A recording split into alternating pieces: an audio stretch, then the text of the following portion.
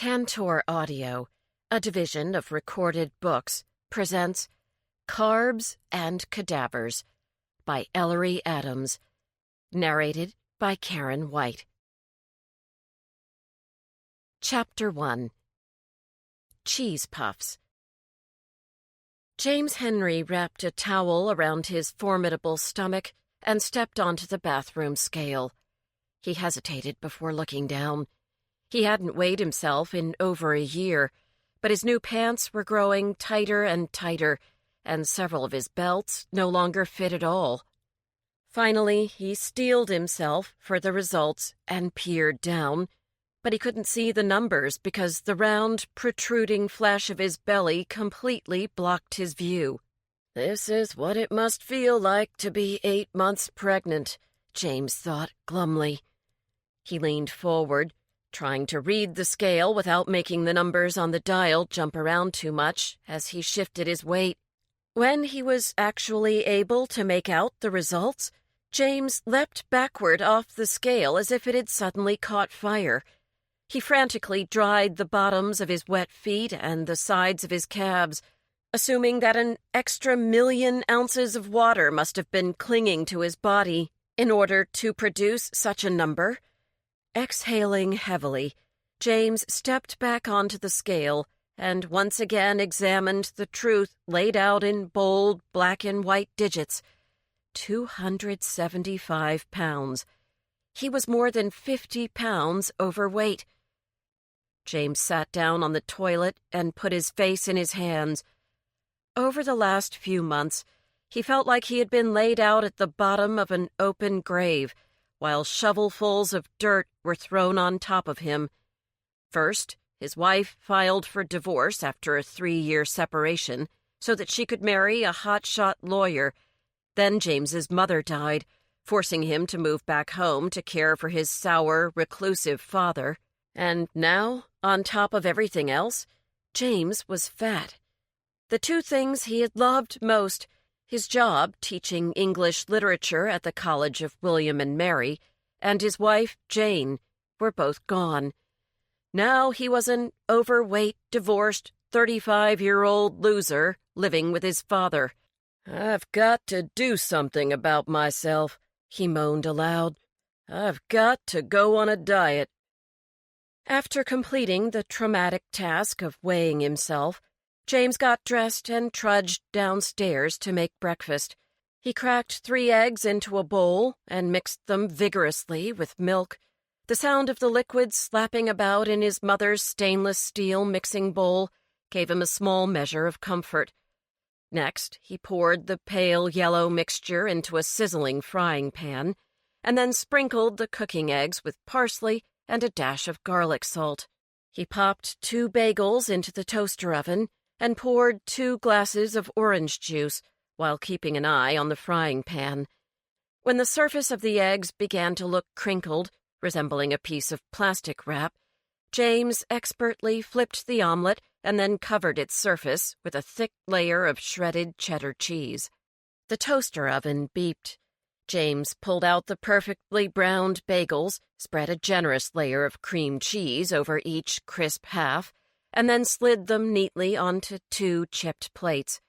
He divided the omelet in half with the spatula, pushed a half onto each plate, and then called his father. "Pop! Breakfast!" Jackson Henry shuffled into the room, wearing his usual attire, a faded plaid bathrobe over a pair of denim overalls. He glowered at the food laid out on the counter, his furry eyebrows nearly touching as he bent over to examine his bagel more closely. "What kind are these?" he growled, picking up his plate and carrying it over to the table. He continued to study the bagel, squinting at it distrustfully. "Cinnamon raisin," James replied, spearing a forkful of egg. "Why?" Jackson sat down at the kitchen table and scraped his chair loudly across the linoleum floor as he moved his thin frame closer to his plate. He began to pick raisins out of his bagel like a petulant child. "I told you, I only like sesame seed," he grumbled, tucking a paper napkin into the neck of his shirt. James sighed. The store was out of those, Pop. I'll get sesame seed next time. He inhaled the pleasant aroma coming from his own bagel as he lifted it to his mouth. He loved the smell of cinnamon. When James was a boy, his mother would have made homemade cinnamon rolls on a dreary October day. They would be waiting at his place for him, warm and fresh from the oven, with rivulets of icing cascading down their high walls of succulent dough. James would come home from band practice, and Jackson would arrive after a long, satisfying day's work at Henry's Hardware and Supply Company, to be met by the scent of cinnamon filling the entire house. James would drop his instrument case, kiss his mother on the cheek, and sit down at the kitchen table to a delightful treat. It was the small things, like the aroma of cinnamon or the feel of her dented mixing bowls, that made James miss his mother's presence the most. She had died in August, just 2 short months ago, leaving him to care for his father. Physically, Jackson was perfectly healthy, but over the last decade he had become more and more reclusive. After his hardware store was bought out by one of the big chain stores, something in Jackson seemed to wither up and die. He began to leave all of the errands that required a drive into town to his wife. Instead, he'd tinker about in the back shed for most of the day. James's mother complained that her husband barely talked anymore. He came inside for meals, which he rarely finished, and to sit in front of the TV in the evenings. The only programs he'd watch were game shows. He no longer read the newspaper or seemed to have any hobbies. James had always assumed his mother would live to a ripe old age. She was vivacious and full of life, constantly working on some charitable venture or volunteering at the local elementary school. She walked 3 miles every morning and had never smoked a day in her life, so when she had a sudden heart attack in her sleep, James was completely stunned. He was also devastated. Not only had he lost his beloved mother, but he also knew that her passing marked the end of his life as a college professor. He couldn't leave his father to fend for himself, nor did he feel right putting him in a nursing home. James was an only child, and his mother would have wanted him to move back to Quincy's Gap to care for his father. So he did. After reluctantly handing in his resignation to the English department chair, James packed his old Bronco with his belongings, mostly books, and returned the key to his cozy brick townhouse to the rental agency. He took a final walk through the streets of historic Williamsburg, venturing out early in the morning before the crowds arrived, and marveled at how charming it was. Standing on the sidewalk, he tried to capture an image of the trees lining the gravel road leading toward the campus of William and Mary. As the minutes passed, the morning sun set the autumn leaves ablaze, bidding James a fiery farewell. Turning away from the life he'd come to know, he filled up a take-out mug with Sumatra blend at the coffee house, and then drove 4 hours west, to the hometown he only visited during Christmas and summer breaks. Boasting one main street and a population of 2,000 Virginians, Quincy's Gap was a picturesque burg nestled in the heart of the Shenandoah Valley. Tucked at the foot of the Blue Ridge Mountains, it was a pastoral, tranquil place where farms formed an emerald and saffron checkerboard when viewed from the air, and horses roamed over hilly pastures.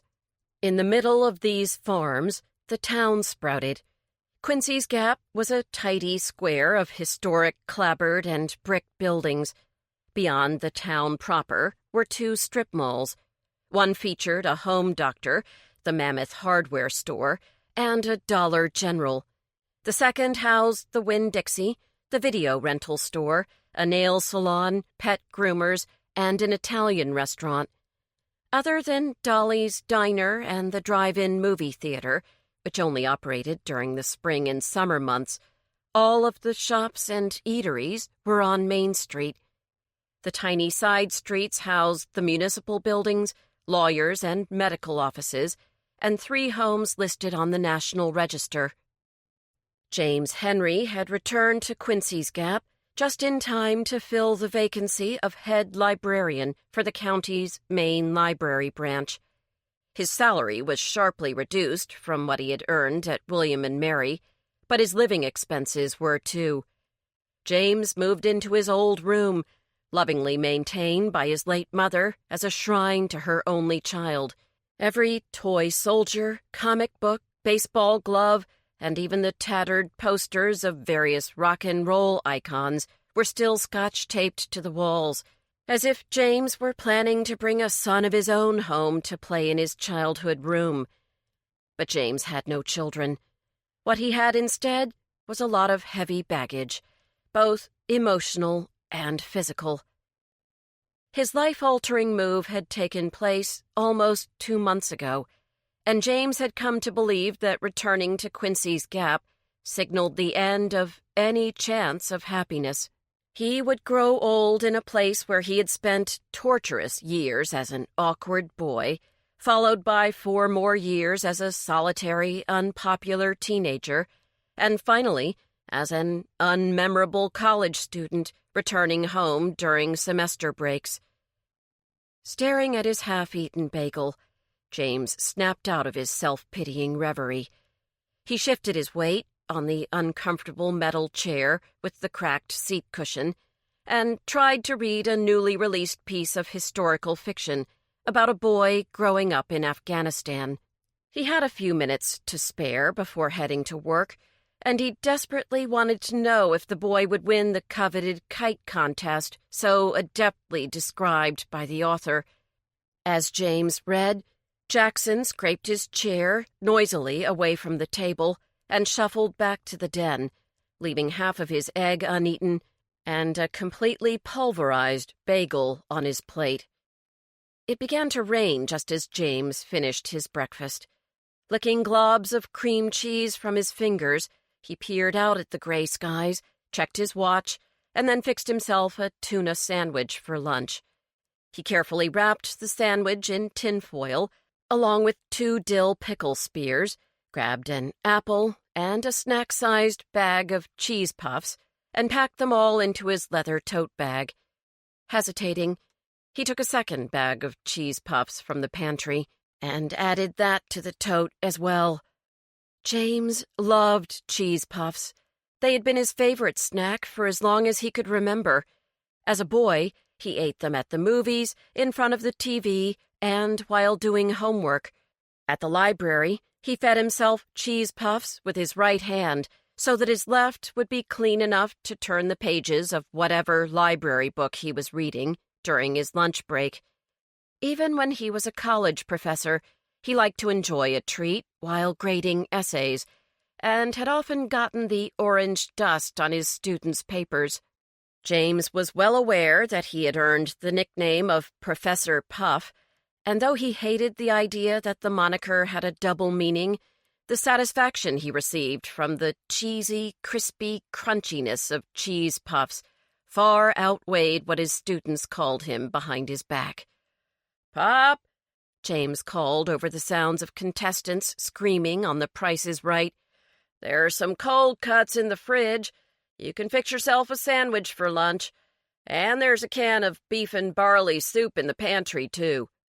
Jackson didn't reply, but James knew there was nothing wrong with his father's hearing. In fact, he had grown accustomed to his father's silence. Jackson hadn't had much to say since he sold the hardware store, and when he did speak, his words were usually critical. These days, he rarely opened his mouth unless he wanted to issue a complaint. James preferred his father during one of his quiet moods. He wondered how his mother had put up with such morose company, but then again, she had a way of bringing out the best in everyone. Heading out to his Bronco, James ignored his reflection in the glass of the storm door. His handsome face looked swollen and weighed down by a rapidly enlarging double chin. He carried his extra weight well. It was evenly distributed over a big-boned 6-foot frame, but his stomach bulged far out over his waistline, and his jowls were becoming a distraction. People no longer noticed his intelligent, golden-brown eyes, sincere smile, aquiline nose, or soft waves of nutmeg-colored hair. They became hypnotized by the shaking flesh on his cheeks, sliding their library books across the checkout desk in a bit of a stupor. "Good morning, Professor Henry," was the chorused salutation James received 10 minutes later at the library's front door. It was the same greeting he heard every day since he had taken the job a month ago. Francis and Scott Fitzgerald were identical twins. Aside from a retired schoolteacher who worked part-time, the Fitzgerald twins were the library's only other staff members. They clearly loved their jobs and were always waiting to be let in by the time James arrived at 8:45. The twins were long-limbed, brainy bibliophiles who were given up for adoption at birth and spent most of their lives living in a series of foster homes. Luckily, they had never been separated, and the last of their foster homes, which was the one they lived in throughout high school, was a unique place. Their foster parents, Mr. and Mrs. Sloane, owned a bookstore and were die-hard fans of early American literature. The Sloanes believed that fate had brought them together. After all, the brilliant young men were named after one of the Sloanes' favorite writers. Francis and Scott were encouraged to attend the local community college, and the Sloanes helped them acquire scholarships. The boys were so thorough in applying for grants and scholarships that they were able to acquire bachelor's degrees without incurring any debt. Immediately after graduation, they searched for library jobs across Virginia, hoping to be hired together. The only place where they found 2 positions was in Quincy's Gap.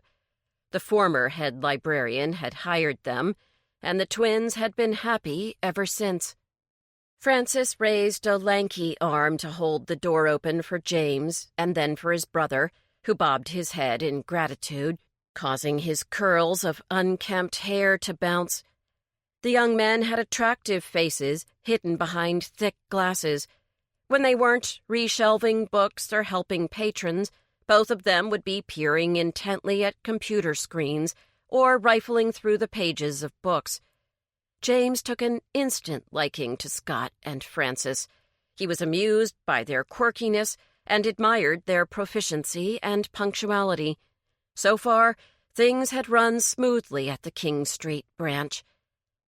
Perhaps living in Quincy's Gap wouldn't be all that bad, James thought hopefully, as he tried to put the morning's negativity behind him. The presence of the tidy stacks of books and the Fitzgerald brothers' boundless optimism always gave him solace when he was feeling down. "More cheese puffs, Professor?" Francis asked, as James transferred his lunch from his tote bag to the staff fridge. James nodded, slightly embarrassed. "I'm a sour cream and onion chip man myself." "Poor choice, F. Salt and vinegar is clearly the superior chip," Scott said. "Oh, customer!" Francis exclaimed, hurling his lunch onto the rectangular table where the 3 men took turns eating lunch and reading. He strode out to the circulation desk, while Scott carefully arranged everyone's sandwiches in a neat row inside the refrigerator. James could hear Francis whispering to someone, even though there were no other patrons in the library. Once the clock struck 9, the twins would speak in hushed tones until their shift was over at 5. Francis poked his head back in the staff room. "There's a lady waiting for you, Professor. She says she needs to ask you about hanging a notice on the lobby bulletin board." "Certainly," James said. He was on the verge of reminding the twins that they could call him by his first name, but he had told them several times, and they seemed determined to call him Professor. Truthfully, James liked the title. It made him feel dignified and more significant than a small-town librarian each time one of the brothers uttered the word. As he approached the circulation desk, he observed the woman leafing through the latest edition of People magazine. She looked up from the glossy pages, gave James a warm and friendly smile, and extended a small hand. "Hi, I'm Rosalind, the art teacher up at Blue Ridge High." James returned the young woman's handshake, studying her round face as he introduced himself. He couldn't help but notice that Rosalind was round all over. She had large brown eyes, skin the color of café au lait, big breasts, a thick waist, and wide hips hovering above a pair of short, plump legs. Her hair was glossy and black, except where the beams from overhead lights were painting it with filaments of silver. James wondered how Rosalind had managed to arrange her hair so that it was held in place by two lacquered chopsticks, but he didn't think it was polite to ask. Instead, he looked back down at her petite hands, one of which held a neon pink flyer. "I was wondering if I could hang this in the lobby," she said in a loud voice, and then immediately slapped her hand over her mouth. "Sorry." When James shrugged to indicate that he wasn't upset, Rosalind relaxed. "Mrs. Kramer, the librarian who was here before you, was such a witch. If you didn't whisper, she'd pretend to misplace the books you wanted to check out. She wouldn't hang anything on this board that wasn't related to the literary interests of Quincy's Gap, which basically meant the personal interests of Mrs. Kramer. She wouldn't even let the Girl Scouts put up signs for their cookie sales. I'm glad you're here now." Rosalind smiled, revealing her perfect teeth. "You're already so much nicer than old Mrs. Kramer." "Thank you." James returned her smile. "Let's see what you've got there, Rosalind." "Rosalind is what my Brazilian mother calls me. You should call me Lindy. All of my friends do." At that moment, James would have hung a flyer calling for a book burning. No one had even approached James as a possible friend since he had moved back home, and the word itself burned pleasantly through his memory. It spoke of a social life, of events that included boisterous parties, restaurant dinners, and conversations punctuated with doses of raucous laughter. James took the pink flyer and immediately tacked it up on the bulletin board, reading it as he pressed pushpins through the soft flesh of cork. "Are you feeling out of shape? Not so pleasantly plump? Downright miserably fat? Join our new supper club. We plan to get fit together. We meet every Sunday night. Make friends. Lose weight. Call Lindy at 555-2846. "What do you think?" Lindy asked. James creased his brows and decided not to point out what he felt were an overabundance of exclamation marks. "I'm afraid I don't know what a supper club is." "Oh, it's when a bunch of people get together to cook a meal and talk and form friendships. Some clubs have a theme, like cooking light or sampling exotic foods from different parts of the world. My sister lives in Atlanta, and she's in a supper club that focuses on pairing wine and food. I came up with the idea that Quincy's Gap should have one where people can lose weight together, like a dieters club, but more fun. I know I'll never get into shape on my own." She cast her eyes on the ground and mumbled, "And Lord knows I have to stop making excuses." "So you're just beginning to recruit people?" James asked quickly.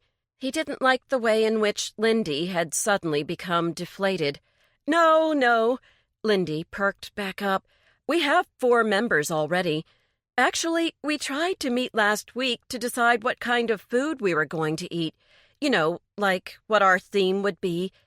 But 2 of us wanted to count calories, like Weight Watchers, and the other 2 wanted to follow a low-carb diet, like Atkins or the South Beach diet. What we need is another member to be our tiebreaker." James made a sympathetic noise. He disliked indecisiveness as a rule. but he also didn't relish the thought of being a tiebreaker. "Wait!" Lindy grabbed onto his arm, her wide eyes gleaming. "Why don't you join our club? You're new to town." She picked up his left hand and pointed at his ring finger. "And it looks like you're not married. This would be a great way for you to make some friends." Taken aback by Lindy's unbridled enthusiasm, James hesitated. It would be nice to make a few friends, but he was also a bit offended that Lindy saw him as someone who clearly needed to diet. Glancing down at his protruding belly, he knew she was right, but it still made him grumpy to think about his weight. Lindy dropped her hand from James's arm and said, "I didn't mean to offend you. I just thought you'd like to join us." Her tone was so soft and gentle that James relented. "I'll give it a try. I've turned into a decent cook over the last few years, but I don't know much about diets." Lindy's face filled with delight. "Don't worry about that. We'll figure something out together. Let's see, today's Friday. It feels weird not to be in school, but we've got parent-teacher conferences, and no one ever wants to meet with the art teacher." Lindy shook her head, as if to cast off her annoyance and return to the subject at hand. "The supper club is meeting Sunday at my place. We're having a lunch meeting this time, since we haven't worked out any of the food details yet. Let me write down directions for you." "Thanks," James smiled, and then wondered aloud, "Who else is in the supper club?" "There's me, of course, and Lucy Hanover, who works for the sheriff's department, Bennett Marshall, he's a mailman, and Jillian O'Malley. She owns the Yuppie Puppy." James considered the name. "Is she a pet groomer?" "You got it." Lindy handed him the sheet of directions. "You must know Lucy. Didn't you grow up here? You two must have gone to Blue Ridge High together." James squirmed. "I did, but I wasn't much of a socializer. I was pretty quiet back then. I did play in the band," he added, with a mix of pride and embarrassment. "French horn. I might know her if she had been in the band, too. Otherwise, I pretty much went straight home after school." He trailed off, wondering why he was babbling about his lack of social activities as a shy teenager. But then he realized he felt comfortable with Lindy. It was a pleasant feeling. Lindy seemed to grow pensive for a moment. "I don't think Lucy was in the band, but who cares? Even if you didn't know each other in high school, you can get to know each other now. In fact, we'll all be getting to know one another. That's the beauty of a supper club." "Should I bring anything?" he asked, relieved that the subject of his lack of friends from the good old days was over. "No need. We're just going to have sandwiches while we decide what kind of food we'll be cooking for the next meeting. See you Sunday at noon. It was nice to meet you, James Henry." "Nice to meet you too, Lindy." James stole another glance at the pink flyer and then returned to his duties at the circulation desk. Without realizing it, he was humming softly under his breath. The Fitzgerald twins looked at each other over a rolling cart filled with books and smiled. They had never heard their boss hum before. It was a pleasant sound. It was a crisp, sunny weekend morning and homecoming Saturday to boot. The counter at Dolly's diner was empty, but Dolly laid out silverware at every place. James could see that she expected to do a booming business before closing shop early in order to watch the Blue Ridge red-tailed hawks "put a whooping to those braggarts from Jefferson High," as Dolly so aptly phrased it during lunchtime a few days ago. According to Dolly, the Jefferson Cougars had pummeled the Hawks last year, and the football fans from Quincy's Gap were looking for a little revenge. Dolly counted herself among the most loyal Hawks fans of all time. After casting her eyes in a satisfactory manner over the countertop, Dolly wound her cloud of white hair into a tight bun and peered into the horizontal mirror behind the gleaming rows of clean glasses. James shared the same belief as most of the townsfolk that Dolly looked like a cross between a sumo wrestler and Mrs. Claus. Much like Santa's wife, Dolly was beloved by all.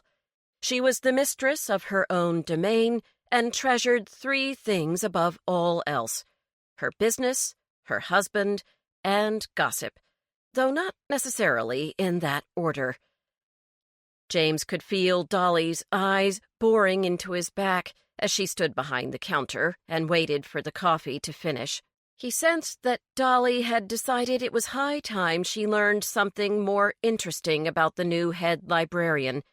She questioned him relentlessly whenever he came in for a meal, which was often because the food was delicious, but James Henry had skillfully avoided her most personal questions thus far.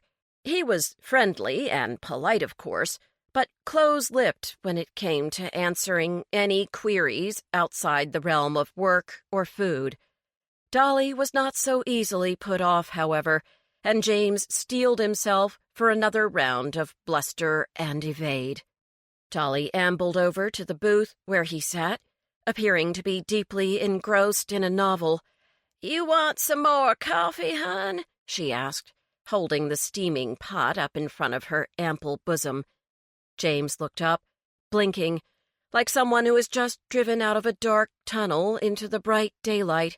"Pardon? Oh, yes, please. Sorry, Dolly. I was completely absorbed in this book." His act didn't fool the wizened mistress of the diner for a second. "So," Dolly began, preparing to squeeze new tidbits out of the librarian before he could escape, "I remember your mama telling me about you getting married a few years back." She waited, withholding the coffee, until James responded. "How come your wife isn't here with you?" "I was married," James muttered, absently turning a page of his book. "We just got divorced this summer." Dolly clucked in sympathy and then filled his cup. Instead of leaving, she studied him carefully. "In that case, you ought to be socializing with folks, not sitting here reading." Her tone was light and teasing, but James knew she was trying to give him sage advice. "How you ever gonna meet someone with your nose stuck in a book?" James shrugged, recognizing that Dolly was one of those women who liked to make a project out of matching up all the single people she knew. "It's a good book," he said lamely, wishing she would drop the subject. Dolly waved off his answer and made a dismissive noise by pushing air out through her closed lips. "Pah! There are plenty of nice women your age that would love to get to know you better. Why, I know—" Dolly trailed off, her attention suddenly caught by some movement out the front window. "Sakes alive! Here comes the parade. They're all gonna want to eat here, and I don't have all the pies out yet. Clint!" She bustled off, calling for her husband, who was safely out of range in the kitchen. "You got lucky that time," said the young waitress, who came over in Dolly's wake to clear James's empty plates. She was tall and fair, with freckled skin, and had thick ash-blonde hair pulled up into a high ponytail. She stood there, smiling at James. "That was the best stack of strawberry pancakes I've ever tasted." James exhaled, feeling his belt groaning across his bulging waist. "I'm eating all the junk I can before starting my new diet," he told the girl, just to make conversation. He had made a terrific mess with the syrup and felt guilty watching her scrub the sticky droplets from the tabletop while he sat there reading. "We don't want to get your book stuck," she said kindly. Her name tag read Whitney and was pinned on the simple white apron she wore over her jeans. "Did you go to Blue Ridge High?" James asked. "Yep. Go Hawks," she said with false enthusiasm. James put his crumpled napkins on her tray. "Homecoming parade not your thing?" "Nah. Plus I could use the hours. I'm attending James Madison University part-time. I'll need all the cash I can get just to pay for 2 classes." "Good for you," James nodded in admiration. "What's a parade compared to a college education? Do you know what you're planning to major in?" "Business." Whitney handed James his bill. "I can't wait to get out of this hick town, and I figure a business degree is my ticket to a better life," she added, with a surprising amount of vehemence.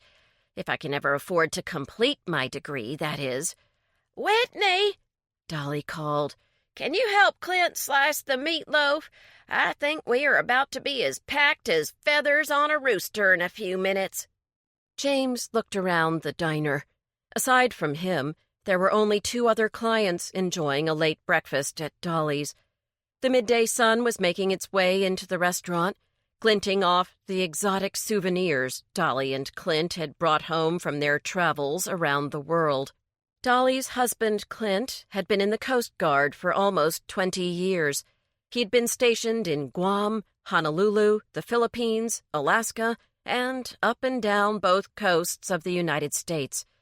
Each time Clint was given personal leave, Dolly got to choose a new country for them to visit. Now the evidence of their global wanderings was forever preserved on the diner's walls and rafters.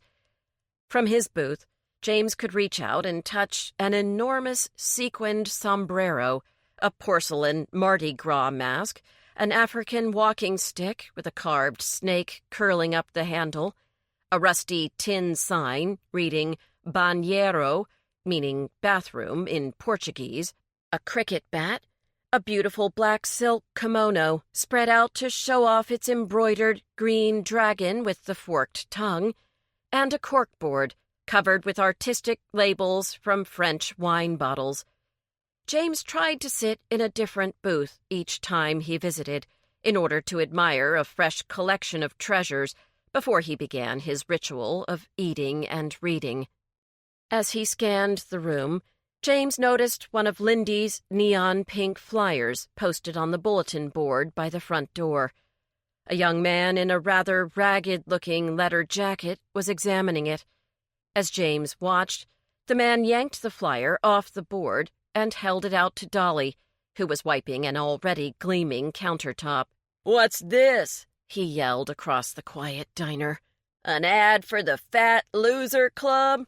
"You hush up, Brinkley Myers," Dolly scolded without looking up from her scrubbing. "Some folks need a little help getting into shape. There's no need for you to be putting them down." "Well, I hope you don't join in. We all love you just the way you are." The young man named Brinkley oozed with false charm while eyeing Dolly's chest. Dolly flashed him an amused grin.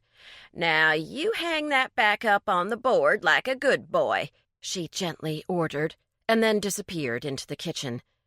Ignoring her, Brinkley shoved the paper into his jacket pocket and then plunked himself down in a nearby booth.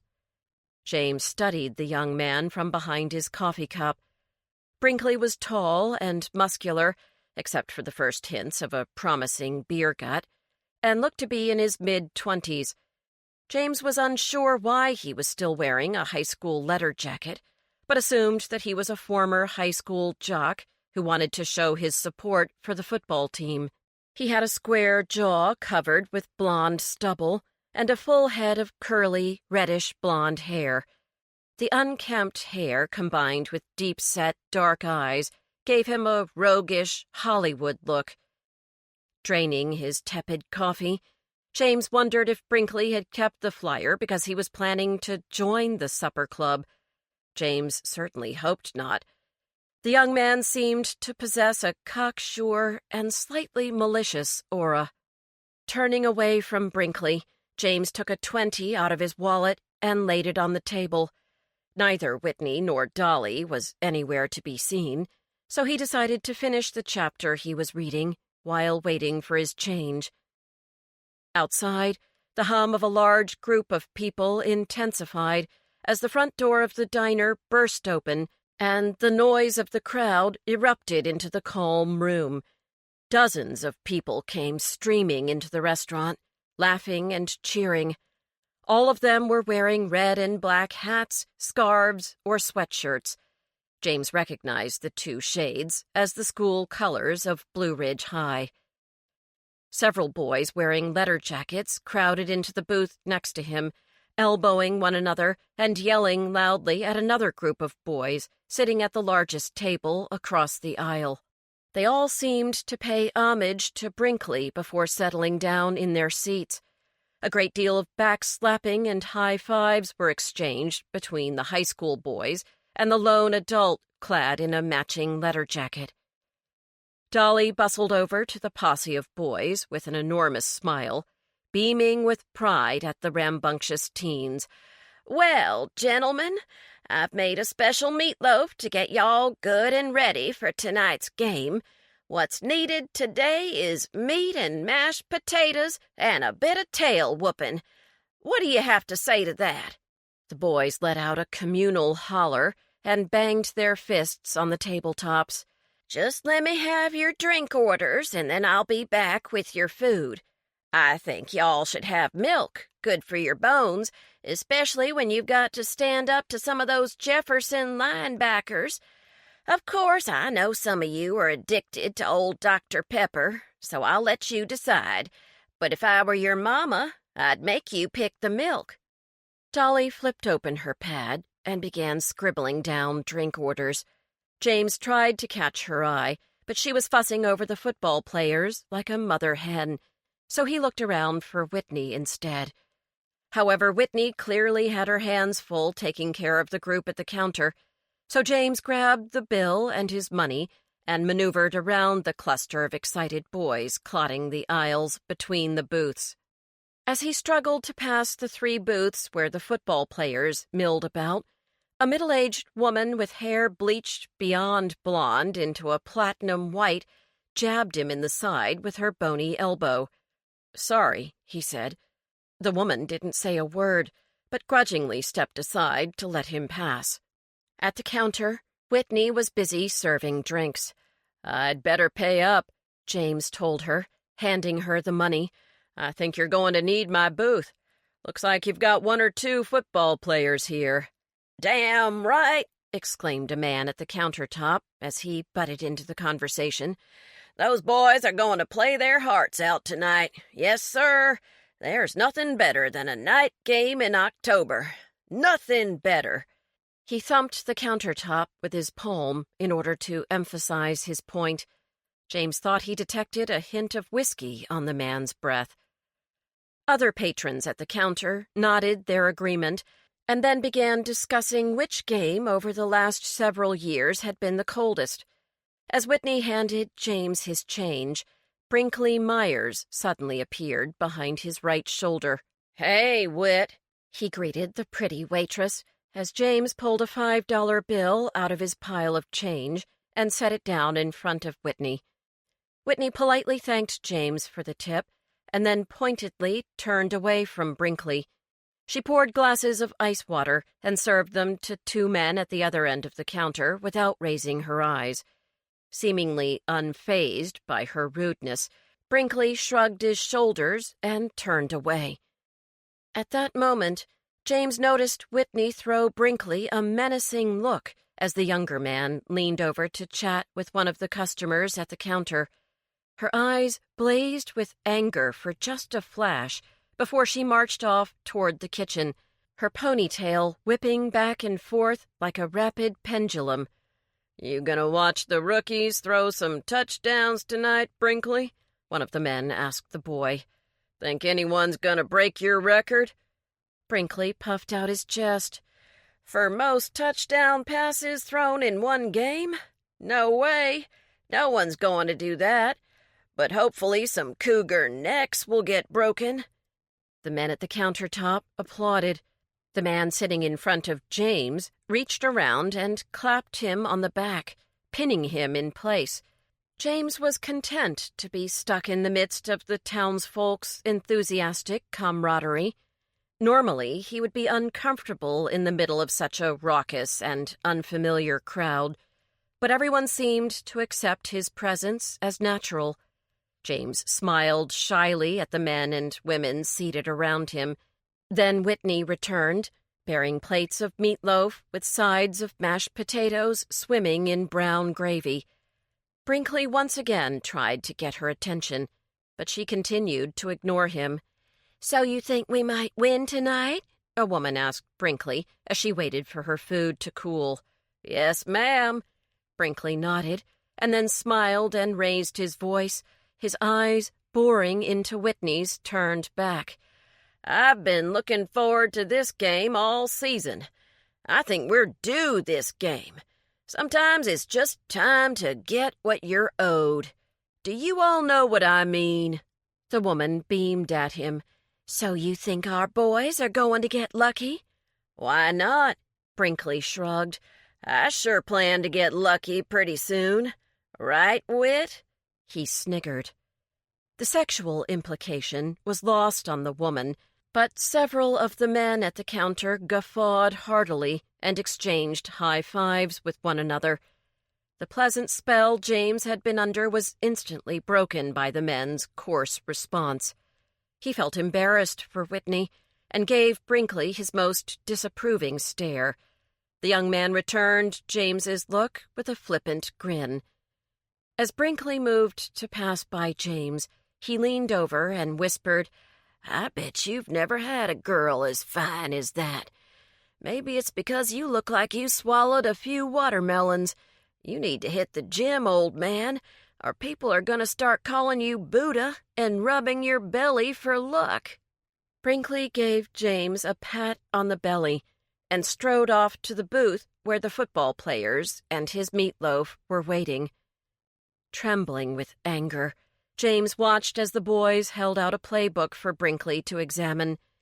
They had obviously asked the former player to join them in hopes of reviewing their plays before the big game. Anyone could see that they viewed Brinkley as a living legend, and Brinkley savored his role. More and more people crammed themselves into the diner. James had had enough of both the crowd and the gross display of hero worship for such an obnoxious young man. By the time James could finally squeeze himself out the door, with people pushing past him to get in all the while, every seat had been taken. He suddenly noticed that there were no children present at Dolly's, but once he stepped outside, he realized why. All of the children and their parents were continuing to march down Main Street, curious as to their destination, and eager to have his spirits buoyed after Brinkley's disparaging remarks. James followed along. At the edge of town, one of the side streets had been blocked off, and a miniature amusement park had been erected.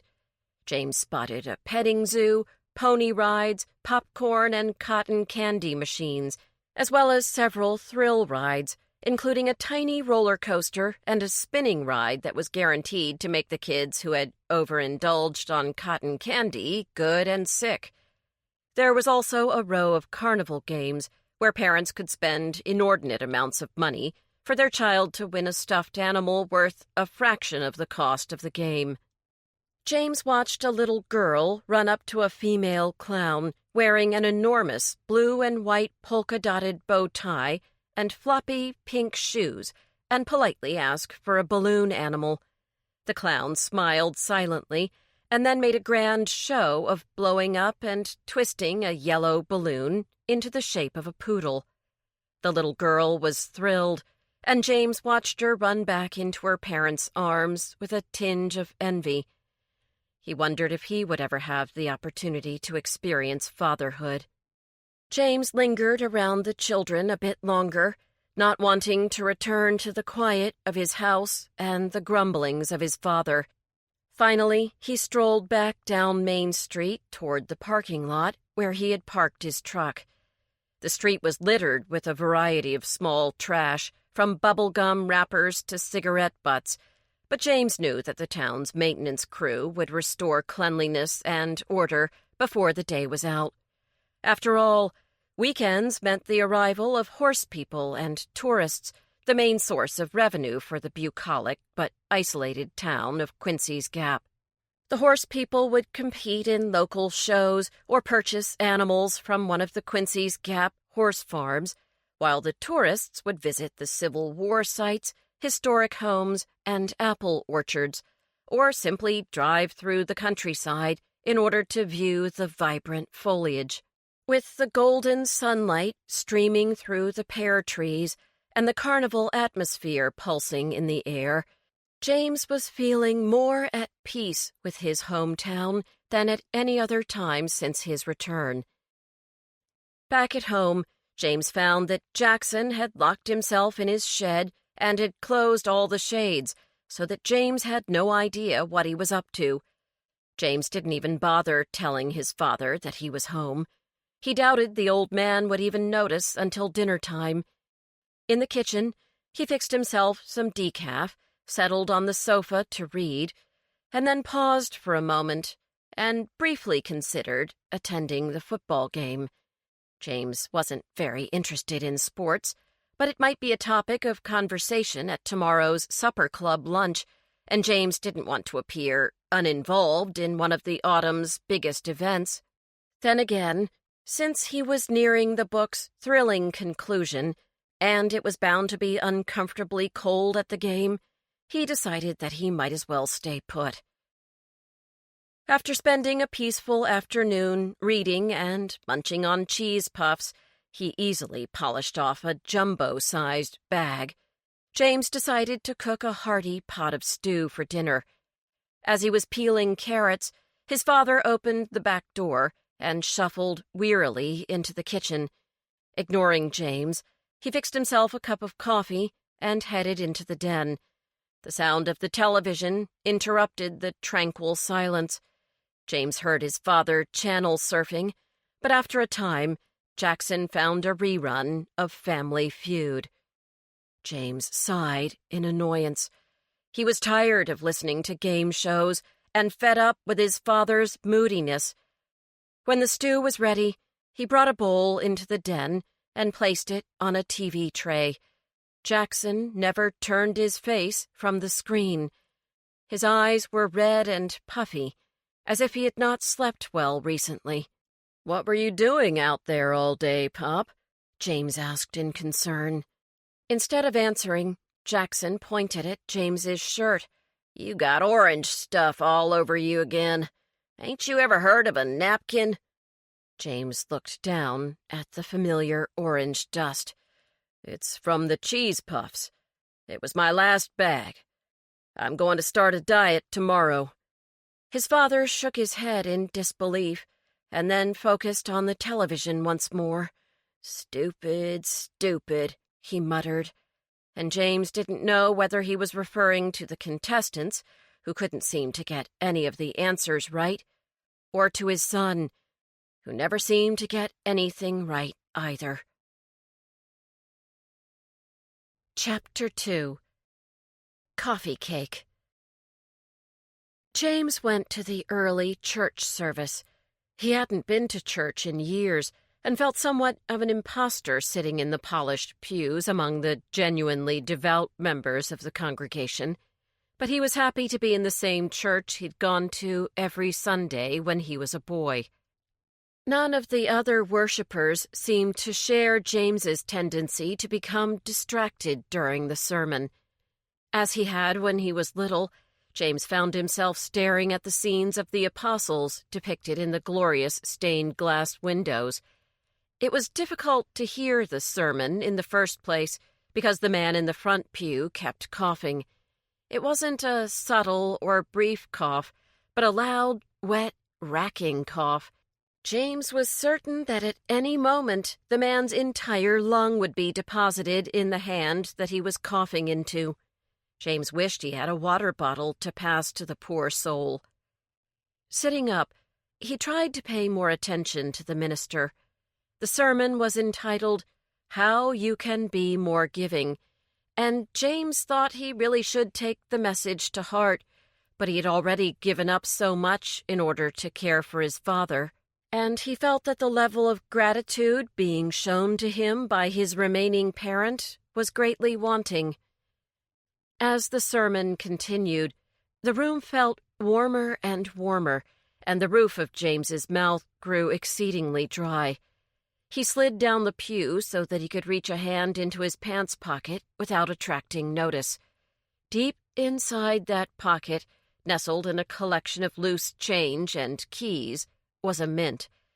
Just as James began the agonizingly slow unwrapping of the mint, pausing each time his fingers created too much noise in untwisting its crinkly casing, the minister paused for a moment of prayer. James stopped working at the mint's stubborn wrapper and instantly straightened, afraid that the congregants seated beside him would realize he had no idea that the sermon was done.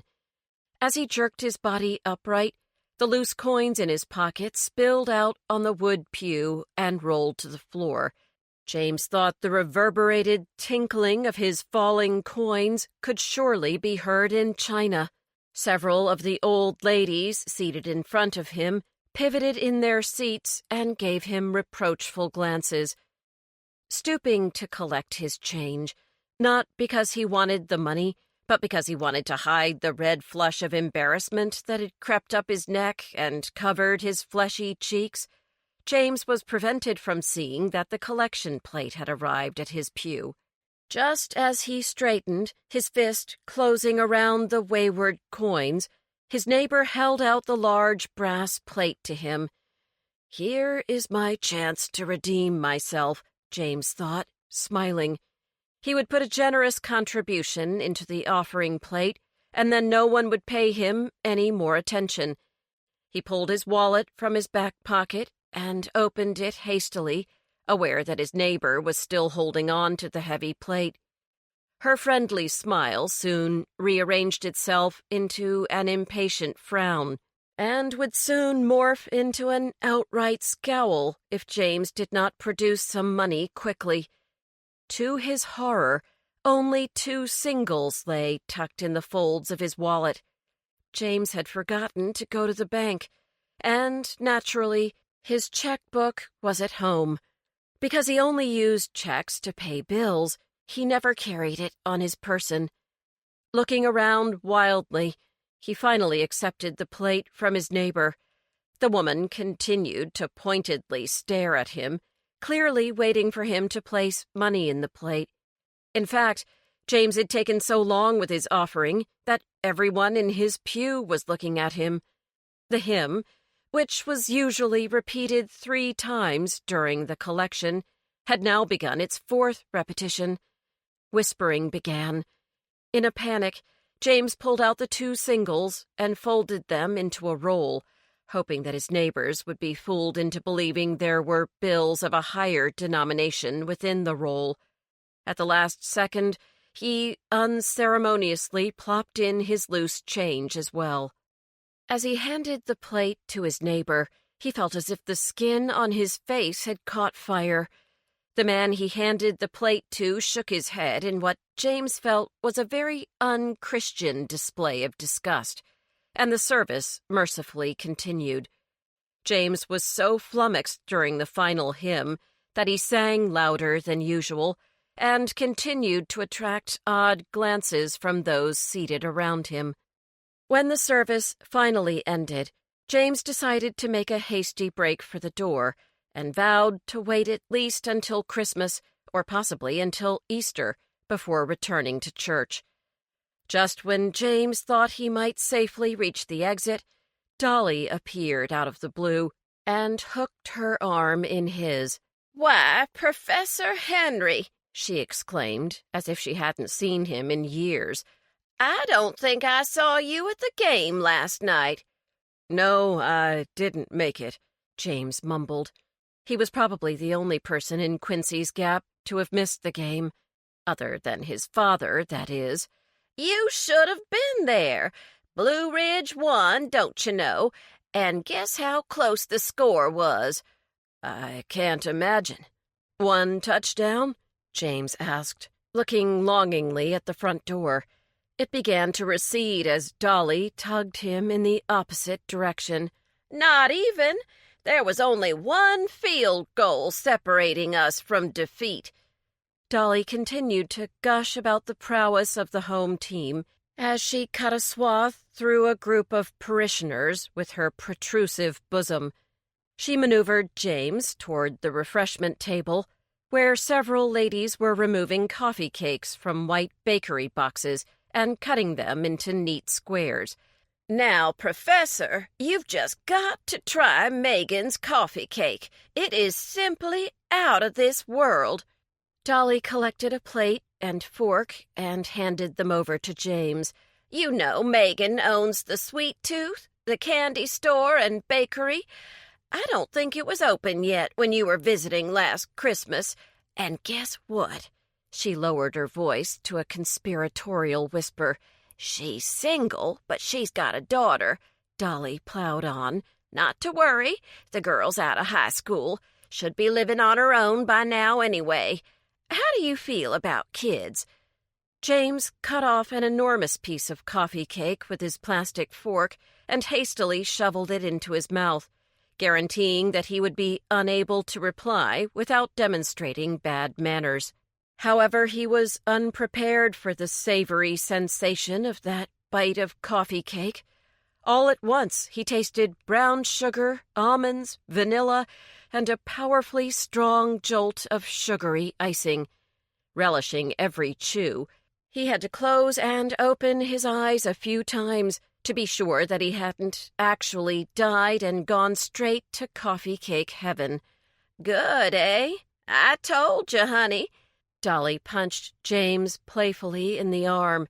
"That woman can bake." She lowered her voice again. "I've also heard that she can't actually cook worth a damn, just sweets, mind you, but you two could work that out. Let me introduce you." James finished his coffee cake in 3 bites and then made a big show of checking his watch. Thankfully, it was 11:45. He needed to get going if he wanted to arrive at Lindy's by noon, and James made a point of being punctual. "I can't right now, Dolly." He pointed at his watch.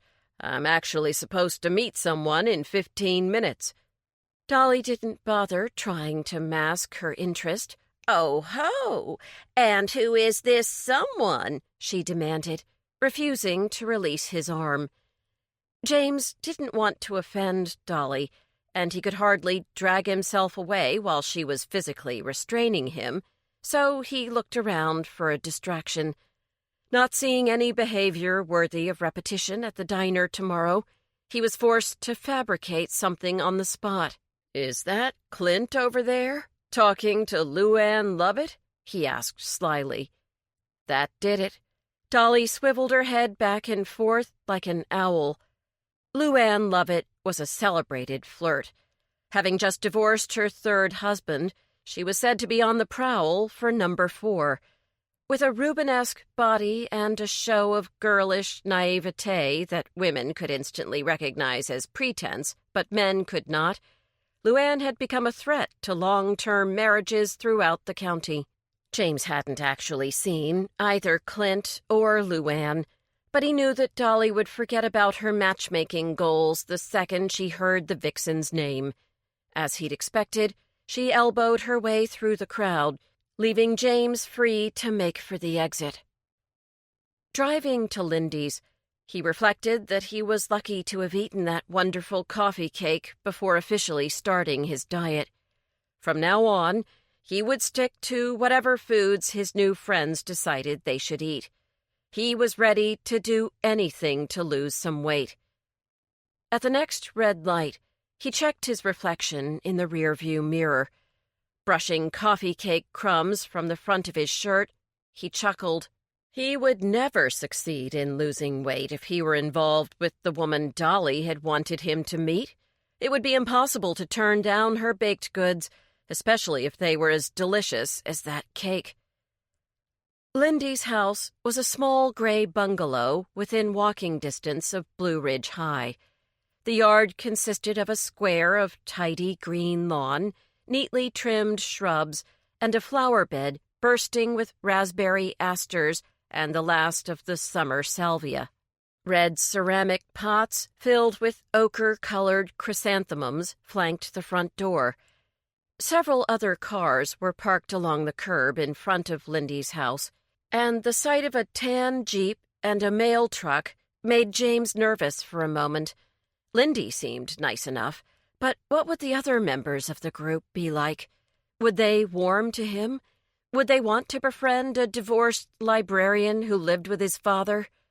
Suddenly, James felt like retreating.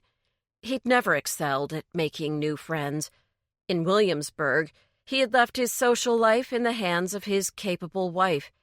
Most of his friends were just spouses of her friends, but they had all gotten along just fine. Now that he was on his own, he worried that he had little to offer this group of strangers. Before he could entertain more second thoughts, a car pulled up behind his truck. Its front bumper was so close to his Bronco that he was now effectively boxed in. There was no turning back, so James got out of his truck and prepared to greet the driver. A woman with what James could only describe as a bird's nest of orange hair alighted from the compact sedan and waved at him. "I'm Jillian," she called. She approached him with hurried steps, as if she'd been waiting for ages to finally meet him. "You must be James Henry." They shook hands. Jillian gave her tangled locks a shake, inhaled a great gulp of air, and smiled up at the sky. She then gestured at the house. "Shall we?"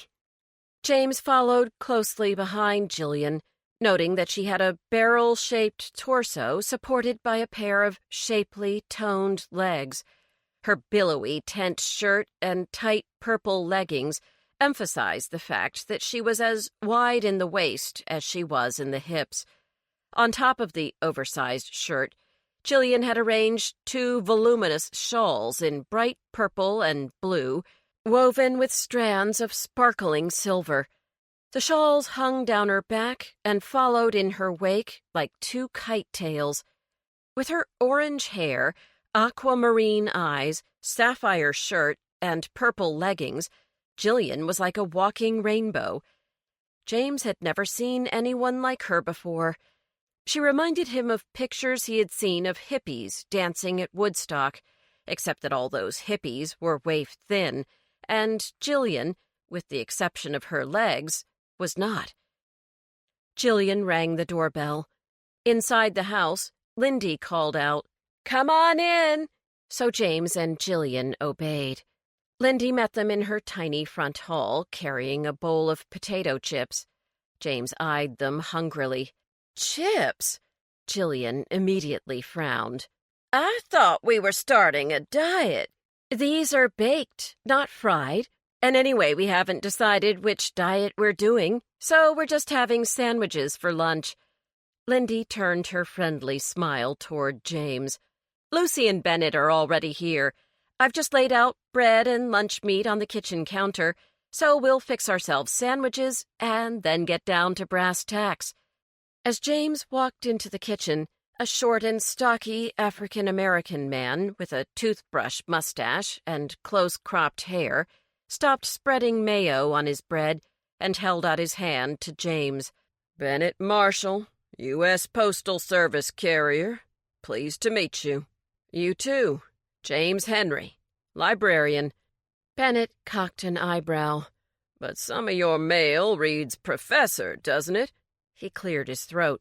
"Sorry, I'm not your carrier, and shouldn't be discussing your mail in public. That's all right. And yes, some of my letters do say that. I used to be—" James trailed off, his attention caught by the pear-shaped woman standing behind Bennett. She was busy folding 3 slices of turkey on top of a piece of bread, and did not realize that James was overtly studying her. He briefly took in her oversized flannel shirt and the black leggings encasing her round hips and thighs, and then his gaze lingered on the profile of what seemed to be a very pretty face. Whoever she was, this woman had beautiful hair. It fell down to her shoulders and was the color of melted caramel, and James would have loved to run his fingers through it. He was lost in a fantasy of doing exactly that when the woman suddenly raised her eyes. James was mesmerized by their unusual shade of blue. They reminded him of bachelor's buttons, his mother's favorite flower. James felt something stir to life inside of himself as the woman smiled at him. "I used to be a professor," he finally finished answering Bennett's question, though his shy grin was directed at the woman with the cornflower eyes. "James Henry, this is Lucy Hanover." Lindy pointed back and forth at the two of them with a knife smeared with yellow mustard. "Behave yourself, or she'll have to arrest you." "Hi," Lucy said, raising her plate in greeting. "Don't listen to Lindy. I'm just an assistant over at the sheriff's department. I don't even own a pair of handcuffs." Her teasing expression quickly morphed into one of serious determination.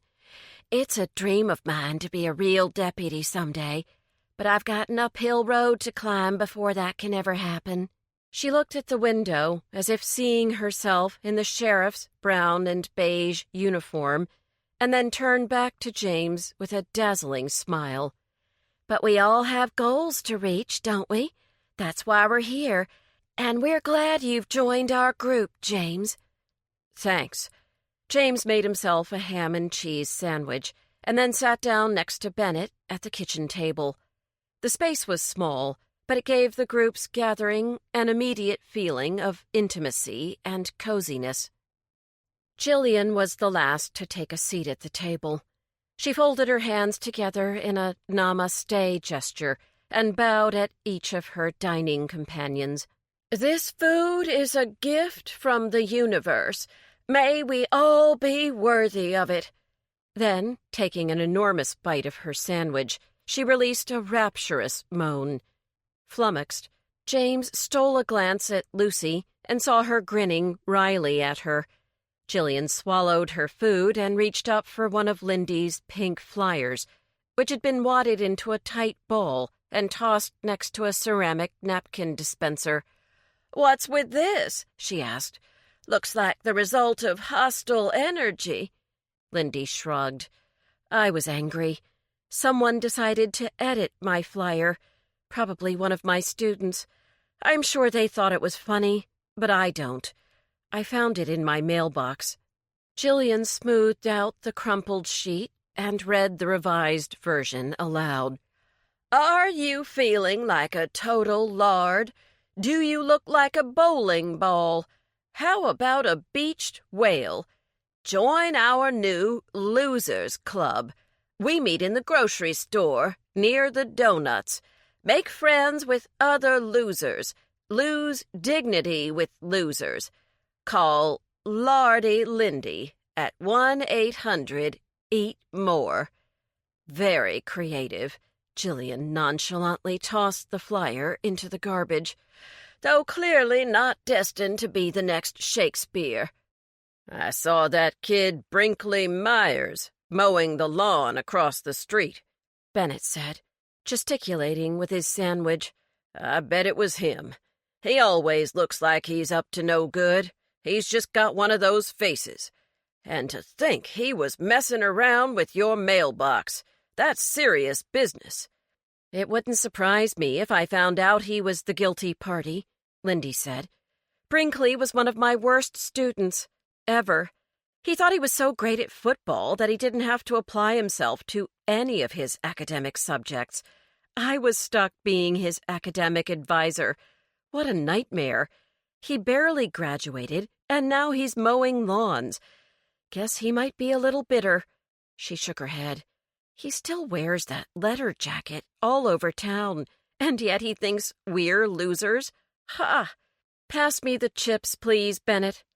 "That might be the last sandwich with 3 slices of American cheese and regular mayo you have for a while," Bennett pointed out. "That is, if we go on your Weight Watchers plan. If we decide to follow my idea of—" "Jillian wants to do Weight Watchers, too," Lindy interjected. "Absolutely. I just cannot eat all of the meat they have on those low-carb diets. I'd feel utterly vile." Jillian shivered dramatically, curls of her orange hair bobbing in front of her eyes. "Are you a vegetarian?" James asked. "I eat some chicken and fish, but I'd really like to be a full vegetarian. I can almost sense the pain of those poor, innocent animals."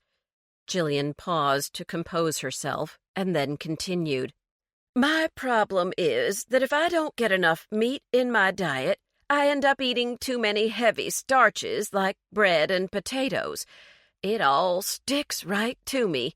I don't even have a dent to indicate a waist anymore. I'm like a walking marshmallow." The rest of the group nodded empathetically. "I hear you," Bennett said, wiping the potato chip grease shining on his fingers onto his paper napkin. "I used to be a lean, mean wrestling machine, but all that muscle has turned to flab. Know why? Because I eat during my deliveries. Lots of snacks from the 7-Eleven. My route is long, and that means lots of snacking."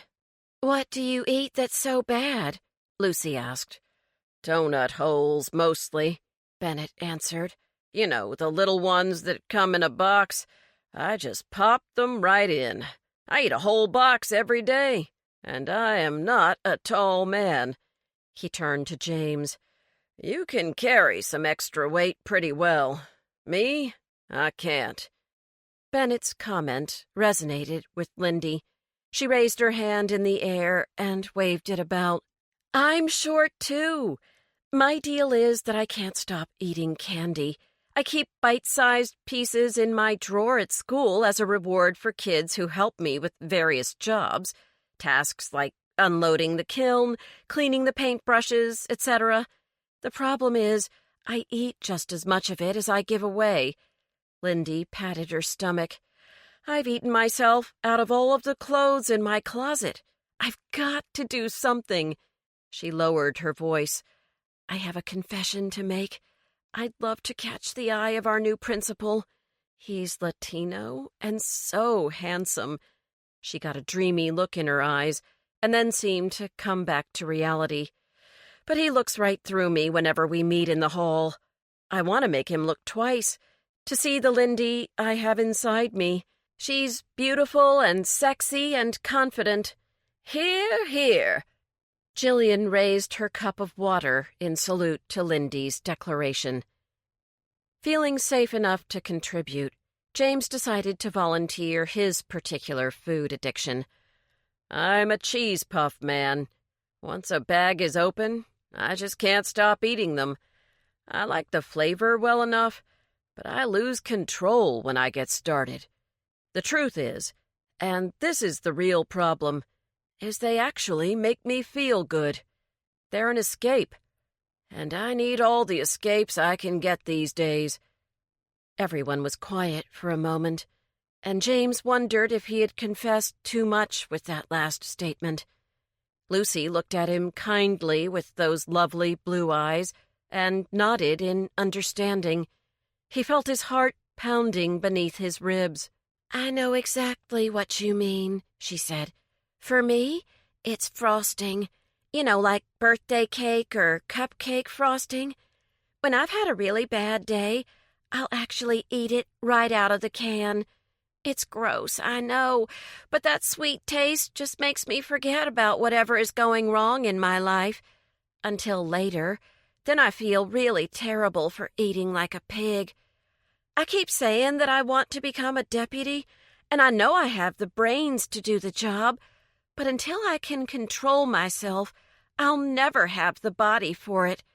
And every time I even think about passing any kind of physical, I feel so lousy that I might actually go back and eat more frosting." She sighed. "It's a pretty vicious cycle.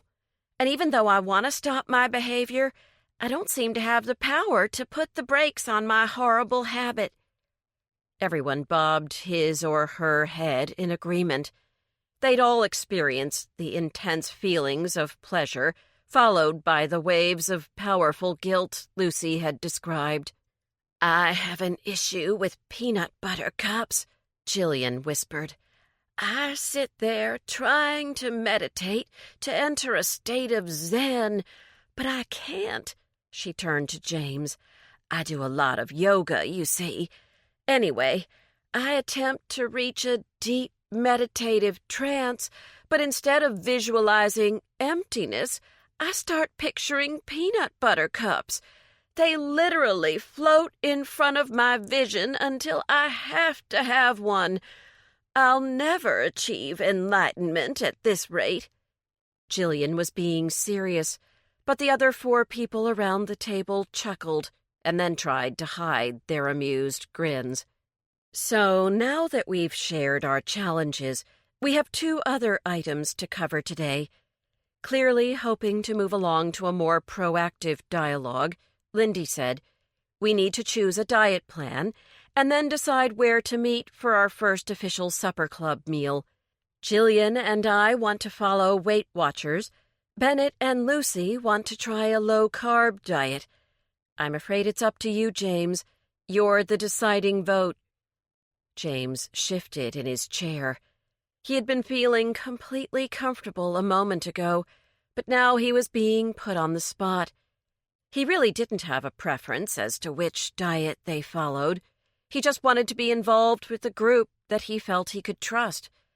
James looked at each expectant face. When he gazed at Lucy across the table, he noticed that she had a faint peppering of freckles across the bridge of her nose. She gave him a shy smile and then focused on shaking a few more potato chips from the bag onto her plate. In the end, James picked the low-carb diet. He didn't think he had the discipline to count points or calories, and he assumed from listening to commercials that he would need to keep track of what he ate on a Weight Watchers type of diet. He knew he could probably enter the information online, but the idea still put him off. More than that, he had an inexplicable desire to please Lucy. If voting for the diet she favored made her smile at him again, then that was reason enough. I vote for low carb, he said firmly. Lucy and Bennett happily exchanged high fives, and then Bennett clamped James on the shoulder. You're all right, my friend. Since I'm thrilled with the choice, we can meet at my place for the first supper club meal next week, Lucy offered. Just as long as you put those dogs of yours outside, Bennett grumbled, and both Lindy and Jillian laughed. I can't even get near her mailbox, Bennett explained to James. She's got 3 of the most terrifying German shepherds known to humankind, and I am not afraid of dogs. Forget about the dogs. This is so exciting, Lindy exclaimed. We're embarking on a journey together, and we're going to have so much fun helping one another lose weight. But how will we know what to eat? Jillian looked put out. No one said anything for a moment, and then James spoke up, feeling more confident now that his decision had been so readily accepted. We've got several low-carb diet books at the library, cookbooks, too. I'm sure I could print out some menus from the internet, so I volunteer to figure out what meal we should eat on Sunday. I can contact each of you and tell you what item to bring. Lindy got up and retrieved a pad of paper and a pen from one of her kitchen drawers. Why don't we exchange emails and phone numbers? Is James's plan okay with everyone? They all agreed and thanked James for his initiative. And I think that whoever offers their house for the meeting should have a pass from having to cook, Lindy continued. It's enough to have to clean up before and after our meal. Oh, this is such a thrill, Jillian exclaimed. I truly hope we can lose some weight together, but it won't be easy.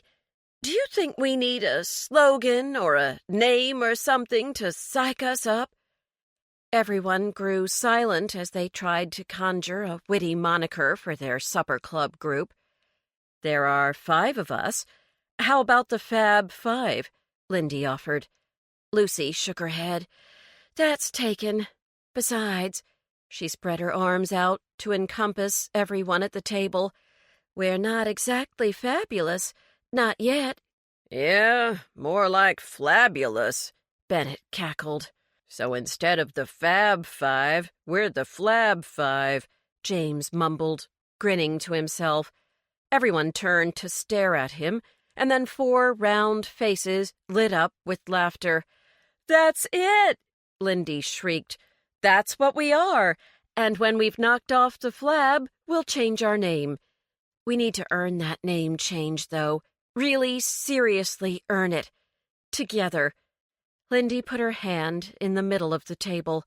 "Put your hand on mine if you are willing to be a member of the Flab Five and pursue a low-carb diet until your personal weight loss goals have been met." They all stacked hands on top of Lindy's. James was last, and as his hand covered Lucy's, he felt the warmth of the room and the people seated around the table fill up an empty space within him. It had been so long since he had shared any feelings of true companionship that he believed he might actually grow tearful. Quickly withdrawing his hand, he covered up the emotions welling inside by clearing his throat. "I'll prepare a list of which foods we're allowed to eat during my lunch break tomorrow. You can all stop by the library at the end of the day and pick one up. This way, we'll be eating low-carb foods during the week. Maybe we can share how much we've lost when we meet again next Sunday." "If we've lost anything," Jillian said glumly. Just as all of them were pondering the enormity of their individual tasks, a siren screamed outside the window, and a parade of 3 brown cars with lights blazing zipped past. "That's the sheriff, and Keith and Luke and—" Lucy exclaimed, jumping up. "I'm going to call over to the station and see what's going on. Can I use your phone, Lindy?" "Sure." Lindy gestured toward the wall phone in the kitchen. As the sirens moved off in the distance, she mused out loud. "You know, while we're all here, we should talk about some ideas for exercise." Bennett groaned. "Seriously," continued Lindy, as Lucy listened to a loud voice coming over the phone line. "Maybe we could meet at the high school track and walk or something." "I don't know," Jillian replied, tossing the end of her scarf over her shoulder. "We all have such different schedules, and I am not a morning person like you folks are." "What about you, James?" Lindy peered at him hopefully. James didn't answer. He was too distracted by Lucy's puzzled facial expression. She looked completely bewildered. He got up from the table and moved closer to her. "Is something wrong?" James inquired softly, afraid of being too nosy. "I'm just talking about a little cardiac activity, people," Lindy plowed on. "It's not like I'm saying we should sign up for a marathon." Seeing the abject curiosity on her friends' faces, she fell silent. Everyone was watching Lucy. Lucy put the phone down and shook her head in confusion. "It's really odd. I got the station's answering machine." She grabbed her coat, her eyes reflecting both concern and a twinkle of anticipation. "Maybe the sheriff needs help. I'd better get down there. This could be my chance to prove myself indispensable. If there's anything worth reporting, I'll call you guys and let you know what it is." With a quick wave, Lucy hurried out to her car. The remaining foursome exchanged perplexed looks. "Something major must have happened," Lindy said. "Otherwise, why would every deputy on duty respond?" "What are you suggesting?" Jillian asked, eyes wide. "You know," Lindy whispered, "something bad, like a robbery or arson, maybe even murder." She put her fingers to her lips. "I wonder if our local boys are trained to handle something like that. Maybe they'd have to get help from some cute forensic guys from Harrisonburg or Charlottesville. Maybe Unsolved Mysteries or CSI would want to do a story based on our little town." She trailed off, absorbed in her own fantasy. "That's ridiculous. We don't have that kind of violence in Quincy's Gap, Lindy. It's simply impossible." Jillian tried to sound doubtful, but her voice caught a little on the word impossible. She pulled out a crystal pendant from the depths of her shirt and began to rub it fiercely. Bennett calmly folded his napkin into a tiny square. "Well, homicide rates in the South have increased more than in any other part of the United States, especially when guns are involved. We may be a small town, but we're a small Southern town. Statistically, I guess we're due." He turned to James. "Statistics are my hobby." "You're so interesting, Bennett," Lindy said. "I think you'd be a great character for a detective show. A crime fighter with a mind stuffed full of facts and figures." "You really think so?" Bennett looked pleased. James noticed that the group's initial concern had gradually turned to excitement as the speculations grew. He was ashamed to think that he was also feeling a little thrill over the possibility of a Quincy's Gap mystery, but he had to admit to himself that he was even more interested in what Lucy was doing at this very moment. "I wonder where those patrol cars were headed," he said. "I can tell you that." Bennett pointed toward the mail truck parked outside. "I've got a police scanner in there. If anything's going on, we can listen in." The foursome practically ran to the mail truck. Though it was only parked at the end of Lindy's front walkway, they were all short of breath after hustling their normally sedentary bodies at such a rapid clip. Bennett hopped into the driver's seat and began to turn dials on the scanner. There was a great deal of static, and the voices were garbled.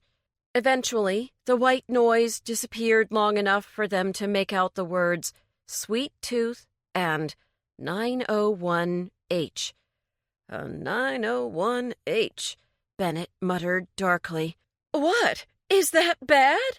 Jillian demanded shrilly, grabbing hold of Bennett's arm. "It's a code. Most law enforcement agencies share a common set of codes which—" "But what does it mean?" Jillian shook his arm. "It's a call for an ambulance," Bennett replied, glancing nervously at Jillian's fingers, which were curling around his forearm in a vice-like grip. "A request for the paramedics to come to the Sweet Tooth in order to collect a dead body." He let loose a sad sigh. "Looks like the sheriff and his crew got there too late to help the poor soul." "A body in the bakery? I hope it's not Megan Flowers or her daughter." Jillian released Bennett and put her hands over her heart. "I can't just sit here. Let's go find out what's happened." Bennett's eyes lit up. He had never actually seen the codes he could so skillfully translate on his police scanner being put into action. "Hop in, folks. It's against regulations to have you in here, but I can bend the rules this one time." As they sped off downtown, Jillian said, "I hope Lucy stayed at the station. It's obvious that she's dying to wear a uniform, but the Sweet Tooth wouldn't be the best setting for her to volunteer her investigative services." Bennett seemed lost in his own thoughts. "Who knows what kind of situation the sheriff is dealing with right now? All we know is there is a body involved." It's not what he's investigating that Jillian's worried about, Bennett. It's where he's investigating. I hope Lucy is staying put at the station, too, answering phones and the like," Lindy added, as they raced well over the speed limit toward Main Street. "What would be the problem with her meeting us at the bakery?" James asked. He felt someone should defend Lucy's ambition to become a deputy. "She must be as curious as the rest of us." Lindy looked at him as if he were dim-witted. "James, we just started a diet. We've got to keep Lucy as far away from the Sweet Tooth as possible. The place is filled with frosting." Chapter 3. Chocolate Chip cookie. Bennett was accustomed to driving a mail truck bearing the weight of thousands of letters, hundreds of magazines, and dozens of packages, but the painful squealing of tires as his official vehicle of the United States Postal Service turned the corner of Elm and Main Streets made him cringe. Apparently, 4 overweight human bodies shifting around the interior were harder on the truck's axles than all the mail delivered during the Christmas season. "Hurry!" Lindy yelled excitedly. Her long hair whipped about her face like a licorice-colored tornado, and her round cheeks were tinged pink with expectation. Bennett had his window cranked down in order to escape the overpowering scent of Jillian's patchouli perfume, but Jillian constantly leaned over his headrest in order to ask impatient questions about the conversations taking place on the police scanner. "They're saying that there are 2 women inside the Sweet Tooth," Bennett shouted over the wind. "Megan and Amelia Flowers. The police are going to question them." "Good. They're obviously alive and hopefully unhurt," Jillian said. "But what about the identity of the dead person?" James couldn't make out a single word coming from the scanner. All of its jumbled noises sounded like kids screaming at each other underwater. He looked out his window at the quiet town. Church services had ended, and most folks ate a large midday meal at home and then spent time crossing jobs off their honey-do lists, tending to the fall gardens, or taking leisurely strolls. Very few businesses were open on Sunday, but James knew that some people would wander into town for an afternoon treat from the bakery or to pick up fresh bread for a sandwich supper. Whatever happened at the Sweet Tooth would soon be public knowledge. Nothing ever stayed private in Quincy's Gap for long. Perhaps that was why he and his new friends hoped to learn the news first. It would give them something exciting to talk about at work Monday morning. Barreling down Main Street, the mail truck made record time before finally slowing to a crawl near the bakery. 3 sheriff's cars with blue lights flashing had parked helter-skelter along the curb, indicating how quickly they had arrived at the scene. "Nice work, Bennett. We made it here in 3 minutes. It looks like we even beat the ambulance here." Lindy clapped Bennett on the back. "We'd better park next door, in that back lot behind the stationery store." "Good idea," Bennett agreed, maneuvering the truck into the gravel lot. "Look, there's Lucy's Jeep." The mail truck groaned to a halt, and its 4 passengers clambered out. Sticking as close as possible to the cement wall on the alley side of the bakery, they crept as stealthily as they could toward the back door. Lindy, who was leading the curious foursome, turned the corner into the bakery's parking lot and then leapt backward, right onto Bennett's big toe. "Ow!" he yowled. Lindy clamped a hand over his mouth. "Sorry," she whispered, making frantic gestures indicating everyone should retreat. "Lucy is standing right outside. She's talking to one of the deputies. Listen." Sure enough, voices floated to their corner of the building. The town's Sunday afternoon tranquility, defined by a noticeable lack of traffic noise, allowed their eager ears to hear the strained conversation taking place just outside of the bakery's back door. "Look, Keith," Lucy was saying in a pleading tone, "I just want to observe, to see if I can learn something. I know you've heard me mention that I want to take the deputy's exam in the near future, and I thought you were joking." The man named Keith laughed maliciously. "Come on, Lucy. You'd never pass the physical, not in a million years. Besides, being a deputy is a man's job." "I don't think so," Lucy replied heatedly. "There are plenty of women in law enforcement and in the armed forces as well. They are in far better shape," Keith interrupted her once again. "Now, I'd love to debate the topic with you, Lucy, But I've got a dead body to examine and witnesses to interview." He paused. "You ever seen a stiff, Lucy?" "No." "What makes you think you can handle it? Most corpses are nasty things. There's blood and foul smells and all kinds of bodily fluids involved, if you get my drift. It takes a tough person to get up close and personal to a dead body. Are you tough enough?" Listening to the deputy's patronizing tone, James suppressed an urge to race to Lucy's defense. Why didn't the jackass just give her a chance? But instead of running to her side, James bit his lip and took a quick peek around the corner of the building in order to get a look at Lucy's jerk of a co-worker.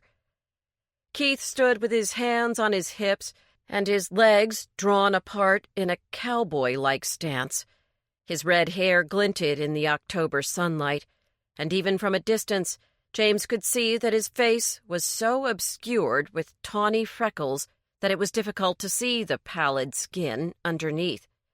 Keith wore mirrored sunglasses that reminded James of the cool cop shows on TV during the 70s, but seemed startlingly out of place in a small Virginia town in the 21st century. "Let me see if I can handle seeing a dead body, Keith. If it upsets me, then I won't bother thinking about taking the exam." Lucy's desperation was just shy of pathetic. Her new friends looked at one another, their eyes burning with indignation on her behalf. "Donovan," another male voice called out from within the building, "get your tail in here." James saw Keith do a little jump and then hustle inside, leaving the door ajar. After hesitating for a fraction of a second, Lucy pulled a small notebook from her purse, turned to a fresh sheet of paper, and resolutely followed in her red-headed tormentor's wake. "Come on!" Lindy moved forward, tiptoeing up to the back door. The heavy metal door had been propped open, and the sounds of a woman's hysterical voice could be heard from within. Aside from the view of cooking equipment and the tantalizing smell of freshly baked bread that curled around the foursome like an alluring, invisible boa, there was nothing to be seen through the doorway. "The action must be up front," Jillian suggested. "We can't go in, so let's sneak around to the street side and try to peer in through the display windows." At that moment, the honk of a nearby horn sliced through the stillness. "Hurry!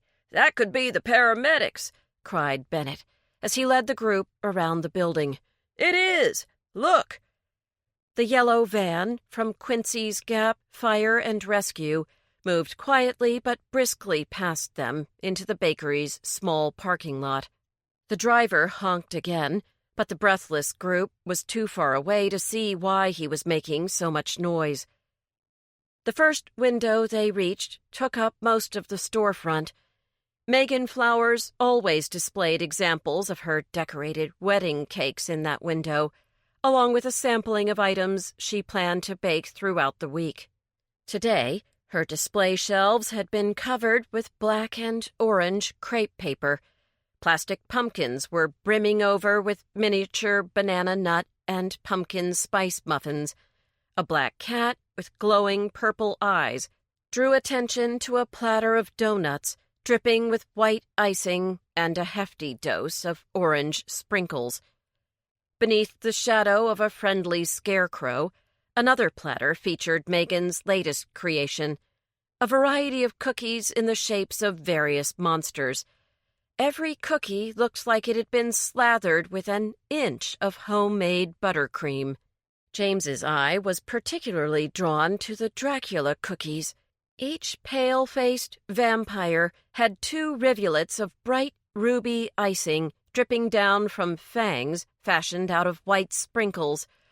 "I've never seen such a good-looking mummy," Jillian said, pointing at a cookie. "Forget him," Lindy said, her eyes wide with wonder. "I'd take that Frankenstein's monster cookie any day. Look at all the black sprinkles forming up his hair. I'm about to drool all over the sidewalk." Bennett tried to see beyond the display, but when he stood on his tiptoes, a shelf crammed with miniature eclairs, swollen with custard, blocked his view. "James," Bennett croaked, his mouth dry with longing, "you're the tallest. See anything?" James finally focused his attention beyond the display of tantalizing goodies. Unfortunately, he could only make out the backs of 3 people as they stood looking down at something. There were 2 women and 1 man. From this angle, James couldn't tell what their gazes were fixed upon. He was able to see Lucy, however, standing off to the side, and it was clear that she was fighting to control her emotions.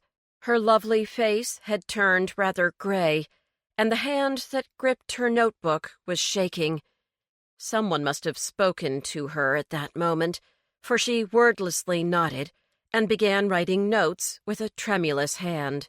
"I can't see what they're staring at. We're going to have to move to the other window," James said to the others. "That will mean going right past the front door, and it'll seem pretty odd if all 4 of us slink past the door at the same time and then suddenly stop to peer in the window." "Well, the sign still says open, so it's not at all strange for us to be walking to the bakery," argued Jillian. "And from the look on Lucy's face, I'd say something serious definitely happened inside." Crouching as low as they could, the foursome shuffled past the entrance and to the smaller storefront window. The display in this section was mostly an array of breads. Beyond the plump mounds of rye, pumpernickel, egg, and raisin breads, along with a pair of wide baskets filled to the top with dill and rosemary rolls, James was able to get a clear view of the 3 people whose backs had been turned to him a minute ago. The first was a burly, middle-aged man with an enormous mustache. He appeared to be questioning a tall woman wearing a red and white striped apron, embroidered with the words, "The Sweet Tooth." Her slender arms were folded across her chest in a pose of self-preservation, and her eyes reflected both fear and confusion. As James watched, she slid an arm around the waist of a younger, more curvaceous version of herself. The younger woman had dull blonde hair that fell like a curtain over her eyes, and her gaze was locked on the floor. She held a rolled-up magazine in her right hand, tightly enough to cause her knuckles to turn white, and had her left hand shoved deep into her apron pocket. "That's Sheriff Huckabee. He's talking to Megan Flowers and her daughter Amelia," Lindy whispered, before James had a chance to ask the names of the 3 people. Though he didn't know Megan or Amelia, James remembered Huckabee. He had been a deputy when James was in high school and had often been visible at athletic events at the school. Sometimes the crowds could get a little rowdy at football games, and the presence of a few deputies helped maintain order. James remembered Huckabee because of the unique name and because the man closely resembled a walrus. With his wide girth, slow gait, and remarkable mustache, the comparison had been made by many Quincy's Gap residents. James leaned forward until his nose was a millimeter from pressing against the window glass and raked his eyes over the small area of floor he was able to see through an opening between a loaf of rye and a loaf of whole grain bread. As James watched, a paramedic in a yellow jumpsuit pivoted to retrieve an instrument from his case. In the seconds it took for the EMT to search his bag, James had an unobstructed glimpse of the object that had set Lucy's hands to trembling. It was such an alien sight that James's mind was slow to identify it. He was looking at the body of a man he'd just seen 2 days ago at Dolly's diner. James recognized the worn leather jacket immediately, as well as the unkempt hair, the wide shoulders, and muscular arms. Brinkley Myers had collapsed on his stomach with his head turned toward the window.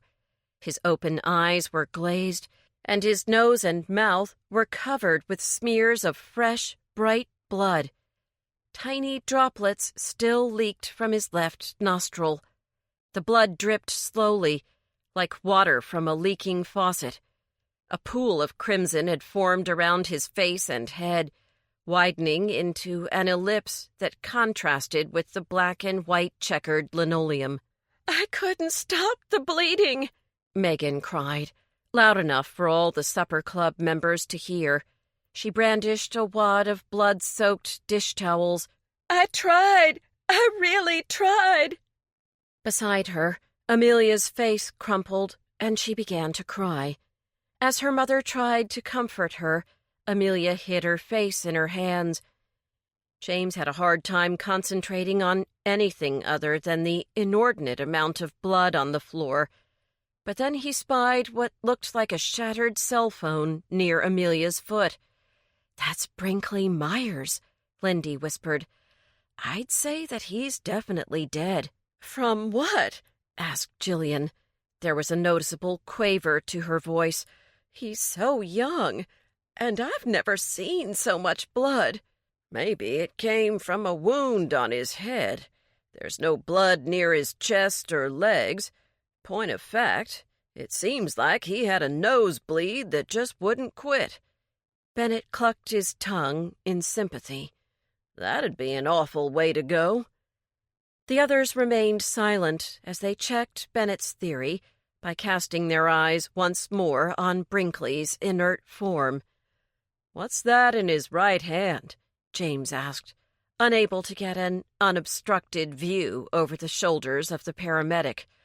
"I can't tell," said Bennett. "Can you see, Lindy? Hurry. They're about to place him on a gurney." Lindy sucked in a sharp breath. "I see it. I'd know that tasty morsel anywhere. It's one of Megan's famous cookies, a chocolate chipped and dipped. Those cookies are so—" The rest of her statement was cut short by the sudden appearance of Sheriff Huckabee's face in the window.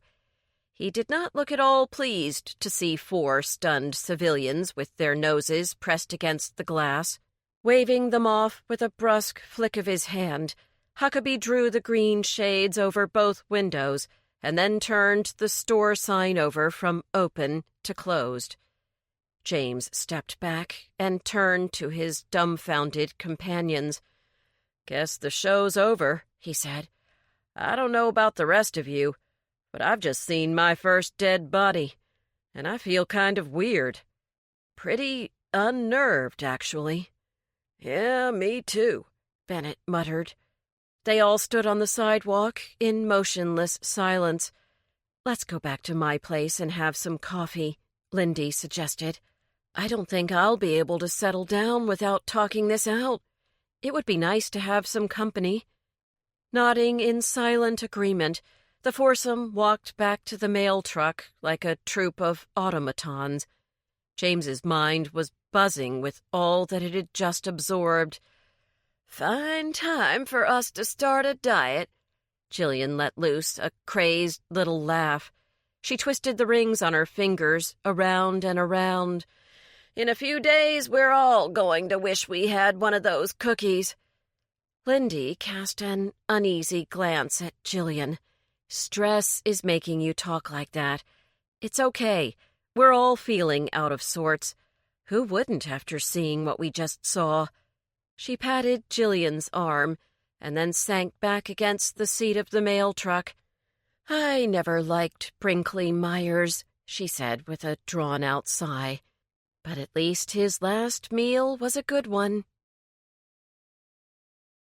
Chapter 4. Dry Roasted Peanuts. Coffee at Lindy's had not lasted long. All of the supper club members found that they needed some time alone to process the fact that a young man had suddenly died. True, he was a distasteful young man, but he belonged to the Quincy's Gap community nonetheless. He was one of them, and now he was gone. Monday came, and James was relieved to be at work, where he busied himself researching acceptable foods for a low-carb diet plan. He grew quickly confused between the definition of low carbs, good carbs, complex carbs, simple carbs, and bad carbs. Everywhere he looked, he seemed to run across an overwhelming number of phrases mentioning the term carbohydrates. Frustrated, James decided to pursue the good carbs, good fats approach, as at least the adjectives put a more positive spin on the mountain of depravity he and his new friends were about to climb. After skimming through several books, James realized that he had already exceeded his daily allowance of carbohydrates by having a bagel for breakfast. True, he had skipped his regular layer of cream cheese and had used a generous measure of strawberry jam instead, but he had innocently added on even more bad carbs, cleverly disguised as sugar. How can they expect anyone to lose weight with all of these conflicting menus? This book says no fruit, this book says only berries, and this one says eat fruit every day. James snapped a weight loss book shut and stared at the cover. A shirtless man with washboard abs and a pair of biceps that looked like cannonballs concealed beneath a layer of skin smiled at him. The Greek god had forearms that Popeye would have envied, and a busty blonde model wearing only a sports bra and a minute pair of spandex shorts clung to his left one, gazing at her bronzed diet mate with a look of unadulterated rapture.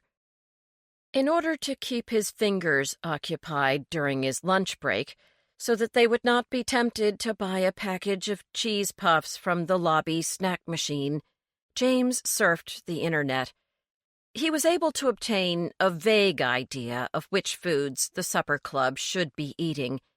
As he made notes, he became more and more confident about their plan.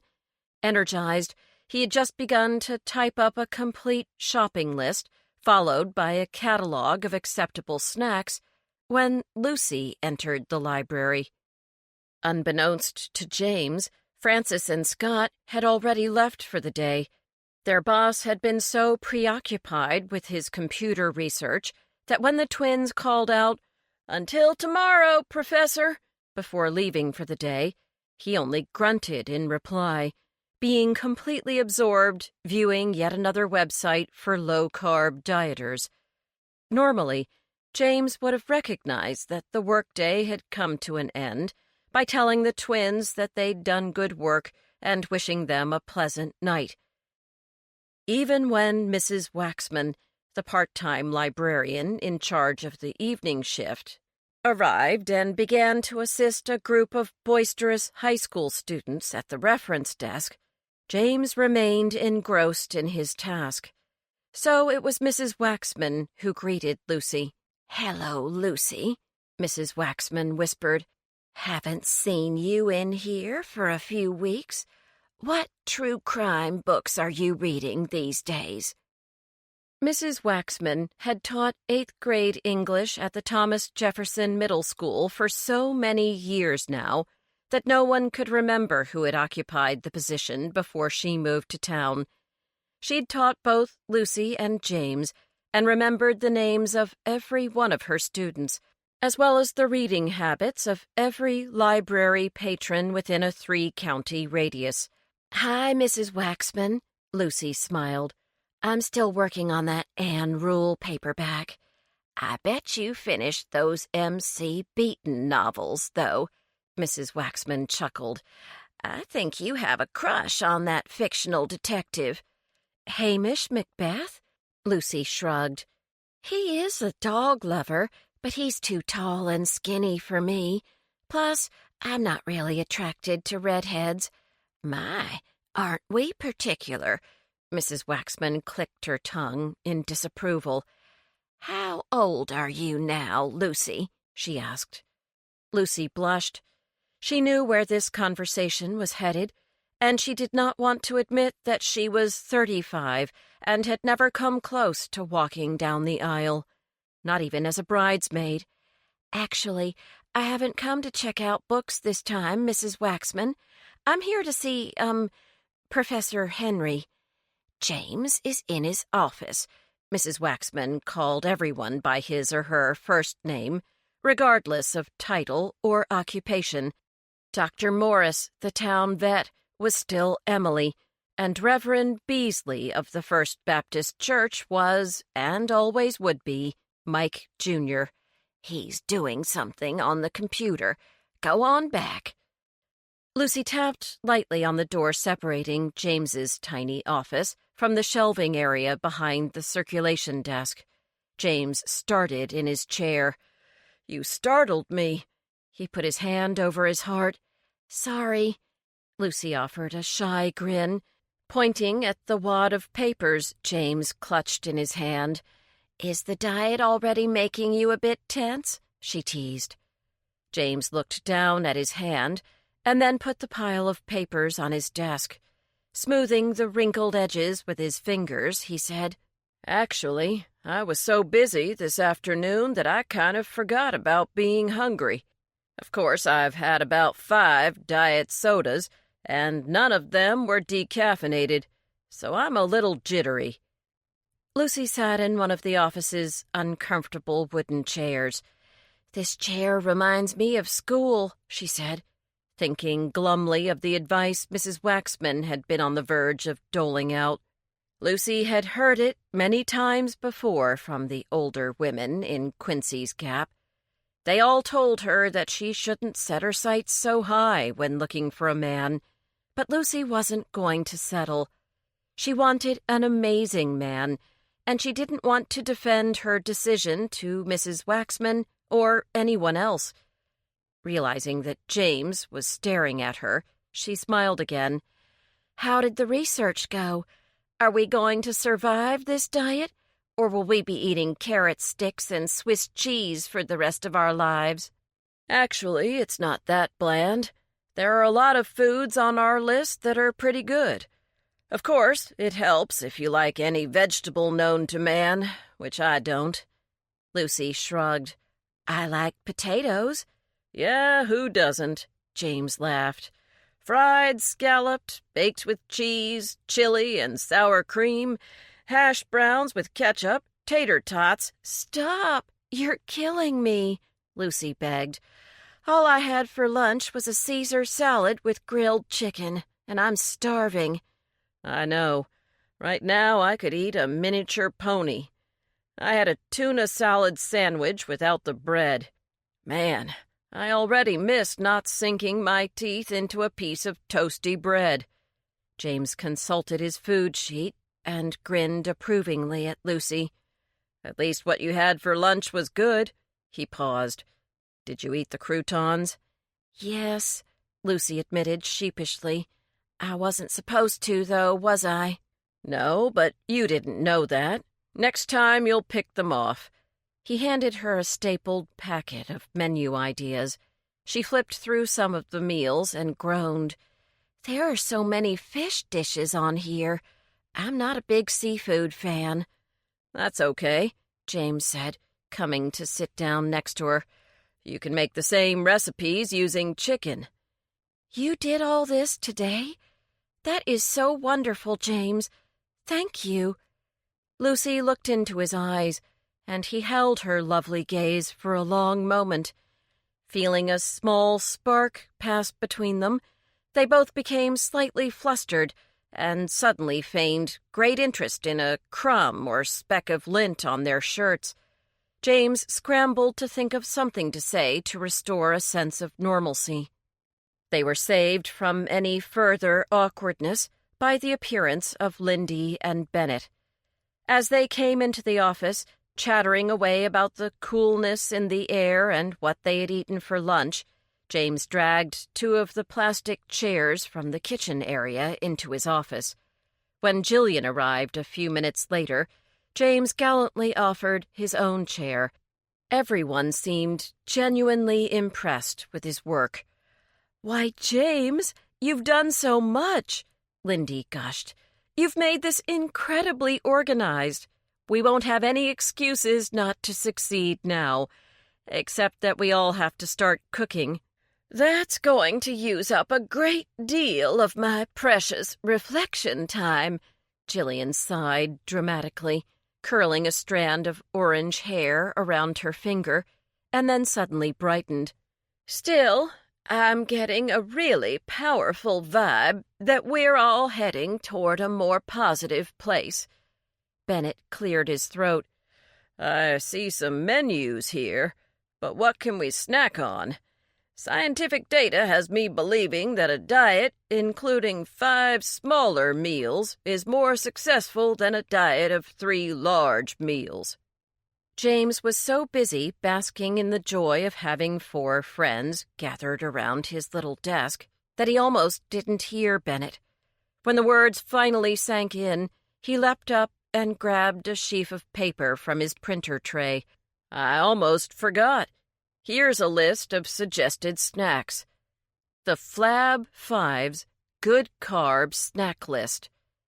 Celery sticks with Swiss cheese, 1/2 cup low-fat cottage cheese, add chopped tomatoes or cucumbers if you want, cucumber slices with feta cheese or sugar-free ranch dressing, 4 ounces non-fat yogurt, hard-boiled egg, beef jerky, hummus, no pita, use a vegetable to dip instead, low-fat ham or turkey slice rolled up with a slice of mozzarella, mozzarella string cheese, 2 pieces Canadian bacon, Granny Smith apple wedges with 1 tablespoon natural or light peanut butter, dry roasted peanuts, about 25, almonds, 1/4 cup, pistachios, about 30, fat-free, sugar-free pudding, sugar-free Jell-O,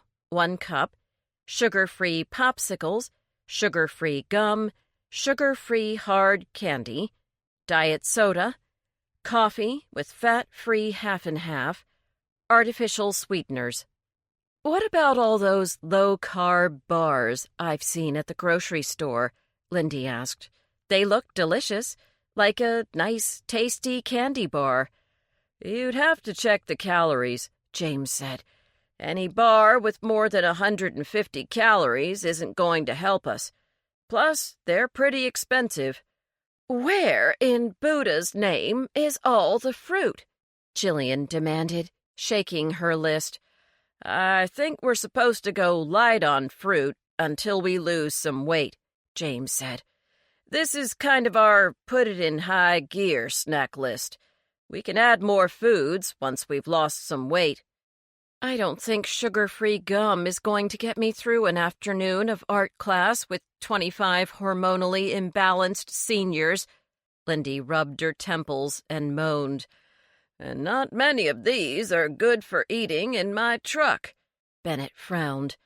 "Did you know that there are 32,000 motor vehicle accidents a year caused by drivers distracted by either talking on their cell phones, reading, putting on makeup, eating, or drinking? That's why I need something that goes in nice and easy." Bennett opened his mouth in a wide O. "Look, everyone, are we giving up before we even get started?" Lucy stood and put her hands on her formidable hips. "No one said this was going to be easy." James reddened, feeling that Lucy was defending him and not just their diet plan. "You're right," Lindy said with a nod, "and I really do appreciate all of your hard work, James. After yesterday's freaky event, I've just felt off-kilter and more than a little distracted. It's been hard to concentrate on starting this diet." She turned her round face to Lucy.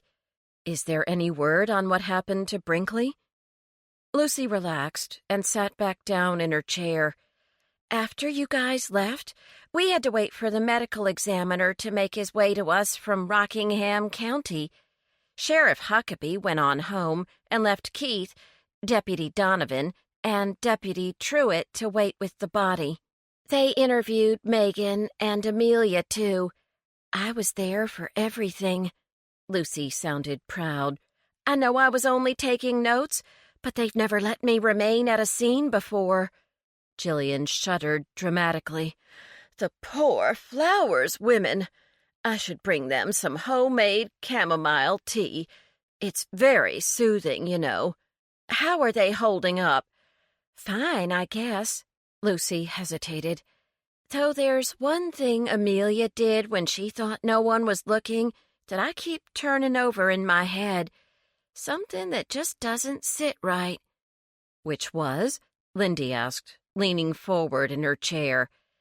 When Keith was busy questioning Megan, I saw Amelia sneak back to the front to look at Brinkley's cell phone. Doesn't that seem odd? Where was the other deputy? Wasn't he supposed to be guarding the body? Jillian scowled in disapproval. How could a person lose focus at such a significant time? Honestly, I think he succumbed to temptation. One of Megan's mummy cookies was practically hanging out of the display case. I guess it had been caught in the sliding door and was just asking to be saved from falling to the floor. I saw Deputy Truitt dart over, grab the cookie, and duck into the restroom. I guess he went in there to eat his mummy. Lucy shrugged. I can't say that I blame him. I could polish off a few dozen of those right now. Did you notice how much icing each cookie had? The others murmured in agreement, immediately caught up in fantasies involving cookies shaped like famous monsters. Where were you all this time? James asked quickly. He was afraid he might start drooling if they didn't change the subject. Did you see us? Just your backsides as you hustled off to the parking lot. Lucy giggled. Don't worry, I'm not mad. I tore down there faster than a speedin' bullet, so I can hardly blame anyone else for being curious. She resumed her narrative. Anyway, I was taking notes while Keith interviewed Megan. He took her to the kitchen, and they both sat down near the ovens. Amelia followed, clinging to her mom like a baby chimpanzee. But after a few minutes, she excused herself, saying she needed to get some air. With Deputy Truitt holed up in the bathroom, Keith didn't notice Amelia heading to the front instead of through the back door for her breath of fresh air. But I did. Didn't she notice you? Jillian asked. Do you have the gift of camouflage? She grew excited, tugging on her violet overshirt. I've read about people who can fade into their surroundings by remaining perfectly still. Sorry to let you down, Jillian, but I was behind the display cases trying to find my pen. Once I'd gotten it from where it had rolled into a flowery corner, I stood up and saw Amelia pick up the cell phone. Unfortunately, her back was turned to me, and I couldn't see what she did with the phone. Keith was being his usual charming self to Megan, and she was too distraught to notice Amelia was near the body. It all happened very quickly. Bennett's eyes shone with interest. How did Amelia seem after examining Brinkley's phone? Lucy grew thoughtful. When she turned to head to the back again, I could see that a huge weight had fallen from her shoulders, kind of like when a huge pile of snow goes sliding off a rooftop. Of course, she tensed up when she looked down at that pool of blood, but who wouldn't? Lord knows I've never seen anything like that before. The human body holds about 5 liters, Bennett casually informed them. He pointed at a plastic liter bottle of Diet Coke sitting on the break room's countertop. That's 5 of those, folks. Having that amount spread out on the bakery floor had the M.E. pretty flustered. Lucy also gestured toward the bottle. He showed up a few minutes after I saw Amelia steal a glance at the phone and got right to work, but he was totally stymied. He told the deputies that he couldn't figure out what had caused the blood loss and refused to hazard a guess. He ordered the paramedics to deliver the body to his lab, and they were all gone soon afterward. In that case, can we assume that neither Megan nor Amelia bludgeoned him to death with a rolling pin? Lindy sounded a trifle disappointed, and the others regarded her curiously. Well, let's face it, the guy was a total jerk. Certainly to women, James agreed, and all eyes turned toward him. He filled them in on the belittling remarks Brinkley had made about Whitney, the sweet young waitress at Dolly's diner. "She's a good girl," Lindy cried indignantly. "A top-notch student and a hard worker to boot.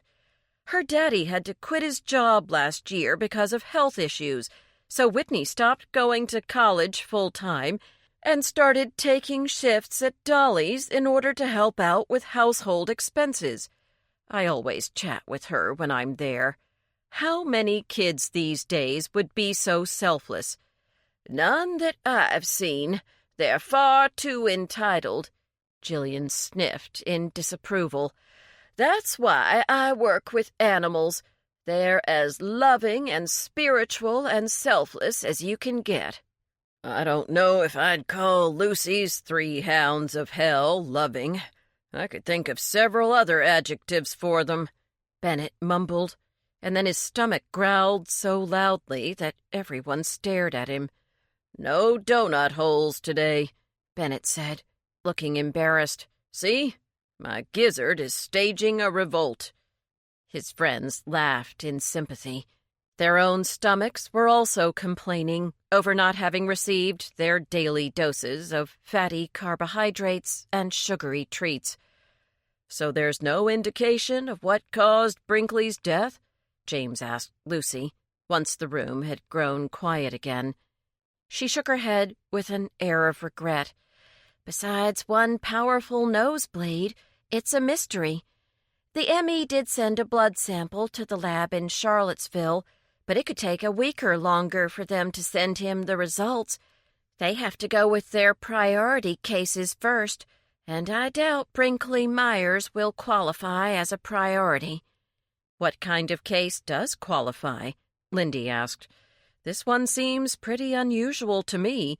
After all, Brinkley was young and healthy." Lucy shrugged. "I guess it would have to be viewed as a suspicious death. We've never had something like this happen since I've been working at the sheriff's department, so I'm not exactly sure. Who knows? Maybe the lab won't be busy, and we'll know before I see you all at my house on Sunday." Lindy turned to James and raised her brows playfully. "Okay, Mr. Drill Sergeant Henry, what are we having for dinner on Sunday?" Lucy looked at him expectantly. James could feel his heart beating faster as he shuffled through the menu packet he had created. He glanced up briefly, noting how the light from the fluorescents turned her blue eyes a deep indigo. It's here on page 6. This is the full menu and includes what item each person needs to bring. I wasn't trying to be bossy, but I thought if I gave us all assignments, then things would be clear to everyone." He hesitated. "I found this website on running a supper club, and I was following its suggestions to the letter. But if it's too restrictive—" He trailed off. "Oh, James," Lindy was instantly apologetic. "I was just teasing you with the drill sergeant comment. You've done a terrific job, and speaking for all of us, I'm glad we were able to recruit you. We'd still be trying to decide on a diet plan if it weren't for you." She reached over and squeezed his hand. "Now, since I don't have a single one of those snack items at home, I'm heading to the grocery store." "Man cannot live on celery alone," Bennett said, and then frowned. "Actually, I hate celery altogether. I'm going to pick up some cheese and a whole mess of peanuts." "Me too," echoed the others as they shuffled out of the office, wishing James a good night and warmly thanking him again for the menu packets. James was so unaccustomed to praise that he just stood behind his desk, soaking up the moment. The library was quiet. Most of the high school students had received the information they needed to complete their projects and had gone home. Mrs. Waxman was busy flipping through the pages of Time magazine as James walked past her with a cheerful wave. "Have a good night, James," she said in her librarian's whisper. Her smile was filled with warmth. Outside, darkness had fallen among the pine trees. "I believe I will have a good night," James told a sky speckled with glittering stars. "This is the beginning of an all-new James Henry." And with that, he headed to his car, walking a little taller, like a man with a purpose. Chapter 5. Sirloin Steak. Later that week, James was using the table in the staff's break room to repair a hardback copy of The Old Man and the Sea.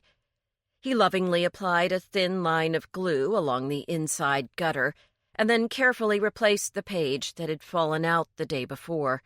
Closing the book, he wrapped a rubber band around it and then set a brick covered in muslin on the top cover so that its weight would help set the glued page. Scott, who'd given him several lessons in book repair, sat beside him using fine-grade sandpaper to rub away ground dirt smudges from the page corners of a copy of Tender is the Night. "There you are, Mr. Hemingway. A nice new protective cover for your masterpiece." James handed Scott a copy of The Sun Also Rises to be placed on the reshelving cart. "Think you could ever run with the bulls, Professor Henry?" Scott asked, pushing his heavy glasses back onto the bridge of his nose. "Not unless they counted me as one of the bulls," James replied grumpily. It was only Thursday, and he felt as though he couldn't survive another second without having a bag of cheese puffs or a slice of pepperoni pizza. He was irritable and hungry, and felt completely devoid of energy. "The F. Scott Fitzgerald books must be in the best shape out of our entire collection," James said. "We try," he said. Still beaming, he glanced across the room to where his twin brother sat manning the reference desk. "Those novels see so much wear because they're on the reading list at Blue Ridge High. Imagine, a Fitzgerald classic every year. What a great school that place must be." James nodded absently, wishing a patron would arrive with a challenging question so that he might be successfully distracted from his powerful cravings. Sadly, there were no interesting queries at all, and by 11:30 the stillness of the library began grating on James. He strolled restlessly to the lobby, telling himself that the books for sale needed to be straightened. Of course, it just so happened that he had a perfectly unwrinkled dollar bill inside his wallet that would slide effortlessly into the snack machine's slot in exchange for a bag of crunchy, orange-hued heaven. Checking over his shoulder to make sure that the twins were thoroughly occupied, James fed the money into the machine and desperately punched the E6 button until the splendid thumping sound announced the delivery of a parcel of cheese puffs. "It's just a snack-size bag," James muttered defensively to the vacant lobby. "A precious, salty, delicious snack-size bag." Slipping outside, he sat down on the front steps and, heedless of the cold, began to devour the bag's contents.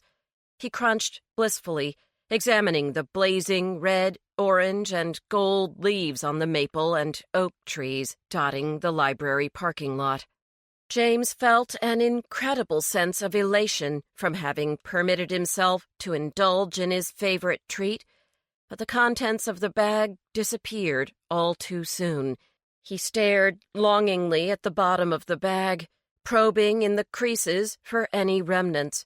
Having eaten every crumb, he balled up the evidence, stuffed it in the lobby trash can, and was just about to suck the orange dust from his fingertips when Francis came outside. Without thinking, James frantically wiped his hands on the back of his pants as Francis leaned on the stair railing and blinked in the sunlight like a bat who'd just emerged from his cave. "Nice day," Francis said, his breath hanging in the air like wet lace. James agreed, rubbing off more of the orange dust stuck in the webbing between his thumbs and index fingers. "Do you remember the Halloween carnival from when you lived here?" Francis asked. There was a strange hint of anxiety in his voice. "Sure," James said. "All the local businesses can enter a float for a chance to win a cash prize." Francis shuffled his feet. "Mrs. Kramer would never let us enter a library float.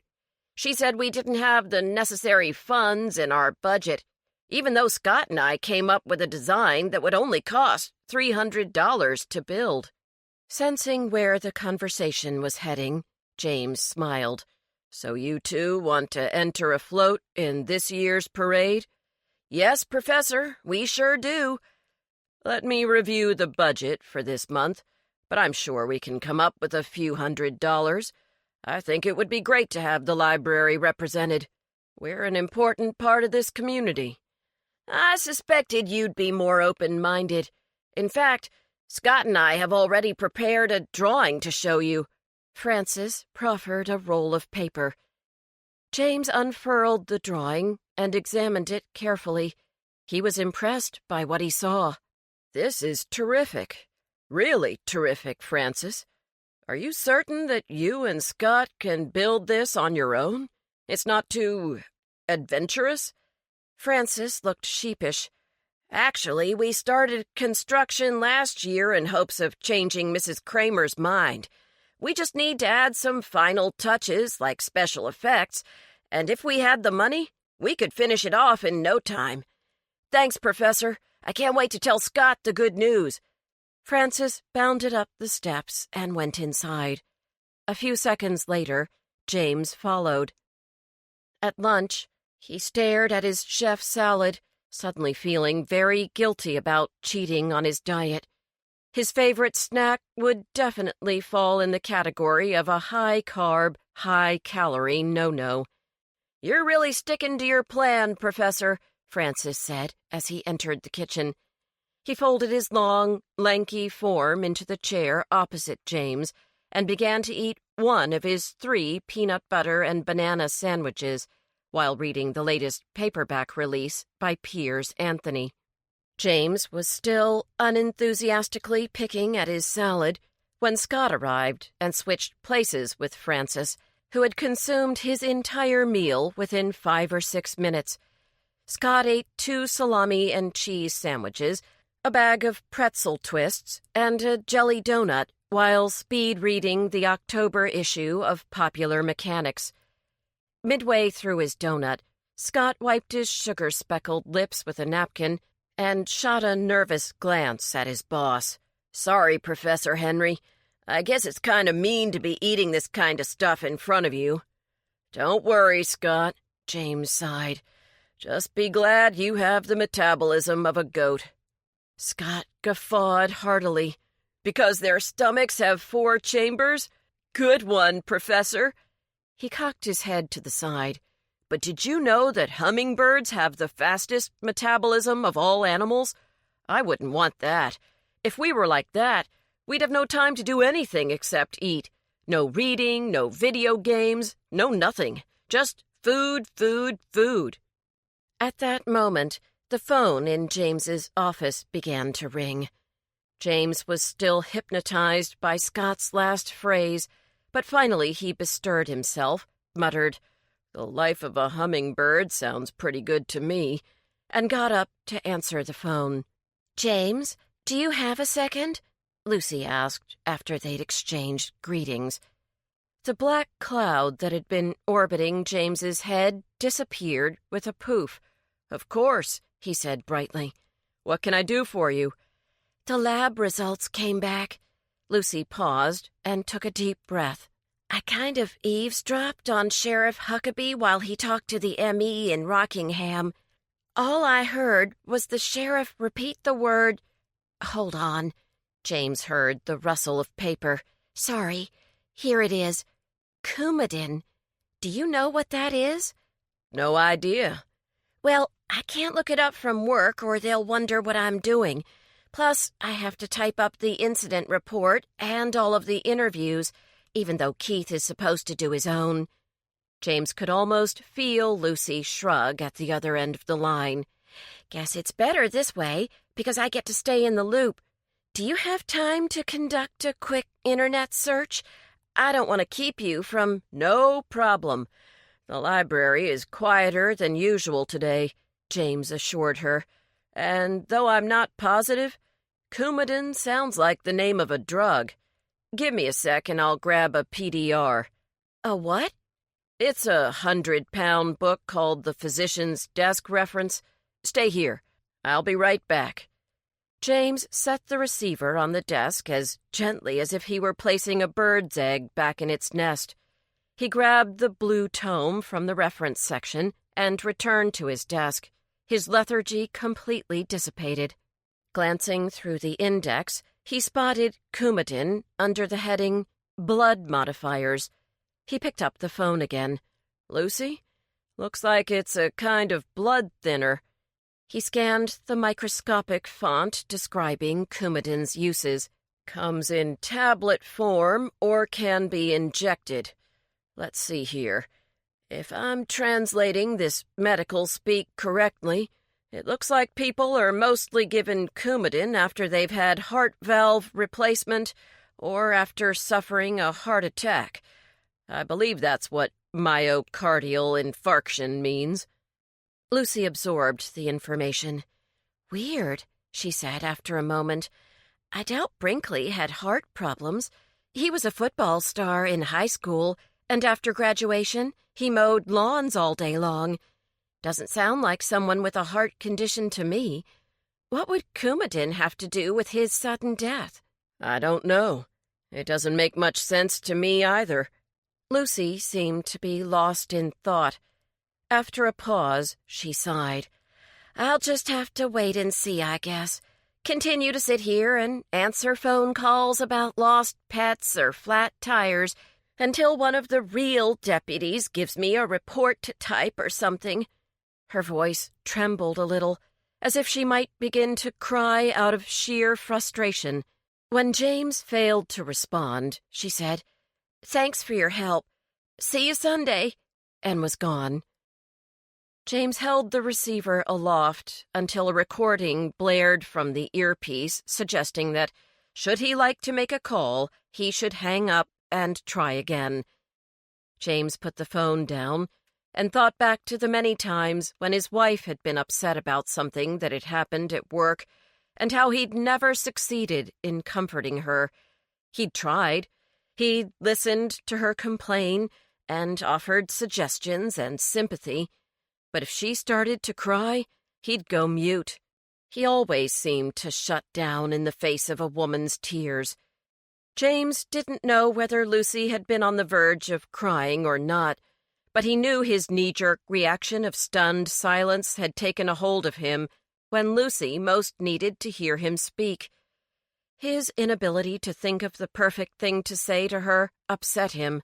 He was going to have to be especially attentive and charming on Sunday to make it up to her, two character traits he had never been known for. James was just about to return to the circulation desk when Scott tapped him on the shoulder. "You've got something on your pants, Professor." Looking down at his clean khakis, James saw nothing amiss. "On the back."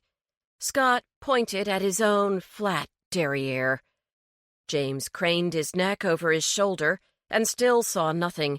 Excusing himself, he went into the men's room and turned his back to the mirror.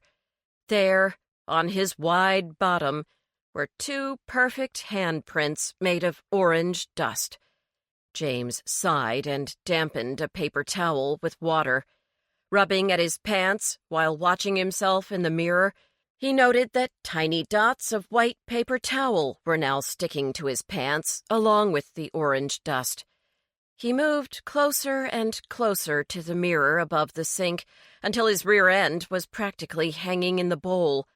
He was so focused on his reflection that he didn't hear the door to the restroom open. An older man took 3 steps forward and then stopped. He gasped in shock at the sight of the head librarian thrusting his buttocks toward the mirror.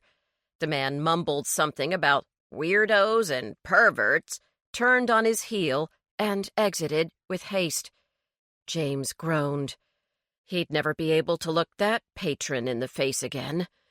"This is my punishment for cheating on my diet," he thought. Over the weekend, James tried to stick to the plan. When Sunday evening rolled around, signaling the end of a gray and rainy week that seemed to have dampened the spirits of everyone in Quincy's Gap, he decided to stop by Dolly's diner and pick up one of her famous after-church pot roast specials for his father's dinner. The diner was abuzz with a pleasant combination of music and the hum of lively conversation. Silverware clinked, people chatted between booths, and Dolly bustled about, laughing with enough gusto to make her mighty bosom shake beneath her "kiss my okra" apron. She bagged James's order and pinched his cheek before sending him on his way. At home, Jackson eyed the takeout container with a frown. "What's this?" he demanded, sniffing the lid as if the package was filled with fresh manure. "Pot roast?" James opened the fridge. "There's a bowl of Caesar salad in there for you, too. I'll be back around 10-ish. "You got some kind of hot date tonight?" Jackson cackled gleefully. "Maybe she could come over and fix our leaky roof instead of you wasting your money throwing food down her neck." "I told you, Pop. I'm in a supper club," James said, as he glanced at the 2 plastic buckets sitting on the counter. He'd used them to catch the water seeping in through the ceiling of the upstairs bathroom and hallway. James knew that the entire roof needed to be replaced, but he didn't have enough money in his savings account to pay for it. In fact, he was completely supporting himself and his father on his librarian's salary. Jackson never offered his son any money, and didn't even glance at the bills in the mail pile, most of which were in his name. James didn't know if his father even owned a credit card anymore. "There are 5 of us altogether. There will be 3 women at the meeting tonight, and they're all lovely and intelligent and happy to call me friend," James added proudly. Jackson's caterpillar-like eyebrows crawled higher on his forehead in a mocking expression. "Oh, yeah, the Fat Club. Not for long, Pop. We'll have a new name soon enough." Hurt by his father's nastiness, James reached for his raincoat. It was an old coat, left in his closet during a visit home several years ago. James now found that he couldn't zip it all the way. Jackson smirked, and anger whirled up from deep within James. It swirled like a tornado until he opened his mouth and yelled, "At least I'm getting out of the house. What are you doing with your life, Pop? Do you think Ma would have wanted you to sit inside that shed doing God knows what? Or waste the rest of your life watching game shows? You're more of a ghost than she is, and she's the one who died." Both men were taken aback by the fury in James's voice. He had never spoken to his father in such a tone. Jackson's eyes flashed with a mixture of ire and pain, and before his father could deliver one of his scathing responses, James fled. Because of the exchange with his father, James was the last one to arrive at Lucy's house. He was still fuming when he put the Bronco in park, and he kept replaying how he'd screamed at his remaining parent until he felt both ashamed and liberated at once. His father was obviously having trouble dealing with his wife's death, and James should be more sympathetic. And yet, He had spent a lifetime accepting his father's criticism and dour moods without saying a word, and he was simply growing tired of being treated like an uninvited houseguest, especially when he, James, was taking care of everything on his father's behalf. James breathed in deeply and tried to expel what Jillian would call his negative energy. It was time to join his friends. Sitting in the truck, he took a moment to study Lucy's clapboard farmhouse. It was painted a cheerful butter yellow and had teal-green shutters. 2 large planters filled with sedum and marigolds flanked the front door, and an ancient maple tree dropped fiery leaves all over the front steps leading up to the small porch, where Lucy had installed a porch swing and a pair of white wicker rockers. 3 lopsided pumpkins squatted on the porch swing, covering up several large, rust-colored stains. The house and the outdoor furnishings all looked like they could do with a fresh coat of paint. Mail was overflowing from the black metal mailbox affixed to the front door, and dead leaves blew across a ratty doormat. The word welcome was so faded that only the L and the O were discernible. The lawn had an air of neglect, and Lucy's dormant azalea bushes were in dire need of pruning. As James approached the house, using an uneven brick walkway pocked with weeds, a ferocious chorus of barking erupted from behind a chain-link fence. This barricade surrounded a seemingly endless backyard, where dense woods suddenly swallowed the dandelion and thistle-speckled lawn. Lucy materialized at the front door and held the screen door open for him. "Come on in," she smiled thinly. James noticed that the skin beneath her eyes looked swollen, as if she had been crying or had had too little sleep. He wondered if the diet was taking a big toll on her. "I like your house," James said brightly, trying to boost her spirits. "Thanks. It was my grandparents' place, built in 1939. She beckoned him to join the others in the kitchen. "They raised 4 kids in a 2-bedroom house. I've managed to fill it up all by myself, though. I'm kind of a pack rat." "Don't forget your roommates, the hounds of hell," said Bennett, coming forward to greet James. "What are their names again?" "Benatar, Bono, and Bon Jovi, after the 3 greatest band leaders of the 80s. Lucy's eyes twinkled for a fraction of a second. "The best decade of music in history." James wasn't so sure of that, but he wisely decided to keep quiet. Lucy's kitchen was decorated in shades of blue and white. She collected blue pottery roosters and had an array of ivory-colored cow creamers displayed on a baker's rack. There were a number of dirty dishes in the sink, and a pile of Cosmopolitan magazines looked like they had been hastily dumped on top of the refrigerator. Jillian was preparing their side dish, faux mashed potatoes. Every few seconds, she stopped stirring in order to yank the bottom of her mango-colored turtleneck over her love handles. Yet no matter how much she tugged, the shirt was too short. It snapped up after each tug like a roller shade. Whenever she raised her arm to stir the mashed vegetable, a pale fold of skin would poke out above the waistline of her pants. Finally, Jillian gave up and let her flesh hang out. "I am among friends," she murmured to herself. "What's actually in this dish, Jillian?" Lindy gazed into the steaming pot, unconsciously pulling her own shirt down over her round bottom. "It smells really good." "It's in this menu packet James made for us. See here?" Jillian pointed to the recipe. The Flab Fives phony mashed potatoes. 1 head of fresh cauliflower, 1 1/2 teaspoons minced garlic, 1 teaspoon rosemary, 1 tablespoon whipped cream cheese, 1/4 cup grated Parmesan cheese, a generous sprinkle of salt and pepper, 1/8 teaspoon chicken bouillon powder, 1 tablespoon of butter substitute, such as Smart Beat or Smart Balance. Boil cauliflower for 5 to 6 minutes until soft. Drain water.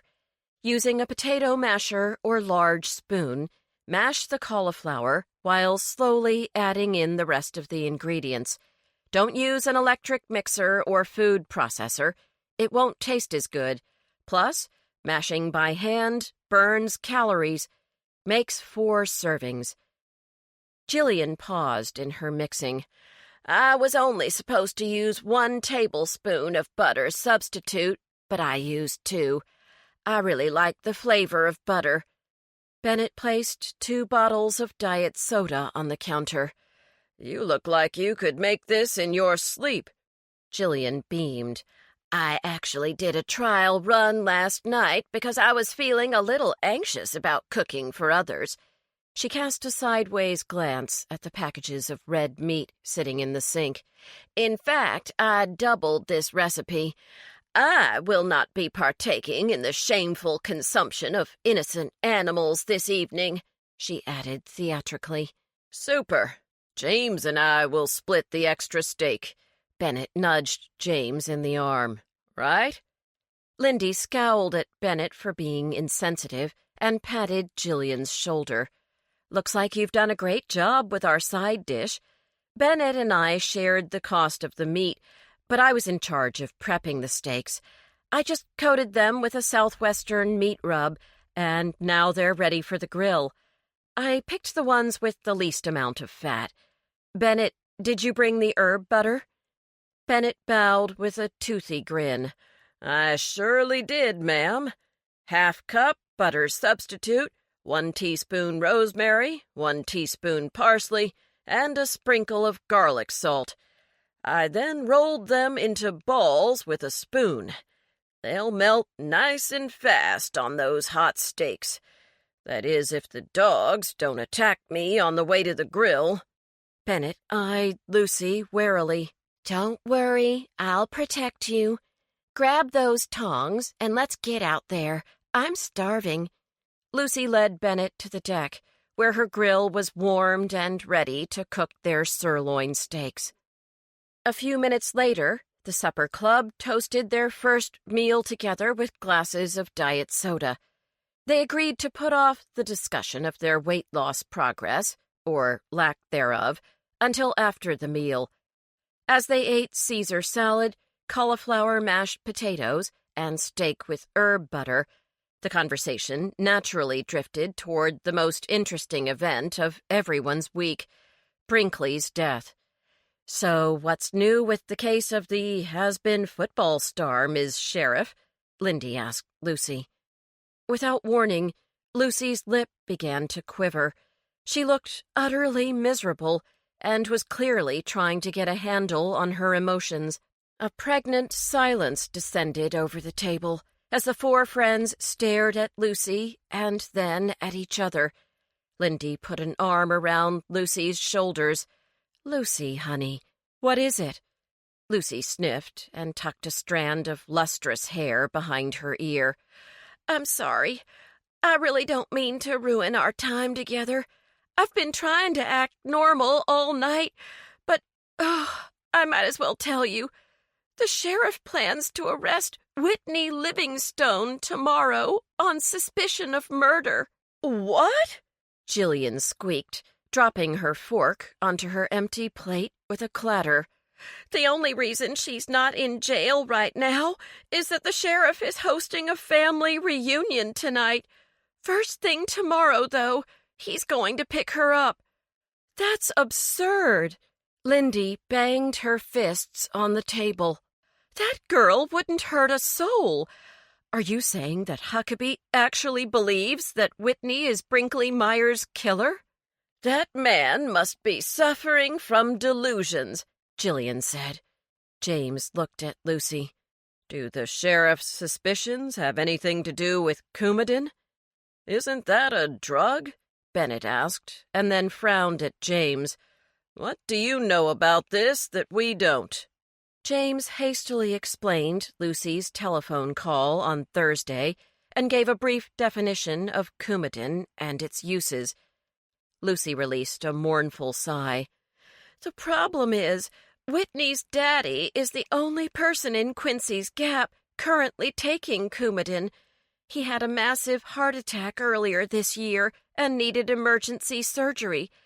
I remember Mrs. Livingstone telling me that her husband had required a heart valve replacement.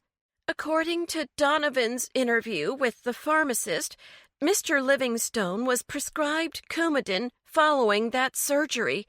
According to Donovan's notes, the blood thinner would help prevent clots from forming on Mr. Livingstone's new valve. Donovan believes Whitney gave Brinkley the entire contents of her daddy's bottle." James shook his head in disbelief. "So Whitney's father used the drug, and Whitney wasn't fond of Brinkley.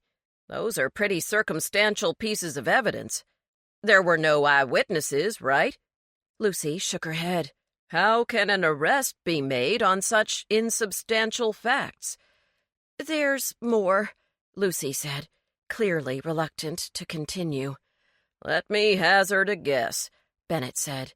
"It was what she said yesterday at Dolly's that did her in, wasn't it?" Lucy looked at him in surprise. "How did you know?"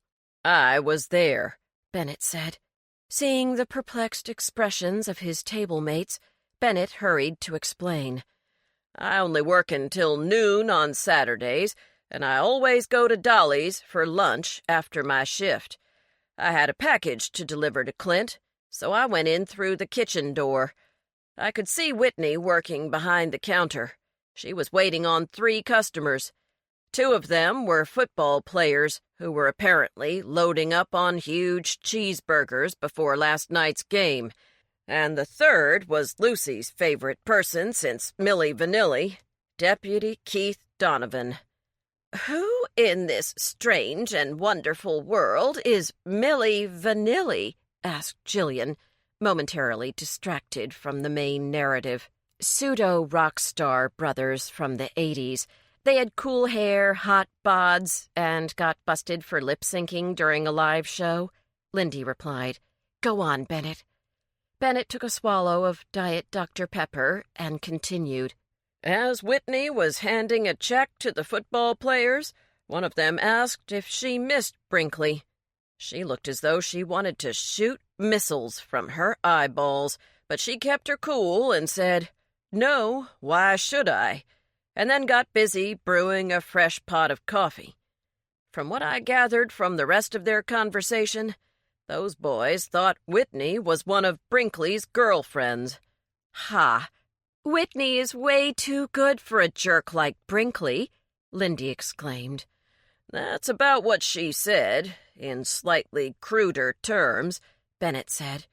"But the boys wouldn't let up. They taunted her, saying, 'Brinkley told us that he was going to meet you behind the movie theater so you could give him what he had coming.'" Bennett tugged on his toothbrush mustache. "My mama would have put all those boys over her knee if she heard the rest of what they hinted at." "And Deputy Donovan just sat there and let those boys insult her?" James asked, shocked. It was a man's duty to intervene when a young lady was being disrespected. Then James remembered how the deputy had done nothing to stop Brinkley's insinuating remarks to Whitney on homecoming day. Lucy's face was flushed with anger.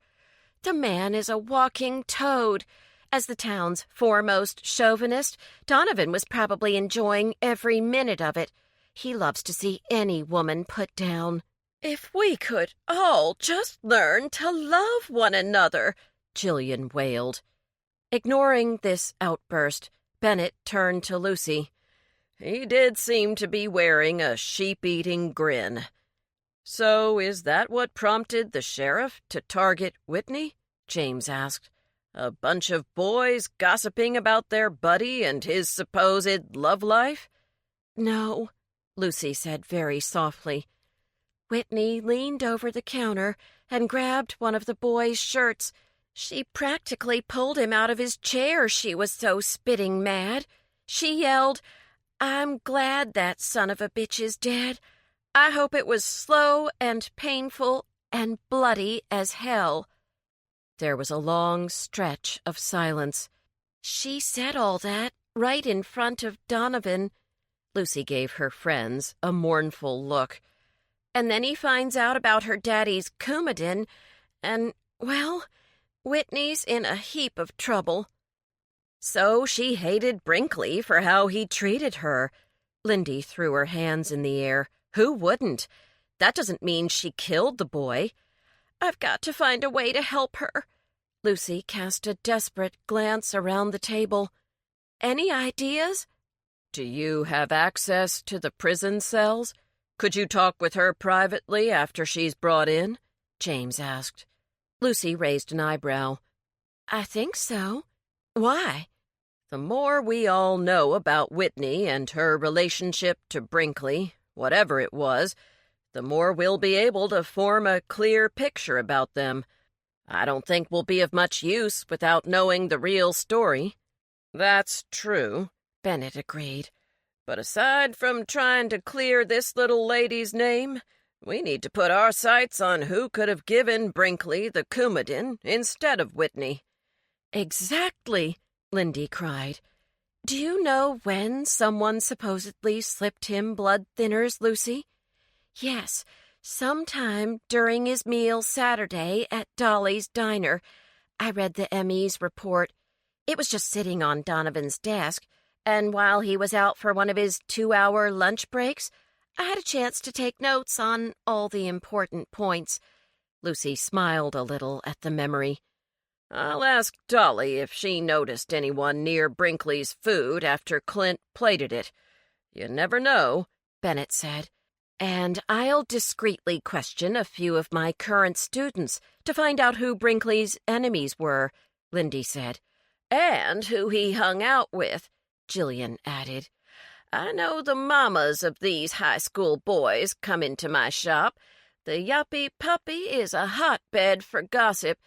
If I bring up Brinkley's name, I'm certain to hear some very colorful tales." James wanted to prove his willingness to assist, but he couldn't think of a useful suggestion.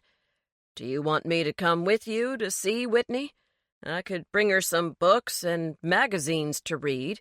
He cleared his throat. "And give you moral support." "Great idea, James. I'll send along some prayer beads and a healing crystal. That girl's going to need all the help she can get," Jillian said. Lucy smiled. "Thanks, guys.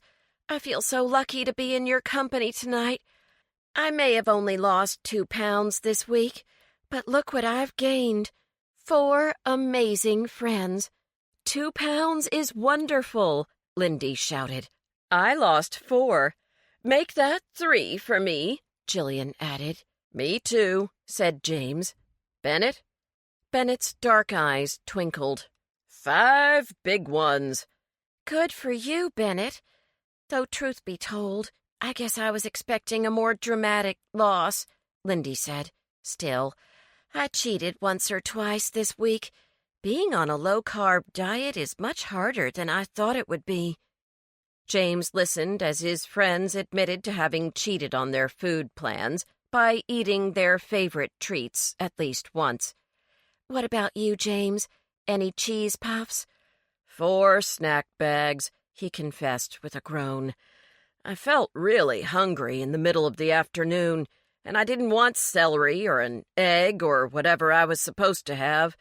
I wanted something that tasted really good, something satisfying." "Amen to that. Speaking of cravings, what's for dessert, James?" Lindy asked hopefully. "Sugar-free chocolate pudding." There was a collective sigh of resignation. "We should be proud of this week's weight loss," Jillian said while they ate their pudding. "But I think we could do even better." "We need to start exercising," Lindy said. "I've been reading this book," Jillian went on. "It's called Filling Your Life with Light. The author suggests that when you make any kind of life-altering goal, you should use something physical to keep you on track. Most people need visual reminders of what they're trying to achieve, but What kind of reminder would we use? Lindy quickly asked, before Jillian could get too much wind in her sails. Jillian clasped her hands together as if in prayer. We could all bring a piece of clothing to our next dinner, something that we can't wear now, but hope to fit in within, say, 2 months. What would your special garment be, Jillian? Oh, I have this psychedelic tank top that I got on a trip to San Francisco. The thing is, it's got horizontal stripes. She placed her hands around her torso. Right now, I am a human barrel supported by a pair of legs. I want smaller arms and a waist that is narrower than my hips, not the other way around. When I have a waist again, I will wear that top. Okay, Lindy smiled. I've got something I'd like to wear one day as well. This is a great idea, Jillian. I like the idea of fitting into clothes as our goal, instead of seeking certain numbers on the scale. Whose house should we go to next week? James asked, hoping his voice gave no indication of his inner turmoil. Eventually, he would have to invite the supper club members to his place. That would mean introducing the Flab Five to his father, and he was not looking forward to that meeting. We can use mine, Bennett offered. It's small, but there's room enough. Lindy put a hand on top of Lucy's. Please email us after you talk to Whitney. We'll all do everything we can to help her, and that means we might need to get together before next Sunday.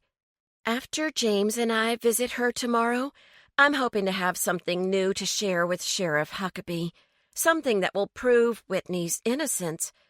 If she's innocent, James said very quietly. Not quietly enough, however. 4 pairs of eyes made it very clear that he had just ended their evening on a most unpleasant note. Chapter 6. String Cheese. Quincy's Gap had only one jail. It had occupied the basement of the old brick courthouse since the early 1800s. James had dawdled at the library, unable to decide which books or magazines would be appropriate to bring to an incarcerated young woman.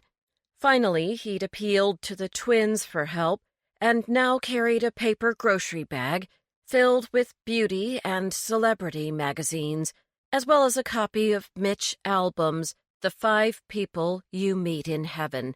That's to give her hope, Francis had said when he handed James the book. Good luck, Professor Henry.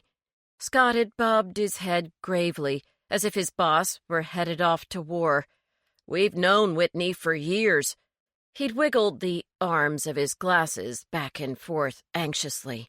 Not, well, you know, but she likes fantasy books and science fiction, and we talk about that kind of stuff with her. There's no way that girl hurt anyone. Yeah, she's always been really nice to us, Francis had added, implying that not all women their age were as kind as Whitney.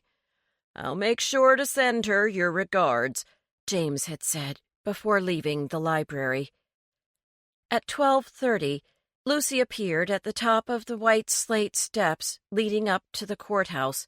She wanted to spend a few minutes with Whitney before Keith Donovan returned from lunch. Keith was treating himself to a meal at the Italian restaurant, Il Pomodoro, to celebrate his excellent police work.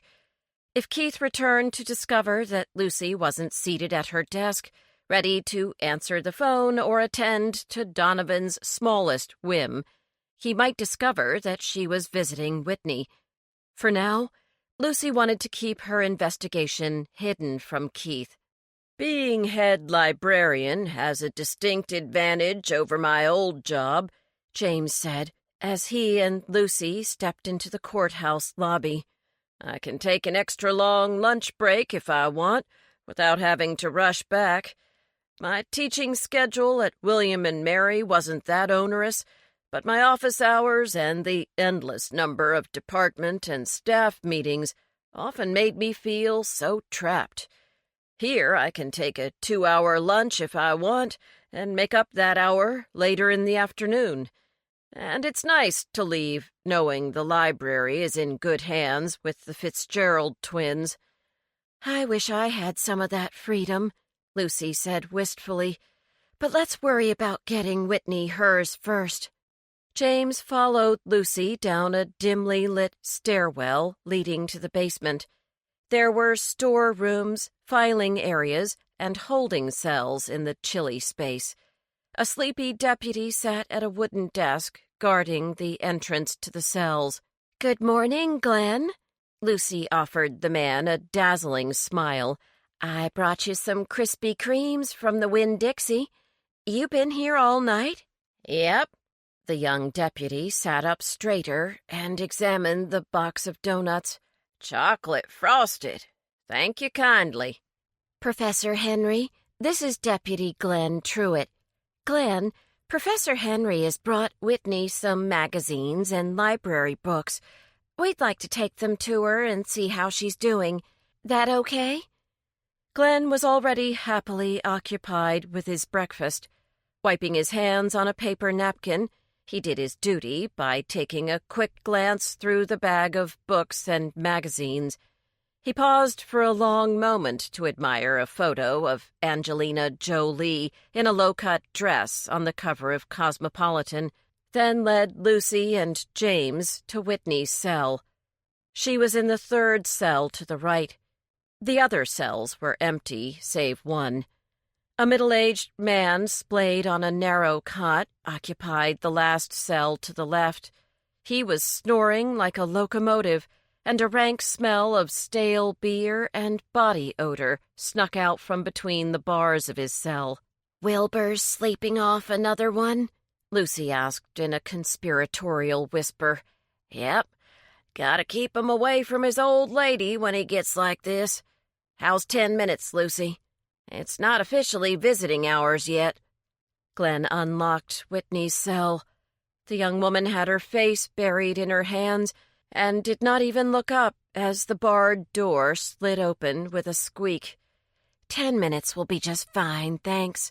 Lucy gave Glenn another grateful smile. "I'll give a holler when it's time," Glenn called over his shoulder, hustling back to his box of donuts. "That's some willpower, Lucy," James said with admiration as they waited for the deputy to return to his desk. "Having Krispy Kremes that close to you?" "Believe me, I was very tempted," Lucy said under her breath as they stepped into the cell. Lucy leaned over the cot and put a hand on Whitney's shoulder. "Whitney," she whispered, "look at me, hon. We don't have much time." The young woman reluctantly met Lucy's eyes. "I already told the sheriff that I didn't kill Brinkley." Whitney's face was puffy and blotchy from crying. "I don't know who did, but it wasn't me. And I'm here to tell you that I believe you. Of course, I'm not a deputy, but I'd like to help you. We both would. You've met Professor Henry, right?" Whitney sat up a tad straighter and managed a small smile for James. "I'm glad you've come, but I'm not sure what you can do for me." She gave a resigned shrug. "You're wondering how we can help, right?" Lucy said, and then signaled for James to take a seat on a stool in the corner of the cell. "We don't know either, and we can't promise to get you out of here, but we'd like to try. In order for this to succeed, you'll need to be totally honest with us, okay?" James was impressed by Lucy's gentle, forward manner. He watched Whitney's shoulders relax and her creased forehead slacken as she placed her trust in them. "The whole town knows that Brinkley Myers was a horse's ass. Pardon my language," Lucy began. "And that afternoon at Dolly's, before the football game? He was harassing you, right? Whitney nodded. Did he do stuff like that all the time? Lucy asked. Only when he had an audience, Whitney said. He didn't have much to say to me when no one else was around. He was a show-off. If he didn't have an audience, he wouldn't bother acting out, you know? Sure as the crow flies. Lucy paused for a moment. I'm sorry, but I have to know. Were you and Brinkley ever an item? God, no. Whitney was clearly appalled. I may not be in school full-time now, but I'm going to finish college and get a good job. I'm only going to date men who have the same ambitions as me. Brinkley wanted to do as little work as possible and still act like the town's greatest gift. She clenched her fists. Trust me, the only feeling I have ever felt toward Brinkley Myers was one of disgust. I hated the guy, but I didn't kill him. Lucy put up her hands in a placating gesture. Just checking. I didn't really think you were together, not for a second. You're a class act, Whitney, she smiled. Okay, back to homecoming Saturday. Did you serve Brinkley his meal? No, Dolly did. I was busy behind the counter for most of my shift. The professor was pretty much my last table on the floor. Lucy shot James a curious glance and then focused on Whitney again. Do you know what Brinkley ordered? Everyone had the same order. Meatloaf, mashed potatoes with gravy, and collard greens. That's what Dolly always serves for homecoming. No one is allowed to order off the menu. Dolly is very superstitious about that meal. She says that we always win if the whole town eats her meatloaf before the homecoming game. That's true, Lucy laughed. I had forgotten all about the victory loaf. She grinned. And neither Clint nor Dolly bore any grudge against Brinkley? Whitney waved the suggestion off. You know them. They love everybody. Isn't that the truth? Lucy nodded in agreement. How about other young women your age? Was he ever obnoxious to your peers? Whitney looked down at her hands. I imagine so, but I don't know which girls in particular. Lucy gazed around the cell, unseeing. Guess it still keeps coming back to your daddy's pills. You never touch them? Never. Whitney's voice grew steely. Daddy keeps them in his bathroom, and I wouldn't go through his things, let alone steal them and then use them to commit murder. Lucy allowed silence to fill the cell. Finally, she turned to James. Professor, can you think of anything else we should be asking Whitney? James shook his head, feeling immensely useless. He handed Whitney the bag of books and magazines. Hang in there, he said kindly, and gave her a paternal pat on the back. Abruptly, Whitney clamped a hand on his arm and squeezed, as if trying to communicate her fear and desperation through touch. Thanks so much for coming. It's really nice to know that a few people believe that that I could never. Her eyes welled up with tears. Time's up, Glenn barked down the short hall. I'll be back, Whitney. You won't be here for long. Not if we can help it. Lucy gave the younger woman a hug. Glenn shut and locked the cell door and then led them back down the corridor, jingling his key ring and humming as he walked. Having consumed 3 donuts, Glenn was now more interested in Lucy's visit than he'd been before. What were you and our prisoner chatting about? He said in a proprietary tone, picking his teeth with a toothpick. Just books, James blurted quickly. Whitney's a voracious reader. The spark of curiosity in Glenn's eyes died immediately. Good thinking, Lucy said when they were safely out of earshot. James felt a rush of pleasure. It was nothing, he said, and smiled at her. When they reached the lobby, They were both out of breath from having climbed the steep steps from the basement. Lucy pushed a damp lock of hair from her cheek and said, "I've got to go back to work, but would you be willing to meet me afterward to pay a visit to Whitney's parents?" "Do you think they held something back? Something they didn't want to tell the sheriff?" James wanted to accompany Lucy again, but he didn't like the idea of causing Whitney's parents more pain. "It can't hurt to talk to them.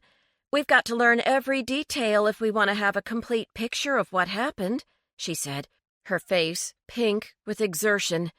"That's how all of the world's great detectives work." Lucy offered to collect James at the library after her shift was over. 5 hours later, he waited in the lobby, hungry, excited, and trying his hardest to ignore the celestial glow of the snack machine.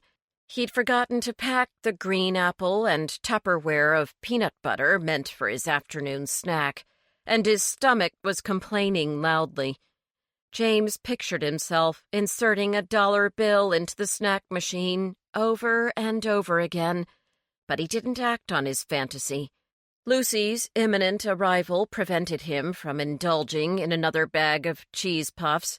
Still, his proximity to his favorite treat was driving him crazy, and so he peeked out the front door in search of Lucy's brown Jeep for the third time. 15 minutes past the time she promised to arrive, Lucy pulled into the parking lot and honked the horn. Slightly irritated, James opened the door to what appeared to be Lucy's garbage can on wheels.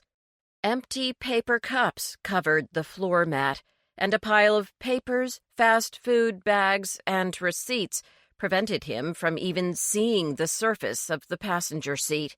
"Sorry," Lucy said, hastily scooping up the debris from the seat and hurling it into the back.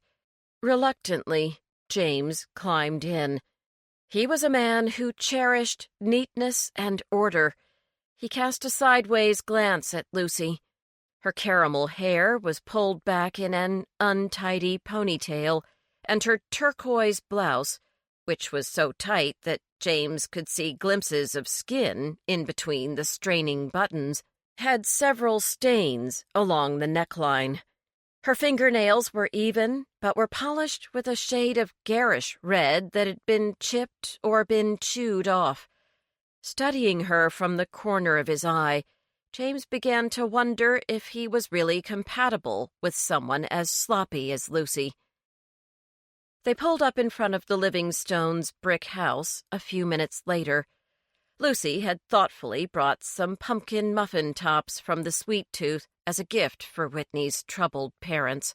"They're open for business again?" James asked, pointing at the bakery box. "Oh, yes, they open first thing Tuesday morning. Megan's a single mom and can't afford to stay closed, so as soon as she was given permission, she disinfected the place from top to bottom and started baking up a storm." "And the sheriff? He allowed that?" Lucy shrugged and reached out to ring the doorbell.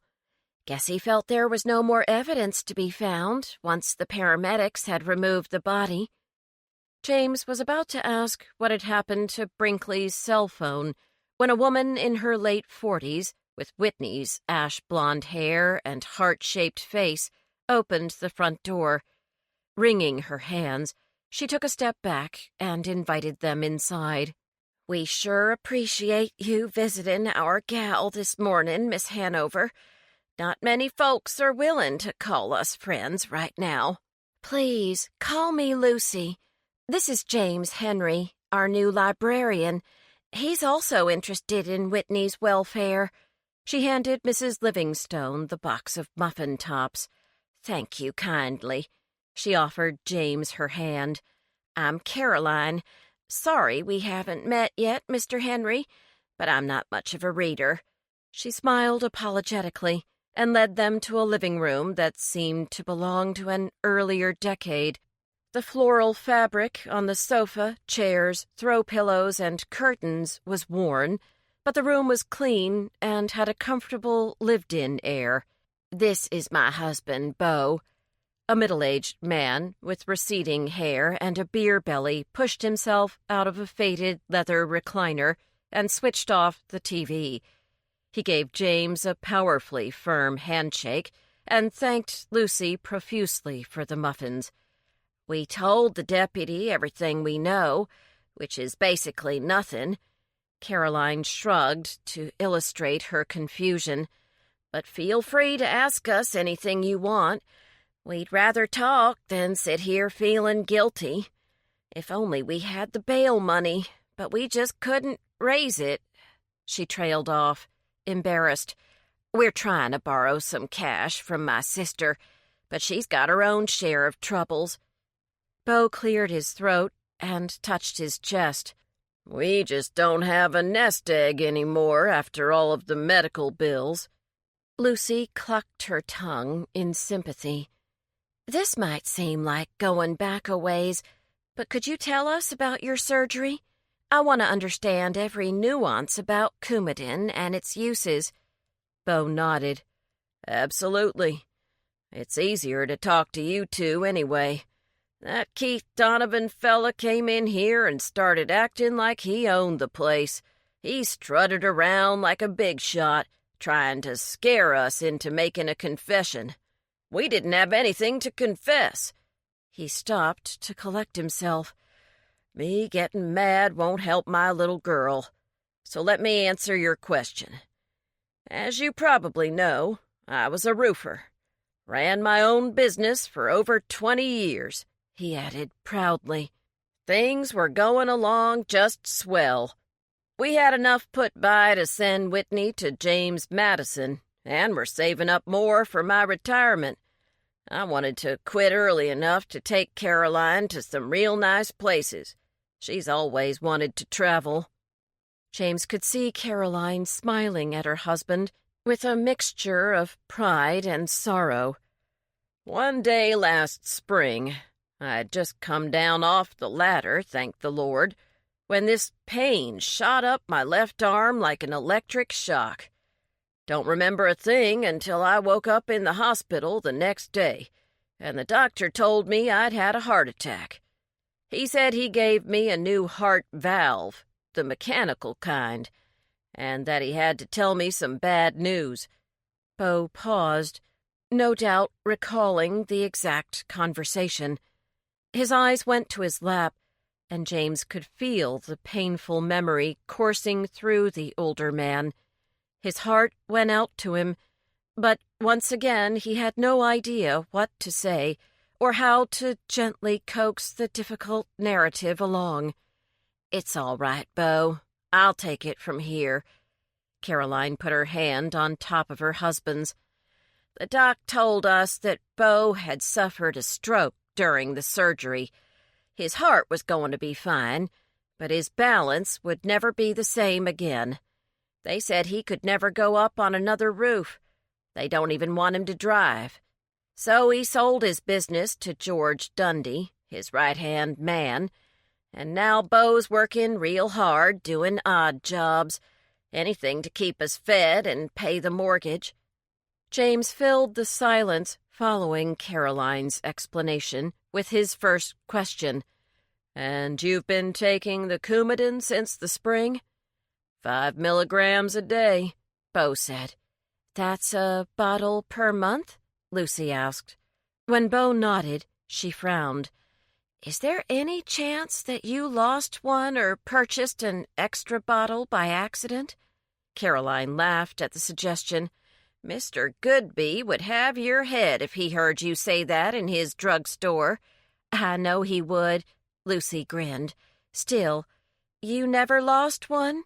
"No," Beau sighed morosely. "It's the same question that keeps circling in my head. And to be honest, my memory just isn't what it was before that stroke. I didn't tell that deputy that I have some gaps because he'd just use it against my little girl." Caroline patted her husband's hand again. "Sweetheart, you can't blame yourself for what happened. You didn't bring on your stroke, and you didn't get Whitney arrested." Her voice trembled when she spoke her daughter's name. "Who else should I blame, then?" Bo roared, causing everyone to jump. "Who? My child is in a cell.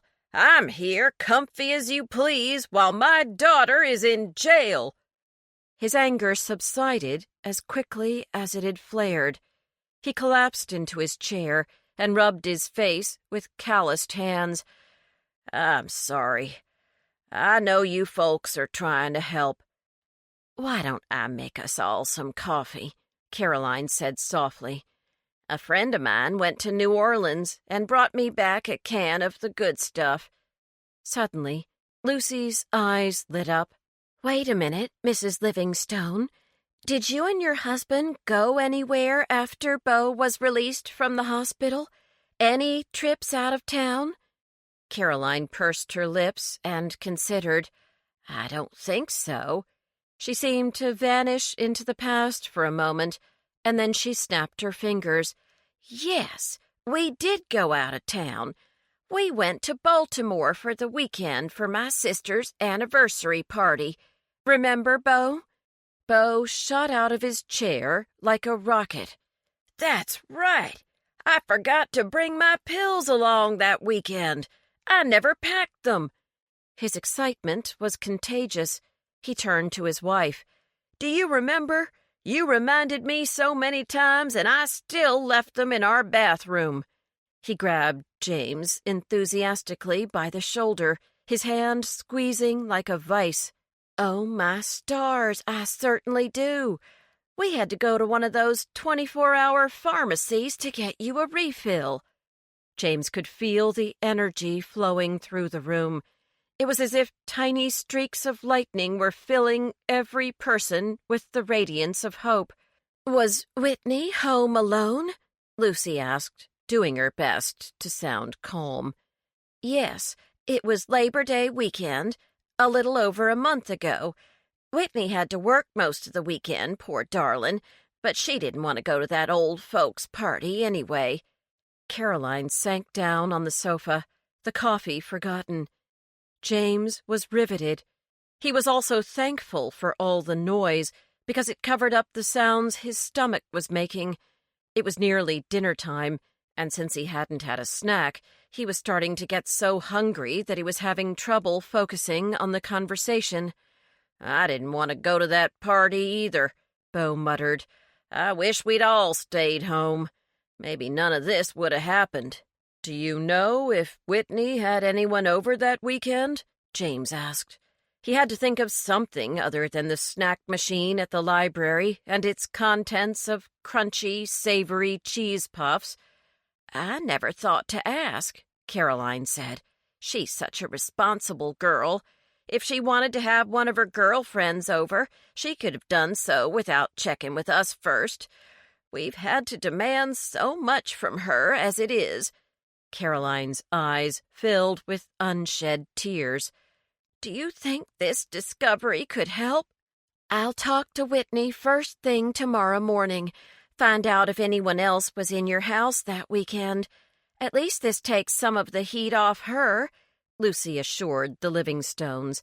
"Someone else could have taken that bottle of pills from your bathroom." "That someone would have had to come here first and then showed up at the diner before the homecoming game," James mused aloud. "If we can come up with a genuine suspect, they'll have to release Whitney," Lucy said. Bo and Caroline thanked them both for coming, their faces uplifted with the knowledge that there was hope for their daughter. The couple decided to pay a visit to Sheriff Huckabee in the morning, explaining that they'd remembered a crucial detail. The fact that someone could have gained access to their house and to Bo's bottle of Coumadin could convince the sheriff of Whitney's innocence, or at least her lack of guilt. "We never lock the house," Caroline said. "It's one of the reasons we live in a town like this," she shrugged. "Most of our neighbors don't lock their doors either." James nodded. He'd grown up having never seen either parent turn the deadbolt on the front door, and during the summers, The only thing separating the inside from the outside was a flimsy screen door. "Folks shouldn't have to lock their doors, ma'am. Don't change your ways." Caroline beamed at him and waved goodbye as he and Lucy got into her filthy Jeep.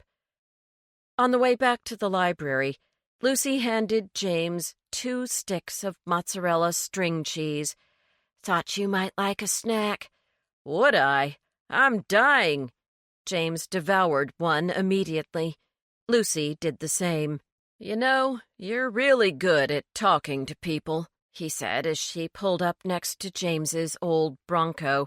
"Really, you've got a gift." Lucy's face glowed with pleasure. She flashed him one of her beautiful smiles, and he forgot all about the slovenly condition of her car. "We make a good team," she said. "I talk, you listen. You have a gift too, James. Your presence.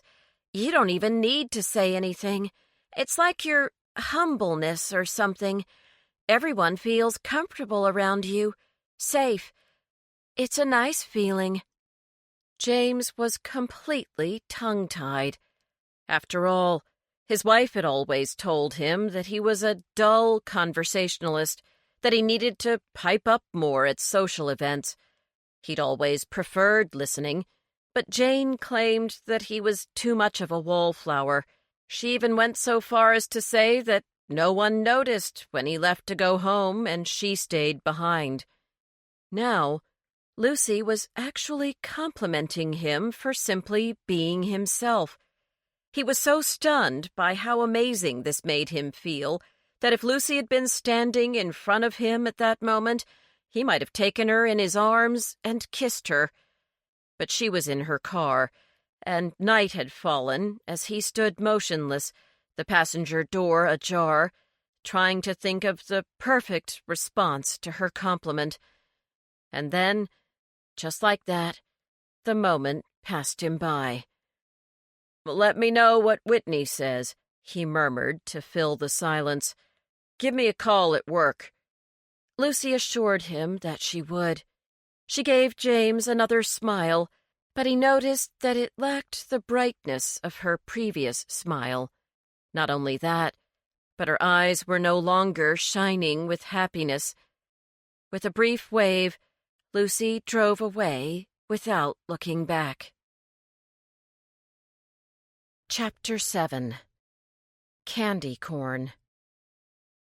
There hadn't been a murder in Quincy's Gap since 1913.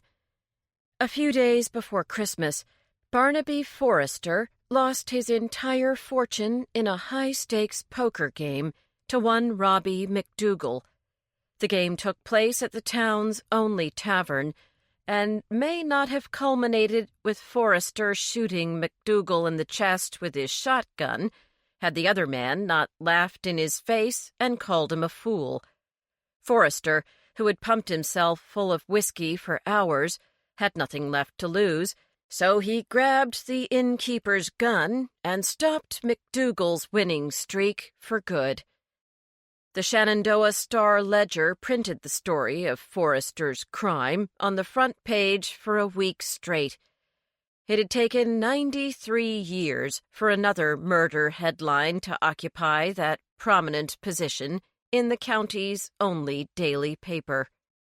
Murphy Alastair, reporter and managing editor, had printed the headline, "Local Football Star Slain," in big, bold letters above her cover story. She splashed photos of Brinkley over the next 3 pages, including interior and exterior shots of the Sweet Tooth, and a file photo of Megan from the bakery's grand opening. Every day since she'd heard the codes on the police scanner, Murphy had been fervently researching and writing about the untimely death of Brinkley Myers. When Whitney Livingstone was arrested, Murphy's zeal escalated. She'd been waiting for something newsworthy to happen in Quincy's Gap, and now it had. "Murder," she whispered to herself as she examined a photograph of Whitney. It was a class photo from Whitney's grade school years. Murphy had chosen to print the image because Whitney wasn't smiling. Instead, she was gazing at something off to the right, and her expression was troubled. "Perfect," Murphy smiled wickedly and placed the photograph face down in the scanner. "You should have said cheese like all the other kids, Whitney. Now I've got to show everyone that you were a disturbed 10-year-old. To say that Murphy was disappointed to learn of Whitney's release would be an understatement, but she was ready and waiting when the young woman was given her freedom Tuesday morning. Whitney and her parents had just exited through the courthouse doors when Murphy leapt toward them, snapping photos with her digital camera and hurling a barrage of questions at them. Beau stepped in front of his daughter. Approaching Murphy with an enraged snarl that could have stopped a charging bull in its tracks, he covered the camera lens with his hand. He leaned so close to Murphy that she could smell his spearmint gum. "Ms. Alastair, my girl has been through enough. We'd like to get her on home, and we'd like you to stop printing pictures of her. If you don't, we're going to visit a lawyer." He gently pushed the camera downward. "This is not the time for your questions. In fact, you're the last person any of us want to see, let alone talk to." "The Star-Ledger readers have a right to know what's happening in their county, Mr. Livingstone. And your daughter was falsely accused, right?" Her eyes widened in mock concern. "Don't you want to set the record straight on her behalf? Otherwise, folks might continue believing that she had something to do with Brinkley's murder. If Whitney would tell me her side of the story, I'm sure I could help convince the members of this community that it was all just a big misunderstanding." Caroline pushed past her husband. "Look here, the sheriff and his men jumped to conclusions. So did you when you wrote that article about our daughter. Anyone with a lick of sense knows that Whitney would never commit such a terrible crime." "Of course not," Murphy exclaimed, switching tactics. "I realize that now." She craned her neck and spoke directly to Whitney. "Miss Livingstone, it must have been horrible to have spent time in jail, especially when no one in a position of authority would listen to your protests or believe in your innocence. Would you like to comment on the treatment you received while you were incarcerated?" "I didn't smile in that school photo because I saw a friend of mine trip as she was passing our classroom door," Whitney said, her eyes flashing with anger. "That's why I looked troubled, and that's my only comment." The Livingstones walked briskly away from the foiled reporter. "I'll call you at home. I'd just like to get a few quotes," Murphy called after them. Scurrying inside, she hoped to corner the sheriff or one of the deputies and ruffle them enough to get them to give her a juicy quote about the lack of developments in the Brinkley-Myers murder case. Or are they sitting around eating donuts and not working on the case at all? She asked the empty air. Suddenly her mouth curved into a malicious grin. Nothing stirred up her readers like the belief that their tax dollars were going to waste. "I like that angle. I think I'll run with that on page 2 of tomorrow's edition." As the work week marched on, another of Murphy Alastair's headlines shouted at James as he tidied the newspaper rack. From "Waitress Falsely Accused" on Tuesday to "Is Quincy's Gap Safe?" on Wednesday, the headlines had everyone in the town on edge.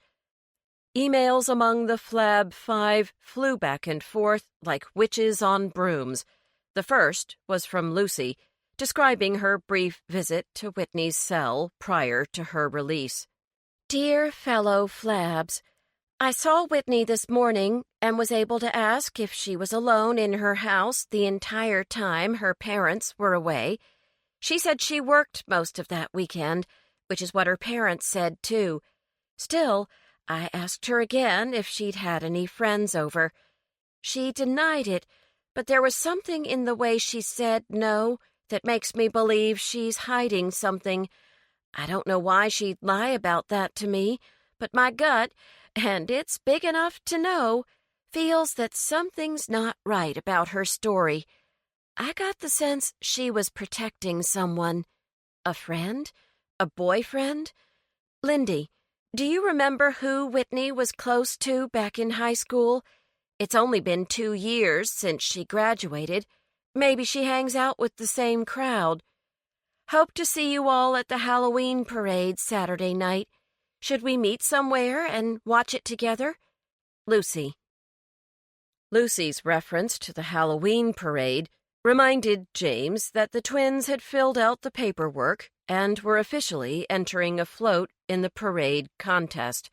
Suddenly anxious that the float wouldn't be ready in time, James left his office and went in search of the twins.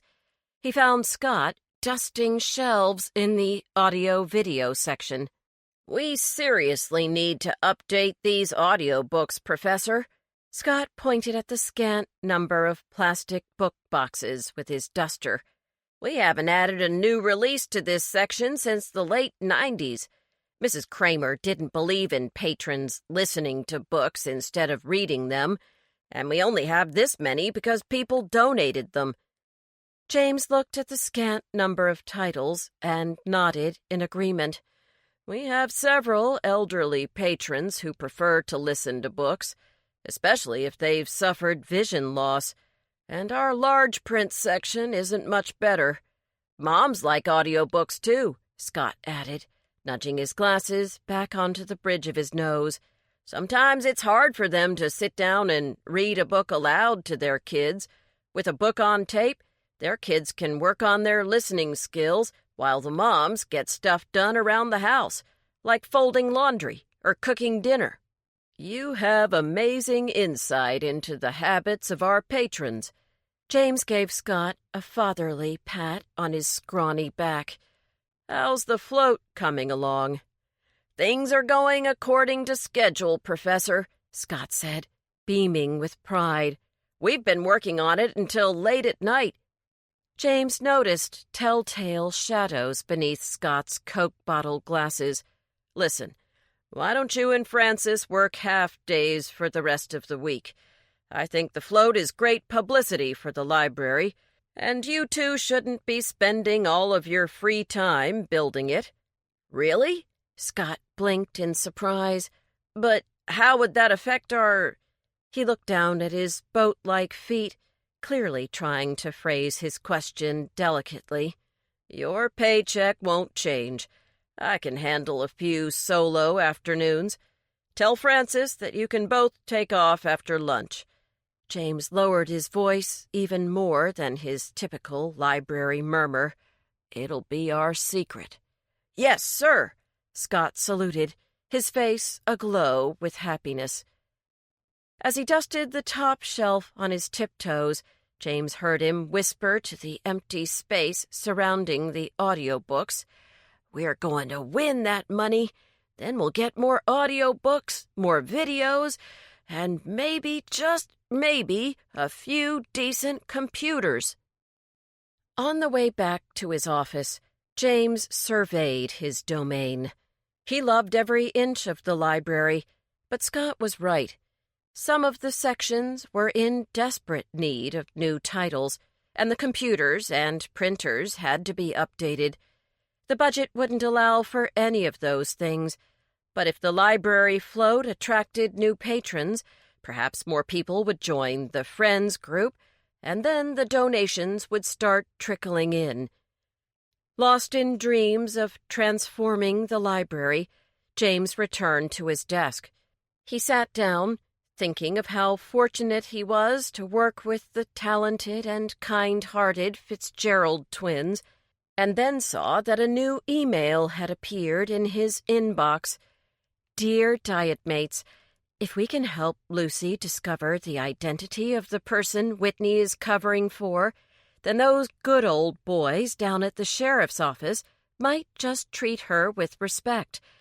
I have no idea who Whitney had over at her house that weekend, but I do know that Whitney and Allison Schilling of Schilling's Stables, you know, the richest family in Quincy's Gap, were best friends when they were seniors at Blue Ridge High.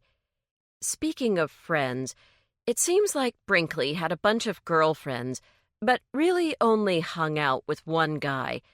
This boy was on the football team with Brinkley. His name is Darrell Jeffries. He works at the gas station over by the highway entrance. That's all the news I have. Did you all see the headlines in the Star this week? That woman has gone completely nuts. Let's meet outside of Dolly's diner to watch the parade together. I'll bring us some snacks so all the candy thrown from the floats won't tempt us. Till then, Lindy.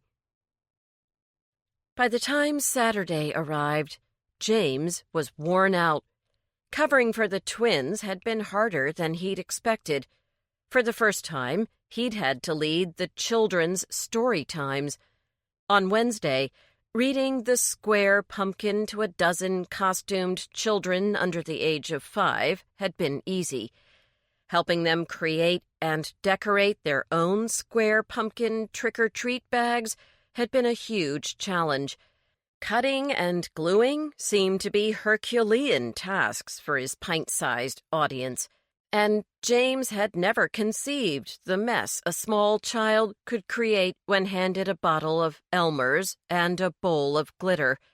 The craft had barely gotten underway, and there was orange glitter covering every surface area of the children's trick-or-treat bags, their clothes, the table, the chairs, and the floor. And when one of the kids said, "You look like a nice round pumpkin, Mr. Henry. I'll just draw you instead of the square pumpkin," James was mightily tempted to abandon the whole project. Luckily, the mothers all pitched in and helped. They assisted with the coloring and gluing, brought children to the bathroom for hand washing, and passed out Dixie cups of orange Kool-Aid and square pumpkin cookies, graham crackers covered with orange frosting, a smiling licorice rope mouth, and candy corn eyes. Francis had made the treats during his lunch break the day before, carefully wrapping them with cellophane and hiding them in the fridge inside a brown grocery bag so as not to tempt his boss. James was not to escape temptation so easily, however. A 5-year-old girl, dressed as Raggedy Ann, called him over, removed the candy corns from her cookie, and placed them delicately in James's hand. "I don't like those," the little girl said in her high, sweet voice. James stared at the candy corns like they were gold nuggets and silently willed himself to carry them to the trash can. The girl looked at him expectantly. "Mommy says not to waste food because there are hungry children in a place I can't remember. Will you eat them so I don't waste them? Pretty, please?" She gazed up at him with imploring eyes, the circular spots of makeup on her cheeks glowing apple red. "Of course," James smiled and popped the candy into his mouth. Relieved, the girl bit into her treat. "Thank you," she mumbled through a mouthful of cookie, spraying graham cracker crumbs all over the carpet. Her mother, who'd observed the entire exchange, beamed at James as if he had suddenly sprouted wings and a halo. James conducted 2 children's story hours on Thursday, followed by an adult book discussion on Alice Hoffman's The Ice Queen on Friday. During the book club, 2 of the older women got into a heated argument over who wrote the fairy tale about the Snow Queen, Hans Christian Andersen or the Brothers Grimm. The rest of the women took sides, and before James knew it, they were bickering about everything from the best brand of laundry detergent to the president's economic policies. After playing referee to the bevy of squabbling women, James was ready to call it a week. He'd done the work of 3 people. and he sincerely hoped the Fitzgerald brothers were creating a float that would make it all worthwhile. Being so busy had kept him from the snack machine, however, so even though he'd eaten a few candy corn, he'd managed to stay away from his beloved cheese puffs for a record-setting 5 days. The scale reflected his good behavior on Saturday morning, and he was delighted to discover that he'd lost another 3 pounds. That gave him a total of 6 pounds in 2 weeks. James had expected a more dramatic loss, but he also knew that he hadn't been totally disciplined when it came to the food plan, and he still wasn't exercising. Downstairs, Jackson waited for his breakfast. He sat at the kitchen table and studied his son through hooded eyes. The moment James reached for the frying pan, his father held up a gaunt arm and hollered, "God damn it all! You're not making me more eggs! Are you trying to kill me? 'Cause if you are, I'd just as soon you used my Colt to do it." James doubted his father's ancient revolver still worked, but decided against starting an argument over the old gun. "What would you rather have, Pop?" he asked his father as pleasantly as possible. Jackson's furry eyebrows creased in thought. Suddenly, a malicious twinkle appeared in his eyes. "I reckon I could do with some blueberry pancakes." An inaudible moan escaped through James's lips. He loved blueberry pancakes, and his father knew it. "You're deliberately trying to sabotage me, Pop, but it's not going to work. I'm going to cook myself a scrambled egg with mozzarella and salsa, and then I will make you pancakes. That way, I won't be hungry anymore, and therefore won't be tempted by them. Suit yourself. Call me when the good stuff's ready." Jackson shuffled into the den and turned on the game show network. "And don't forget to melt butter over mine while my pancakes are still hot," he ordered from the other room. Muttering to himself, James savagely broke one egg after another into the mixing bowl. He kept repeating the motion until he had 6 eggs floating in the bowl. Looking at the half-empty egg carton, James cursed. "What kind of man releases pent-up anger by cracking eggs?" he murmured to the bowl, and began to whisk the eggs so savagely that they sloshed over the rim and onto the counter. But cooking settled him down again, and the smell of melting cheese soon had him drooling. James ate a leisurely breakfast, and only when he was satisfied did he fix his father a stack of homemade blueberry pancakes. "Pop, your breakfast is ready," he called, and then hurriedly left the house. No matter how much he'd enjoyed his eggs, he still wanted a bite of fluffy, buttery pancake. Luckily, showing his father that he wouldn't be derailed was more important than succumbing to his desires, and he felt so empowered that he spent the next few hours doing yard work. Driving into town that afternoon, James felt a sense of excitement that he hadn't experienced since he was a young boy. Halloween had always been his favorite holiday. He'd spend days dreaming of a night defined by seemingly endless candy gathering. James's mother allowed him to stay out until 10 o'clock on Halloween night, 9 o'clock if the holiday fell on a school night. Like James, she loved Halloween. Every year, she lined their dirt driveway with a dozen jack-o'-lanterns carved with an array of different expressions, ranging from silly to downright fearsome. Jackson always helped with this time-consuming project, and although he grumbled about scraping out the pumpkins, he loved to stand with his wife and son at the end of their road and gaze at the row of glowing faces. The jack-o'-lanterns made the Henry house a favorite stop for trick-or-treaters, and once a year, James enjoyed a brief flash of popularity with the kids at school. "Sweet pumpkins," they'd say, and for a few delicious hours, James would feel accepted by the in-crowd. Even in November, the pumpkins continued to draw attention from passers-by. The day after Halloween, James and his mother would turn the faces on the pumpkins around and decorate the uncut orange skins with wooden turkey heads and plastic feathers. For the next 3 weeks, a line of colorful turkeys flanked the Henrys' driveway. By Christmas, the pumpkins were gone, and so was James's tenuous popularity. Like Cinderella at midnight, he returned to being the shy bookworm he was for the rest of the year. Of course, there would be no line of carved faces this year. James hadn't even bought a pumpkin and didn't want to pick up any Halloween candy until the last second, knowing he would be unable to resist eating some.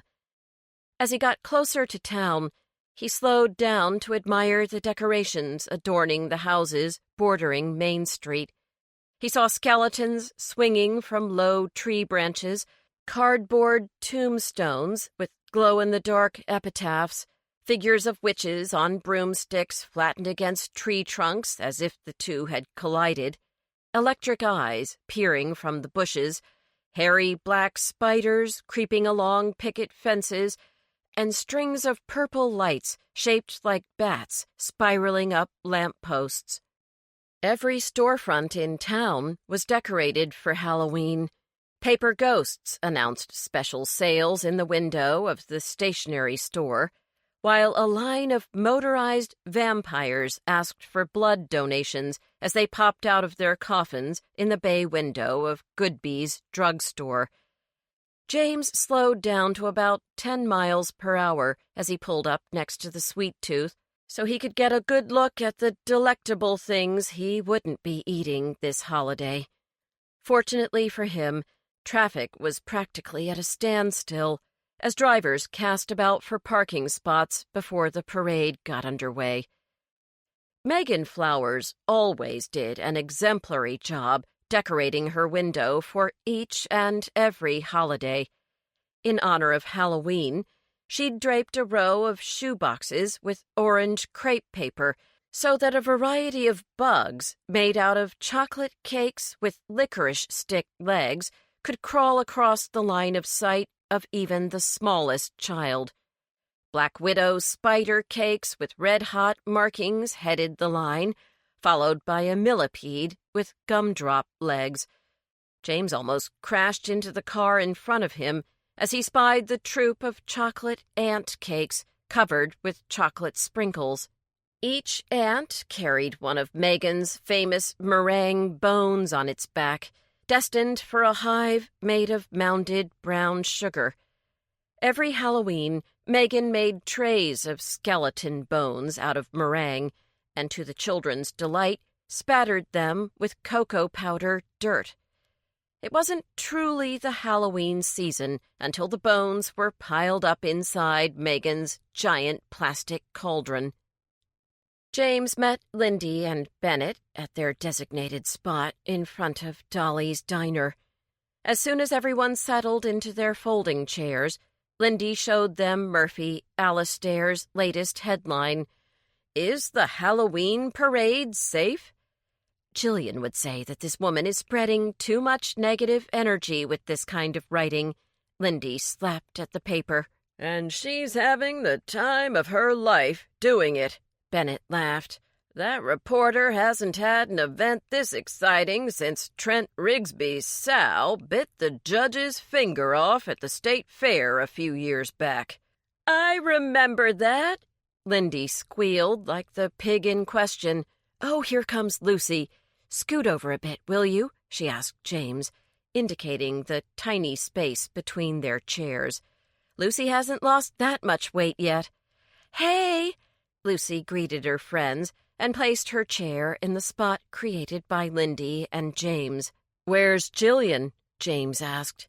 "She's sharing a float with the ladies from Sheer Elegance, the hair salon next door to the Yuppie Puppy," Lucy said.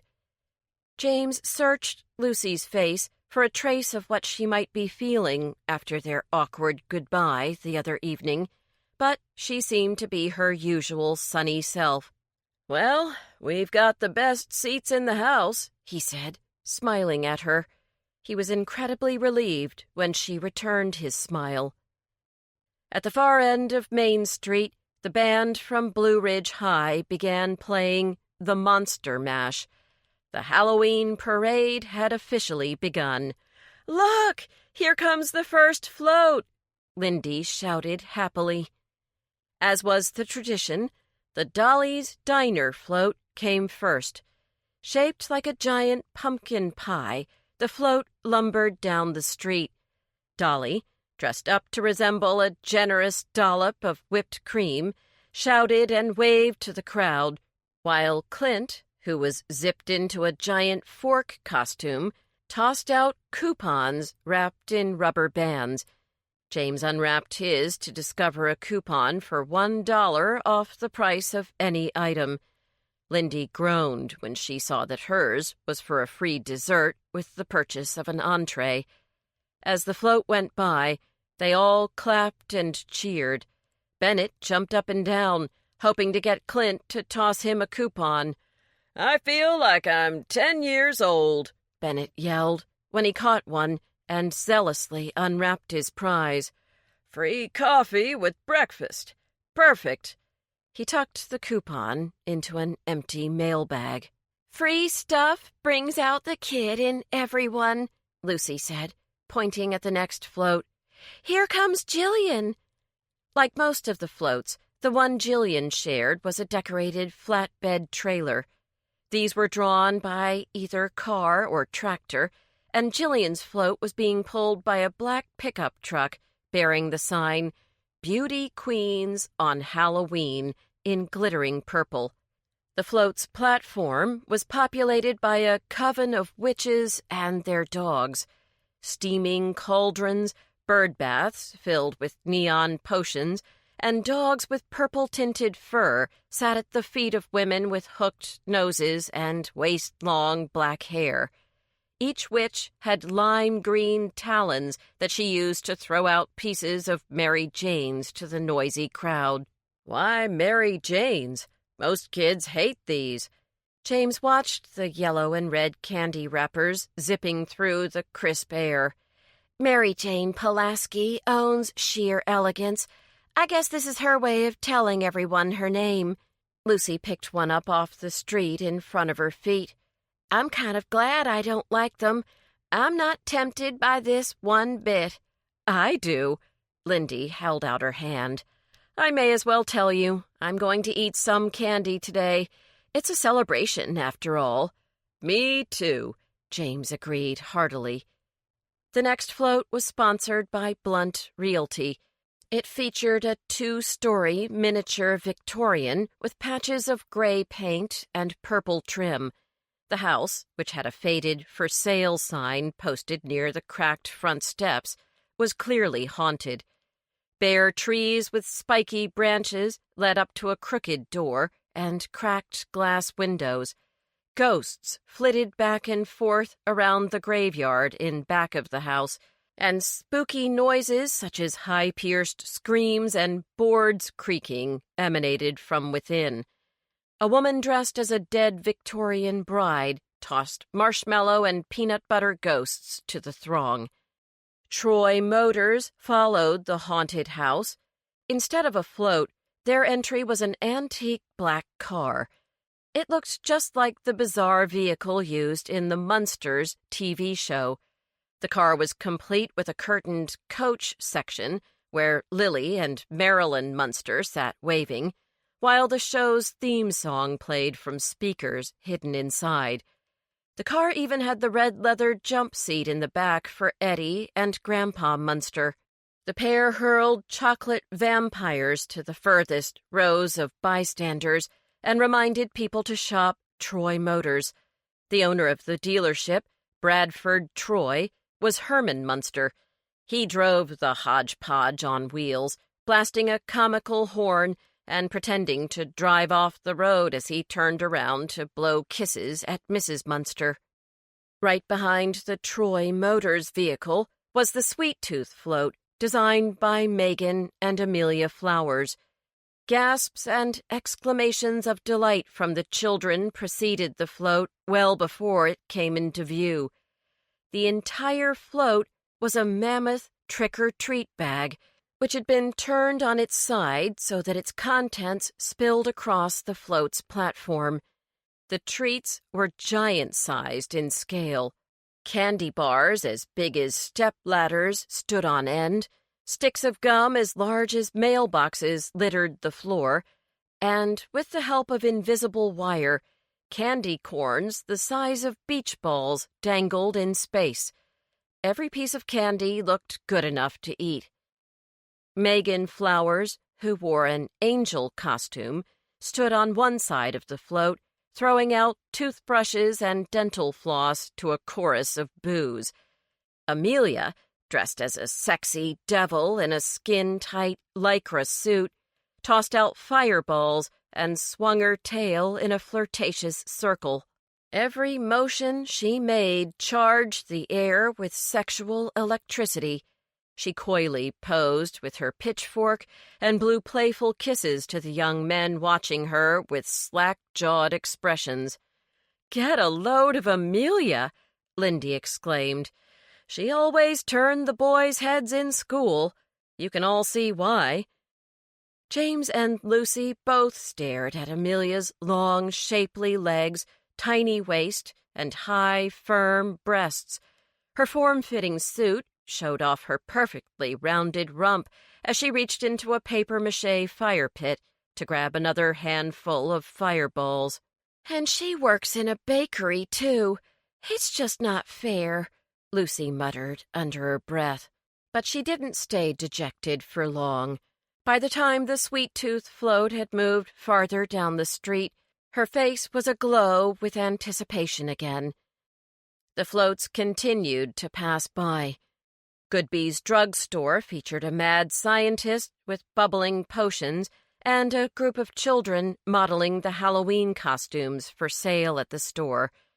Home Doctor, the town's home superstore, the very one that put Henry's Hardware out of business, featured a pumpkin field with enormous glowing jack-o'-lanterns bobbing up and down in time to Bad Moon Rising by Creedence Clearwater Revival. A scarecrow presided over the pumpkin field, waving a pair of mechanical arms and laughing maniacally. The scene was rather creepy because there were no humans on the float. It was all automated and, like the superstore, felt a little alien in the small-town parade. At long last, the library float came into view. When James saw it, his eyes widened with wonder. Pulled by an old tractor, the Shenandoah County Library float was entitled The Magic of Words.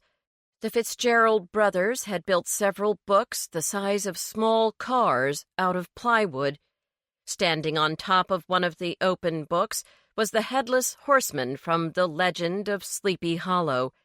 The fearsome rider, astride a real black horse, held a menacing jack-o'-lantern in the crook of his arm as he pointed an accusing finger at the townsfolk. On top of another book was the monster from Frankenstein. James certainly hoped that the misshaped and stitched figure was a dummy, as bolts of electricity seemed to be jolting the figure right off its metal lab table. The last book was what excited the crowd the most. Standing upward so that people behind the float could read the title on the spine as well as on the front cover, the text was the much-beloved Harry Potter. On top of the pages, Francis had dressed himself as Harry and sat astride a broomstick. Waving to the cheering masses, he flew in an arc around the book, dispensing Tootsie Pops as he pretended to chase the golden snitch. Bennett caught one of the candies and showed it to James. There was a tiny piece of paper wound around the lollipop stick. Another lollipop landed right on James's lap, and he peeled off the strip of paper. "A recommended read for those who dare to be scared," he read aloud. "What book did you get?" Lucy asked, holding out an orange Tootsie Pop. "Faust," Bennett said with a shrug. "Never heard of it." "Mine's Picture of Dorian Gray." Lucy frowned. "I've never heard of that one either, but I'm curious now. I think I'll check it out." "Me too," Bennett said. "What a brilliant idea." James didn't think he could contain the pride swelling within his heart. The library float was fantastic, and the reading suggestions distributed by way of lollipop were nothing short of magical. All of the spectators were pointing at their slips and discussing the book titles they'd received. Not only had the twins been remarkably entertaining, but they'd also managed to excite literary curiosity. Before the float could pass by, he applauded as loudly as he could and caught Francis's eye. In Harry Potter's round glasses, Francis looked like a young boy. He winked at James as fog from beneath the headless horseman's horse began to roll off the float and drift over the first rows of spectators. The final float bore the parade queen. Typically a high school senior, the parade queen was elected by her peers and wore a shimmering black velvet robe and a glittering tiara made of amber rhinestones. 2 members of her royal court, the Halloween princesses, flanked her golden throne, which was decorated with wheat stalks and bejeweled masks. Standing at the front of the float were the members of the sheriff's department. The men were the symbolic guards of the Queen of Quincy's Gap and raised real swords in salute to their monarch. "Someday I'm going to be up there," Lucy announced bitterly. "It's always been men on the Queen's Guard, but a woman can protect people too." "Of course they can," Lindy said soothingly, and then let out an indignant cry. "Who is sitting on the throne? That's not Heather Gilchrist. Why, it's Allison Schilling. But she graduated 2 years ago. That's not—" "The float is sponsored by Schilling's Stables," Bennett interrupted, pointing at the logo covering the entire side of the float. "Guess Allison's daddy bought her a crown." "But she's not even in high school," Lindy protested. A woman standing in the row behind them leaned over and said, "Heather and her 2 attendants had such a terrible case of food poisoning that they couldn't even stand up. Poor things. Biggest day of their young lives, and they're all home puking their guts out." "So who are the Queen's attendants?" Lindy asked the woman. She shrugged. "Trainers from the stables, I suppose." As the float went by, the entire town followed, preparing to surround the podium where the float prizes would be awarded. When all were assembled, the mayor, a portly woman with a booming voice, took the microphone. She thanked Blue Ridge Savings and Loan for donating the prize money, as well as the table of judges who'd cast their votes for the winning float.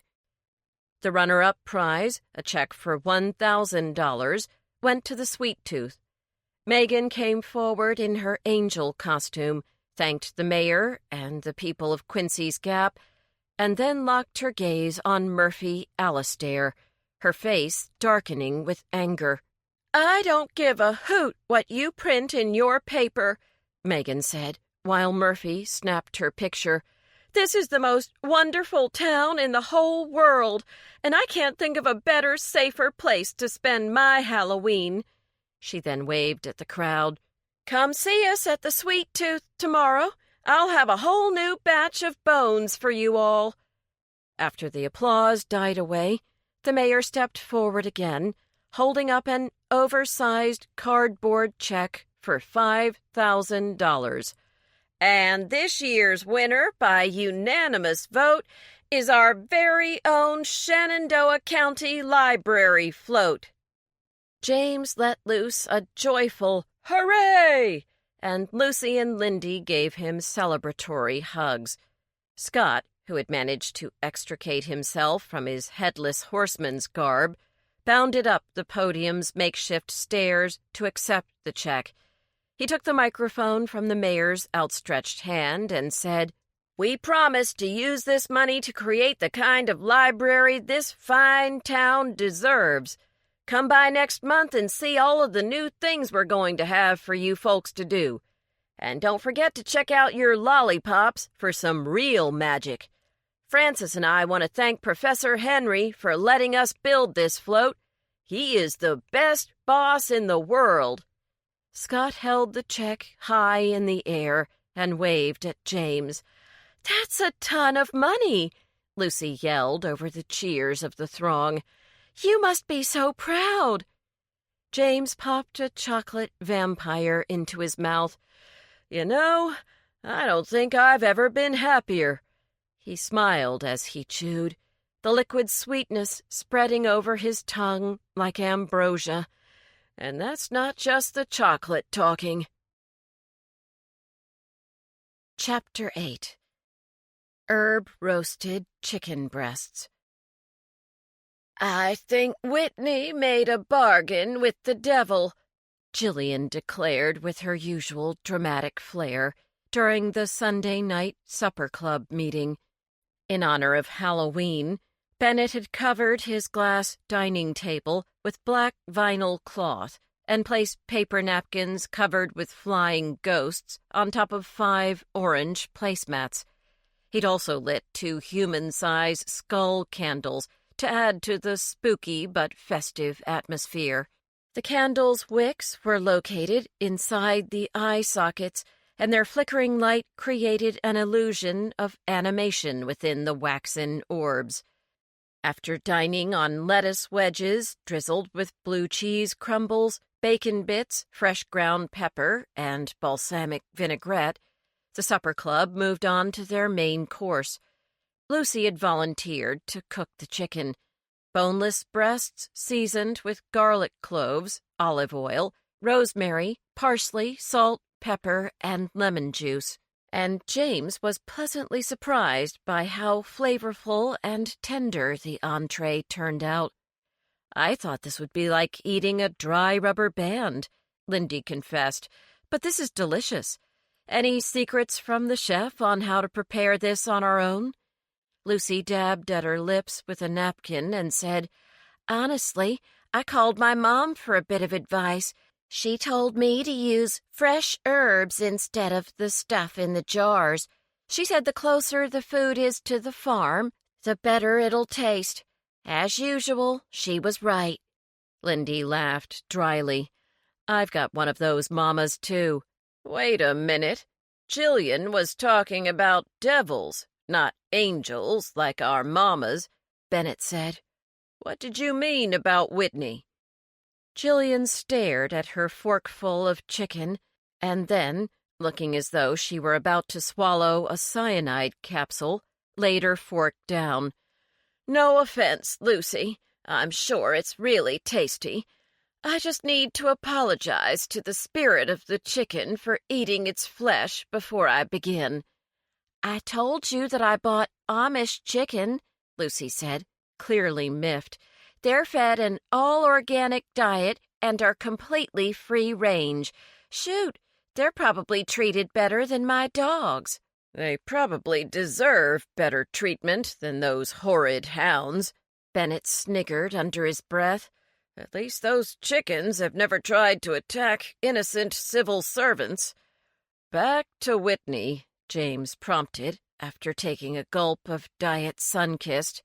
"Yes, let's not lose focus." Jillian inhaled deeply and then exhaled through her nose. "After we'd all left our floats in order to hear the mayor present the awards, I realized I'd forgotten my evil eye protector. It's a keychain that I bought a few years ago in Greece, a blue bead painted to look like an eye. Every driver has these beads hanging from their rear-view mirrors to prevent accidents, and I had mine tucked under one of our big potion bottles to ensure that there would be no driving mishaps during the parade. And see, her face gleamed. Not a scratch. I bring it every year to protect the vehicles in the parade. We're all mighty grateful for the power of your evil eye protector, Lindy teased, but Jillian took her seriously. Thank you. It's the least I can do for my friends and neighbors. She bowed her chin as a cascade of marmalade-colored curls fell over her eyes. So you can understand why I had to return to the float for my luck charm. I always keep it in my car, and I'd be terrified to drive without it. It was then that I saw Whitney speaking to someone wearing a devil costume. What were they talking about? Lucy's eyes were lit with excitement. I couldn't hear the exact words, but both of them were upset. Whitney looked like she was pleading with the devil, while the devil was waving her hands around like she was really disturbed by whatever Whitney told her.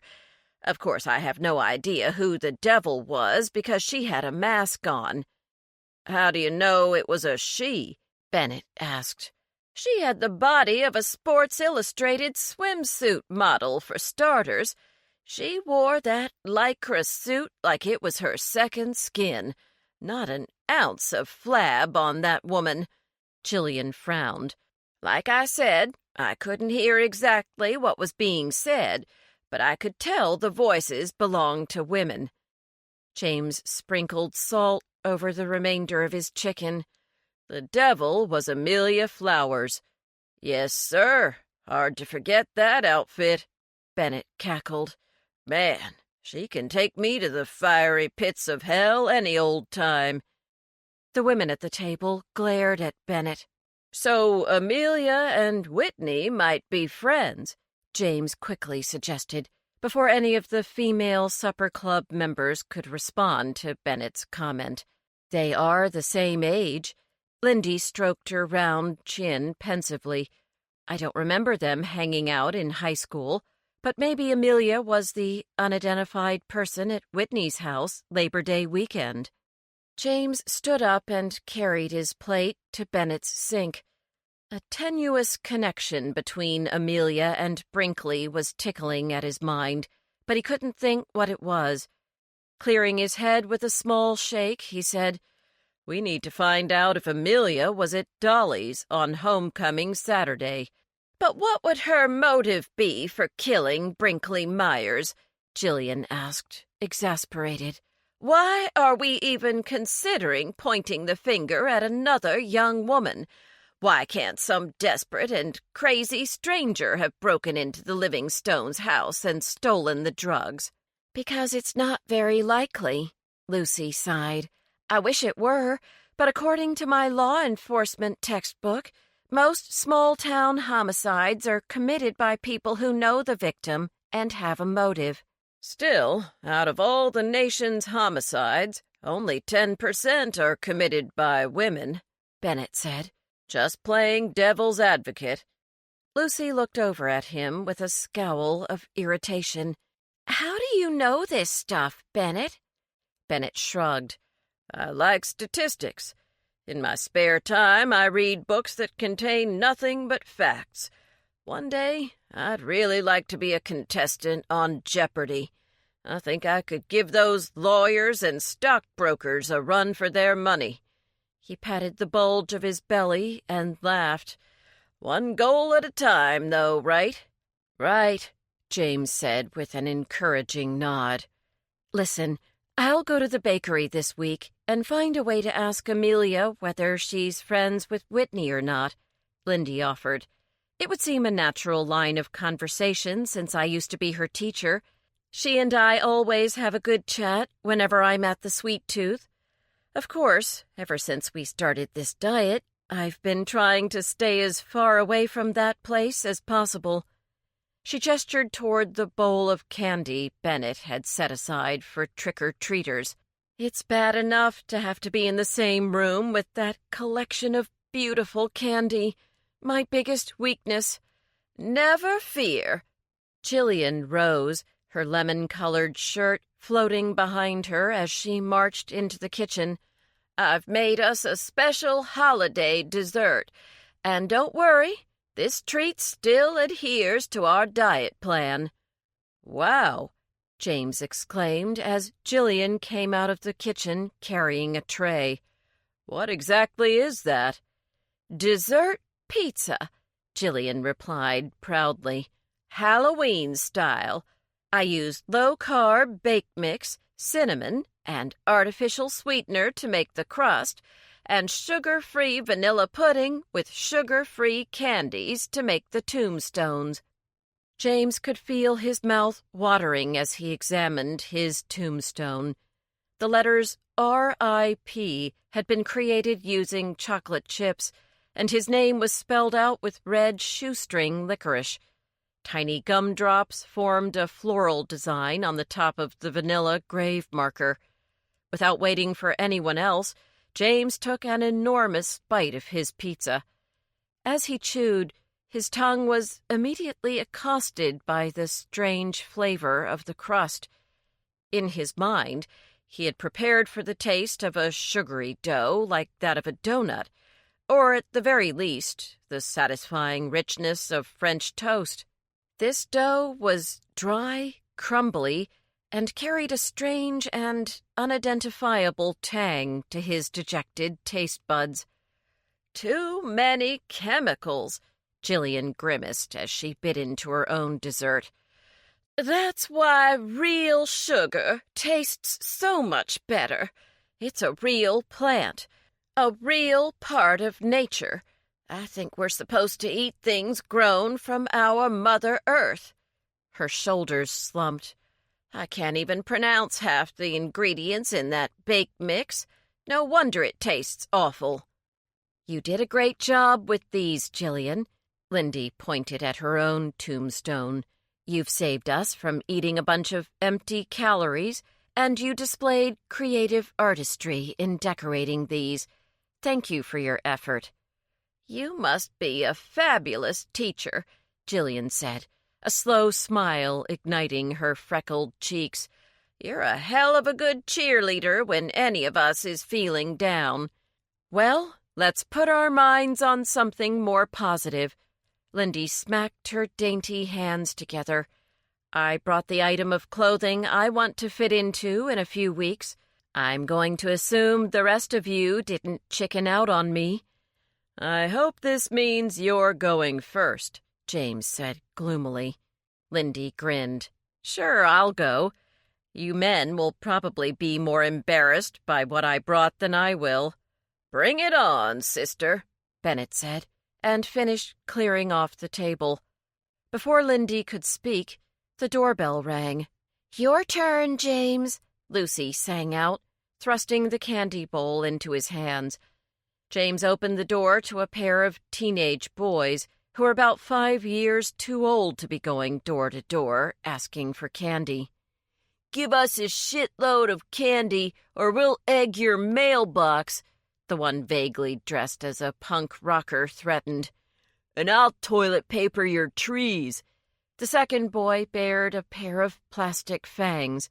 It was the only attempt he'd made at pretending to wear a costume. James surveyed Bennett's front yard. Even in the dark, he could see by the lamp-post light that the only trees in the yard were mammoth pines. They would be very difficult to paper. "Be my guest. I hope you brought enough paper, and a pair of stilts, or a really tall ladder." James removed the candy bowl from the boy's reach.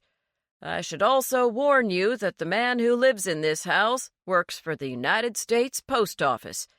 If you tamper with his mailbox, which is a federal crime, you're going to get a hefty fine, and I'd be more than happy to serve as his witness." "Yeah, right," the rocker scoffed. "You're just a fat, lard ass who's totally full of crap." Lucy appeared from nowhere and grabbed the rocker by the oversized shoulder pad of his leather jacket. "Jason Stein, you get off this doorstep by the time I finish this sentence, or I will call your father at work, and let him know you are threatening folks into giving you candy. You too, Bobby Wilcox." The boys hesitated for less than a second, torn between indignation and genuine fear. When Lucy yelled, "Get!" they jumped in their shoes and scrambled across the lawn. James watched them as they ran down the street and were swallowed by the shadows gathered at the base of the hillside. "I was handling them," James said to Lucy. In fact, he'd enjoyed standing up to the teenagers. He'd had so little practice facing down bullies that he resented having this opportunity stolen out from under him. "Sorry," Lucy replied defensively.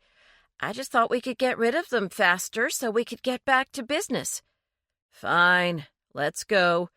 James sulked all the way back to the table. "Before I show you my clothing item, I have to show you something else first," Lindy said, as James and Lucy took their places. She then slid a glossy 8x10 photograph toward the middle of the table. It was a picture of a young woman in a one-piece bathing suit, arching backward into the flow of a narrow waterfall. The woman's body was long and lean. She had waist-length ebony hair and an hourglass figure that Marilyn Monroe would have envied. She also had the same light coffee-colored skin as Lindy. "That's my mother. She was a famous teen model in Brazil. I'm half Brazilian, but all I seem to have inherited from my mother is her skin tone. My father is a short, round southerner from a podunk town outside of Birmingham. My parents met in an art history class at Georgetown University and fell in love. Everyone was shocked when they got married, but I think they were even more shocked when I was born. Right away, people could tell I was never going to be a model. In fact, I looked nothing like my mother. By the time I was 3 years old, I was already overweight, and my father said that I was the spitting image of his own mother. Trust me, being compared to Grandma Bertha wasn't exactly a compliment. I've seen smaller rumps on a water buffalo." "Where are your parents now?" Jillian asked as she examined the photograph. "They live in D.C. My mother manages an art gallery, and my father does restoration work for the Smithsonian." Lindy reclaimed the photo and shoved it back into her purse. "My mother was always putting me on diets and trying to get me to exercise. Her obsession with my weight drove a wedge between us. My father loved me no matter what I looked like. I tried to teach in D.C., but the schools there are too chaotic, and I wanted to escape the constant comparisons to my mother. Here, no one knows me. This is my town, a place where I can be myself." "You did get her huge eyes and that killer smile, Lindy," Lucy said soothingly. "And there are tons of kids who are really lucky that you decided to move to Quincy's Gap." "Thanks." Lindy rummaged around in her duffel bag-sized purse. "And if you thought I was opening up before, look out." She pulled a black satin bra out of her bag and tossed it on the table. "Good morning!" Bennett leapt back as if the bra were a coiled rattlesnake. "I wore this in high school." Lindy held out the slinky-looking bra. "Nice size, dainty shape, alluring demi-cups. To me, it was the kind of thing a movie star or one of the prom queens from school might wear. Right?" The ladies nodded in agreement. James and Bennett looked at one another in hapless embarrassment. "This is what I wear now." Lindy yanked a flesh-colored object out of her purse. "This is a full-cupped, reinforced underwire bra, size 44 double E." She tossed it on the table next to the black one. James couldn't help but notice that each cup of Lindy's current bra looked like it could successfully hold an entire cantaloupe. "Watch. This is the scary part." She held up the enormous biscuit-colored bra and then placed the black bra inside of it. At one time, my bra size was a 38D. My, how I've grown. She sat back, hands folded across the round shelf that formed her chest, and frowned at the amazing difference between the two bras. Lindy's current bra could hold 5 cups the black bra's size. It was like comparing a pair of oranges to honeydew melons. She picked up the high school bra and held the delicate piece of lingerie over her chest. James could clearly see that only a portion of each breast would be able to fit into the old bra. I could never fasten this around my back, either. I'm just too wide now. Lindy dropped the bra back into her purse. It would take an entire box of rubber bands to close the space between each set of hooks. So that's my goal, my friends. I want to slim down enough all over, but I especially want to get back into that bra. After all, can you imagine me out on a date with Principal Chavez, with things getting kind of hot and heavy, when, bam, he sees my fat lady underwear and drops me like a hot coal? Lindy's audience of 4 sat in stunned silence. Fortunately, the doorbell rang, and the supper club members could hear a group of children giggling outside. They could also make out the sudden patter of raindrops hitting the metal roof of Bennett's carport. "I'll get it," the men shouted simultaneously, and dove for the candy bowl. "That was very brave of you," James heard Jillian say, as she gently covered Lindy's hand with her own. "You've inspired the rest of us to bear our clothing and our souls." "The rain is really coming down out there," James returned from answering the door to a pack of hobbits hiding under umbrellas. He placed an old belt on the table. "I don't have anything quite so interesting as Lindy, but this is a belt I could wear about 5 years ago. I might be able to use the last hole these days." "I want to fit into these," Lucy said, holding up a folded pair of pants. "If I can pull these up and zip them, then I might be inspired to keep losing weight. If I lose enough, I can start exercising. Then I'll be in good enough shape to pass the physical I need to enroll in the deputy training program." She looked down at the faded denim on the table. "Putting on this pair of pants would be a big step toward a whole new me." Everyone spoke a word or two of encouragement, and then turned to Bennett. Bennett coughed. "Mine's a little embarrassing, too. It's a wrestling outfit. Let me give you some background on this thing. See, I didn't go to college like the rest of you folks. I had to work 2 jobs straight out of high school to help raise my brothers and sisters. There were 8 of us, and I was the oldest." "So you felt responsible for their welfare?" Jillian asked. "I didn't feel anything." Bennett pulled roughly on his mustache, a flash of annoyance sparking in his dark eyes. "My folks said you got to help, and that was that. We lived in an even smaller town than this outside of Lynchburg.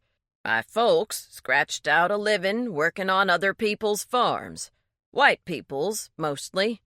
Now, I'm 40, a bit older than the rest of you, and back then, the black families all still lived on one side of town, and the white folks lived on the other. Our neighborhood was growing poorer and poorer, and way too rough around the edges. My folks wanted to move to a better place, but there just wasn't enough money. So I started commuting to Lynchburg College to work as an assistant wrestling coach. I was an all-American wrestler in high school, and I had a whole bag of tricks to pass along to those college boys. The only other job I could manage while coaching was a part-time postal route. That's how I became a mailman." Lindy pointed at Bennett's uniform. "What happened to your wrestling gig?" Bennett frowned. budget cuts. Not in the football program, of course, but the wrestling was canceled altogether. The sport just wasn't popular enough with the alumni, I guess. Anyway, this is a suit I wore a couple of times to demonstrate moves with my players. I'd look like a pound of soft butter sitting in a hammock if I wore it now. I'd sure like to leave this spare tire on a car somewhere and build up some of that muscle I used to have. James smiled as Bennett held up the wrestling uniform, gazing at it nostalgically. It looked a bit like a mustard-colored slingshot. I ordered a set of weights a few weeks ago, Bennett continued, lowering his voice to a self-conscious whisper. They were so heavy that they had to be delivered by the men in brown. I ripped open this giant box with an Iron Bodies label, bent down, and pulled out a pair of 30-pound dumbbell weights. Meanwhile, a whole pile of those packing noodles flew all over the carport. Bennett scowled. Took me half an hour to clean those damn things up. Anyway, I started lifting the weights by curling them in toward my chest, but it didn't take long before I had to set them down. There was a time when I would stand in front of the TV doing rep after rep while watching SportsCenter on ESPN. Man, my arms were once pythons of muscle, and my legs were thick as logs. Not anymore. But you started working out as soon as you got the weights. That's great, Lindy congratulated Bennett. Hold the phone, Lindy. Those dumbbells are too damn heavy. Here I thought that loading and unloading that mail truck would have kept me in decent shape, but I have no muscle tone at all. He gestured at his television set. I also got an exercise video with my weights. It's called 30 Days Till Iron. I haven't watched it once. It's still wrapped in plastic. I didn't go to college either, Bennett, Jillian said. But at 37, I'm smart enough to know that the human mind can accomplish wonders. And if you want to be an Iron Man, then you'll be an Iron Man. Me? I just want to look like a woman. Right now, I am wearing a girdle under this top. She pulled at her loose shirt and then let go. The sound of elastics snapping back into place caused everyone to blink in surprise. On top of the girdle, I'm wearing another flesh-restraining shirt. They're like control-top pantyhose for your torso. It's awful. I can barely breathe in all of these shirts, and they make me quite sweaty. I have marks all over my skin every night when I finally take them off, and I still look like SpongeBob SquarePants. She held out a tank top with horizontal rainbow stripes and a plunging neckline. I'd like to wear this and look good in it. I have meditated on acquiring the strength to lose weight for months, but it wasn't until I joined this supper club that I felt I'd gained the fortitude to reach this goal. Her eyes glistened with tears. I am deeply grateful for all of your support. Everyone clasped Jillian's hand or gave her a friendly pat on the back, and then the Flab Five planned their next dinner for the following Sunday at James's house. Jillian would have offered hers, but she was having work done in her kitchen and asked for a week's reprieve. James swallowed nervously as he realized that his private life was about to be revealed to his friends. The leaky roof, torn kitchen chairs, and the knowledge that he had no idea how his father would react had James sweating like a bridegroom. He decided to tell Jackson ahead of time so he could determine how his father might behave well before next Sunday rolled around. Maybe Jackson would stay out in the shed all night. "Don't forget to send an email after you've talked to Amelia," Lucy reminded Lindy. You might discover a clue. So far, Donovan is completely stumped. He hasn't made any progress on the case, and that means we've got as good a shot as he does in solving this mystery." James bid his friends good night and quickly jogged out to his truck, getting unpleasantly wet beneath a curtain of chilly raindrops. Bennett's brick ranch was on the opposite end of town from the Henry house, and no one followed James as he headed west. The trick-or-treaters had long since gone home, and there were no other cars on the road as James crossed over the Stony Creek Bridge. Suddenly, a deer leapt out of the cover of trees at the far end of the bridge, and James instinctively slammed on his brakes. The deer locked eyes with his car headlights, frozen in terror, as James struggled to control his Bronco on the slick bridge. His tires couldn't seem to find purchase, and the truck skidded sideways, dangerously close to the rusted guardrail. James jerked on the wheel and pumped the brakes desperately, while the Bronco careened wildly across the bridge. Passing within inches of the immobile deer, his truck came to an abrupt stop on the side of the road. The Bronco had stopped with the front right tire slightly dug into the ditch, causing the headlights to illuminate the shallow gully. Breathing heavily, James laid his forehead against the steering wheel and whispered a brief prayer of thanks. When he looked over his shoulder through the driver's side window, the deer was gone. He sat still for a moment, calming himself and trying to cease the trembling of his limbs. Finally, he was composed enough to get out of his truck and survey his situation. Dark black skid marks formed an erratic track across half of the bridge. The tires of his truck had bit deep into the muddy embankment, but James was confident that once he put the Bronco into four-wheel drive, he could easily back out of the mud using low gear.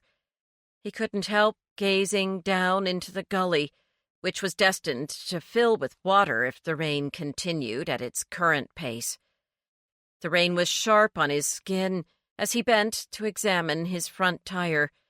Suddenly, a glint of metal was caught in the glare of his headlights. He peered into the darkness of the sloping hill, trying to discern what sort of object shone in the copse of trees. Torn between fear and curiosity, James stepped carefully, fighting to maintain his balance on the soggy ground. As he got closer, he realized that the wink of metal came from the twisted spike of an umbrella, and then his mind tried to register the fact that an outstretched hand lay just a few feet away from the broken apparatus. "Hold on! I'm coming!" James called, a sense of desperation surging through him as he rushed forward. The person didn't move or respond as James raced the rest of the way down the hill, repeating his cry, "Hold on! I'm coming!" His fright completely forgotten, James reached the inert form and knelt down next to a head obscured by a mat of dark, tangled hair. He reached for the hand. The thin fingers were cold and unresponsive. James gently pushed the mass of wet hair away from the face, noting that it was clotted not only with mud, but also with a thicker, stickier substance that could only be blood. As the woman's features became visible, James gasped in horror. "No!" he cried, looking down at the full lips, smooth skin, and the delicate curve of the woman's cheek. It was a face he recognized, the face of someone who'd been falsely accused of murder. James bent over the woman's body, praying with all his might that Whitney Livingstone was still alive. Chapter 9. Hazelnut Coffee. James drove his Bronco as fast as he could through the dark, slick roads of Quincy's Gap, heading for the Shenandoah Valley Memorial Hospital. At first, he'd been hesitant to move Whitney, but after listening to what sounded like very shallow breaths, James checked her neck for any obvious breaks or injuries, and then loaded her cold, limp body into the Bronco. He reasoned that he could make it to the hospital in the same amount of time it would take the paramedics to arrive on scene. Now, however, James was questioning the wisdom of his actions. He knew nothing about medicine and was filled with trepidation. Had he caused Whitney more harm than good? After wrapping her in a woolen blanket and laying her as gently as a wounded bird in the back seat, her shallow breathing developed a liquid sound that increased James's sense of urgency. His attention was torn between the road and the nearly inaudible sounds of life coming from the seat behind him. Once the Bronco merged onto the highway, James was able to pick up speed. A luminescent moon broke through a collection of spidery clouds and illuminated the horizon. James took advantage of the eerie moonlight to dial 911 on his cell phone. He alerted the dispatcher that he would be arriving at Shenandoah Memorial with a seriously injured woman within 10 minutes. "Can you describe the extent of her injury, sir?" the dispatcher asked calmly. "No, there's blood on her head, and her breathing isn't normal. It sounds wet. Her color isn't good either. She's way too pale. I don't know if that's from blood loss or if it's because she's been outside in the cold rain for too long." "Does she respond when you speak to her?" James shook his head and then remembered that he was on the phone. "No." He spoke so low that it was almost a whisper. "She's beyond that now. I don't even think she can hear me." He was greatly relieved to see a team standing by as he came to a screeching halt in front of the red emergency doors. 2 male nurses whisked Whitney onto a gurney and rolled her into the inner sanctum of the hospital before James could even close the Bronco's back door. "I'll park and come right in," he called after one of the nurses and drove into the parking garage. He pulled into a space in the nearly empty facility and then exhaled. His hands were shaking violently. Staring at them as if they were foreign objects, he noticed traces of dried dirt and blood on his fingers. He knew he was reacting to the shock of finding Whitney and wanted nothing more than to talk to someone about what had happened. Without thinking about the time, James picked up his cell phone again and dialed the only number his distressed brain could recall. "Hello?" a voice croaked. "Lucy? It's James. I'm sorry to call so late. James could hear Lucy sit up in bed. Next, he heard the switch of a lamp being turned on. "James? What is it?" Lucy's voice seeped into James's ear like a balm, and he immediately felt himself clinging to its sweet sound like a lifeline. "Something awful has happened." He paused, letting his emotions take charge of his words. "Could you come to the hospital? I need a friend right now. I need you." James told her about finding Whitney. When he was finished, Lucy said, "I'll be right there. Just sit tight." Feeling much stronger, knowing that Lucy was on the way, James headed into the hospital and repeated his story to the triage nurse. "We'll contact her parents immediately." The nurse quickly located the Livingstones in the white pages, picked up a phone, and began dialing. James could feel the fist in his stomach tighten into a hard knot. What if the Livingstones were told that James had harmed their daughter by moving her? Assailed by doubt and anxiety, he paced the hall like a caged tiger until he saw the welcome figure of Lucy Hanover hurrying down the hall. Wordlessly, she enfolded James in a hug. He held Lucy tightly, and her warmth swept through him like a wave. "Thank you," he whispered into her hair. He could sense his strength returning. "Thank you for coming." When she broke away, her eyes were glistening. "Any time, James. I'm right here." At that moment, the nurse arrived to tell James that Whitney's parents were en route.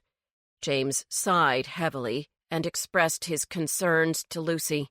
"You did the right thing, James. She was freezing cold and, from what it sounds like, in grave condition.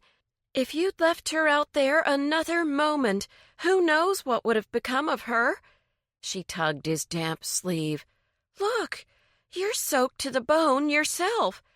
I'm going to get us some coffee and rustle up a blanket for you." And before James could protest, she was gone. Minutes later, she returned, wrapped a blue blanket around his shoulders, and handed him a steaming cup of coffee with the most delicious aroma. "It's hazelnut." Lucy took a tentative sip of the scalding coffee. "My favorite. I added a splash of half and half for you. I don't know if you take cream. And I've got some rat killer here for you, too." James looked at the pink, blue, and yellow packets of artificial sweeteners displayed on her palm. "Rat killer, eh?" He smiled for what felt like the first time in ages. "I like that." They sat and sipped their coffee in comfortable silence. James thought a better cup of coffee didn't exist anywhere in the world. "Here come Beau and Caroline." Lucy pointed and then put her cup down. "I'll tell them what happened, James. It'll be easier for you that way." James watched helplessly as the panicked couple entered the waiting area. Lucy met them at the door and gestured toward the cluster of seats where she and James were sitting, and began to explain how James had found Whitney in the gully. Caroline burst into tears at the thought of her daughter lying helpless and hurt in the rain. Beau gathered his wife in his arms as Lucy finished relaying the story. "We haven't had word from the doctors yet, but they're sure to tell you everything they know now that you're here."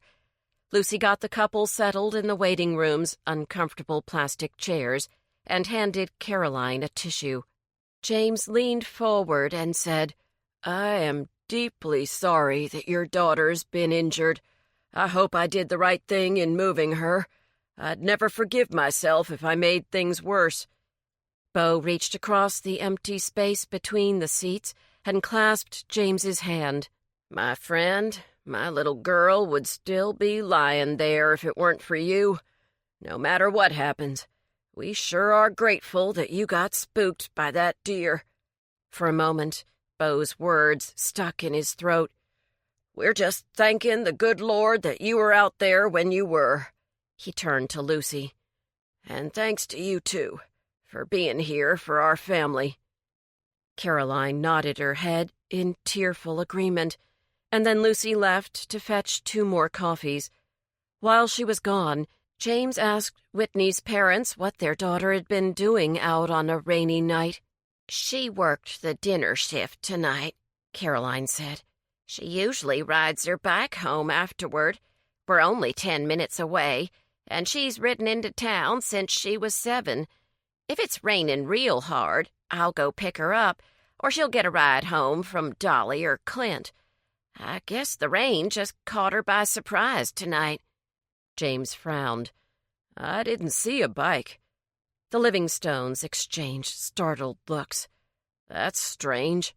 Beau's expression was perplexed, then troubled. "I saw her ride off on it. Why would she come home on foot?" Caroline's face filled with horror. "But does that mean that someone ran her off the road while she was walking home? How else would she end up in a ditch?" She cupped her hands together and pressed them against her mouth, as if to contain the anguish that was rising in her throat like a scream. "Now, honey." Beau put an arm around his wife and stroked her arm. "We don't know anything yet. That nice nurse said the doc would be out soon. He'll tell us everything is going to be just fine. I know it." Caroline gazed at her husband with renewed hope. Even James was comforted by Beau's confidence. The minutes dragged by. James and Lucy absently flipped through the pile of random magazines spread around the waiting room. Bo sketched something on the back of a piece of paperwork given to him by the triage nurse. When James walked past Bo's chair in hopes of finding a magazine that wasn't about investing or fly fishing, he noticed that the older man had drawn blueprints and the exterior of what looked like a Tudor-style doghouse. "That's some house," James said with admiration. "Good enough for the president's dog." Bo looked pleased. "Think so? I call them pet palaces. I've been building a few cat and dog houses to sell at the big Veterans Day parade in Harrisonburg next month." Lucy put down her magazine and came over to look as Bo continued. "It all started with bird houses. I began selling them right from the bed of my truck. Caroline will drive me to a shopping center and drop me off for a few hours with just a table and a chair. I set up my stuff and sit and wait. We've already hit most of the towns in the county, so I decided to try to expand my product line a bit." "He's done very well," Caroline added proudly. "Sold every single birdhouse he's built." "Were the birdhouses in different architectural styles, like this Tudor doghouse?" James asked, pointing at Bo's sketch. "Mostly red Amish barns or real colorful Victorians. Those two styles have sold the best." Bo's smile curved into a wry grin. "Figures. All those tiny pieces of gingerbread take me forever to make." "I'd like a pet palace for my dogs," Lucy exclaimed. "You know what? Our friend Jillian owns the Yuppie Puppy, the grooming place in town. I bet she would love to see your products. Maybe you two could go into business together or something." A spark lit in Bo's eye. "That sure would be great. I don't even want to think about the cost of—" He trailed off, embarrassed to express his anxiety about the expense of Whitney's medical care while his daughter's condition remained unknown. James sensed that Bo felt Whitney's accident was his fault because his inability to work as a roofer had forced his daughter to start working as a waitress in the first place. Luckily, Lucy must have come to the same conclusion, and she was quick to distract Bo by asking if she could take the sketch he'd made to Jillian. Once again, James was amazed by Lucy's ability to say the perfect thing during a difficult moment. It was almost 2 a.m. when a doctor wearing royal blue scrubs walked down the corridor leading to the operating rooms and approached Whitney's parents. Caroline jumped up. "How is she? How is my baby?" She clung to the doctor's arm. The doctor gently removed her hand and held it lightly in his own. His bright blue eyes were filled with intelligence and compassion. He eased Caroline back into her chair and sat down beside her. "I'm Dr. Stouffer, the ER physician on call. Your daughter is alive. However, she's in a coma." Caroline's tense shoulders sagged in defeat, and she uttered a painful moan. Dr. Stouffer squeezed her trembling fingers. "Whitney sustained some swelling to her brain, which may be the cause of the coma. We see that in cases with head trauma. She must have hit the ground rather hard, I'm afraid." "What does that mean?" Bo leaned forward, holding his hands out helplessly toward the doctor. "Will she wake up? Will she be herself when she does?" Dr. Stouffer gave Bo a reassuring pat on the knee, and the anguished father sank back into his chair. "I have a few more things to tell you." The Livingstones steeled themselves. "Whitney suffered 3 broken ribs and has a punctured lung. We had to put in a chest tube to reinflate the lung.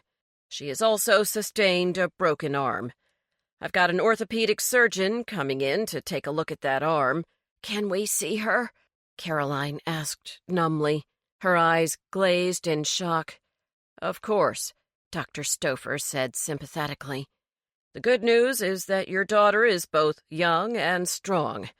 That will make a world of difference. We are really hoping for the best." The doctor readjusted his stethoscope.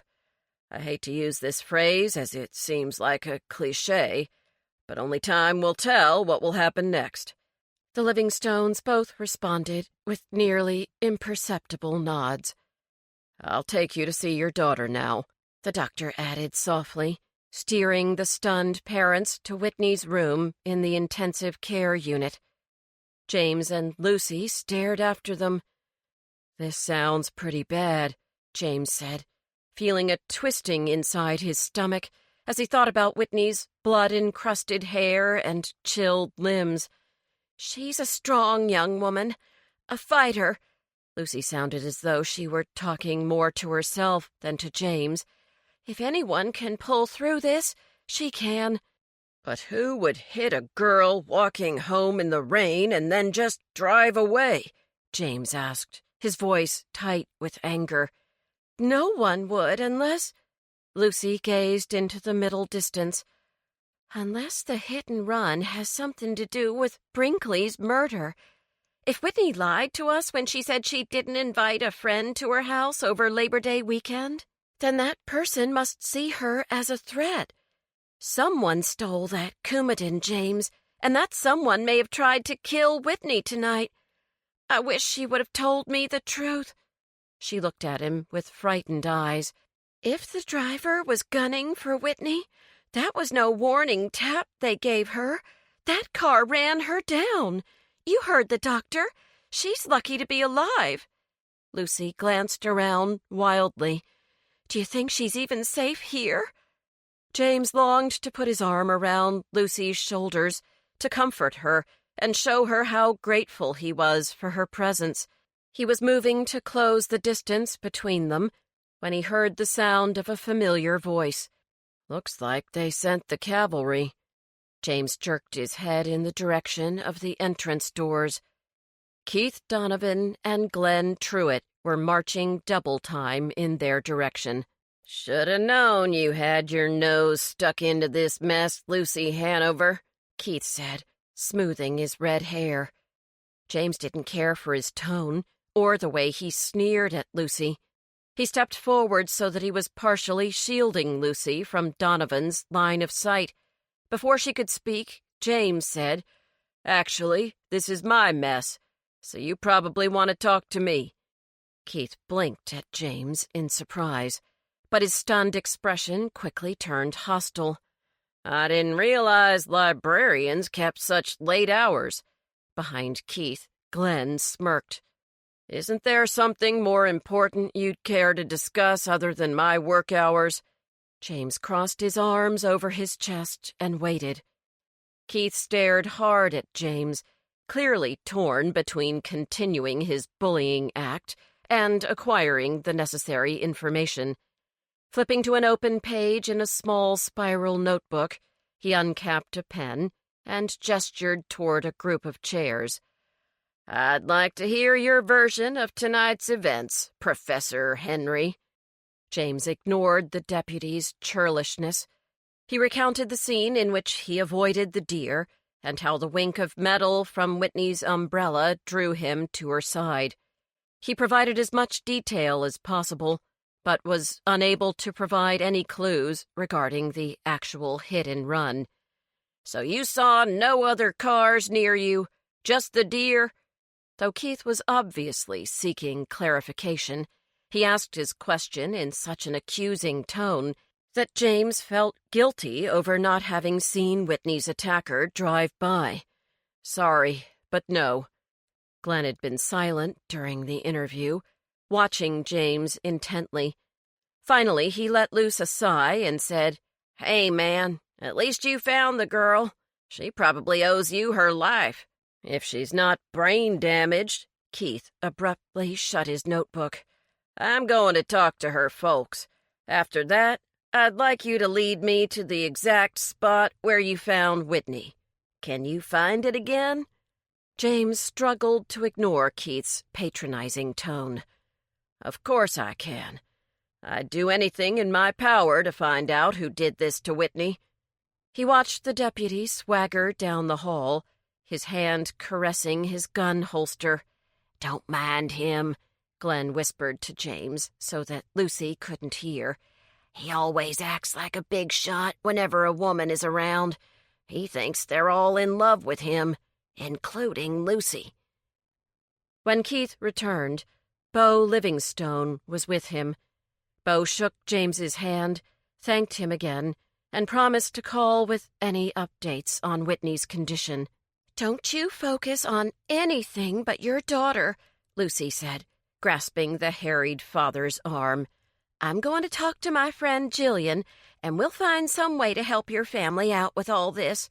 She gestured around the room. "Take care now." James walked to the parking lot, feeling like it was days, not hours, since he had pulled up in front of the emergency room doors. The rain had ceased, but the air was bitingly cold, and a sharp wind wrapped around his bare neck and sent chills down his arms. "I'll follow you," Lucy called to James, and he waved with an appreciative smile, relieved that she had decided to come along. Driving back toward the Stony Creek Bridge, James began to feel the effects of lack of sleep. His head felt like a bowling ball, and he was positive that his neck couldn't possibly support its weight for another second. Desperate to be more alert, he rolled down his window and let the crisp air slap his face into wakefulness. He longed for another hazelnut coffee to give him the strength to make it through his next face-off with Donovan. Keith pulled in behind James and got out of his patrol car carrying a flashlight the size of a baseball bat. "Someone's compensating," Lucy mumbled, and James hid a laugh behind his hand. "Say something, Professor?" Keith demanded. "At least it's not raining," James replied quickly, thinking that at least compensating and raining sounded alike. Lucy shot him an impish grin. "Whitney was this way." James retraced his steps down the gully. Keith shone the powerful beam of his flashlight around the area. "No bike," James said to himself. "Why would there be?" Keith looked at him carefully. "Mrs. Livingstone said that Whitney rode to town on her bike. I told her that I hadn't seen a bike when I found her, just an umbrella." While Keith searched the nearby underbrush, James and Lucy trudged back up the slick hill. After a few moments, Keith joined them by the side of the road. "Those your tire tracks?" He directed the beam of light at the erratic skid marks on the pavement. "Yes. The deer was standing in the middle of the road about 10 yards from this spot." James moved forward, pointing. "It just stood there. Never moved. Guess you city folk aren't used to wildlife." Keith spat his gum onto the road. "That's why it pays to drive with caution at night." "I wasn't speeding. That deer came out of nowhere," James snapped. His energy was too depleted to come up with a more demonstrative answer. "Well, with your tracks crisscrossing the road from one side to the other, I doubt anyone else's will show up. Got anything, Glenn?" Glenn had been sweeping the road and both shoulders with the beam of his flashlight, methodically covering the area where Whitney had most likely been hit. "We'll have to come back when it's light out," Glenn yelled. "I don't see anything here, Donovan." James checked his watch. It was almost 5 in the morning. He glanced at Lucy. Her shoulders were drooping with weariness, and she was rubbing her tired eyes. It was time to call it a night. "Guess I'll head home then," James said, more to Lucy than to Keith. Keith smirked. "I suppose you'll be calling in sick today, eh, Lucy?" Lucy stopped on the way to her car and pivoted to face Keith. "Damn right I am. I spent the last few hours helping folks in our community." She lowered her voice so that only James could hear the rest of her sentence. "Too bad we can't say the same thing about you, Keith Donovan." Chapter 10. Poached Eggs. "What happened to my breakfast?" Jackson Henry demanded. He stood in the threshold between the hallway and James's bedroom, glowering at his son. James opened half an eye and read the neon digits on his clock. 11 o'clock. James groaned and covered his head with his pillow. This laborious maneuver was unsuccessful in blocking out his father's complaining. "I had to eat that god-awful cereal you bought for your dumb diet. That crap tastes like twigs and bark. Next time you're gonna sleep this late, let me know, and I'll go outside and eat some pine mulch." Jackson paused, waiting for a reaction. When James didn't reply, he took a step into his son's bedroom. "What are you doing in bed anyhow? Don't tell me you got fired from the easiest job in the world. Are you sick? Because if you are, you need to turn that damn phone off. Folks have been calling for hours, inviting you to breakfast. Don't they know it's almost lunchtime? Your friends half-wits or something?" James pushed the pillow away from his face. "Who called, Pop?" "I'm not telling." Jackson was clearly pleased to be able to hold this piece of information ransom. "I think I erased the message from the answering machine, too. I can't figure out all them buttons." He tapped his forehead with his finger. "Not enough college degrees, I guess." James sat up and sighed wearily. "Was it a woman named Lucy?" Jackson pretended to think. "She your girlfriend? That why you're crawling home at an hour when most decent folks are just waking up?" James threw back the covers and slipped his feet into a pair of tattered leather slippers. He stood and pulled on an equally ratty bathrobe and shivered, feeling goosebumps erupt along his arms and legs. He would need to make sure their oil tank was full for the coming winter. The experts were calling for record-breaking amounts of snow starting later in the month. James couldn't believe it was November. He felt his new life in Quincy's Gap had actually begun years ago instead of months. After getting dressed in his chilly room, James turned up the heater on the way downstairs and then grabbed the phone. He called the Fitzgerald brothers to explain his absence. "We're just glad you're okay, Professor," Francis said, obviously relieved. "Scott and I were wondering what had happened when you weren't here this morning. I've got good news for you, though. The manager of Shenandoah Savings came over this morning with the real $5,000 check. We've got to figure out what to do with it." James perked up at the mention of the prize money. "Why don't you and Scott make a list of suggestions? You two won the money, so you should help decide where it goes. I'll be in after lunch, and we'll make some decisions then." "Right-o, Professor," Francis said cheerily. Next, James pressed the play button on the answering machine and was informed that he had no new messages. His father had, in fact, deleted them. James pressed *69 and recognized Jillian's voice at the other end. "Oh, James," she cried. "Bennett called first thing this morning to tell me about poor Whitney. He heard all kinds of things on his police scanner while he was reading in bed last night. Come on down to the salon. I've made you and Lucy a late breakfast. You must be completely drained of energy after all you went through. You need food and company. It's the least I can do." A cacophony of barking erupted in the background, and Jillian excused herself and hurriedly hung up. James didn't have the chance to thank her for the invitation, but his stomach growled in response to the idea of breakfast. Looking around for his car keys, James spied a wet paintbrush sitting next to the kitchen sink. Puzzled, he picked it up and examined it. It was a small artist's brush and appeared to be of high quality. James inspected the fine, soft bristles for traces of color, but found none. He was so intent on the mysterious brush that he didn't hear his father creep up behind him.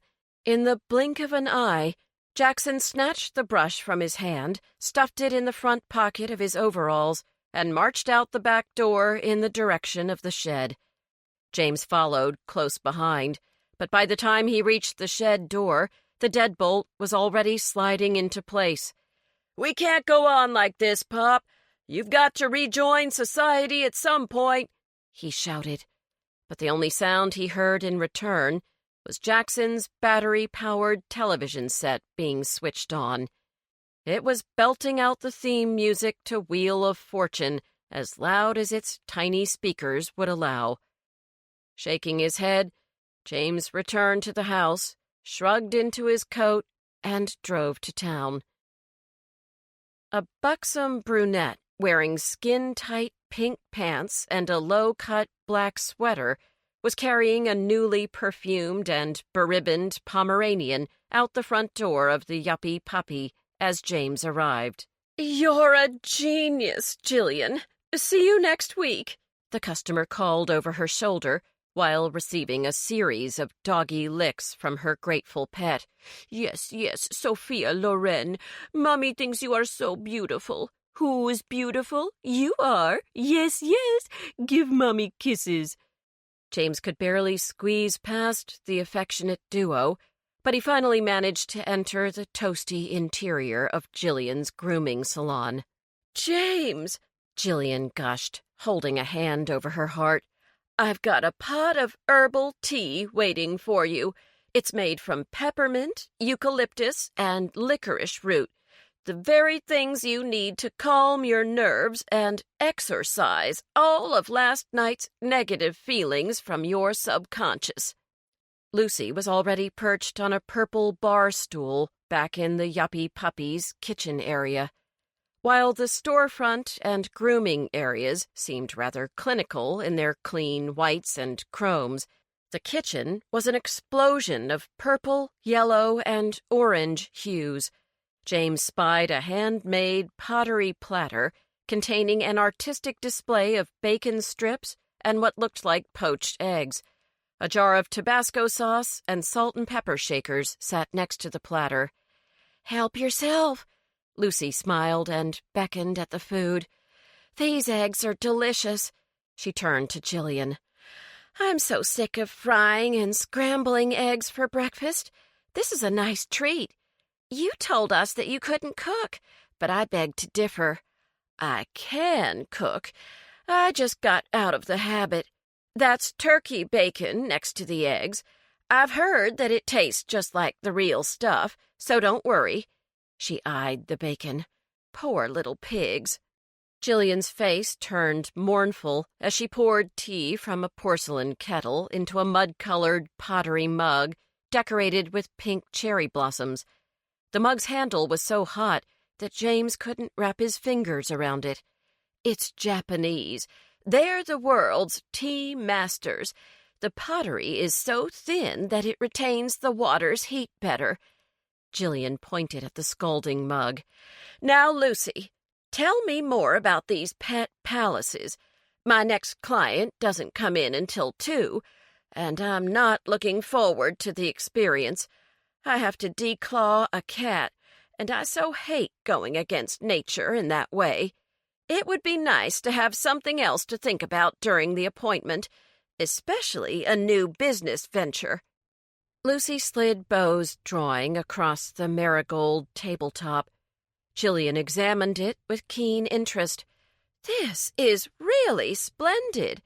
Her eyes sparkled, and she twirled a lock of hair around her finger.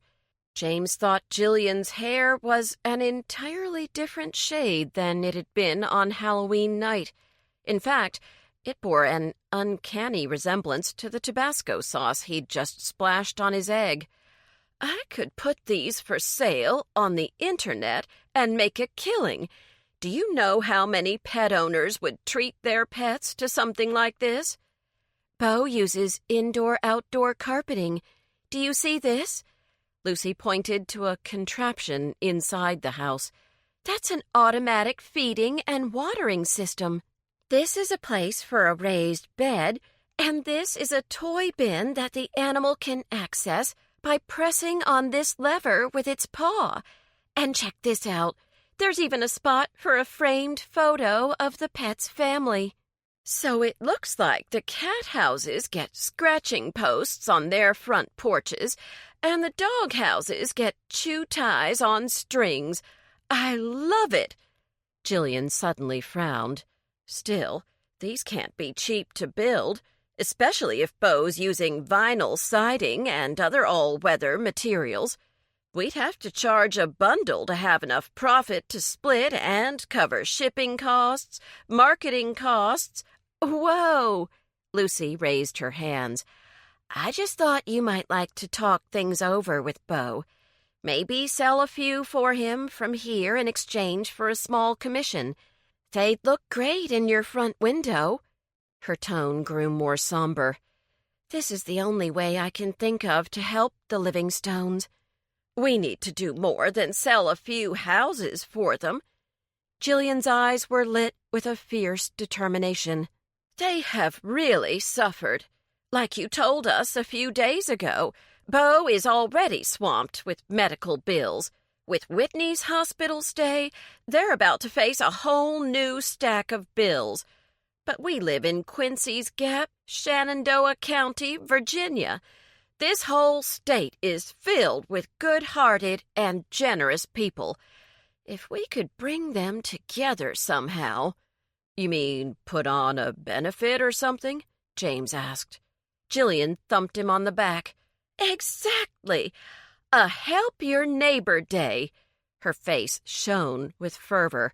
If we could get the local businesses to donate a few products to sell, and if Dolly and Clint would cook food at cost, then we could raise some serious money for the Livingstones. We'd need a huge turnout to make enough cash to help them with the kind of debt they're facing. Lucy looked thoughtful. And tons of volunteers. James piped up. We should call Murphy Alastair. Maybe she'd like to take a break from murder headlines and use the media for good for once. Stellar idea, James, Lucy said. You deal with Murphy, and I'll help Jillian solicit donations. What date should we shoot for? This weekend, Jillian exclaimed. I know that's short notice, but if we wait any longer, people will forget.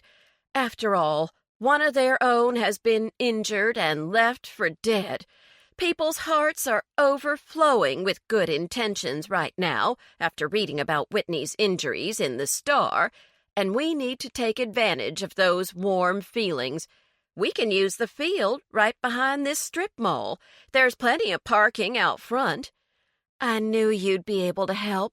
Lucy beamed at her carrot-topped friend.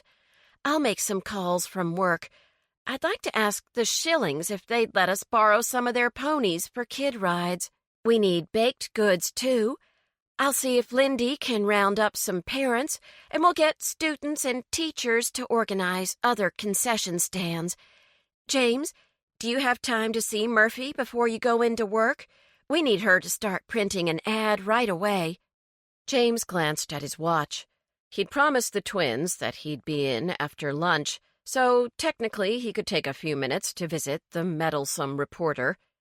Luckily for him, he didn't even need to drive to the Star's offices. Murphy Alastair had been next door getting a manicure and practically slammed into James as she headed toward her car, flailing her hands about like a pair of startled birds. Professor Henry! She gathered herself together and offered James a phony professional smile. I've been calling you all morning. Haven't you received my messages? I slept in, actually. I had a rather late night. That's exactly what I want to speak to you about. Murphy's smile grew wider, giving her a maniacal appearance. Can I follow you back to the library? James thought quickly. I've had several calls from big city reporters about last night, including Charlottesville's Daily Progress and Richmond's Times-Dispatch.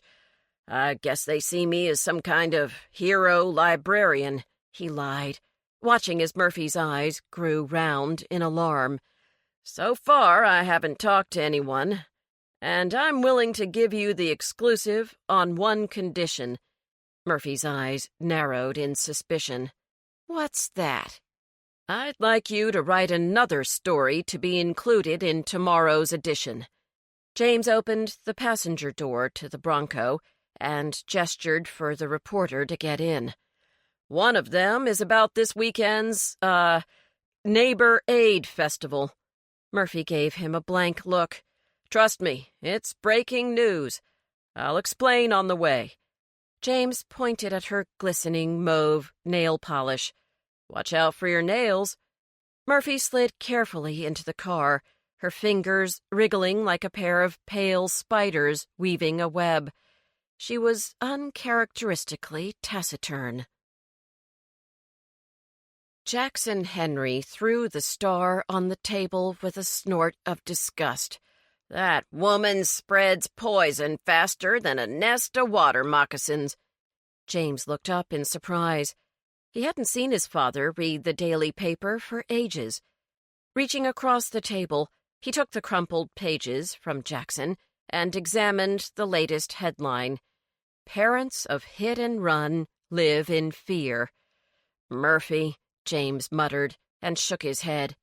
And what in the hell is this Neighbor Aid Festival? Jackson grumbled, sinking his teeth into a piece of crisp raisin toast dripping with butter. James continued scanning the front page, pleased to see that the entire bottom half had been devoted to the upcoming festival. Murphy's article on the Livingstones was touching and heartfelt. The enormous photo of a grade school Whitney was perfect. Her hair was caught up in pigtails, and she stood in front of Goodby's drugstore with an enormous ice cream cone in hand. Her youth, innocence, and vulnerability shone through her eyes and served to remind people that she was a child of Quincy's Gap. She was one of theirs, and she and her family were in need of the community's help. The festival is meant to bring the townsfolk together in order to raise money for this young woman, Whitney Livingstone. James pointed at the more recent photo of Whitney, taken at her high school graduation. She's a part-time college student and a waitress at Dolly's. She's also the young woman I found lying in the ditch 2 nights ago. Jackson squinted at the photo. I know her. She's from good people. Her daddy used to work for me before he started his own roofing business. Should have stayed with me, too. He could have gotten a job at... Jackson couldn't speak the name of the new hardware store. Well, he would have had insurance if he was with them when his heart gave out. James was stunned. Not only was his father aware of Beau's troubles, but he'd also said something nice about the family in the same breath. The Livingstones are good people, he agreed. What are you going to do to help out? Set up a tutoring tent? Jackson adopted his customary scowl. So much for a change of disposition, James thought. There's going to be a silent auction Saturday night. I'm donating all of my vintage Marvel comic books and a few signed first edition books. Those books worth anything? Jackson asked. Folks will pay good money for them. They're horror books by really famous authors. James wondered why his father was so curious about the subject. Maybe you should sell them and get our roof fixed, Jackson mumbled, and left the table without clearing his plate. He walked to the door leading outside and put his hand on the knob. Without turning, he said, I'm going to leave a box in your truck to sell at the auction. I don't want it opened until Saturday. You hear me? James stared at his father's lean back in bewilderment. Do you understand? Jackson cast a fierce stare over his bony shoulder. It was a stare that allowed for no argument. Yes, sir, James said, suddenly reduced to a small child once again. The Fitzgerald brothers were in a tizzy over the allotment of the float prize funds. Francis wanted to spend all the money on DVDs and audiobooks. Scott wanted to update the library's ancient matrix printer and buy a laser printer, as well as a new copier machine. James wanted to add another computer terminal to their single computer station. In the end, they decided to purchase more audiobooks and some large print books for the bookmobile to take to the homebound. They also agreed to buy the laser printer and charge the patrons per printed page so that they'd make enough money to cover the costs of ink cartridges and paper. "If I sell the old printer on eBay, can we use the funds along with the money from our donated book sales to buy some DVDs?" Francis asked. "Absolutely," James said, feeling buoyant over the changes they were making. "I was also thinking that we might start a bit of a side business to benefit this branch." The twins gazed at him with interest. "You're both strong in the math and sciences. I'm not so bad at English and history. What do you think about us providing some tutoring? We can't charge a fee, but we could ask for donations to go toward that new computer. We can use the meeting room for our sessions." He turned to Scott. "If we do really well, a new copier will be next." "I'm so in," Scott said. "I'd like to add computer classes to that roster once we get another terminal. Lots of people want to learn how to use email or surf the internet, but don't want to go to the community college and sit through their boring lectures. We could also help our patrons write their resumes or fine-tune college or work applications. I'll place an ad in the Star about our new tutoring services." Francis jumped up. "Meeting adjourned, Professor?" "Yes, gentlemen," James smiled. "Good work. See you tomorrow." James was just putting on his heavy barn jacket when the phone at the circulation desk rang. He waved to Mrs. Waxman, who was just walking in to begin her evening shift, and picked up the bleeding phone. "Professor Henry?" James recognized the voice of Caroline Livingstone. "I thought you'd want to know that Whitney's awake. She'd like to see both you and Miss Hanover. Can you come to the hospital?" "I'm on my way," James said with elation, and dashed out into the cold. Lucy was already waiting outside of Whitney's room when James arrived.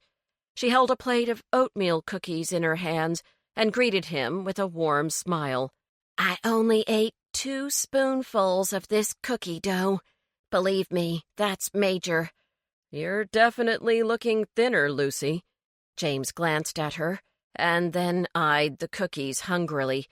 "So are you, but let's not blow it by giving in to sugar cravings," Lucy said, noting the direction of James's longing stare.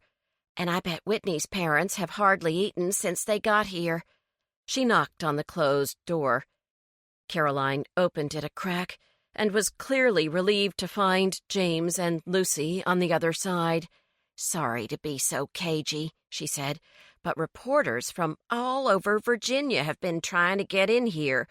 It seems like Murphy Alistair made a few calls, and now we're the big story." "I think she's actually trying to help," James said in a muted voice. To him, hospitals were like churches or libraries, and he felt compelled to whisper within their walls. "I suspect I know the folks behind this Neighbor Aid Festival, too." Caroline wagged a finger at them. "There aren't enough days in the year to thank you for all that you've done for us.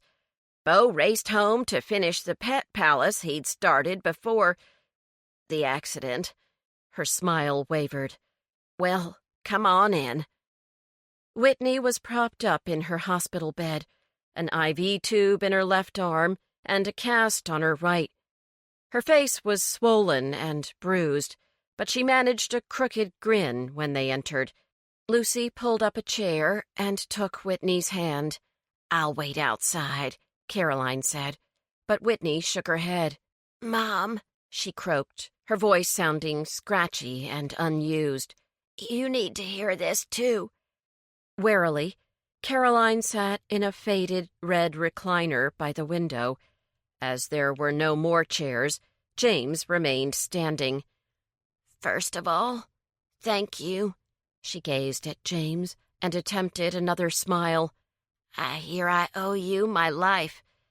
James reached down and patted her arm lightly, just above the cast. "I'm just glad I was in the right place at the right time."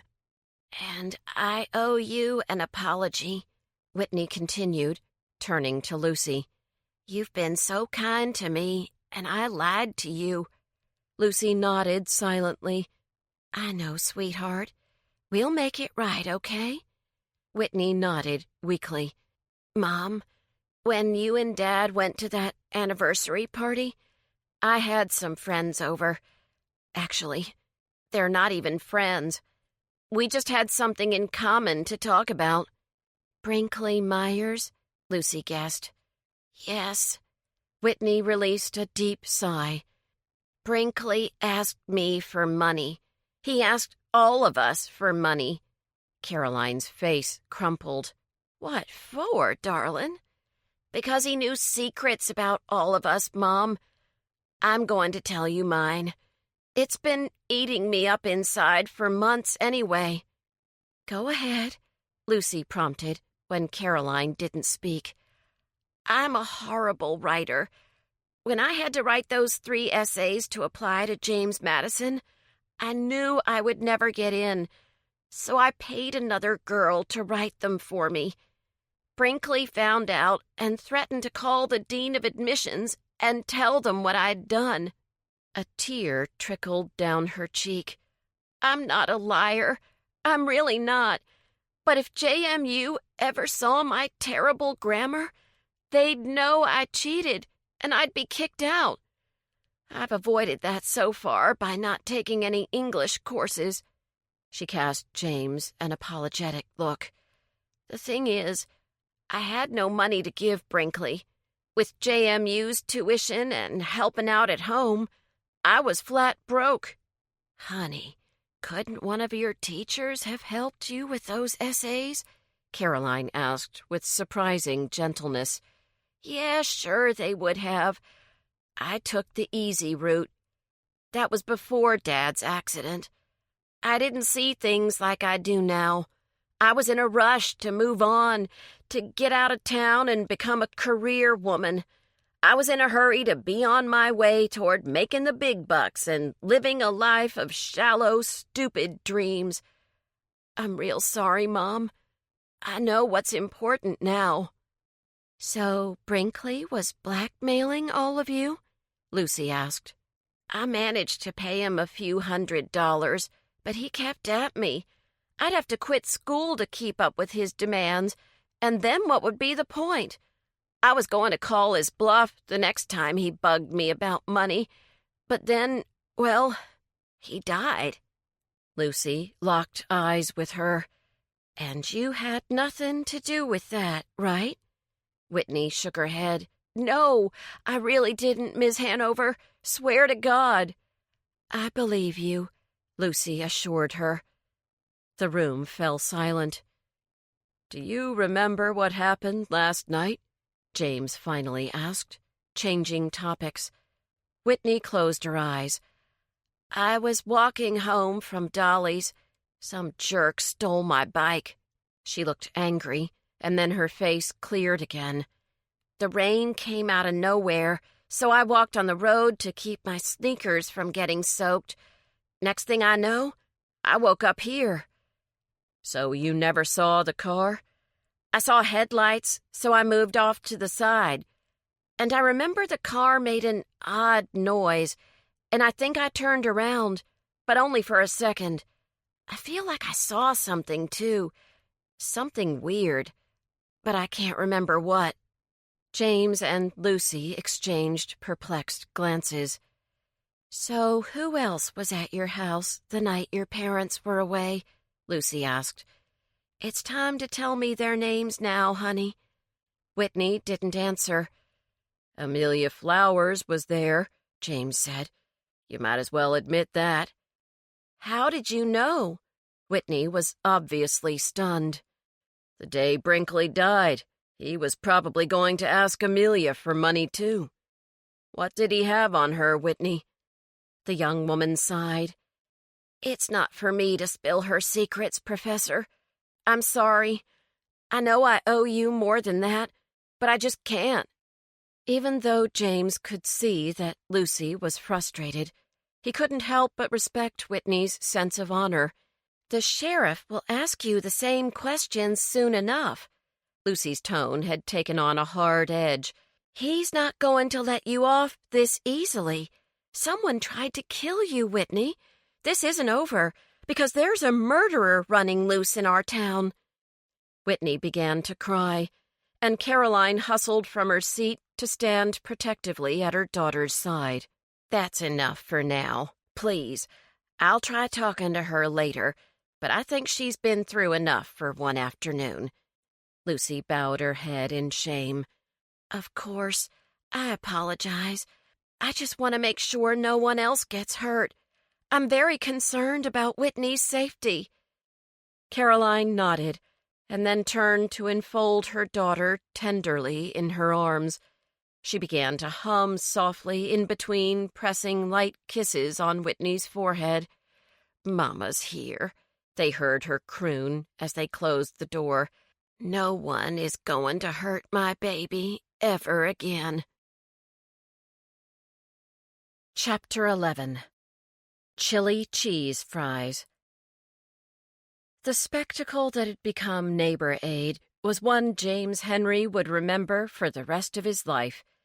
In just a few short days, the entire town had pitched together to set up a charity event, the likes of which Quincy's Gap had never seen.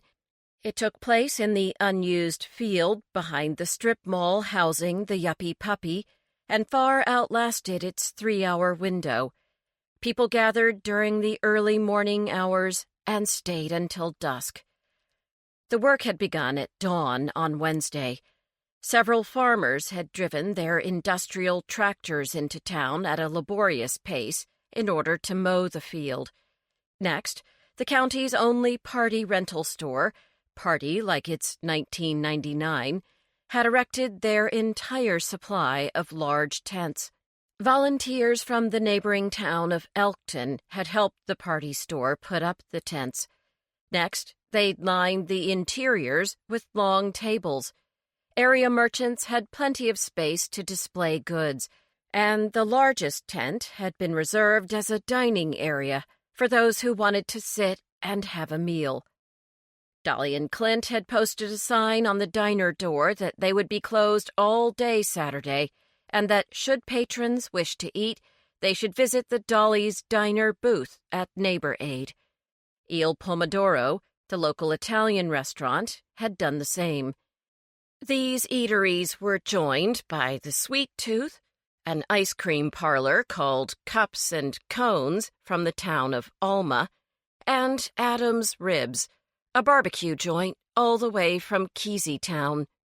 On the day of the festival, the air was replete with the aroma of fried chicken, roasting corn, and sweet, tangy barbecue sauce. "They have the world's best chili cheese fries," James heard a woman exclaim to her husband as they quickly jumped at the end of the long line forming in front of the Adams Ribs booth.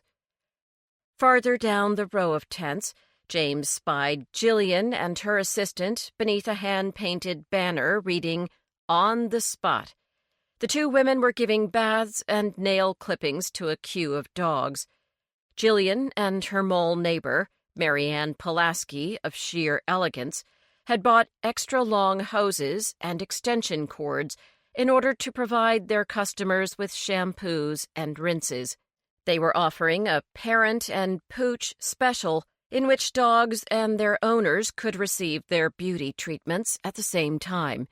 Luckily for Jillian, Marianne, and especially the Livingstones, the weather was cooperating by providing a rare 60-degree day filled with sunshine and a cloudless November sky. Men and women streamed across the mowed field. They ate with gusto, purchased all manner of goods donated from local businesses, and left bids at the silent auction tables. Children had their faces painted by a group of high school girls, and someone had rented a mammoth moon bounce for the younger kids. Pony rides, sponsored by Schilling's Stables, as well as a dressage and jumping demonstration conducted by the Schilling trainers, was also a big hit. James had just finished helping one of the stable's drivers back a horse trailer into a makeshift paddock when a woman called out his name. "Professor!" James turned to see Murphy Alastair beaming at him. "Looks like my friend from the Washington Post came through for us. He put a short piece on Whitney and our festival in the Arts and Living section. He even sent a staff writer here to cover the event." James observed Murphy's triumphant expression and put a hand on her shoulder. "You did a good thing, Ms. Alastair. Look at the positive impact a newspaper can have on its community. I wish more reporters were like you." Murphy's eyes shone. "I'm not completely bad, Professor. Not all reporters are scum, any more than all librarians are prudes." She wriggled her eyebrows suggestively. James felt his face growing warm. Was Murphy flirting with him? He paused for a moment, seeing her short, stylish brown hair and hazel eyes for what felt like the first time, before he was distracted by the persistent blaring of a car horn. The driver of the horse trailer turned the truck off, and a woman with a puff of platinum hair, wearing a pink skirt suit and beige leather pumps, descended from the passenger seat. "Who is that?" James asked Murphy, who was watching the woman with keen interest. Before she could answer, a silver Porsche convertible pulled alongside the trailer. "Don't see many of those around here," James said, as he admired the costly sports car. "That must be Chase Radford, the senator's son." Murphy pointed at the tall youth as he leapt out of the car and raced around the hood to open the passenger door. "Rumor has it that he's been dating Allison Schilling. Looks like the ladies from Sheer Elegance were right." Murphy made a few adjustments to her digital camera as she and James watched Chase help Allison out of the car and then plant a demure kiss on her cheek. "I'd better get some close-up shots." Without another word, Murphy hurried off. James had no intention of following the intrepid reporter. He watched the trainer from Schilling's stables unload a beautifully sleek horse, and then spotted Lindy and a group of high school students manning a large table covered with pottery to the left of the horse paddock. Trying to ignore the pungent combination of cooking meat and horse droppings, James headed over to Lindy's booth. Lindy was busily selling a variety of student artwork. Bowls and pitchers in glossy, jewel-toned glazes were literally being grabbed right off the table, while a pair of high school boys furiously unpacked more vases, plates, and mugs in bright glazes. At the neighboring table, 3 female students were selling watercolor paintings, charcoal drawings, and African masks. "Hey, Lindy!" James sidled up to her table. One of the boys gazed at Lindy with interest. "Yes, we teachers actually have first names, Billy." Lindy shooed the boy away. "Can you wrap this bowl for Mrs. Sampson?" "Sure, Miss Perez," the boy said with a smirk. "Looks like you're making a killing here," James said. "I've never had people throwing money at me like this before," she exclaimed, her face flushed pink with exertion. "I think I could get used to it, too." She bestowed a prideful glance on the students in the booth. "My kids have really been the heroes, though. They spent so many hours making these pieces, but the moment they heard about Whitney, they offered to sell them just like that." Lucy snapped her fingers and then lowered her voice to a whisper. "We've made nearly $800 already." "Excuse me," a snide voice interrupted. "My daughter and her fiancé would like to purchase that cobalt bowl. Do you think we could have some service?" "Hello, Mrs. Schilling," Lindy said through gritted teeth. "And hello to you too, Allison." She greeted the young woman standing with her arms crossed and an expression of boredom on her pretty face. She gazed out over the crowd as if searching for something worthy of her attention. Finally, her icy blue eyes settled on the round face of her former art teacher. "Hey, Miss Perez," Allison muttered. "Congratulations on your engagement." Lindy forced herself to sound enthusiastic. "I'd love to see your ring." Allison held out her left hand limply, and James couldn't help but let loose a whistle when he saw the size of Allison's engagement diamond. He had seen smaller rocks at a limestone quarry. The stone was so large that it appeared to be weighing down the girl's thin finger. Allison's fingernails were painted a pale pink, and each nail bore a small rhinestone in the center. James wondered what kind of job a person could have and still manage to keep 10 rhinestones intact on the ends of her fingernails. "Wow, you could use that thing as a disco ball," Lindy laughed good-naturedly. "And is this your husband-to-be?" She gave the young man at Allison's elbow a sincere smile. "Chase Radford is the son of Virginia's own Senator Radford," Mrs. Schilling bragged when Allison didn't respond. "He has just graduated from Georgetown University with a law degree. He plans to follow in his father's footsteps." "Nice to meet you." Chase reached in front of his fiancée in order to shake Lindy's hand. His arm brushed Allison's, and she instantly recoiled from his touch. Tugging at her mother's sleeve, Allison said, "Let's get going, Mother." Oblivious to his fiancée's negative body language and the irritated curl of her lip, Chase slid an arm around Allison's waist. He gazed at her with such adoration that it was uncomfortable to witness. James and Lindy exchanged befuddled glances. Mrs. Schilling paid for her pottery and shot her daughter a warning look. "Come on, Chase." She hooked her arm through Chase's.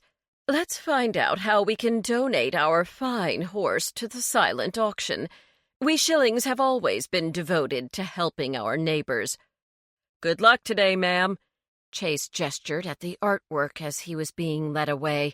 "You must be an extraordinarily fine teacher to have produced such gifted artists."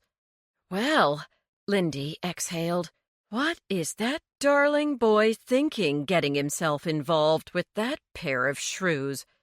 "They both look like they've been sucking on lemons," James said, watching Allison plod along next to her mother, her mouth fixed in a permanent sulk. "Or sour milk," Lindy snickered. Allison spent most of her high school years at the Portsmouth School for Girls.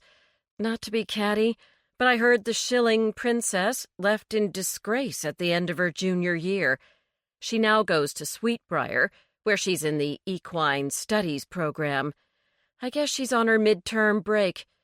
Lindy ran her hand over the surface of a pottery soap dish. Believe it or not, she and Whitney used to be friends. James raised his eyebrows in surprise. "I can't picture that."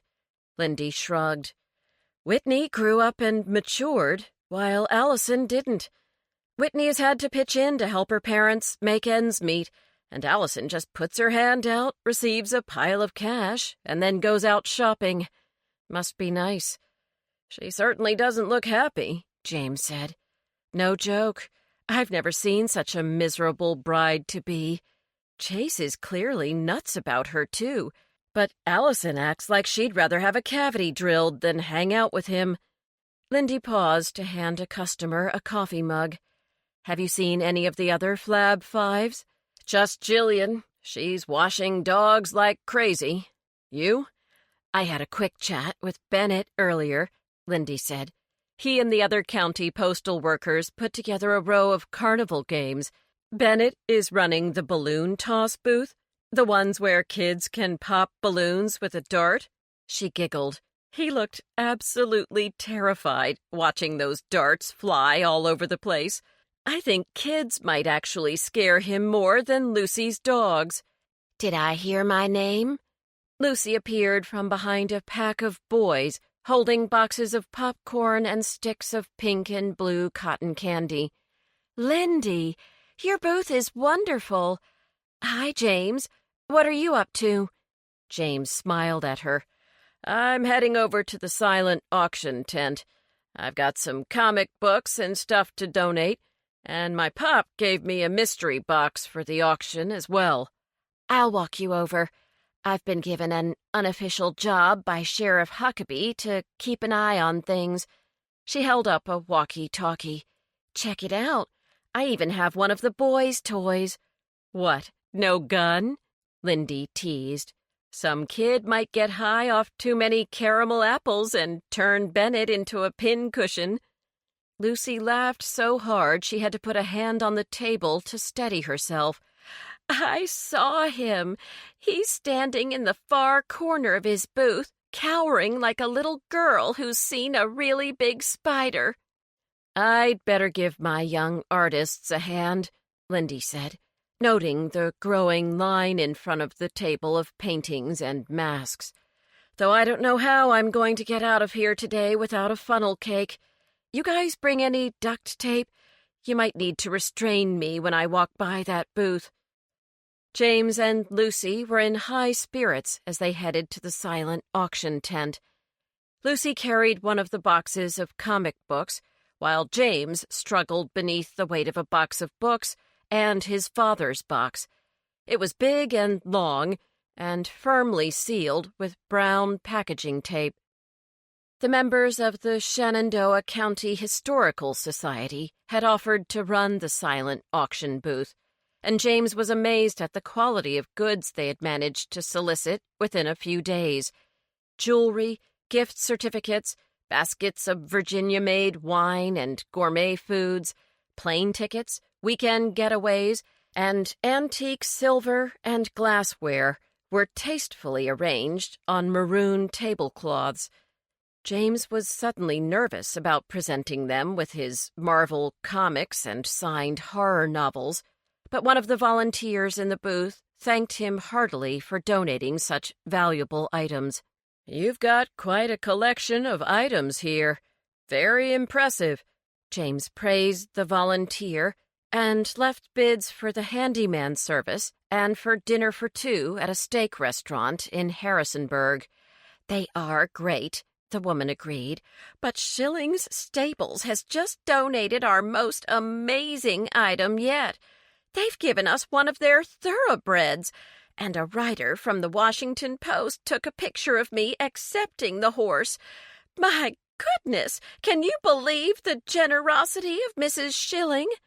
The woman was practically shrieking with excitement. James shook his head. "Pretty hard to believe," he said under his breath, as the woman turned away. He spied Lucy on the other side of the booth, scribbling bids on several clipboards, her face alight with enjoyment. James was finally able to turn his attention to the contents of his father's box. He tried to cut the tape using his car keys, but was unsuccessful, and was just about to ask one of the volunteers if she had a pair of scissors when Lucy gripped him hard on the forearm. "There's Amelia," she hissed. "Quick, we need to get some information out of that girl." "But," James started to protest, his hand still fastened to his father's box. "Ladies, this box is yours too." Lucy pulled James along after her. Lucy hustled to keep pace with Amelia. Her neon orange top made her easy to spot in the crowd. James thought that most women would have looked like construction flagmen in such a shade, but Amelia wore the tight top like a runway model. In fact, she strutted across the uneven field as if she were on a catwalk in Milan, and James found himself staring at the saucy wiggle of her curvaceous derriere. "She's getting in line at the Adams Ribs booth," Lucy said, withdrawing her hand from James's arm. She pumped her own arms and struck out on a furious, fast-paced walk. By the time she and James got in the same line as Amelia, they were both out of breath. "Excuse me," Lucy said sweetly to the man in a cowboy hat standing directly behind Amelia. "I don't want to be rude and cut in front, but do you mind if I chat with my friend here while we're waiting?" "Sure thing, honey," the man said, tipping his hat. Lucy smiled, momentarily beguiled. James wished he possessed the man's natural charm as well as his flat stomach and chiseled pecs, which were clearly visible beneath the thin cotton of his white T-shirt. "Hello, Amelia. Do you remember me from a few Saturdays ago?" Lucy asked. Amelia nodded, and her large, golden-brown eyes flickered with fear as she took a minute step away from Lucy. James studied the young woman's face for the second time. When he'd gazed at her through the bakery window, he'd only seen a young woman with a plain face and a killer body. But as he looked at her more closely, he noticed that the hostile look in her eyes, along with her pinched and angry mouth, made her appear completely unattractive. "Don't worry," Lucy said while James gave Amelia the once-over. "We are just here for the chili cheese fries. You know Professor Henry?" Amelia shrugged. "I've seen him at the library." She turned to James and added in a husky, flirtatious voice, "I don't go much because you don't carry enough fashion magazines. Could you order a few more, like W and Glamour?" She leaned toward him so that he had a clear view of her resplendent cleavage. "I'll look into it," James assured her, made uneasy by her abrupt change in manner. "I'm glad to see you at the festival, Amelia," Lucy said, trying to conceal her scowl and maintain a neutral tone. "Whitney's family needs all the help they can get." Amelia shrugged again. "I'm working the haunted hayride down at Miller's farm tonight. He's extended it through the weekend just for the Livingstones." She glanced at the ground as the line took a step forward. "Have you seen Whitney?" she asked in a soft voice. To James, she suddenly sounded very young. "Yes, I have," Lucy said. "She's banged up, but she's going to be okay." Amelia released a deep breath. She relaxed, and a smug smile crossed her face. "So it wasn't that big a deal then, huh? Then why is everyone here today?" James could see that Lucy was fighting to control her temper. He could see her compact hands balling themselves up into clenched fists. "It was a big deal. She got run over, Amelia. She's lucky to be alive." Lucy quickly lowered her voice. "What I don't understand is why Whitney would want to protect you when you don't even give a damn that she nearly died a few nights back." Amelia's eyes flew open wide. "Protect me? I don't need her protection," she practically snarled. "No?" Lucy put her hands on her formidable hips. "Let's start with the fact that you spent the night at Whitney's house over Labor Day weekend. That means you could have stolen the drug Brinkley was poisoned with." The line moved forward, but Amelia stood rooted to the ground, her mouth hanging open as if she were sucking on a lollipop made of air. "Did Whitney rat on me? I can't believe it," Amelia whined in disbelief. "Someone tried to kill her, Amelia. You can hardly blame her for coming clean. And speaking of her accident, where were you on Halloween night?" "I was home with my mom," Amelia snapped, regaining her confidence. "You can ask her." She glanced ahead of her. Only 2 people stood between her and the server. "I'm not even hungry anymore, thanks to you," she barked at Lucy and began to walk away. "Whatever was on Brinkley's cell phone is still on there," James surprised himself by shouting after her. Amelia froze, and Lucy turned to James with a questioning look. Slowly, as if she were walking through knee-deep water, Amelia headed back to where they were standing. "What do you mean?" she asked James, her face a mixture of petulance and fear. "That cell phone was smashed." "But there was nothing wrong with its memory chip," James said, uncertain if that was the truth or not. "The sheriff can get it examined. That is, if someone points it out to him." Without warning, Amelia sagged against his chest and began to sob dramatically. "Brinkley had pictures of me, private pictures. No one can ever see them." At that crucial moment, the server asked for their order. Despite her confusion, Lucy asked for 2 plates of chili cheese fries, and James led Amelia over to a row of plastic folding chairs and pulled 3 chairs to the side of the rest of the feasting customers. "Did he ask you for money?" Lucy asked gently. Amelia nodded miserably. She pressed her face into a paper napkin and blew her nose.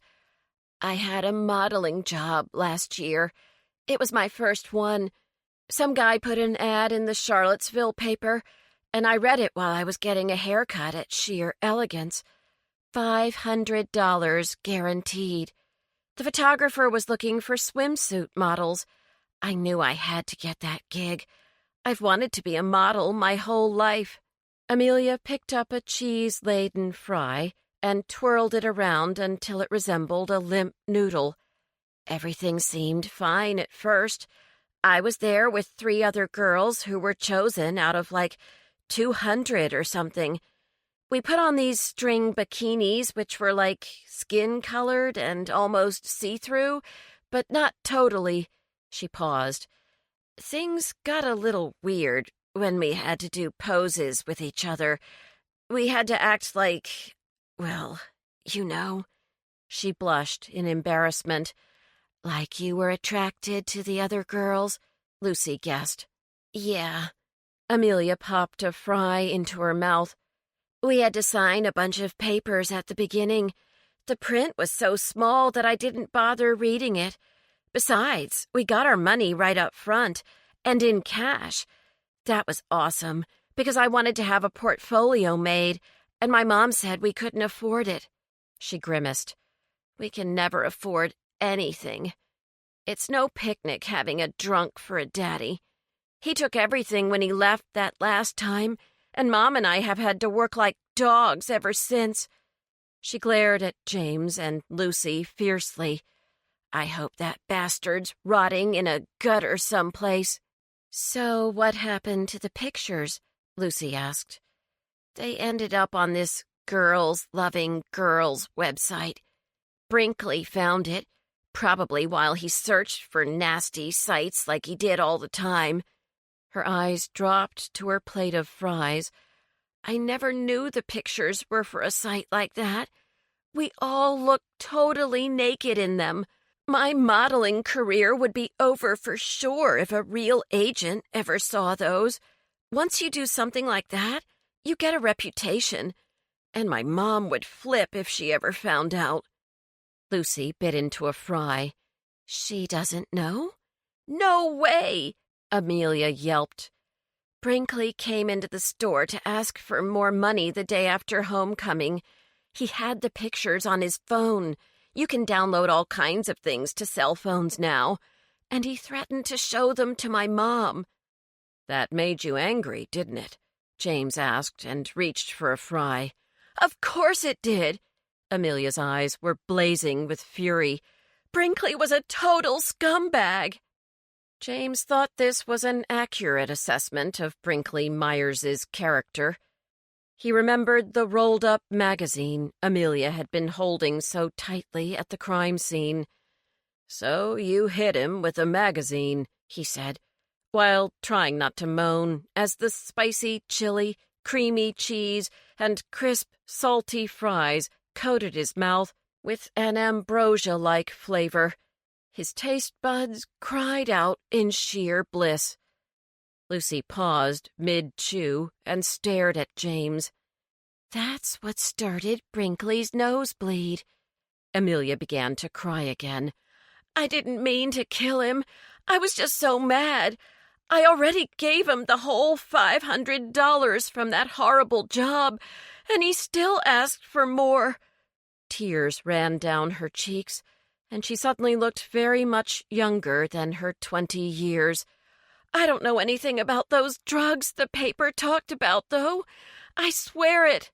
"I believe you," Lucy said, and patted Amelia's elegant but work-worn hand. James could see tiny burns on the girl's knuckles, undoubtedly from the oven, and small cuts produced by the nicks of a knife. He thought about how different Amelia's hands were from Allison's. "Do you have to tell people about my pictures?" Amelia asked. Only if it's necessary, Lucy said. As long as you've told me the truth about everything that happened between you and Brinkley Myers, I think we can keep your secret. Thank you. Look, I gotta go, the young woman said hastily, glancing at her watch. I'm one of the chainsaw maniacs in the haunted field tonight, and I've got to learn the pathways and have my makeup done. Just one more question, honey, and then you can go. Lucy bit off the end of another fry. Who else was with you guys that Labor Day weekend? Because if you didn't steal the drugs from Mr. Livingstone's bathroom, then someone else did. I don't know, Amelia said hurriedly, and stood up. She wiped her cheeks, straightened her shoulders, and flicked a strand of long hair over her shoulder. Facing forward, she marched off, smiling alluringly at the man with the cowboy hat, before disappearing into the milling crowd. Back to square one, Lucy muttered, gazing after Amelia. Damn. James didn't respond. His mouth was too crammed with chili cheese fries to utter so much as an intelligible syllable. The afternoon shadows were lengthening as James and Lucy headed off to tell the others about their conversation with Amelia, and they all agreed to meet back at the podium for the festival's closing ceremony at 5. The mayor planned to make a speech and then send the crowd down to Miller's farm to purchase tickets for the haunted hayride. Most of the locals had already been on the ride during the weeks leading up to Halloween, but Mr. Miller promised an even more fearful display for the benefit crowd. James collected Jillian and then stopped to watch Bennett yank stray darts from the surface of several wooden tables and chairs. Trying to suppress their laughter, they also saw him pull one out of his boot. Good thing they're steel-toed, Bennett grumbled as his friends helped him clean up his booth.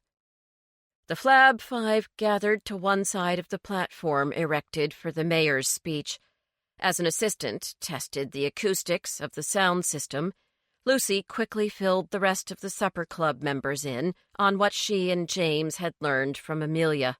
"You're positive that this young woman is innocent of murder?" Jillian asked, her face looking drawn and tired. James noticed that her hands were wrinkled from having been submerged in soapy water all day long. Amelia admitted that she hit Brinkley in the face with her magazine, thus causing the nosebleed, but she swears that she doesn't know anything about the stolen Coumadin. Lucy looked at her friends in turn. I'm inclined to believe her. She's already kept secrets from the law. How can you trust her? Bennett muttered crossly, and examined the hole in his shiny black boot. I can't see her planning a murder, Lindy said. Whitney is smart, but, and I know from having taught her, Amelia isn't the sharpest tack in the drawer. She works hard, bless her heart, but she just doesn't have the brains to steal drugs, grind them up, feed them to someone, and then make sure he starts to bleed. What's the story with her parents? James asked Lindy. Megan's husband split years ago, when Amelia was a freshman in high school. Afterward, Megan moved here and opened the Sweet Tooth. I know they really struggled for a while. Even now, Megan probably couldn't make a go of it without her daughter's help. Brinkley must have made Amelia angry enough to want to take some kind of action, Bennett persisted. I'd most certainly want to see him punished after what he's done to these poor girls, Jillian exclaimed. Let's just pray he'll be reincarnated as a dung beetle. The supper club members stared at her in amusement. Anyway, Lucy continued, we didn't find out if there was another person at this sleepover. So far, we know that 2 girls have been the victims of blackmail. Was there a third or a fourth? Maybe the 2 girls planned the murder together, Bennett suggested. If not, Why are they so intent on covering for one another? I don't think that's it, Lucy frowned. We're missing something. Some clue as to the killer's identity. Whitney didn't run herself over, and Amelia doesn't even own a car. If she hit Whitney with the bakery's delivery van, I think someone would have noticed. Besides, Whitney said the car made a funny noise, James reminded his friends. I think we need to confront Amelia again, Lindy said. I need to get her to tell us if anyone else was being blackmailed by that little punk. It would be fun to go to the haunted hayride anyway. Maybe Principal Chavez will be there. Maybe he'll need my protection. She pretended to hold an invisible man tightly to her chest. At that moment, the mayor stepped up to the microphone, accompanied by Beau and Caroline Livingstone. Beau was wearing a blue suit that looked a size too large for his frame, and Caroline had donned a long dress with black and white polka dots. They both looked slightly embarrassed and overwhelmed by the sheer immensity of the crowd. "Welcome, friends," the mayor began. "I have never been so proud to be a Virginian as I am tonight." The crowd cheered. "You folks came from all across our beautiful state to help these good people beside me. I know that when we turn on our televisions, the news shows are filled with horrible stories about people hurting each other. Our books, magazines, newspapers, they all show how unkind or rude or thoughtless we can be. Well, I think that's only one side of our story. A small side.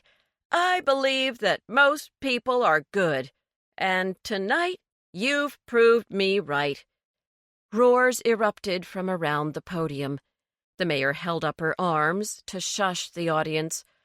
"I hold in my hand a piece of paper listing the total amount of money raised here today.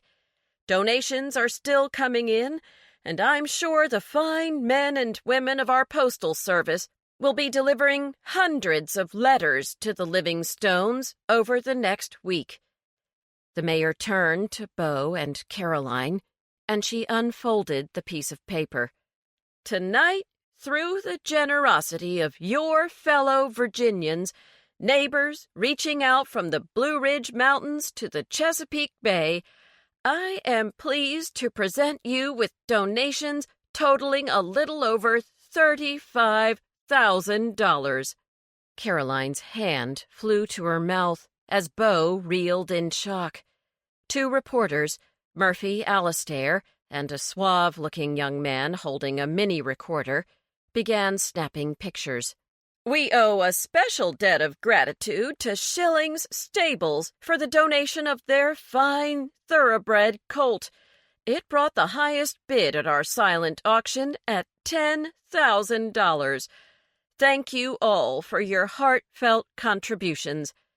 The two reporters swung their cameras in the direction of Allison Schilling and her mother, but Mrs. Schilling hid behind Allison and Chase so that the couple appeared to be the generous donors. Allison produced a wide smile that never reached her eyes, and Chase put a proprietary arm around his fiancée's shoulders and waved benevolently at the crowd. The mayor then offered the microphone to Beau, but he was too overcome with emotion to speak. Caroline, her eyes brimming with tears, profusely thanked the crowd, and then sank down in a chair and started to sob. The crowd hooped and hollered for another 5 minutes, and then began to disperse. The supper club members waited to congratulate Beau and Caroline in person. After receiving bear hugs from both of them, James wriggled free and asked after Whitney's condition. "She's finally at home," Caroline said, relieved to be discussing a subject other than the incredible amount of money raised on their behalf. "She begged me to get her out of the hospital. She said she couldn't take any more of their food." Beau chuckled. "Can't say I blame her. I think that's what really caused my stroke. Anyway, it'll be quite a few weeks before she can go back to Dolly's since she's got that cast on her arm, so we told her to catch up on her schoolwork," Caroline added. Bo smiled happily. "If my pet palaces sell as well in Harrisonburg as they did here, we should be able to let Whitney go back to school full-time next semester." His eyes shone with hopefulness. "I've got a few ideas for launching this product." Jillian gestured toward 2 chairs behind the podium. "Do you want to hear them?" "Absolutely." Bo looked like a new man. "Lead the way, ma'am." "I'm off to the haunted hayride," Lindy said. "Someone has to come with me. Seriously, I am not going through that field at night by myself." Fine, I'll go." Bennett jerked his thumb in the direction of the parking lot, where a pickup truck waited to lead the visitors to Miller's farm. "But don't expect me to act all scared when some teenager wielding a plastic axe jumps out from behind the cornstalks. Maybe they'll have an 8-year-old brandishing a dart instead." Lindy elbowed Bennett in the ribs, and everyone laughed. James and Lucy watched their friends walk away. "Well, I've got to go home and cook dinner for my pop," James said to Caroline and Lucy. "How is he these days?" Caroline asked. "I never see him around town." "He doesn't leave the yard anymore. He's pretty much a recluse these days." Caroline pulled a face. "That's such a shame. I'd like to make some meals for him, if that's all right.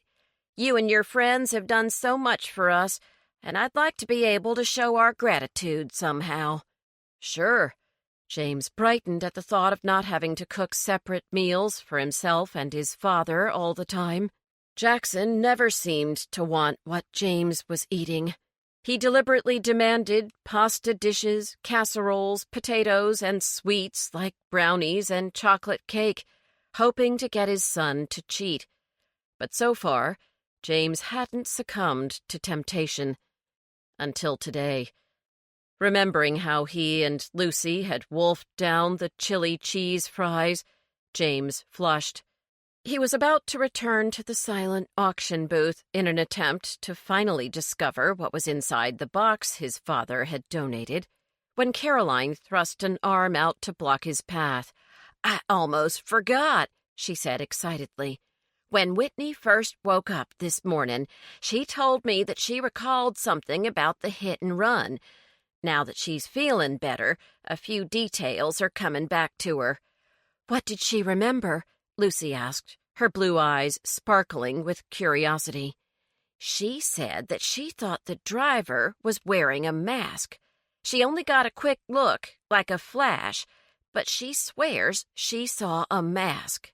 James gave Caroline his full attention, his plans to visit the silent auction booth completely abandoned.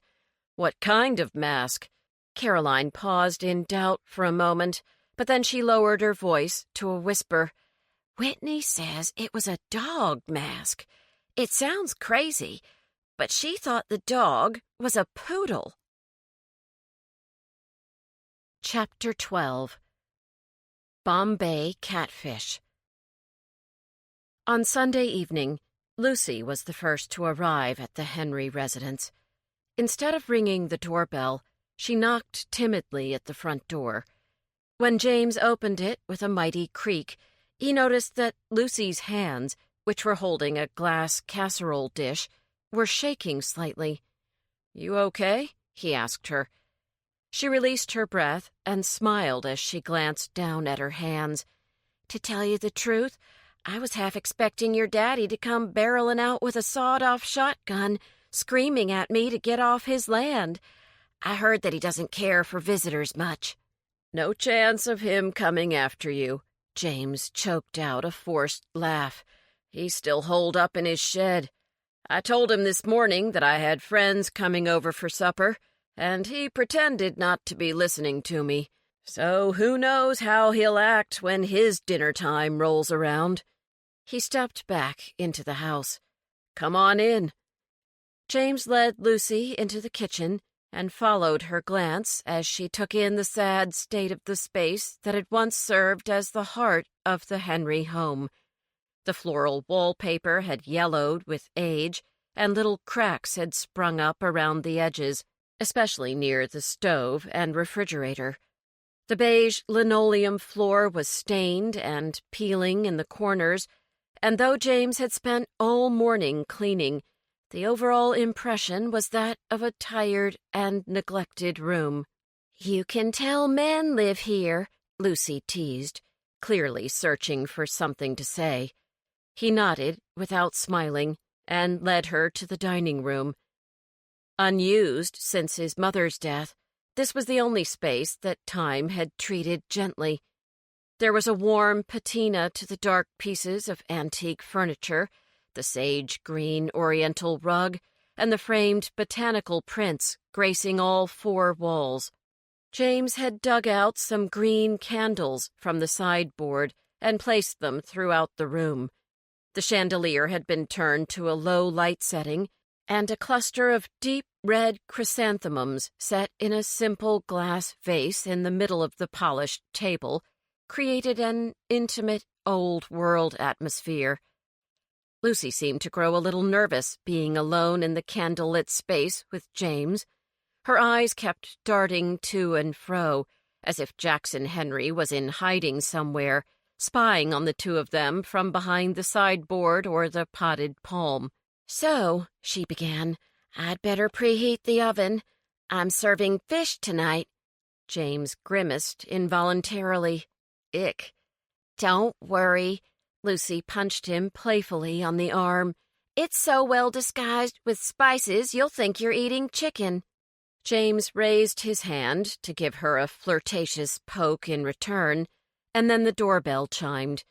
He held Lucy's gaze for a moment, disappointed that the others had arrived so quickly, and then moved off to answer the door.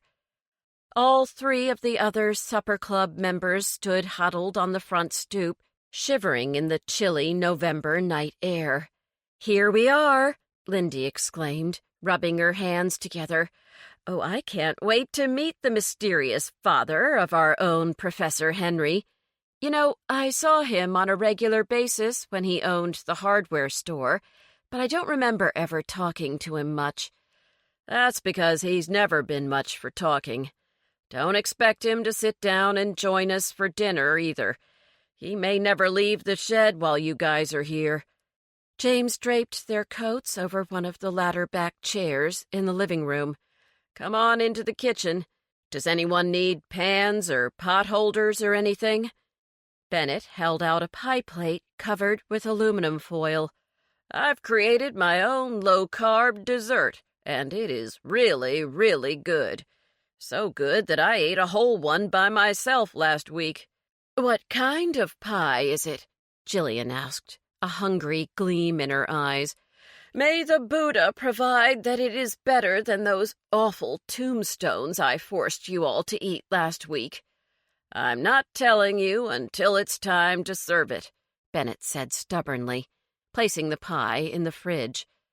Jillian held up her own baking dish. "Green beans with almond slices and Parmesan cheese. I can just nuke them for a few minutes when we're ready to eat."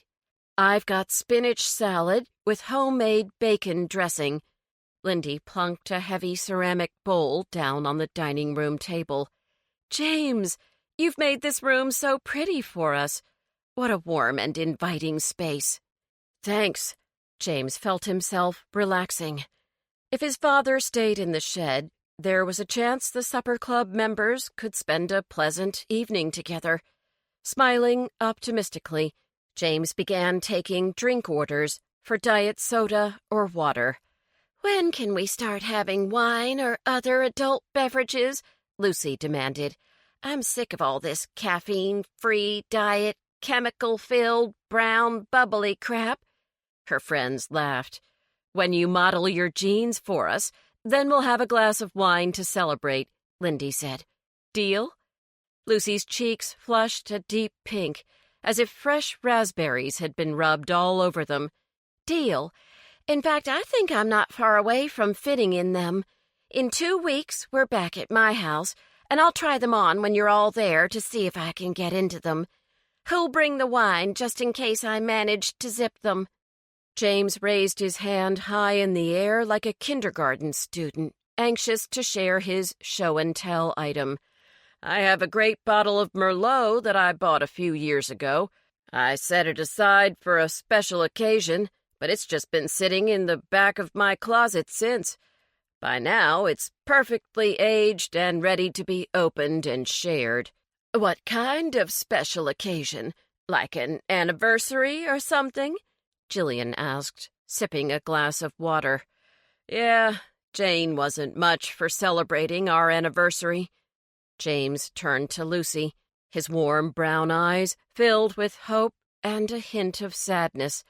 "But if you get in those jeans, Lucy, that's celebration enough for me." Lucy returned his stare, her own eyes reflecting gratitude and evident affection. James thought he saw something else there, too. A trace of longing, perhaps? But was she thinking of her desire to lose the weight and become a deputy? Or, dare James believe it, a desire for him? The others sensed something charged in the nonverbal exchange between their friends and bustled off to prepare the dinner. James focused on setting the table, feeling like a teenager who's been caught making out in the back seat of his parents' car. Lucy remained unfazed.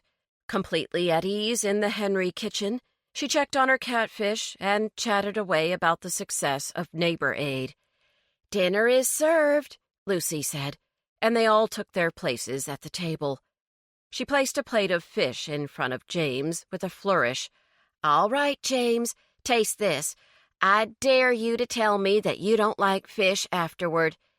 She served everyone else and then sat down. "This is Bombay catfish, my friends. It's a bit spicy, so get your drinks ready." James took a hesitant bite.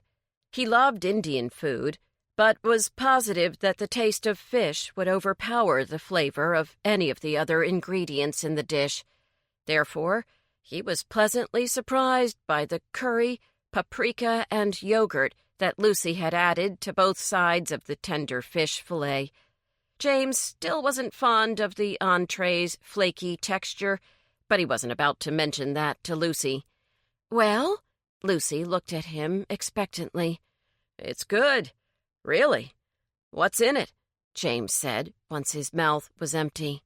"Fat-free yogurt, curry powder, paprika, cardamom, and I had to drive 25 miles to find that one, cilantro, and salt and pepper." "This is healthy? Honestly and truly?" Jillian stabbed at her fish with her fork. Lucy nodded. "Yep, and it's easy to make, too. I marinated the fish in the fridge for a few hours and then cooked it for 10 minutes. Nothing to it." Everyone ate in contented silence for a few minutes, passing dishes back and forth and simply enjoying the food and the company. "So what's the next step in our investigation?" Bennett asked, putting down his fork and tenting his fingers over his empty plate. As usual, he was the first person to finish eating. "We've got a new clue," Lucy said in a sing-song voice.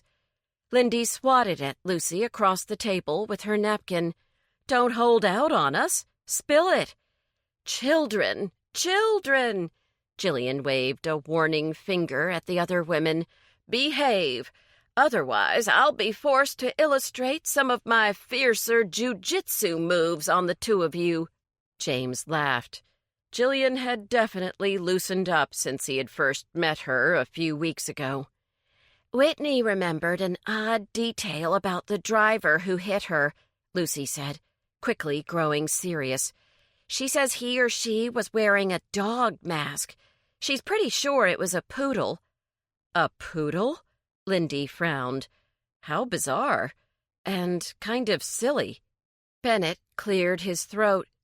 "Toy poodles are silly, perhaps, but did you know that the standard poodle is one of the oldest dog breeds in history?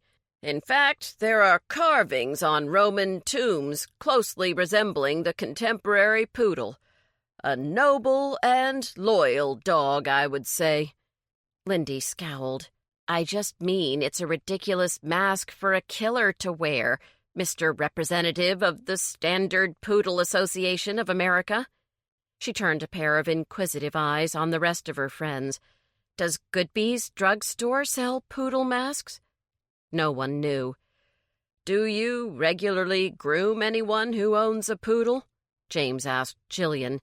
"Maybe the killer chose the mask because he or she actually likes the breed." Jillian stared off into the distance and considered the question. "That's not an unreasonable line of thinking, actually. People do often identify with their pets on a deep and spiritual level. I have several customers who own either toy poodles or standard poodles. I can't call up an image of anyone who seems particularly violent at this moment, but I'll flip through my customer list tomorrow and share the names with Lucy." Lindy wiped her mouth with her napkin. "And I'll swing by Goodby's after school tomorrow. Most of the masks are gone now since he put them on sale at 75% off, but I'm sure he's got a record somewhere of which ones he ordered." "How will you justify asking him for an inventory list?" Lucy asked. Lindy waved off the question with a flick of her wrist. "I'll just say that we need dog masks for an upcoming drama club production, and I want to order from the same company." Bennett chuckled.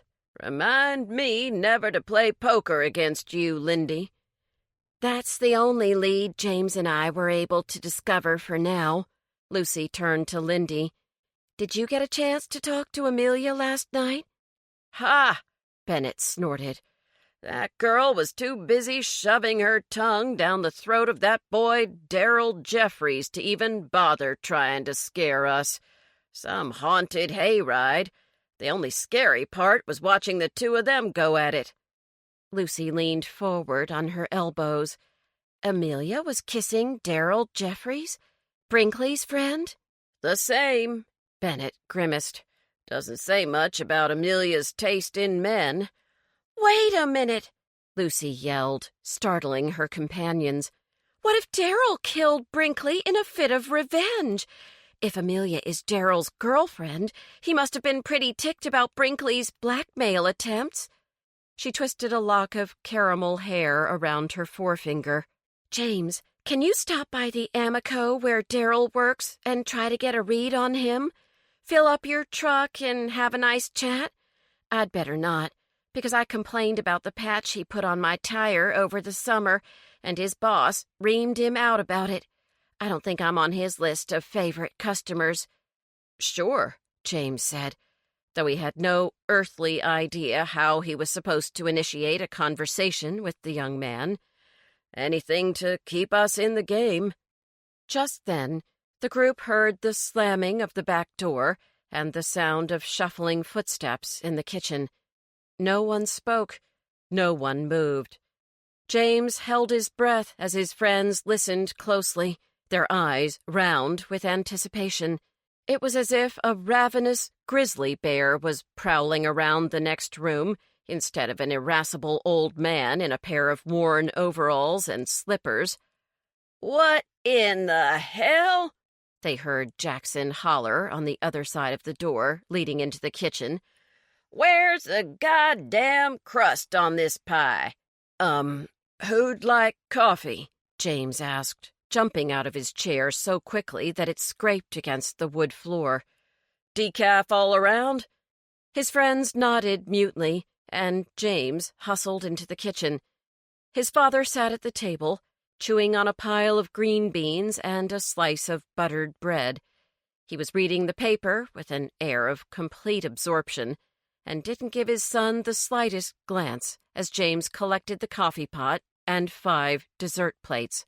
"Don't forget the Ready Whip," Bennett called from the dining room, and James could hear the sound of his friend's quiet laughter. Irritated, he made one trip with the coffee and plates, and then returned for forks, the mangled pie, and a can of Ready Whip. Jackson never moved a muscle. "Is that a pumpkin pie?" Lindy asked. "Or should I say, was that a pumpkin pie?" She giggled. "Oh, it's not that bad. The old guy just took a taste," Bennett said. "Yeah, right from the center," Lucy pointed out. "So this is low carb?" Jillian asked Bennett as James served the pie. "Sure is. Made the recipe up all by myself. Trust me, it's good stuff. Course it helps to have a nice, healthy dose of Ready Whip on top. I always put a big B on all my desserts." He sprayed the can of whipped cream on his pie slice to demonstrate. "Bennett!" Jillian exclaimed, licking her fork. "I don't know how you're still single when you can come up with something as delicious as this. I'm going to march right down to the First Baptist Church and put a notice on their bulletin board announcing that there is a single, hard-working, trivia-loving postman who enjoys experimenting with food and is looking for love. Do that, and I will save everyone's junk mail for a month and deliver it to you over the next 2 years," Bennett retorted. "Go ahead," Jillian shrugged. "If my bills can't fit into the mailbox, then I won't have to pay them. Let's see the recipe for this pie, Chef Postman." Bennett passed around copies of the recipe. The Flab Fives Guiltless, Crustless Pumpkin Pie. 2 eggs slightly beaten. 1 can, 16 ounces, Libby's solid pack pumpkin. 1/2 cup or less Splenda or other sugar substitute made for baking. 1/2 teaspoon salt, 1/2 teaspoon nutmeg, 1 teaspoon ground cinnamon, 1 teaspoon ground ginger, 1/4 teaspoon ground cloves, 1 teaspoon pure vanilla extract, 1 1/2 cups, 12-ounce can, undiluted carnation evaporated milk, or evaporated skim milk. Preheat oven to 425 degrees. Combine the filling ingredients in the order given. Pour into a glass pie dish. Bake 15 minutes at 425 degrees. Reduce temperature to 350 degrees. Bake an additional 40 to 50 minutes or until a knife inserted near the center comes out clean. Cool. After devouring their slices of pie, the supper club members filled coffee cups with decaf and planned their next meeting at Jillian's house. Jillian handed out directions printed on purple paper, and James immediately recognized her street. The houses in Jillian's neighborhood were mostly historic homes. "Are you in one of the houses on the National Register?" James asked. "Not yet," Jillian said. "I'd like to be, but I need to finish a few more renovations to qualify. I think the business I am starting with Bo Livingstone might just provide the solution. I'd divide any extra cash between my favorite charities and making my home the beautiful piece of history it could be." "That's great," Lindy said. "What are your plans to launch the pet palaces?" "First, Bo and I need to hire someone who can build us a website. Bo has a bunch of photos of the pet palaces to put online, all stuff he built to take to the Veterans Day parade in Harrisonburg next week. After our website is up and running, I'm going to advertise in some of the smaller pet magazines. We can't afford to place ads in the big ones." She threw up her hand, her silver bangles tinkling merrily. "After that, we'll just sit back and let the orders pour in. I'm going to handle marketing, billing, and freight issues, and Bo is going to handle, well, the building and design part. You know, I think the Fitzgerald brothers could make you a killer website," James said. "They'd certainly be cheaper than hiring one of those IT guys, and they'd love the experience. We're thinking about offering computer courses at the library, and they're the ones who'll be teaching them. I will most definitely call them first thing tomorrow before the library gets too busy, she smiled. I just adore those boys. And just like that, Pet Palaces, Inc. is born, Lucy declared, and held her coffee cup aloft in a salute. As the group of friends toasted Jillian with their cups, the back door slammed once again. Out to the shed he goes, James mumbled. We should probably get going. Bennett shot James a worried glance. It's hardly fair to keep your daddy out of his own house. It's by his own choice, James said, with a hint of petulance. Lindy rose. I'm going to try to talk to him. When was the last time someone took the time to just listen to him? She looked at James accusingly. Jillian answered before James could even open his mouth. That man is grieving. He might be acting like some kind of crazed hermit, but that's how he's coping with a major loss. It might seem like an odd way of showing grief, but people all over this world have different ways of dealing with death. For example, in China, I like the way they turn funerals into a party in New Orleans, Bennett interrupted. That's what I'd want. Jazz band, bright umbrellas, tons of food and booze. That's the way to go. Yes, sir. See? Jillian gave Bennett an approving nod. Who are we to judge? Well, I'm still going out there. Lindy headed for the back door. He probably won't unlock it for you, James called after her. And if he does, you'll be entering at your own risk. The remaining 4 friends brought their plates to the sink and began to wash up. They waited with bated breath for Lindy to be driven from the shed, but it soon became apparent that she'd been given permission to enter and had not yet been verbally eviscerated by Jackson Henry. I guess I'll head home, Jillian said as she dried off her bean dish. Me too. Bennett and Lucy also bid James goodbye. A few minutes later, Lindy exited the shed and pranced into the kitchen to retrieve her salad bowl. Well? James was dying to know how Lindy fared with his father. I'm sorry, James, but I promised your daddy that our conversation would remain confidential. What? Why? James spluttered in annoyance. I can't say anything else. That's the nature of secrets. She winked at him. Thanks for a great dinner. James watched Lindy drive off in bewilderment. The lights in the shed were still on, but there wasn't the slightest indication that someone had entered the lion's den and had lived to tell the tale. James had just blown out the candles in the dining room when there was a light tap on the front door. I forgot my casserole dish, Lucy said, avoiding James's eyes. Oh, sure. Let me get it. When he returned with the dish, Lucy was holding a framed picture of a 6-year-old James wearing a Batman costume.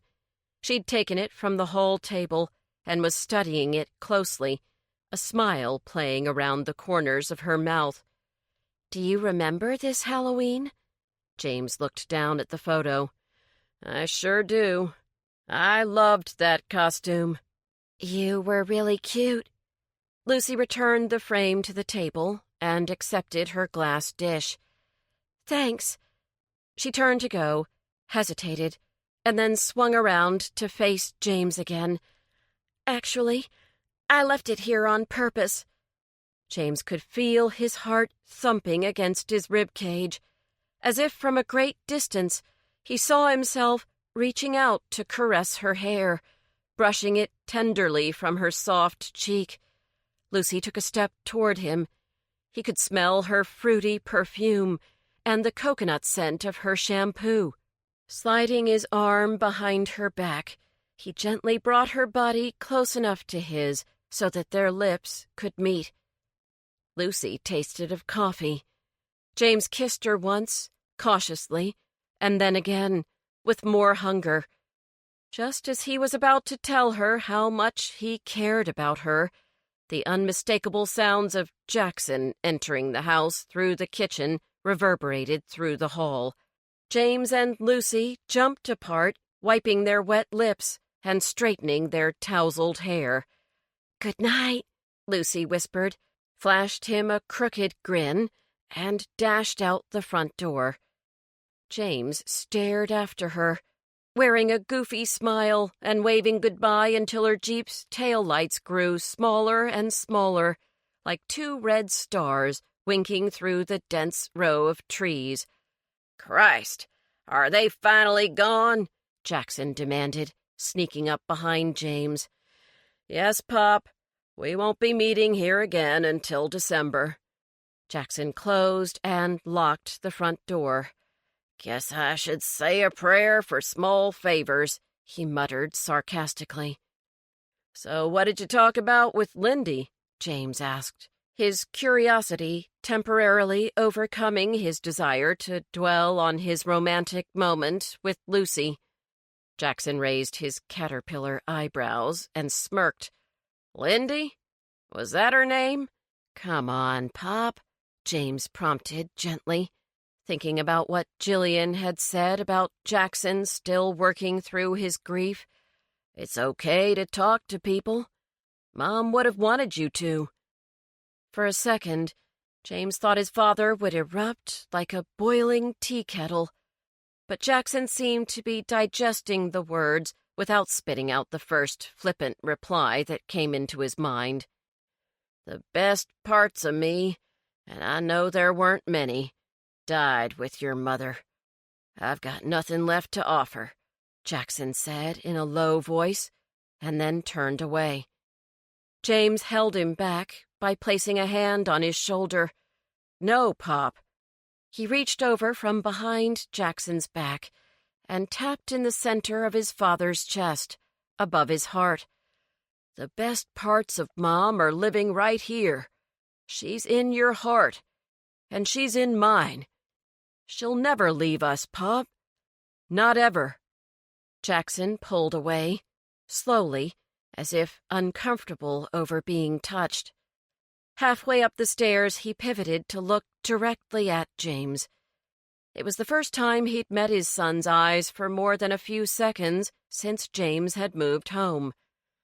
"Well, good night," he said hoarsely, and then, in a voice so soft that James nearly missed it, Jackson added, "Son."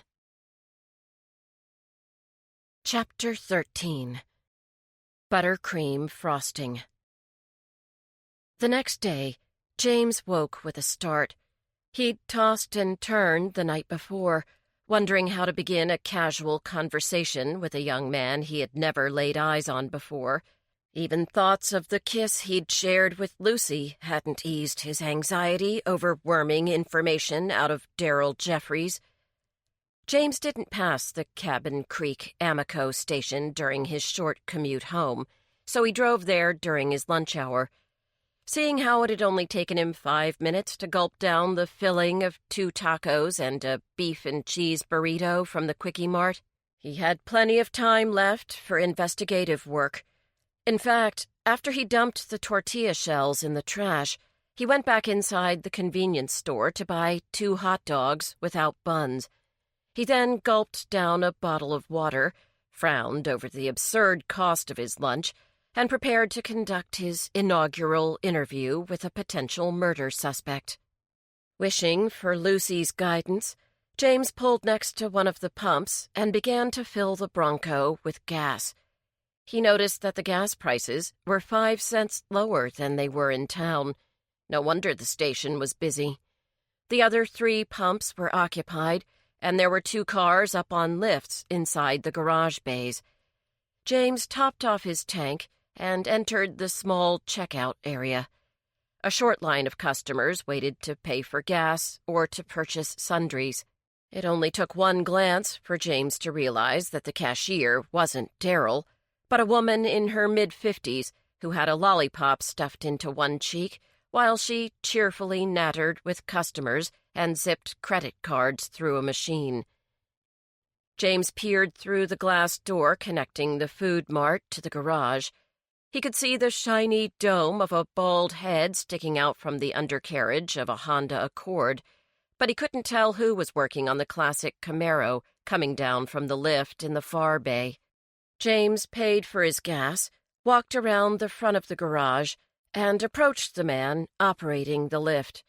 He had a broad back and was dressed in black jeans and a worn denim jacket. "Excuse me," James said, and gave a little cough. The man turned to face him, and James knew that he had found Darrell Jeffries. Though not as captivatingly handsome as Brinkley, Darrell was good-looking in his own right. He had almond-colored eyes, straight brown hair, and a boyish sprinkling of freckles across the bridge of his nose. His upper body was wide and muscular, and his hands were covered with smears of grease and oil. Like Brinkley, his midsection showed the beginnings of a beer belly. Darrell's cheek was filled like a squirrel's, and when he turned aside to spit into a cup, James realized the 20-something was sucking on a wad of tobacco big enough to put a professional baseball player to shame. "Can I help you, mister?" Darrell's tone reflected a mixture of impatience and the need to demonstrate courtesy to all customers. My Bronco has this strange habit. Sometimes it keeps on running after I take the key out of the ignition," James said, lamely. No one in the car industry ever believed him when he mentioned the Bronco's odd quirk. Darrell swung his head around to look to where the Bronco was parked at the gas pump.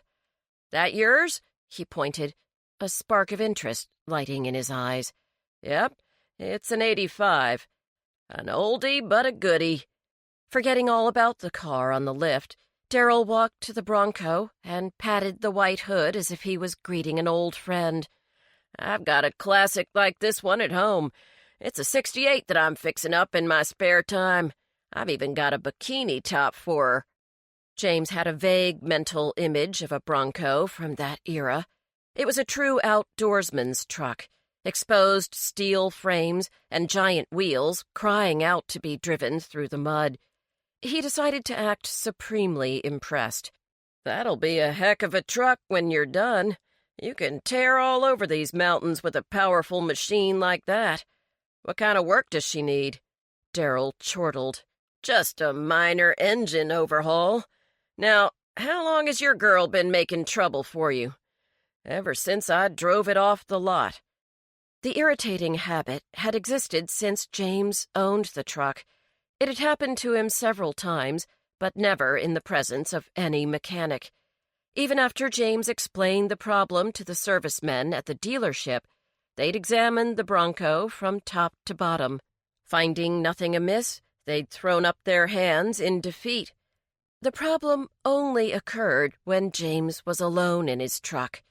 He finally gave up trying to get the Bronco fixed and learned, by trial and error, that the engine would eventually cut off if he jiggled the keys frantically enough. Darrell was staring at the hood thoughtfully. "Might be your battery leads. Do you want me to take a look?" "If you got the time, I'd really appreciate it," James said, pretending to be extremely grateful. "Let me pull her into the bay. I just need to get that Camaro out of the way first. Be right back." Watching Darrell hustle off, James tried to picture the young man as a killer, but failed. Darrell seemed like a helpful, good-natured, and hard-working kid. True, he hadn't become a nuclear physicist after graduating from Blue Ridge High, but he was obviously a competent mechanic. Judging from the cars parked alongside the garage, Darrell seemed to have plenty of work lined up for the day, and, unlike many folks, he seemed to truly enjoy his job. In the time it took Darrell to move the Camaro, a convertible Beetle zipped up to the pump next to James, and a leggy brunette stepped out, wearing jeans that appeared as though they'd been airbrushed to her gazelle-like legs, and a short leather jacket that cinched tightly around her waist. She shook out her long hair and then applied some ruby-red lipstick using the car's passenger mirror. "Here's my chance to talk about girls," James thought, as Darryl walked over to the Bronco, overtly ogling the comely brunette. "You get customers like that all the time?" James whispered, jerking his head toward the woman. "Not as often as I wish," Darryl exclaimed, eyeing the woman's legs.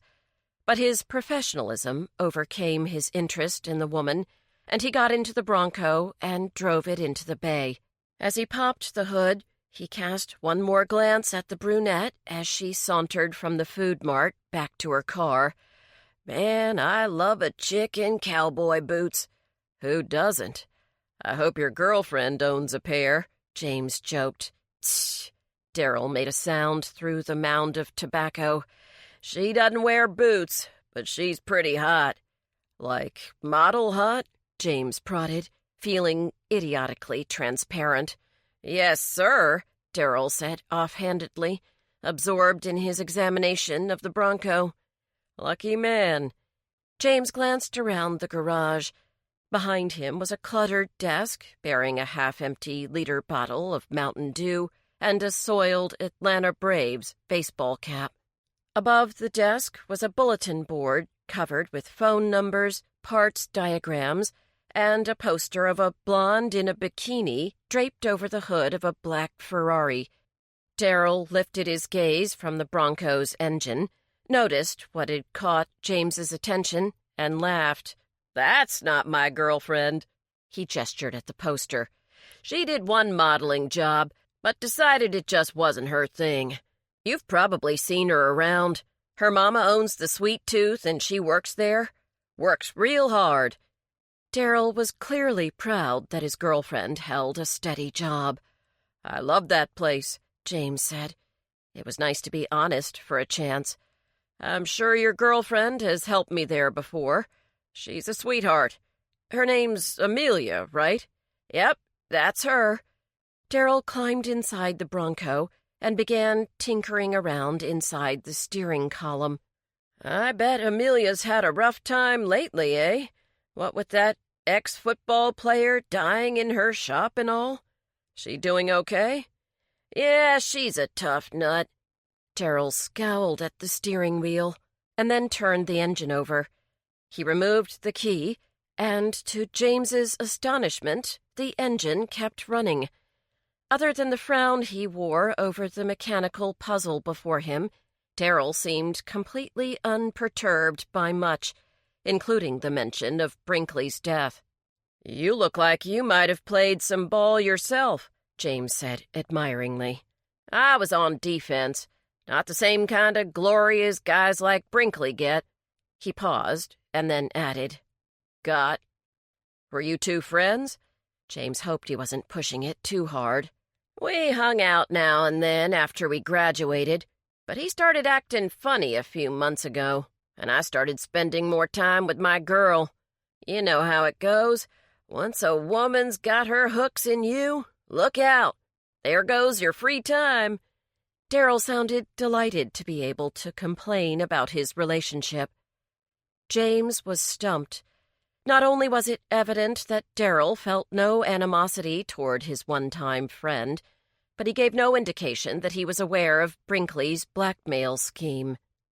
"This truck has cost me so much money over the years," James said, changing tack, "but I have no regrets. It's got to be tough for you to come up with the extra dough you need to overhaul your Bronco," he continued.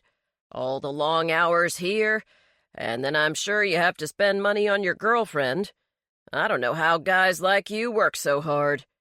James fidgeted as he prepared to lie. "Well, not all of you guys. Whenever I saw Brinkley, he was eating at the diner or hanging around the video store, checking out 3 or 4 movies. Guess he didn't have a girlfriend to spend his hard-earned money on. Lucky man." Darryl shrugged. "Brinkley always claimed to have more than one. Who knows? Girls thought he was some kind of god." He paused, adjusting something out of James's view behind the dashboard. "I don't know where he got his extra cash from either, but he definitely had a pile. No way he mowed that many lawns." He grunted in exertion and then jumped out of the car and disappeared under the hood again. "I think I know what's going on here," he shouted, pulling open a drawer near the desk and fishing out a tool. James froze. His gig was up, and Darrell was calling his bluff. "You do?" "I think so." The young man pointed excitedly at the Bronco. "Do you leave your car outside at night?" James leaned into the driver's side door. "Yes." "Does it keep running like this in the summer or only in the colder months?" James thought about the question, and then his eyes flew open wide. "Only when it's cold. I never noticed that before. Then you've got a bad battery lead." Darrell smiled triumphantly, and James smiled right back. "It makes your battery drain in cold weather. I can fix that. I also think we should make a copy of your key.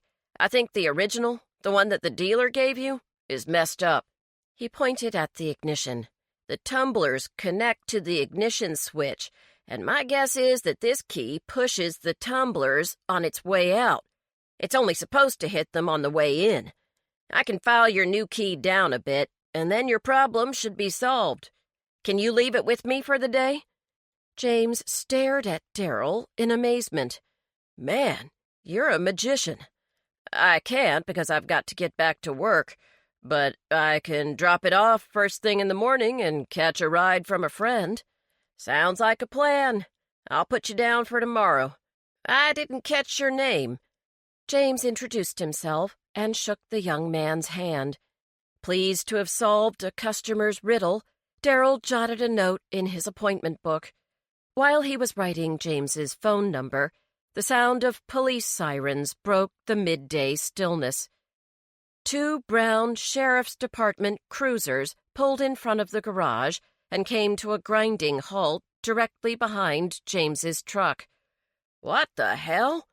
Darrell dropped his pencil in shock. Sheriff Huckabee and Deputy Donovan leapt from their cars and strode over to the young mechanic. Their faces were set in grim determination, and James felt himself grow tense. "Darrell Jeffries?" Sheriff Huckabee asked. "We've got some questions to ask you. You want to answer them here or down at the station?" James stood frozen in shock as Donovan turned a disdainful gaze on him. "Now, just what the hell is going on here?" The bald man who was working on the Honda suddenly demanded. "This boy committed a crime?" "That's what we're trying to find out, Tom. We just need to ask him a few questions." Sheriff Huckabee stepped closer to Darrell. "Well, damn it all! You don't need to drive in here like we're harboring terrorists. You're scaring all my customers. Turn off the blasted sirens, come inside, and sit down like civilized human beings. Does he need a lawyer?" No, Sheriff Huckabee replied in a placating tone, never taking his eyes off Darrell.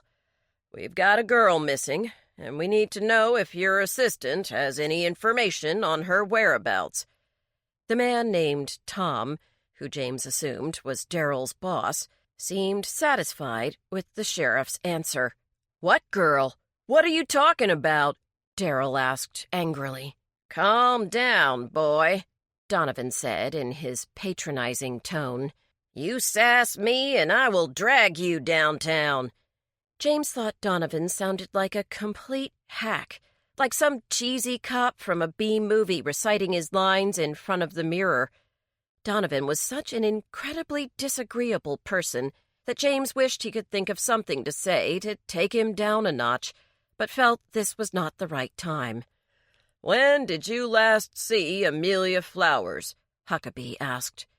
Darrell was clearly startled by the question. "Saturday night.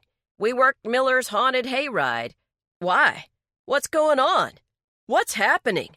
His voice turned shrill and echoed through the garage. "Once again, I'm warning you to calm down, son. I won't stand for these outbursts," Donovan threatened. Tapping his gun holster, he continued. "Seems she's gone missing. You were the last person seen with her that night. You got anything to tell us?" There was a long pause. Darryl shook his head, confused and worried. Yeah, we hung out for a bit after the last group went through the ride, but then we split up. She said she was catching a ride with one of her friends, and that's it. I split and went home. What time was that? Huckabee asked. Around 11? Darryl shrugged helplessly. I'm not sure exactly. How late do you usually stay out with Miss Flowers? Donovan continued to grill the flustered young mechanic. Never past midnight. She's got to get up pretty early to go to work. Donovan scribbled some notes in his pad. Her mama's down at the station, and she's pretty upset. There anything you'd care to say that would make a frightened mother feel better? Donovan barreled on, without waiting for a reply. What exactly were you two doing after the hay rides were over? Darryl fidgeted with the zipper on his jacket. We were messing around a bit. She's my girlfriend. A malicious gleam surfaced in Donovan's eyes. Why don't you elaborate for us? We were just kissing and stuff, Darryl said defensively. We're both adults. It's not a crime. Donovan shrugged. Maybe things got a little rough. Maybe Amelia didn't want to mess around anymore, but you did. Did you get mad at her over something like that, Darryl? Without warning, Darryl lunged at Donovan. The two men grappled with each other until Sheriff Huckabee intervened. He shoved Darryl into the back of his car and pulled Donovan aside to dress him down. James couldn't hear their conversation, but he could tell from Donovan's sagging shoulders that his superior wasn't complimenting him. Darryl was provoked, Tom yelled. I'm a witness. Where are you taking that boy? Relax, Tom. Huckabee stroked his lush, walrus-like mustache. I'm just going to carry him down to the station to get his statement. After he signs it, we'll bring him right back. The sheriff got in his car and drove off. Tom went inside the food mart, cursing under his breath.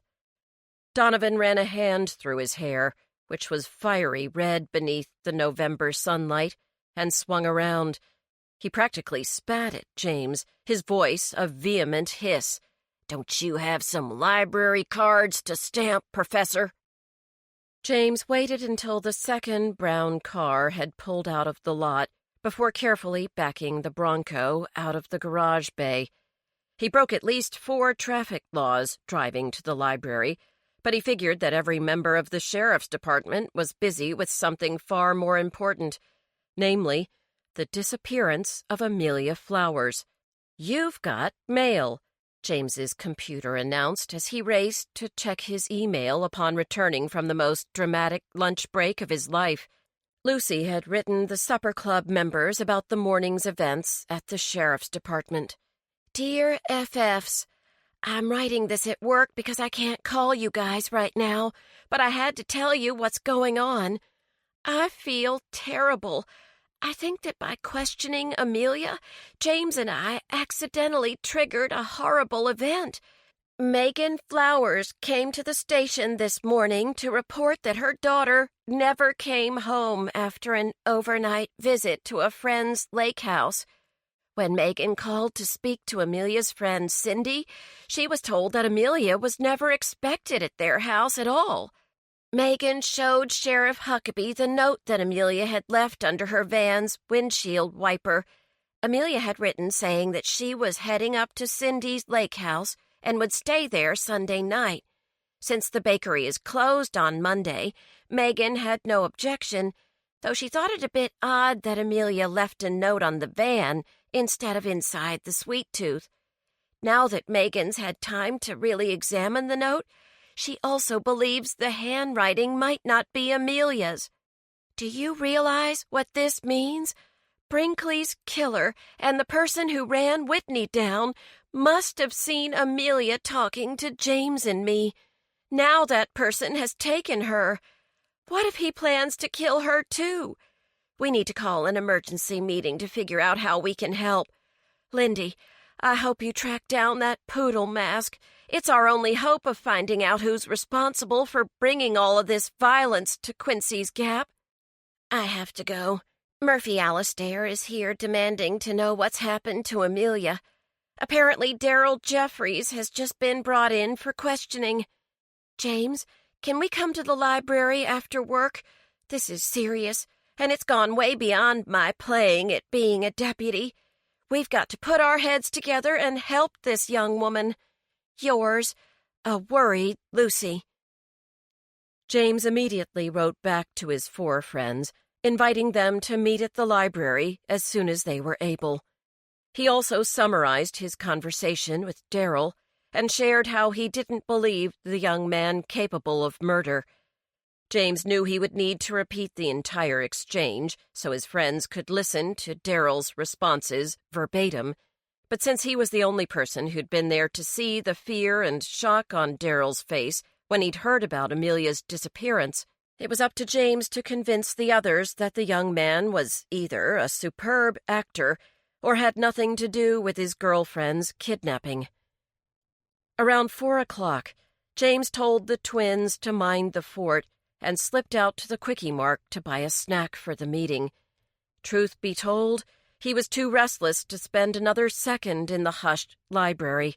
He desperately needed fresh air, a burst of music from the radio, and an errand to take his mind off Amelia Flowers.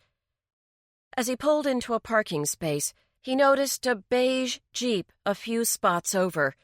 It looked remarkably like Lucy's. Walking behind the row of cars, James could see that someone was sitting in the driver's seat, but he couldn't tell if it was Lucy or not. All he could really see was a fuzzy blue hat, a striped scarf, and a pair of shoulders covered by a black coat. Slinking off to the side so that the driver wouldn't see him in the rearview mirror, James tried to get a closer look by pretending to squat down to tie his shoe. As he slowly straightened, he could see through the back passenger window that the person in the blue hat was Lucy. Even if he hadn't recognized her profile, James could have identified Lucy's car by the amount of trash covering the seats and floor mats. Just as he was about to rap on the window, James saw Lucy raise a spoon to her mouth, take a large bite of something white and creamy, and sink back into her seat, as if relaxing for the first time in ages. James craned his neck in order to catch a glimpse of the food that was giving Lucy such obvious pleasure. When her plastic spoon was licked clean, she dipped it back into a cylindrical plastic container. Reloading the spoon with the creamy substance, she popped it back into her mouth and moaned so loudly that James flushed and backed away from the Jeep, as if he had just caught one of his former students doing lines of cocaine. He skulked to his Bronco, hopped inside his truck, and waited for Lucy to pull away. Still flustered, James went into the Quickie Mart and chose a snack for his friends. On the way out, he walked down the aisle where the baking products were located in order to identify the container he'd seen in Lucy's hand. It was as he'd feared. Lucy had been pigging out on a can of vanilla buttercream frosting. Chapter 14. Low-carb ice cream. I'm guilty, Jillian wailed before the other 4 supper club members had a chance to get settled in the library's meeting room. Jillian turned to Lindy with moist eyes, and seeing her friend's expression of befuddlement, pulled an orange candy bar wrapper from her cavernous purse and slapped it on the table. I have committed a food crime. What is that? Bennett peered at the wrapper. Evidence, Jillian cried. I had 2 peanut butter cups today, but I really needed them. She shoved her hands into her hair and shook her head. I called every single specialty shop in Virginia that might sell poodle masks. I finally got a hit from a place called Pampered Pooches in Richmond, but they wouldn't share their customer list, even after I told them this was a matter of life or death. We're going to have to tell the sheriff about the mask if we want to help Amelia. He can get those snooty groomers to talk." She reached out, grabbed the candy wrapper, and tossed it into the trash can. "No wonder I cheated. I'm a wreck right now." "About the mask," Lucy began, but Bennett interrupted before she had a chance to say another word. "I'm a food loser, too." Bennett gave his friends a sheepish glance. "Jillian called to ask me if I remembered delivering a box with a return label from Pampered Pooches. The crazy thing is, I do remember the label because it had little paw prints all over it. I just don't remember where I delivered it. Jillian and I cross-referenced her clients with my mail route, and no one fits. I've been thinking about Amelia ever since I read Lucy's email on my phone. Man, the second I finished reading, I drove right to the store and bought myself some donut holes." He looked down at the table. "The empty box is still stuffed under the seat of my truck." Lucy was about to speak again, but Lindy suddenly thrust her hands in front of her chest, wrists touching as if she were about to be handcuffed. "You've got another cheater here. I ate the most scrumptious chocolate caramel candy bar I've ever tasted today. Delicioso. Not only that, I had a lollipop on the way over here." She stuck out a bright purple tongue. "A grape Tootsie Pop. According to a study done by Purdue University, it takes an average of 252 licks to get to the center," Bennett said. "Thanks, but I bite mine. I don't have that kind of patience." Lindy rubbed her temples in dismay. "How can we expect to help Amelia? We can't even control our food addictions." "We can help." Lucy half rose from her chair. "And our first step is to call Whitney and make her tell us who else was at her house that fateful Saturday besides Amelia." She turned an angry gaze upon Jillian. "And we can't tell the sheriff now. Do you know how much trouble we'd all be in for meddling and then not sharing our information? I'd probably get fired." "Let's think things over calmly." James's tone was quiet and authoritative. "Arguing won't get us or Amelia anywhere. It's been a stressful day for all of us." He pointed to the grains of orange dust gathered around the beds of his fingernails. "It took 3 snack bags to keep me from losing my mind, but we can worry about getting back on track with our diets once we've rescued Amelia. It seems that we're at a dead end with the mask for now, but I'll tell you about my conversation with Daryl, and then we'll form a new plan of action, okay?" His friends nodded, fixing hopeful gazes on him. James quickly told them about his meeting with Daryl, and did his best to remember every detail. "He seems like a decent kid," Bennett said when James was done. "It also sounds like he cares about Amelia and had no idea about Brinkley's blackmailing scheme," Lindy said. "If he was sincere, Daryl had no motive for killing Brinkley." Jillian studied James. "Is it possible that he was playing you?" "I can't be completely sure, because I don't know Daryl from Adam, but I believe he's a good kid," James said. "He was both surprised and upset when he heard about Amelia's disappearance. He didn't have time to put on an act. You could have knocked him off his feet with a feather when the sheriff told him that he was the last one to be seen with Amelia." "He's still being questioned," Lucy sighed mournfully. "They've been at him for hours, and his story hasn't changed. I know Donovan wants Daryl to be guilty. After all, they mistakenly dragged Whitney in, and now they've got Daryl. If they've got the wrong man again, Donovan's going to be in hot water. Unless Daryl owns a poodle mask, then they certainly do have the wrong man." Jillian fidgeted with her silver bangles. "If that's true, we need to act quickly. Amelia's alone somewhere with the killer.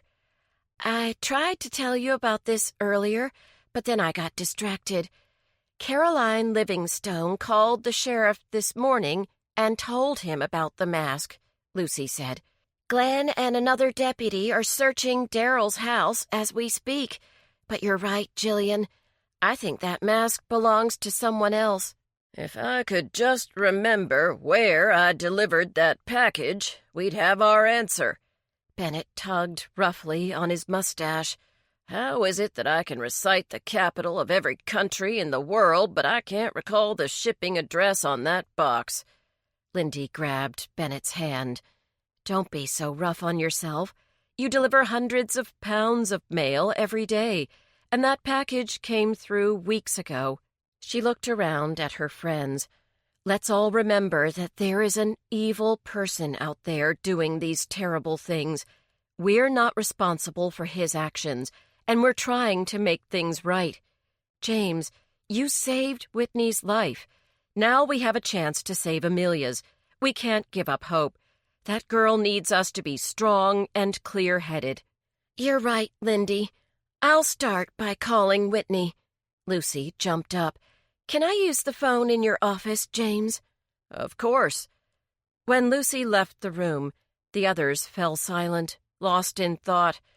"I don't suppose anyone would care for some low-carb ice cream?" James asked hesitantly. "I've got a few different flavors. A little food might help us think." "Why not?" Jillian muttered. "My regular comfort food didn't work, so let's try something I'm supposed to be eating." By the time James returned carrying disposable bowls, plastic spoons, and 3 pints of ice cream, Lucy was off the phone. "Too late," she said. "The sheriff asked her to the station to make a statement about the mask and anything else she remembered about the hit and run. Beau told me that Caroline was going along to make sure that Whitney shared everything she knows." "At least the sheriff will find out about the blackmail scheme," Lindy said. "And since he's bound to find out who else spent the night at Whitney's house over Labor Day weekend, I guess we're officially off the case." Bennett twirled his spoon around in his ice cream. "I can't think of any other way for us to help." "Me either," James said. He looked at Lucy. She was staring straight ahead, a glazed look on her face. James suddenly wondered why she hadn't shared her indiscretion with the can of frosting. Was she keeping other secrets as well? Jillian stood. "Lucy, please let us know if anything new on Amelia comes in. I need to get home and pay the painters." "And I have a bunch of short essays on postmodernist art to correct," Lindy said as she gathered her belongings. One by one, the supper club members slunk out of the library, looking tired and dejected. James watched them go. Lucy hadn't lingered. In fact, she'd barely glanced at James before walking off with Bennett. James felt hurt. He knew that Lucy felt responsible for Amelia's disappearance, but he didn't see why she had to ignore him because of it. "Probably because I helped her question Amelia," James mumbled to a pile of books sitting on top of the circulation desk. "Lucy blames me as well as herself." Mrs. Waxman arrived for her shift.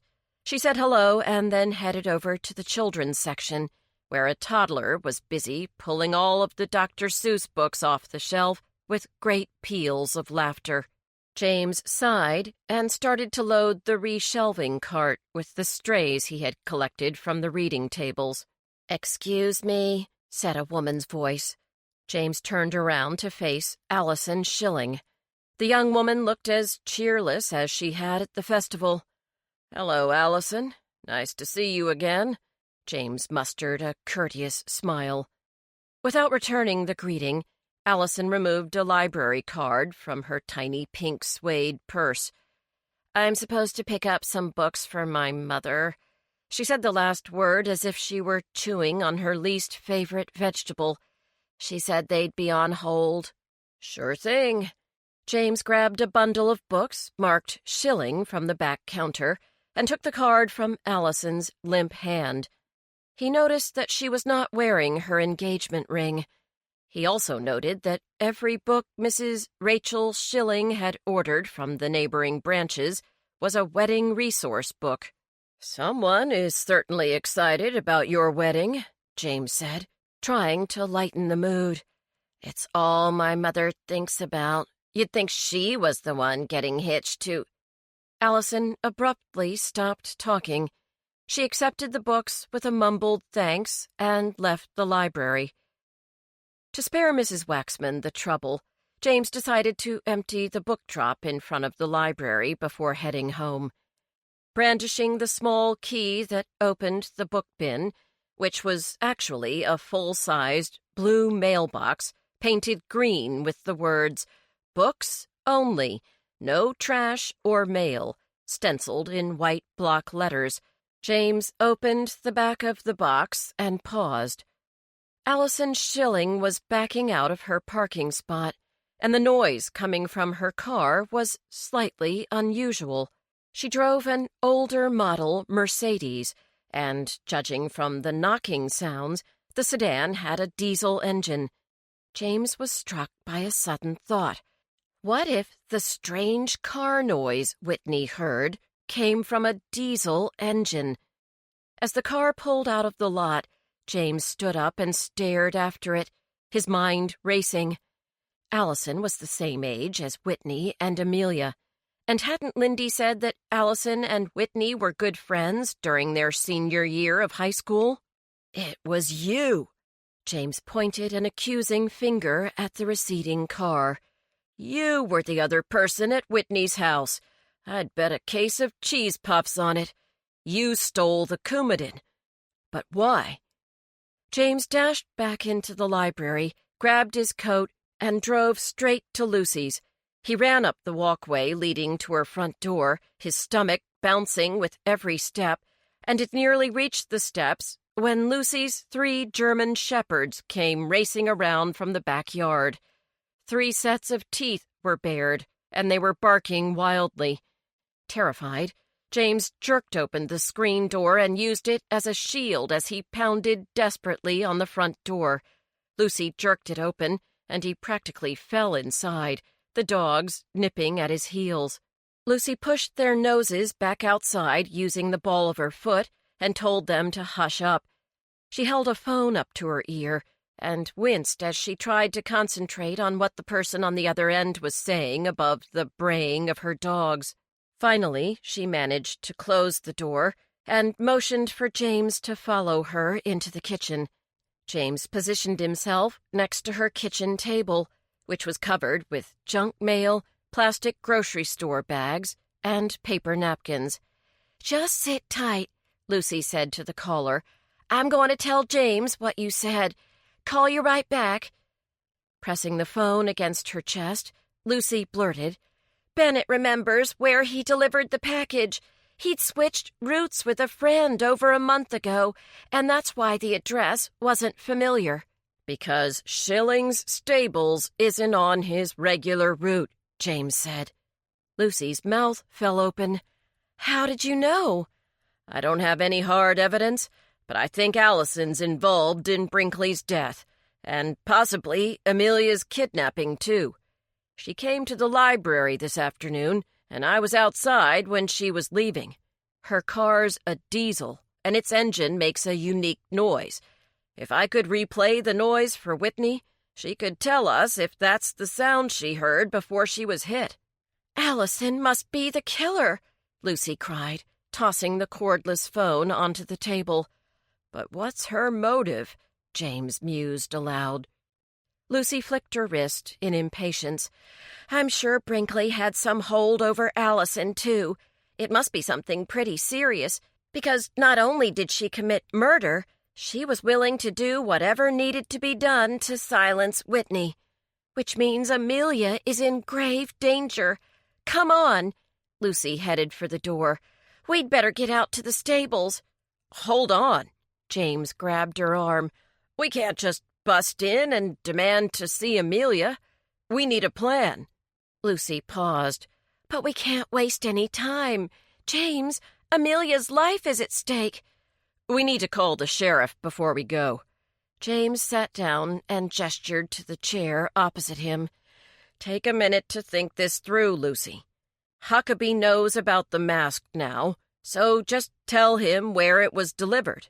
If you do that, you'll save him a lot of legwork. He can drive straight to the stables, hopefully with a warrant in hand. Sighing with resignation, Lucy picked up the phone again. Sheriff, this is Lucy.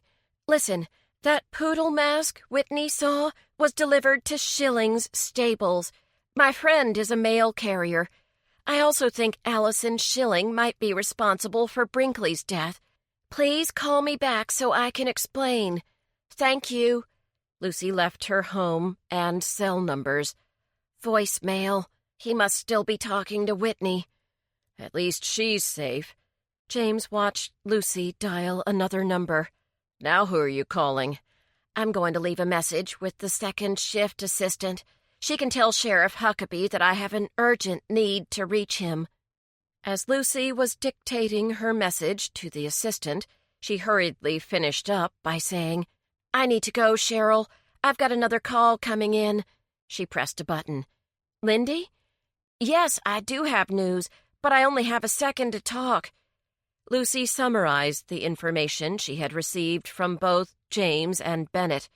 She paused to listen to Lindy and then said, Call me as soon as you can, and quickly hung up. Now what? James asked, feeling very much on edge. Lindy has a teacher friend at the Portsmouth School for Girls. She's going to get in touch with her and find out exactly why Allison was kicked out. Maybe that will give us her motive. If she's going to marry a senator's son, she needs a squeaky clean background. James frowned. That makes sense, especially since Chase has aspirations to hold political office in the future. But Allison doesn't even act like she wants to marry him, so why would she commit these crimes to protect that relationship? Lucy shrugged. She's 20 years old. Who knows what a girl like her wants? Maybe she's marrying Chase for the money. Senator Radford comes from a family of real estate tycoons. I don't think Allison has much interest in pursuing her own career, do you? James thought back to the sight of Allison's rhinestone-encrusted nails and shook his head. So are we waiting for Lindy to call us back? Lucy gave him a steely look. I'm driving out to Schilling's stables. Lindy will call me on my cell phone, and I've done my best to get through to the sheriff. I am not going to sit here when a young woman's life is at stake.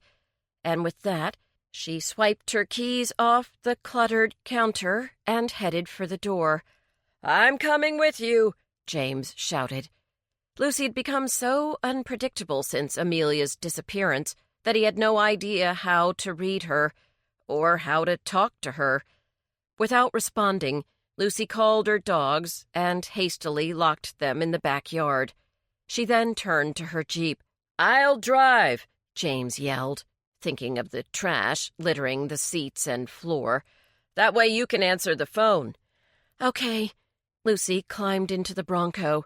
Her lips were pinched, and she'd balled her hands into fists. I'm as worried about Amelia as you are, you know. We're all worried. James started the engine and backed out of her driveway as quickly as possible.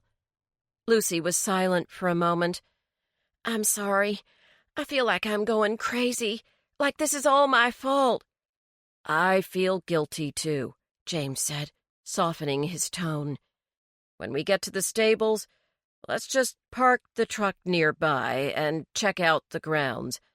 Maybe we can find Amelia without a confrontation. Lucy didn't seem taken by the idea. Maybe, or we... The phone in her hand began to chirp, and she raised it to her ear. Lindy? Yes? Tell me. James drove through the shadowy forest leading toward the Schillings' large horse farm. It was almost 6 o'clock, and night was already falling. As he listened to Lucy's side of the conversation, He felt chilled by the sight of the leafless trees, the colorless tufts of grass along the roadside, and the absence of traffic. Wishing he'd zipped his coat before getting in the car, James coaxed the Bronco's heater to a higher setting and accelerated toward the ridge of blue-black mountains. In the deepening twilight, they seemed to stretch and grow in size. Finally, Lucy promised to be careful and then ended the call. "It seems that Allison has a bad habit of stealing drugs," Lucy said. "During her junior year, her roommate at the Portsmouth school was prescribed codeine following a knee surgery. Apparently, Allison borrowed several pills and liked the effects of the painkiller. The roommate was continuously missing pills until she caught Allison taking them from her book bag. Allison had already been given a warning for marijuana possession, which she claimed wasn't hers, but the incident with the codeine was the last straw. She was kicked out of school. But Allison stole Bo Livingstone's Coumadin. That's a far cry from codeine," James pointed out. "It just goes to show that the little lady knows her drugs. She deliberately took the Coumadin with the intention of killing Brinkley." Lucy pointed toward a dirt road off to the right. "Pull in here. We'll walk through the woods, and for now we'll focus on finding Amelia. I'm not leaving until we do." James glanced forlornly into the copse of barren pine trees. Their bristly trunks were ragged, and the forest floor was blanketed with sharp pine cones and protruding sticks. Only a small line of pale light hovered above the horizon as James followed Lucy into the woods. He wished he shared her courage, but he was filled with dread over sneaking into the killer's territory. By the time they reached a grassy slope leading to an enclosed pasture, the dying daylight could barely illuminate the shapes of 3 horses. In the near darkness, they loomed like strange beasts, silent and watchful. "I don't trust horses," Lucy hissed. "You never know what they're going to do." "The horses are the least of our worries." James led the way to the farthest corner of the field, his quick pace inspired by the sight of the sinking sun. "Night is falling," he said, pushing forward, "and it's coming fast." Chapter 15. Beef Jerky. James and Lucy tried to sneak through the field by walking carefully along the perimeter of the fence, but since neither one of them was light on their feet, they more or less plodded forward until they reached a wide gate. A cluster of horses was waiting there, and upon spying the 2 strangers, they whinnied, tossed their heads, and snapped their long tails in excitement. "Maybe it's their dinner time," James whispered. Lucy eyed the restless horses nervously. "If it is, we might be seen by whoever feeds them. Let's hide inside the stable." James saw no other choice. It was growing impossible to make out much of what lay beyond the large stable. During their descent through the trees, the sprawling manor house had been visible, as had its kidney-shaped swimming pool and grass tennis court. And while outdoor lights chased shadows away from the house, the only illumination near the field was an inviting rectangle of yellow coming from the open stable door. Lucy peeked inside, while James tried to get his breathing and heart rate under control.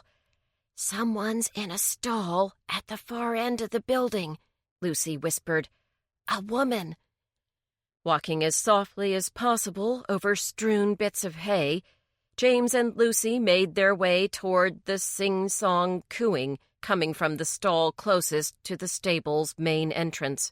The repetitive whish of a brush being run over the horse's coat and an occasional nicker were the only other sounds.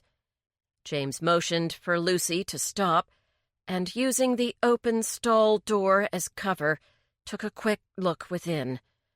Allison Schilling was grooming a roan-colored horse. Her back was to the door, and she was humming softly to herself. Lucy moved next to James, so they were standing hip to hip, forming a human blockade. "Hello, Allison," Lucy said quietly, as James grabbed a pitchfork hanging from a nearby hook. Allison jumped in surprise, startling the horse. Its ears twitched nervously, and it pawed at the ground. "What the hell do you think you're doing?" Allison hissed at them. She seized the horse by its bridle and forced its head down. "Easy, girl. Easy now," she soothed, and picked up the brush again. "I think that's a better question to put to you," Lucy said in an icy voice. "We know you stole the Coumadin from Whitney's house." Ignoring Lucy, Allison continued to brush the mare. James watched her every move. He wanted to make sure she wasn't about to grab a shotgun from within the pile of hay in the corner of the stall. "The dirt Brinkley had on you must have been juicy," Lucy said nonchalantly. Allison shrugged, acting just as casual as Lucy. "Brinkley Myers was a loser. I'm not too upset that he's dead. No one is. Maybe not, but nearly killing your friend Whitney upset lots of people." Lucy narrowed her eyes. Allison set the brush aside and leaned against the horse's flank. "Is that why you're here? Because you're upset about Whitney?" She seemed genuinely confused. "What's the big deal? She's fine now." Lucy let loose a humorless laugh. "She's fine until you take a second shot at her. Maybe you should drive one of the stable's trucks next time you run her off the road." Allison's lip curled. "You're crazy. I didn't have anything to do with Whitney's accident. Why don't you bother somebody else? There's a Golden Corral about 15 miles from here. You and the professor could really make a dent in their all-you-can-eat buffet." Lucy's fists curled into tight, angry balls. "I work for the sheriff's department, Allison, and they're on their way to discuss the disappearance of Amelia Flowers with you. I believe they'll raise some other interesting topics as well, such as murder and attempted murder." "Amelia's disappearance?" Allison's bravado wavered, and James saw a flicker of anxiety enter her eyes. "What do you mean?" "Like you don't know," Lucy said with a snort. She then turned to James. "She'd make a good actress, don't you think? It would be a much better job for her. She's not really cut out to be a future senator's wife." Allison put her hands on her hips. "I don't give a crap about being Chase's wife. As for Whitney and Amelia, I have no idea what you're talking about. And if you work for the sheriff's department, then where's your uniform?" She glared at Lucy. "How about a badge?" She jerked her thumb angrily at James. "And who is this? Your canine unit? Get out of my way." Lucy didn't budge. "Not until you come clean." James shifted the pitchfork from one hand to the other. Allison's eyes settled on the sharp tines of the pitchfork. She sighed in annoyance and said, "Fine, I stole Mr. Livingstone's drugs. I thought they were codeine pills, okay? I knew Whit's daddy had had some surgery, so I figured he must have been given painkillers. I only had like a second to look in his medicine cabinet before Whitney called up the stairs to say that our pizza was ready. So I just grabbed the bottle." She shrugged again. "When I got home, I didn't recognize the name of the medicine, so I didn't take the pills." She pulled a piece of straw from her hair. "I was going to look the Coumadin stuff up on the internet, but when I went to get the bottle from where I'd hidden it, it was gone. I didn't really care because I'd found something better by then." "That's it?" Lucy asked incredulously. "Yeah, that's it. You planning on arresting me?" She held out her hands. "Go right ahead. Or did you forget your handcuffs along with your uniform and your badge?" Lucy frowned. "Why didn't you step forward when you heard that Brinkley's death had been triggered by Coumadin?" Allison fell silent, seeming to process the information. "I didn't know about that until now." The girl's anxiety level was clearly growing. She toyed with the horse's mane, her eyes darting everywhere. I don't read the newspaper. Anyway, I'm sure lots of people use that stuff. Lots of people around here have heart trouble. She smiled wickedly. It's because most Americans are too fat. Unfortunately for you, Allison, the bottle you stole was the only current prescription in Quincy's Gap. That's how we know you gave them to Brinkley, hoping Whitney or Amelia would hasten his death by slapping him in the face. Or maybe he'd get cut by a branch, or at home, using his razor. Any blood flow would do, right? Lucy's voice grew very quiet. I know Brinkley hurt the three of you, but you can change how this story ends. Just tell me where Amelia is. It will go so much better for you if you help us. You're backed into a corner, Allison. It's time to do the right thing. Averting her eyes, Allison chewed on a fingernail. Beads of sweat popped out on her forehead, and she wiped them away with the back of her sleeve. Brinkley knew about my drug problem, she finally said. He threatened to tell Chase about it, but I told him he could take his threats and shove them where the sun don't shine. I had no reason to kill him. I called his bluff. She kicked at a bit of straw with her riding boot. To tell the truth, I was disappointed that he died before he could narc on me. Because you don't want to marry Chase, James said gently. You don't even love him, do you? No, I don't, Allison's anger flared. But he's rich. He's from a powerful family. Any girl would consider herself lucky to be with him. Her tone was dry and cynical. Isn't that right, Mama? Yes, it is, came the flat, emotionless reply from behind James and Lucy. Allison pushed past the stunned pair to confront her mother. Mrs. Schilling looked very different than she had a few days ago at the festival. Instead of a suit, high heels, and pearls, she wore faded jeans, a flannel shirt, and a down vest. Her white blonde hair was tucked inside a red baseball cap, and she wore black leather driving gloves on her hands. Welcome to our home, she said to James and Lucy. Her smile was cold and reptilian. Mrs. Schilling, James began. Oh, call me Rachel. We don't need to be so formal. She waved off the notion. After all, you're our guests. What's going on? Allison demanded. Rachel glared at her daughter. You've caused me enough trouble for a lifetime, young lady. Get me a roll of duct tape from the tool shed.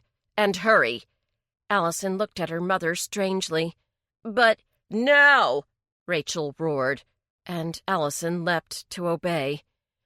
It was you, Lucy said breathlessly. You found out about the blackmail. You got Brinkley to ingest the Coumadin. Well done, Sherlock.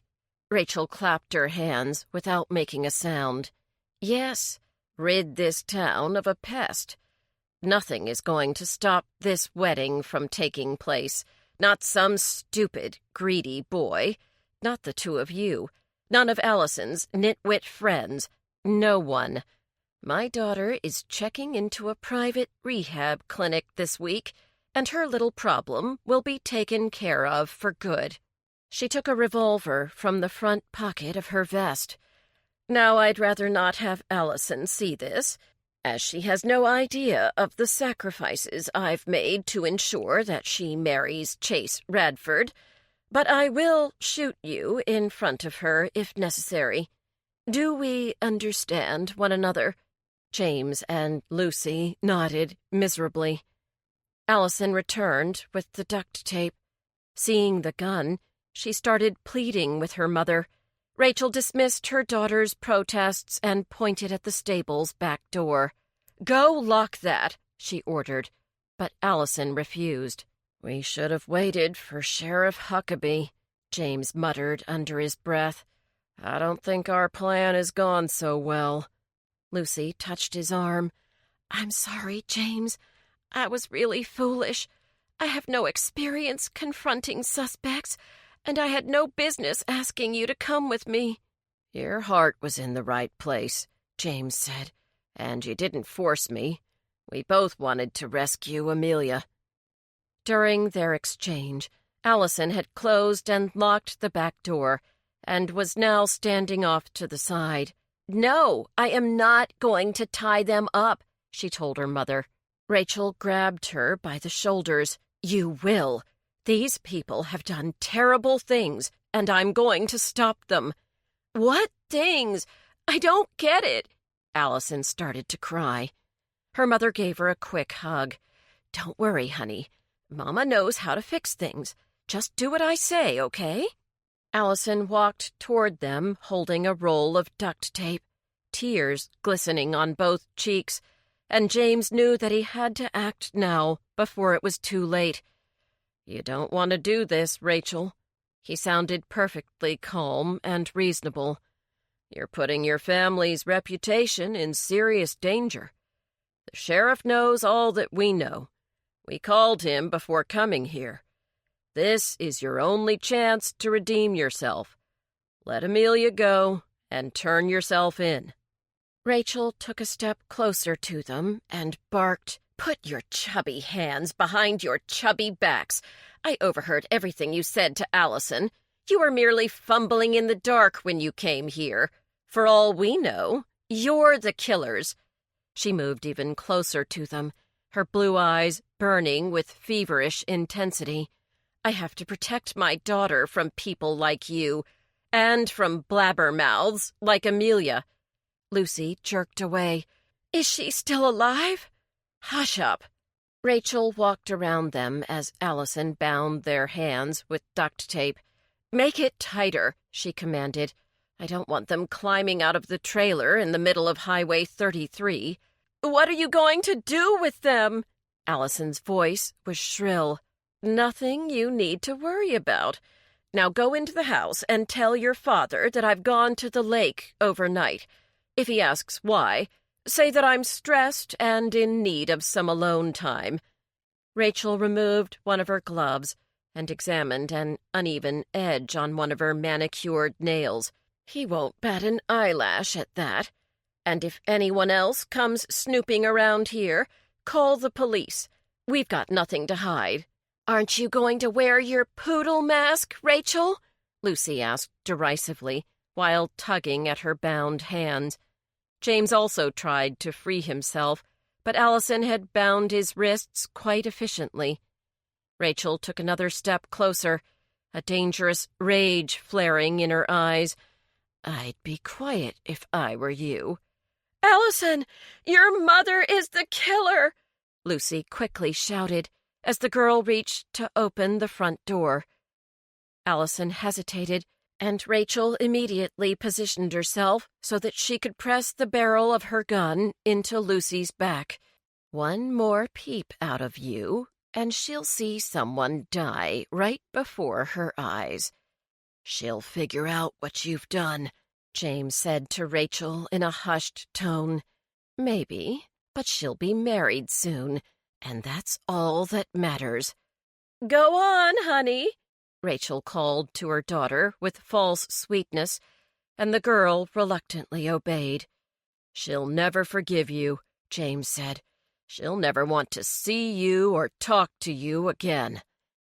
For the first time, Rachel seemed to consider the consequences of her actions, but then she shook off the notion as if it were a fly buzzing around her head. Waving the gun in front of their faces, she grinned maniacally.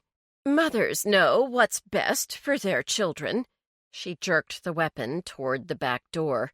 "Start walking. We're going on a little trip." "Where?" Lucy asked. James didn't like the tremble in her voice. He longed to comfort her, but Rachel never gave him the chance. She ripped off 2 more strips of duct tape and slapped one over Lucy's mouth. "It's time for you to shut up."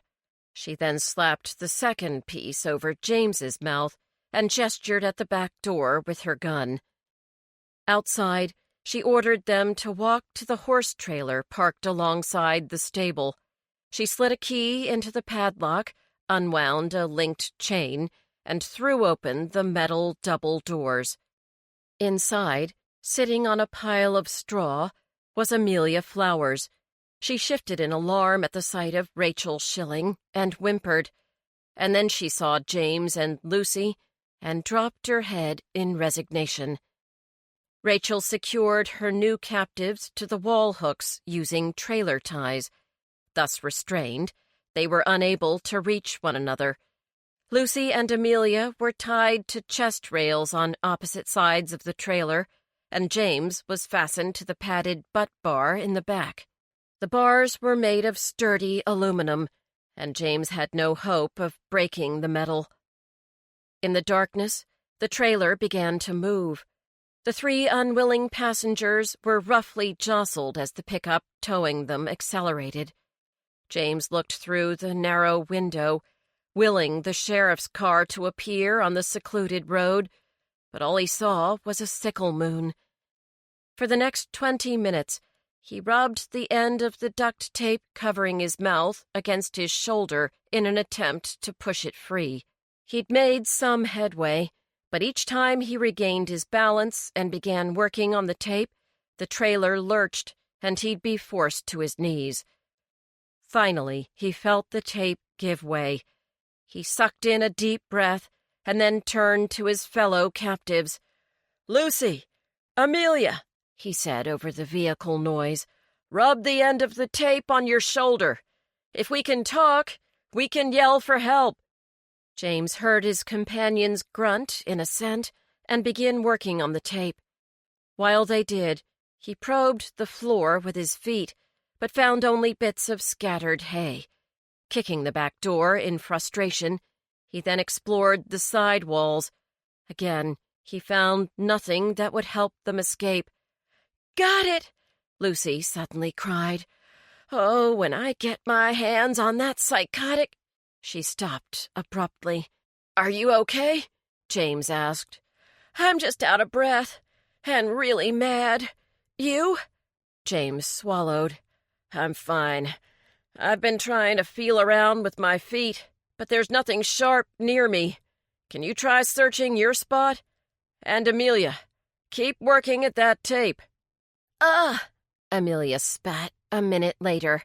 "I've been trying to get that damned tape off for like 3 hours. I think half of my lip is stuck to that piece." "We are so glad to hear your voice," Lucy said as she swept her legs over the floor. "How are you doing, honey?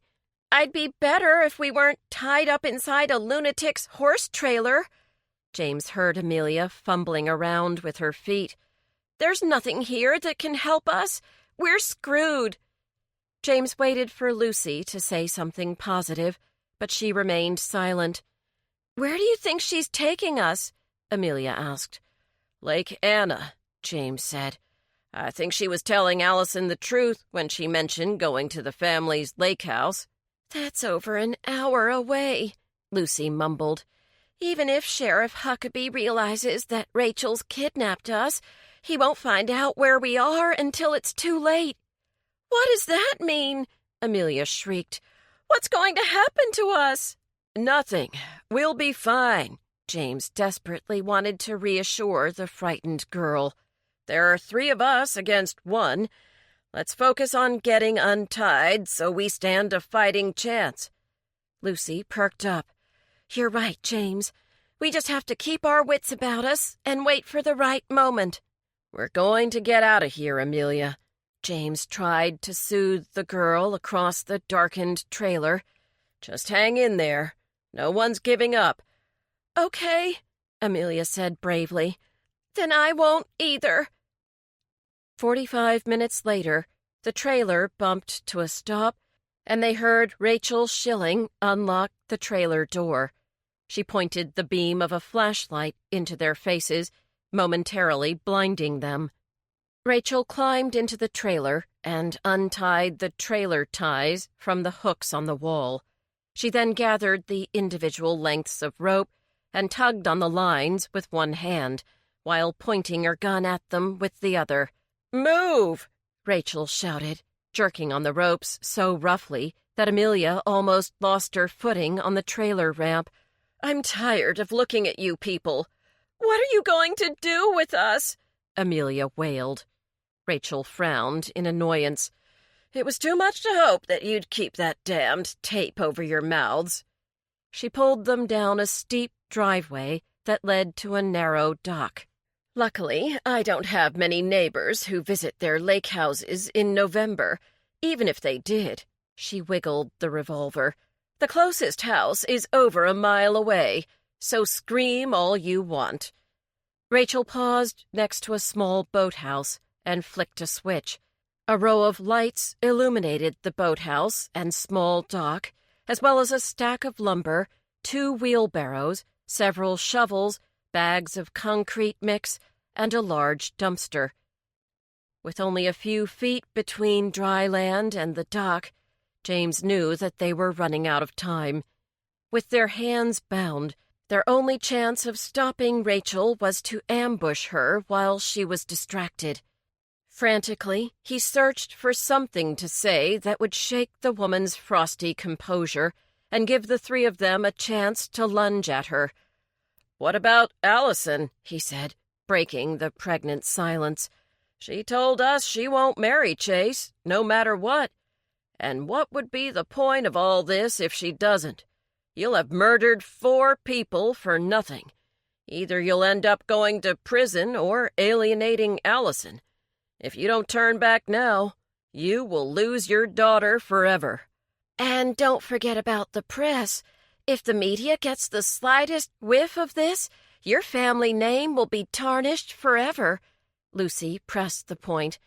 "Allison would be lucky to receive a marriage proposal from the garbage man." "The press will never know. The police will never know." Rachel gestured at the wooden dock.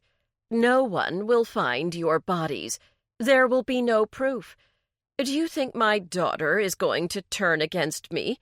She won't say a word," she snorted. "I've already gotten away with it." "Allison's in love with someone else," James blurted. Rachel stopped. James had succeeded in getting her attention. "Daryl Jeffries," Amelia said quickly. "He's a mechanic." "A mechanic?" Rachel's eyes widened in horror. "Like at a gas station?" Her gun hand dropped as she tried to digest this startling news. "Like at the Amoco station outside of town," Amelia said. "They've been seeing each other for months." James was proud of Amelia for being so convincing. He gave her a nod of encouragement. Rachel's hand lowered another foot. The revolver was now pointed at the ground.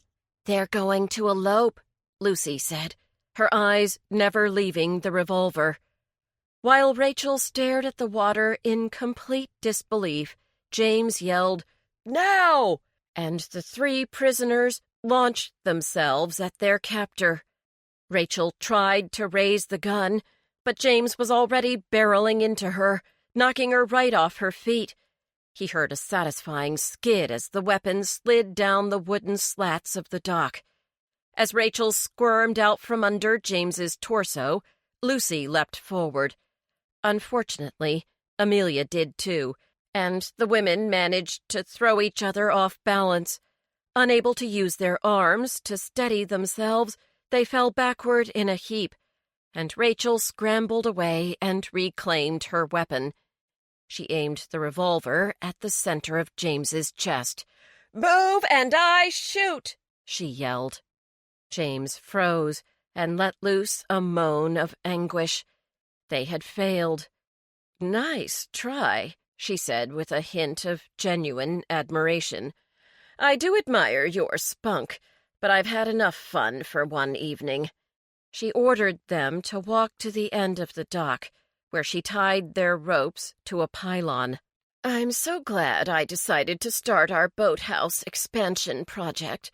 It means that I have access to heavy materials, if you get my drift." She laughed, her voice echoing eerily across the black lake water.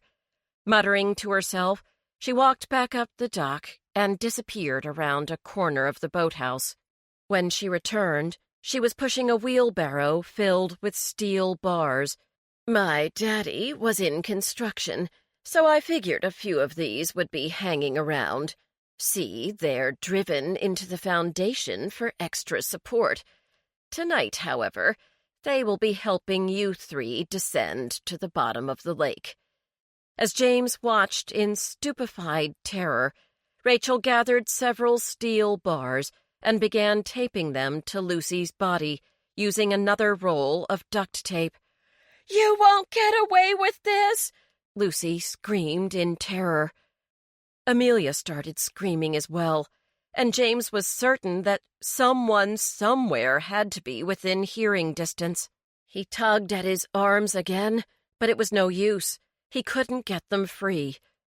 Rachel finished with Lucy and started to attach the long rods to Amelia, who wriggled around as best she could until Rachel slapped her hard on the cheek. "Stop it!" she commanded, and Amelia sagged like a limp rag. Her face crumpled, and tears dropped from her chin onto the dock, but she didn't make another sound. To James, her silence was more agonizing than her screams. "Almost done," Rachel said in a jaunty, sing-song voice as she began to wrap 4 bars around his chest. Humming, she behaved as if she were casually pruning a rose bush or frosting a cake, and not preparing to send 3 people to their deaths. "Just remember, you two brought this on yourselves." Rachel pointed at James and Lucy. "If you hadn't stuck your noses in my business, then you'd be home having dinner by now," she shrugged. "At least the fish will dine well on the 2 of you." Howling with laughter at her own joke, Rachel grabbed onto a pylon for support and turned to Lucy. "Any last words?" she asked, untying their ropes and raising her leg in preparation to kick Lucy forward into the water. "Wait!" James shouted. "Push me first!" Lucy began to sob quietly, moved by James's plea and the hopelessness of their situation. "How sweet!" Rachel faced him. "Fine, Romeo. Here goes." She raised her leg. James closed his eyes and prepared for impact, but the kick never came. Tentatively, he opened his eyes and saw Rachel staring back up the hill toward the house. Suddenly, a collection of flashing blue lights and blaring sirens broke through the hushed darkness. Damn! Rachel looked around her for an escape. She headed for a small motorboat housed beneath a tin awning. The boat was raised several feet above the waterline, but Rachel reached out and ripped its cover off and tossed it aside. Rapidly working the controls of the cradle-style lift, she lowered the boat into the water. The tread of heavy footsteps echoed down the hill. "Freeze!" a man's voice bellowed, but Rachel ignored it. 2 policemen sprinted onto the dock, their guns trained on Rachel. Without so much as glancing at them, she hopped in the boat and unfastened the stern line. "Put your hands in the air!" one of the cops ordered. "We won't ask again!" Rachel turned the key in the ignition with one hand and pointed her gun at James's torso with the other. "Try to stop me and I'll shoot!" Rachel barked. "You know I will, so unless you want a dead civilian on your conscience, you two need to lower your weapons." Her mouth curled into a triumphant sneer. The cops exchanged silent nods. Moving like lightning, the one closest to James leapt sideways and pushed him to the floor of the dock. The second cop jumped into the boat and wrestled Rachel for her gun. A shot rang out. James heard the bullet tear a splintering hole in the side of the wooden pylon where he'd been standing seconds earlier. Tossing Rachel's gun onto the dock, the officer cuffed her and shoved her face down onto the wooden surface. "Ow!" Rachel whined. "There's a splinter in my cheek. Pick me up this instant." The other cop helped untie James, Lucy, and Amelia. James gathered both women in his arms, and they sank to their knees right there on the dock, weak with relief. Lucy's hands were shaking as her fingers clung to the fabric of his shirt. A third set of footsteps came pounding up the dock. James looked up to see Lindy racing toward them, her flesh jiggling wildly as she ran.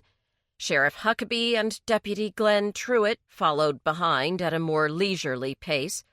James also caught a glimpse of Bennett and Jillian lumbering down the hill. "James! Lucy!" Lindy cried out. "Amelia!" She hugged all three of them. "Thank God you're all right." The little group held one another until Jillian and Bennett joined them. At that point, more embraces were exchanged. "What are you doing here?" James finally asked, watching Jillian wipe tears from her face. "After Lindy and Lucy talked on the phone, we decided that Lucy was likely to go after Allison, so we called the sheriff. He'd just finished questioning Whitney, but had yet to listen to Lucy's voicemail." Bennett glanced over his shoulder at Huckabee, who was chatting with a member of the police force. "He was planning to go to Schilling's stables, and we begged him not to delay another second. We also asked if we could go along. Surprisingly, he listened to everything we said. We filled him in on all we knew in the car. He didn't say a word when we were finished." Jillian's expression was pained. "I'm not sure how he's going to react when this all settles down." Lucy smiled at Jillian. "Right now, I'm not concerned about what any of those guys think. Let's get out of here." Lindy gestured toward the cars parked along the crest of the hill. "How did the cops find out about the lake house?" James asked Bennett as they walked off the dock onto firm, dry land. "Allison told them." Bennett eyed Rachel Schilling as she was placed in the rear of one of the police cars. "She didn't want to talk at first, but I think she figured out that her mama was losing it. And Sheriff Huckabee was very persuasive. Never mess with a man with a mustache. That's my motto." Bennett grinned and smoothed his own toothbrush mustache. "We were only a few miles behind you guys. It's tough to go too fast when you're towing a horse trailer. Come on, folks. We'll give you a lift back to Quincy's Gap." Deputy Truitt offered with a friendly wave toward his brown patrol car. "Thank you," Lucy said wearily. Amelia and James climbed in the back, and Glenn held open the passenger door for Lucy. "Anyone hungry?" Glenn asked. "I have some beef jerky up here. I didn't get a chance to grab supper before we headed to the Schillings place, so I've been snacking on this." "I'll take a piece," James said, hoping some food would quiet the churning in his stomach. "Thanks a bunch." Leaning against the supple leather seat, James took a bite of the jerky and tried to relax. He wasn't hungry, but the very act of chewing on the hickory-flavored meat settled him down. "James?" Lucy said, turning around in the front seat and looking tenderly at him. "What you did back there? The way you tried to give me a few extra seconds?" Her eyes grew moist. "That was the most amazing thing anyone has ever done for me. Thank you. You're my hero." James couldn't think of anything to say, so he simply smiled in return. Deputy Truitt pulled the cruiser onto the highway, and before long the rhythm of the moving car soothed James. Looking out the window, he searched for the moon. It burst from behind a line of silvery clouds as if beckoned, carrying with it a sky filled with electric stars. The moon bathed his face and created a swath of soft, white light, leading all the way to the mountains. It was like a path, welcoming those who had lost their way back home.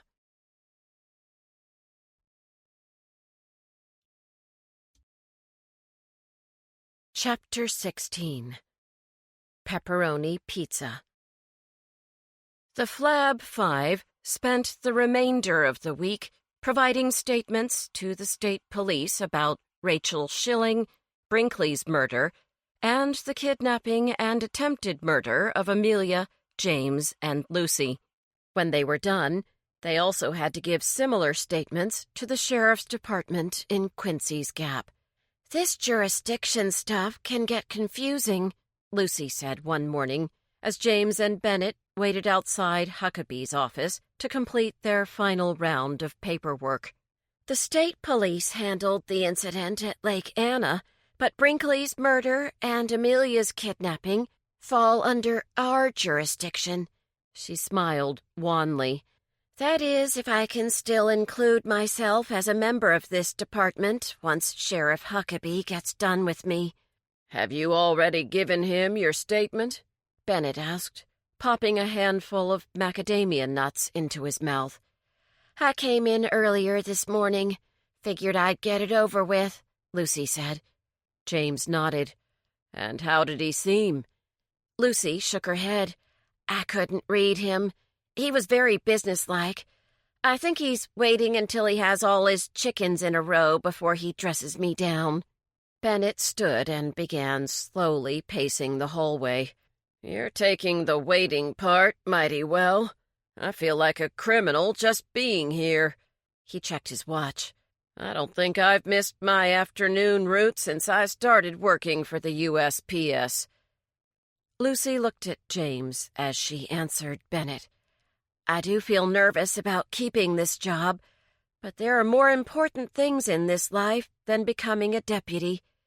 She stapled a stack of paperwork and laid it aside for filing. "Still, I'd miss it here. This desk is kind of the heart of this place. All of the information passes through me, and I've always felt useful, even if I've never been one of the guys." At that moment, the door to Huckabee's office opened, and Lindy came bustling out. She looked especially merry, and she embraced Bennett and James as if she hadn't seen them for weeks. "Lord have mercy, Lindy!" Bennett choked in the midst of her fierce embrace. "It's only been 2 days since you squeezed my organs to pulp." "I know," Lindy cried, "but I can't stop thinking about how our little group almost shrunk in size, and I'm not saying that because we're losing so much weight." She would have hugged James next, but Huckabee called his name. "Into the lion's den," James muttered, drawing a hand across his throat in a mock slicing gesture. "Oh, he's a big teddy bear," Lindy said cheerily. "You have nothing to worry about." Lindy was right. Huckabee was the model of courtesy and decorum. He asked his questions emotionlessly, and James completed his lengthy statement within 30 minutes. "May I ask you a question, Sheriff?" James said after signing several documents. "There are some loose ends about this whole thing that I can't work out. Like, how did Rachel Schilling find out about the blackmail? And why did she try to kill Whitney? That girl was no threat to her." Huckabee examined a paperweight in the shape of a cowboy boot on his desk and seemed to be pondering whether or not to satisfy James's curiosity. Finally, he shrugged and said, "Rachel was searching Allison's room for drugs when she found a note from Brinkley. Once she read it, she knew that Brinkley would be at the diner that homecoming Saturday. Allison was supposed to give him a payment there. She never showed, but Rachel did. She slipped the crushed Coumadin into her soda, squeezed some lemon in, and switched her cup with Brinkley's." Huckabee shrugged. "I guess the boys were too busy talking football to notice." Deputy Truitt piped up. "And Rachel needed to get rid of Whitney because she didn't want Chase's family to find out that her precious daughter got kicked out of school. Allison told her mama that Whitney and Amelia were the only ones who knew what had happened, but Amelia had told Brinkley. According to Whitney, he and Amelia dated for a while during their senior year, And when Brinkley found out what had happened, and then noticed Allison hanging around with that senator's son, he decided to earn some easy cash. And that's why Rachel needed to kidnap Amelia. James nodded his head as the pieces fell into place. Amelia was the last person who could ruin Allison's future marriage. Thank you, gentlemen, he smiled. I appreciate your sharing that information with me so candidly. Not knowing the details would have kept me up at night.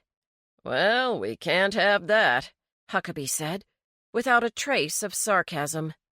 As James stood to leave, Huckabee turned to Deputy Truitt and said, Glenn, make a copy for Mr. Henry to sign. I'd like a moment alone with him. James swallowed hard and sat back down. I hear you'll be offering computer courses at the library. Huckabee poured himself a cup of coffee from a thermos and then held it out to James. Even though his mouth was bone dry, James politely declined. He wanted to finish with Huckabee and get back to work. We are indeed, James said. We'll cover the basic stuff like word processing and using email and the internet. A few of my deputies need computer training. They've been making a mess of our reports. Everything's online now, but these boys can't figure out how to access the shared files, and they need to learn. He stroked his mustache thoughtfully. One of the things I learned from the Myers case is that our men need to see all of the important details as soon as they come in.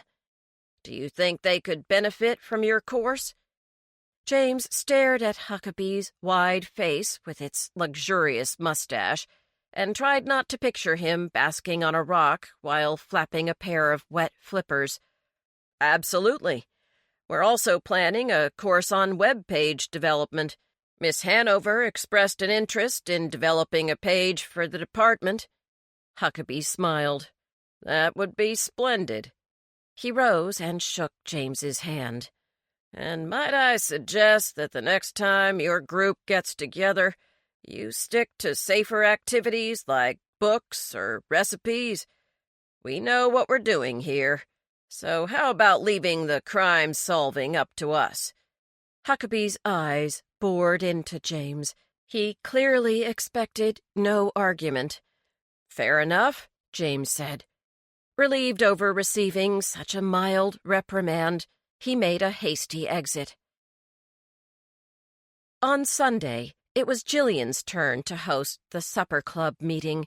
She sent her friends an email earlier in the week telling them not to bring any food, as she was planning a little celebration to commemorate the successful conclusion of Quincy's Gap's greatest mystery case. On the afternoon before the meeting, James stopped by Dolly's diner to pick up a chicken pot pie for his father's dinner. The three Livingstones were sitting at the counter in the nearly empty diner, enjoying steaming cups of hot chocolate smothered by fluffy coils of whipped cream and massive slices of apple crumb pie. "Hello, Professor!" Dolly bellowed as she burst through the kitchen's swing doors. "Come in and take a load off. You poor darlin'. We've been worried sick about you and Miss Hanover and Whitney's little friend. What's her name again?" "Amelia," Whitney said. "Right, Megan's gal." Dolly grabbed a mug and the coffee pot and pointed to one of the counter stools. Her eyes glittered gleefully as James repeated every detail of his kidnapping ordeal. Even though he hadn't planned on staying, James just couldn't take his eyes off the apple crumb pie. He was also too fond of Dolly to deny her a first-hand account of the juiciest event in the history of Quincy's Gap. He knew she'd entertain her customers with a highly embellished version over the next few days, but that was just part of Dolly's charm. "You should sue Schilling's Stables," Dolly told the Livingstones when James finished his narrative. "I reckon you could make enough to pay for your medical bills and Whitney's tuition." Bo shook his head. We'd never sue anybody. Besides, that family has got enough trouble coming their way. Yeah, think of poor Allison, Whitney said. She had problems before she found out her mother was a psycho killer. Are you referring to her drug problem? James asked. She had issues with her mama, too. Caroline pushed a wedge of golden pie crust around on her plate. Whitney nodded. I think Rachel is the reason Allison got into drugs in the first place. Everything she did was wrong in her mom's eyes. She never studied hard enough, looked pretty enough, or said the right things. Rachel was always cutting her down. She put her good arm around her mother's shoulders. I'm glad you love me for me, Mom. Caroline beamed. You make it pretty easy, sugar. Who could ask for a better daughter? James stirred his coffee, trying to quell the envy bubbling up inside. He could barely have a conversation with his father, and he couldn't even remember the last time they'd exchanged a handshake, let alone an embrace. How he wished he could close the distance between them. Here's your pot pie. Dolly handed James a paper bag. I threw in a free piece of banana cake, too. Your pa used to love my banana cake. Dolly patted James on the cheek as if he were a little boy. You're a good son, Professor. You just keep working on your pa. He'll come around. He loved your mama an awful lot, so it's going to take him some time to get back into the swing of things. James wondered if Dolly was a mind reader. Thanks, Dolly. I needed to hear that just now. Her words were a balm, and the warmth of her smile was like having a soft blanket around his shoulders. As he turned to leave, Caroline enfolded him in a hug. We're mighty glad you came back to town, Professor, Bo said. You've done nothing but make Quincy's Gap better with your presence. The men shook hands, and James drove home with a full heart. Jackson was locked up in the shed, so James taped a note about the pot pie to the fridge. Just as he was about to leave, he spied his father's toolbox on top of the kitchen counter. As far as James knew, Jackson hadn't touched a tool since he was forced to sell his hardware store. Opening the lid, it was clear that his father had meticulously cleaned off every tool. The very sight of it filled James with hope. Perhaps his father was ready to reclaim a portion of his old life. Jillian lived in a large, pink, Victorian house with a wraparound porch. The gingerbread trim had been painted in soft creams and sage greens. Dormant flower beds and neatly trimmed boxwoods surrounded the porch, and 2 ancient magnolia trees flanked the front path. James passed through a wrought iron fence, complete with a squeaky gate that allowed access, and knocked on a polished front door fitted with leaded glass panes. Inside Jillian's periwinkle kitchen, a cluster of pink asters in a glass pitcher sat on the granite countertops. James admired the cherry cabinets and the row of violet and green-colored candles on the fireplace mantel. Your house is beautiful, he said. Everything is so colorful. Thanks. You know, people always expect me to be a slob. Jillian gestured around the spotless kitchen. I know I can be flaky, but when it comes to my home and my business, I'm as compulsive and order-obsessed as an accountant during tax season. Bennett settled himself into one of the oak chairs at the breakfast table. So where are you hiding supper in this paradise? Jillian grinned. It's a surprise. First, however, I thought we'd have a toast over our first adventure together.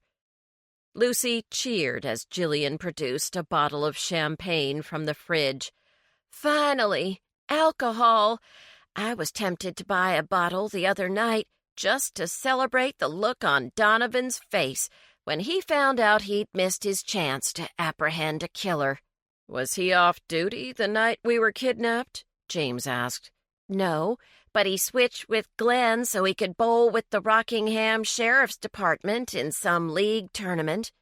Man, he must be grumpy. Bennett laughed at the thought. He's been pouting all week. Lucy's eyes twinkled mischievously.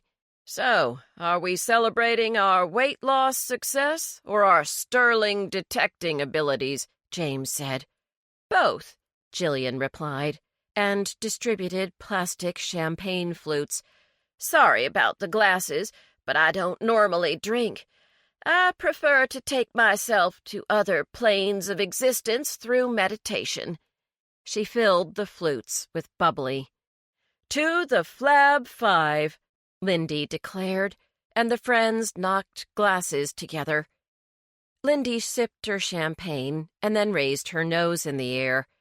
I believe I can detect the tantalizing aroma of pizza. As if on cue, the doorbell pealed. You're like a bloodhound, Lindy, Jillian said with a smile, and opened the door to the town's only pizza delivery man. Evening, Miss O'Malley. The boyish delivery man tipped his hat. I thought you were mad at us or something. You haven't placed an order in weeks. I've been on a diet, Danny. Unfortunately, my meal plan didn't include pizza. Thanks so much. She handed him some cash.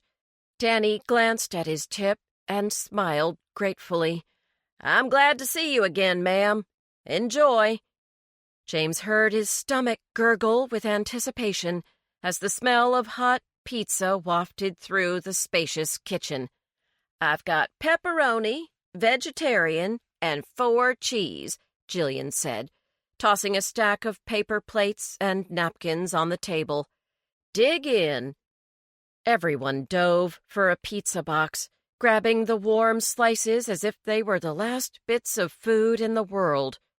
James bit off the end of a pepperoni slice and couldn't help grinning while he chewed. How did we live without this for so many weeks? Lucy took a bite and moaned. And was it even worth it? Lindy asked. Let's see, Bennett said. Everyone write down the total amount of weight you've lost on this napkin. Without saying anything, pass it to the next person. I'll add up our total when we're done. Jillian started. She wrote down a number and handed the napkin to James. He saw that she'd written the number 8. He'd lost 9 pounds over the last 5 weeks, so he added his number below Jillian's and slid the napkin to Lindy. None of them stopped eating as they wrote. Finally, Bennett jotted down his own number and then added all of them. Shoot! We've lost the equivalent of a 6-year-old child. He looked at his friends' blank faces. A 6-year-old boy, to be exact. On average, they weigh 48.5 pounds. That's what we've lost. That's amazing, Jillian exclaimed.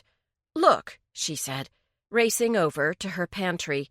She pulled out 2 large bags of kitty litter and hefted them onto the table. These weigh 12 pounds each. We've lost 4 of these bags. Pick one up and think about that. It will make you realize the size of our accomplishment. Wow, James was impressed. He put a bag under each arm and then passed them to Lucy. Who dropped 12 pounds? Bennett asked, examining the napkin bearing their weight loss numbers. Me, Lindy cried. I've been walking to school instead of driving. I think the exercise helped me lose a few extra pounds. You were right when you said that we needed some cardio. Lucy swallowed a bite of cheese pizza. We do need to start exercising. And watch a little less TV, Bennett grunted. If we replaced 2 30-minute shows with some kind of activity, we'd lose weight faster. Then that will be our next adventure, Jillian said. Not that I'm looking forward to sweating, But it's time to kick things up a notch. After all, the Flab 5 can handle any challenge. I'll drink to that, James said, refilling his plastic flute. Oh, James! Lindy suddenly grabbed him by the arm. I almost forgot. Lucy told me that with all the goings-on at the Neighbor Aid Festival, that you never had a chance to see what your daddy donated to the silent auction. James stared at her. Do you know what it was? It would answer a question I've been asking myself for months, which is, what does that man do in our shed all day long? Lindy giggled. Pretty soon, lots of people will know your daddy. Wait a sec. I'll show you. Lindy left the room and quickly returned again with a moving box, the kind used to pack mirrors or paintings. She slid a canvas out of the box, showing only the backside to James. Wipe your hands first, please, Lindy asked pleasantly. I don't want grease on this wonderful piece of art. Art? While James hurriedly washed his hands, he thought back to the day he'd found the paintbrush next to the kitchen sink. Yes, here. See for yourself. Lindy gently placed the painting on the table. The painting wasn't large. It was only about 12 by 14 inches and was unframed. But James held the edges of the canvas with trembling fingers, his mind a flurry of emotions. Jackson had painted a male and female cardinal surrounded by dogwood blossoms. The birds and vegetation looked so lifelike that it was like looking out a window in the middle of spring. James examined the ruffled feathers of the male cardinal's bright plumage, the creaminess of the dogwood petals, and the brittle textures of the tree bark.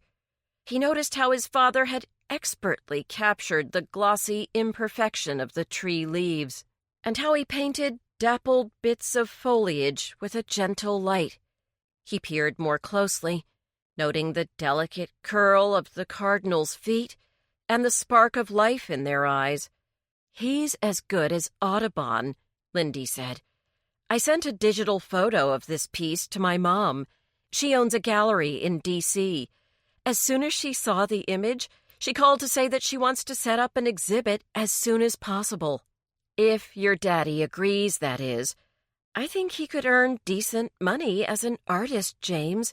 People were bidding on the paintings he donated to Neighbor Aid like they were made of gold. You would have been so proud. James could barely speak. I had no idea. I never knew about this talent. I had no idea that he enjoyed art at all. He stared at the painting again. I'm not sure that I've ever known him. His voice was tight with emotion. Lucy squeezed his arm. I guess it's a good thing you came home then, isn't it? Okay, people. She drew out a plastic bag from beneath her chair. I hope you've got that bottle of wine handy, Professor Henry, because I am putting on these jeans. Right now? Bennett asked in alarm. Yeah, right now. Lucy shook out the wrinkled jeans and headed for the downstairs powder room. A minute later, she came back into the kitchen and asked Jillian if she could change in one of the upstairs bedrooms. I might need more room, Lucy said a little sheepishly. Take your pick. Jillian pointed at the stairs. I have 3 bathrooms up there. When Lucy was out of earshot, she whispered, I hope this works out. It seems a bit soon to try on clothes, even though we've been doing very well. James heard a flapping sound from the back of the hall and gave Jillian a quizzical look. What's that noise? That's Dalai Lama, my tabby cat, coming in through his cat door. Hearing his name, Dalai trotted into the kitchen and began to meow. He wants some pizza cheese.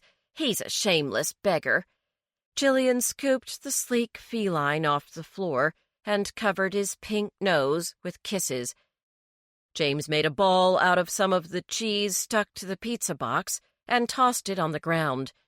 Dalai gave the cheese a tentative lick and then batted it with his paw until it rolled under the table, where he began to chew on it in earnest. Everyone laughed at the cat's overt delight. At that moment, Lucy returned, her face red and slicked with sweat. She looked like she'd just run a marathon. She was wearing the jeans, but the seams were stretched to their limit. James was worried that the stitches would give way any second. "You did it!" Lindy gave a dubious cheer. Lucy frowned. "I'm not sure if it counts, since I can barely move." She tugged at the bunched fabric between her legs. "If you can touch your toes, then it counts," Bennett declared. "I couldn't touch my toes before I got big," Lucy scowled. "Let me tell you what it was like to even put these things on. First, I had to lie down on the bed. Then I had to tug them up, one side at a time, to get them over my humongous hips. After that, I had to blow all of the air out of my lungs to slide the button through the buttonhole. That was a real challenge. Next, I had to fight with the zipper. It went up like 2 teeth at a time, so I had to draw in another quick breath, push out all my air again, and then yank on the zipper. It went halfway up. You see where I'm going with this." "But you got them on," James pointed out. Lucy raised her long shirt. A large roll of fat strained against the heavy material, and it was clear to all of them that the zipper and button were barely holding together. "I can't sit down, people. I'm not even sure if I can make it back upstairs." Lowering her shirt, she sighed lugubriously. Dalai Lama approached her and gave her calves a thorough sniff. "She smells your canine beasts," Bennett teased, as the cat rubbed against Lucy, purring affectionately. "What a sweet kitty!" Lucy immediately brightened at the sight of the cat. Forgetting about the precariousness of her pants situation, she bent over to pet Dalai. As her friends looked on in horror, the button from Lucy's jeans popped off and flew across the kitchen floor.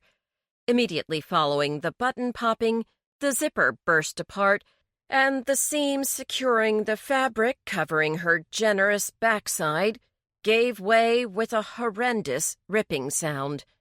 James couldn't help but notice that Lucy was wearing pink and blue striped underwear.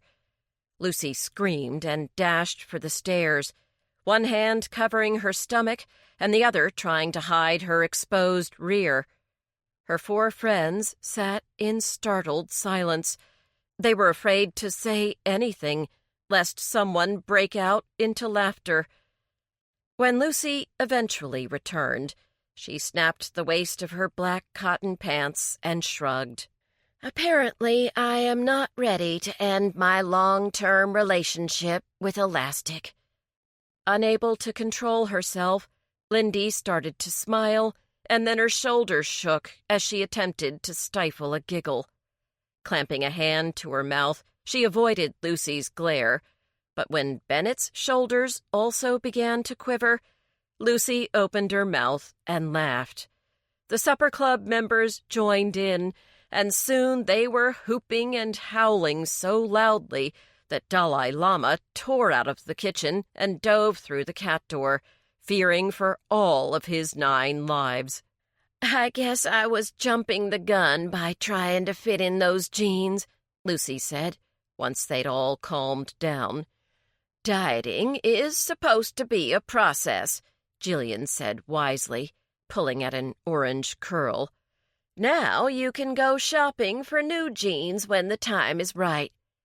Lindy picked up a cold pizza crust. "I'm really glad we had tonight off. There were so many times when I wondered if it was worth it, going on this diet. I know it was wonderful to meet all of you, but it's been a struggle to stick with our plan." Everyone was quiet for a moment as they reflected on the ups and downs of the past few weeks. "Come and look at my father's painting." James walked to where Lindy had propped Jackson's painting up on the window seat in the kitchen. The four friends gathered around the painting and glanced at James expectantly. "Your eye automatically goes to the male cardinal. His bright red feathers just call for your attention. But if you wait a bit and you give yourself time, you really start to see the female cardinal, too. She might not be as colorful, but she is just as wonderful. She may even be more interesting due to her ability to blend in with her surroundings. So we're kind of like her." Bennett gestured at the group. "You don't see us at first, but when you really take a close look at us, we're kind of interesting." "And kind of beautiful." Jillian stared at the brown bird. Lucy leaned closer to the painting. "It looks like she's about to land on that branch." James took her hand and gently moved it away from the glossy surface. "No, Lucy," he said softly. "She's not landing." He gazed at his friends, spending a few seconds to look each one of them in the eye in order to communicate how valuable they were to him. "She's like us in another way, too. Like this amazing little bird. We're all on the verge of taking flight." This concludes Carbs and Cadavers by Ellery Adams. Narrated by Karen White, a member of SAG-AFTRA. Copyright 2013 by J.B. Stanley. This unabridged audiobook is published by arrangement with Bookends, LLC, and was produced in the year 2017 by Tantor Media, Incorporated, a division of Recorded Books, which holds the copyright thereto. Please visit tantor.com for more information on our growing library of unabridged audiobooks and to take advantage of special offers.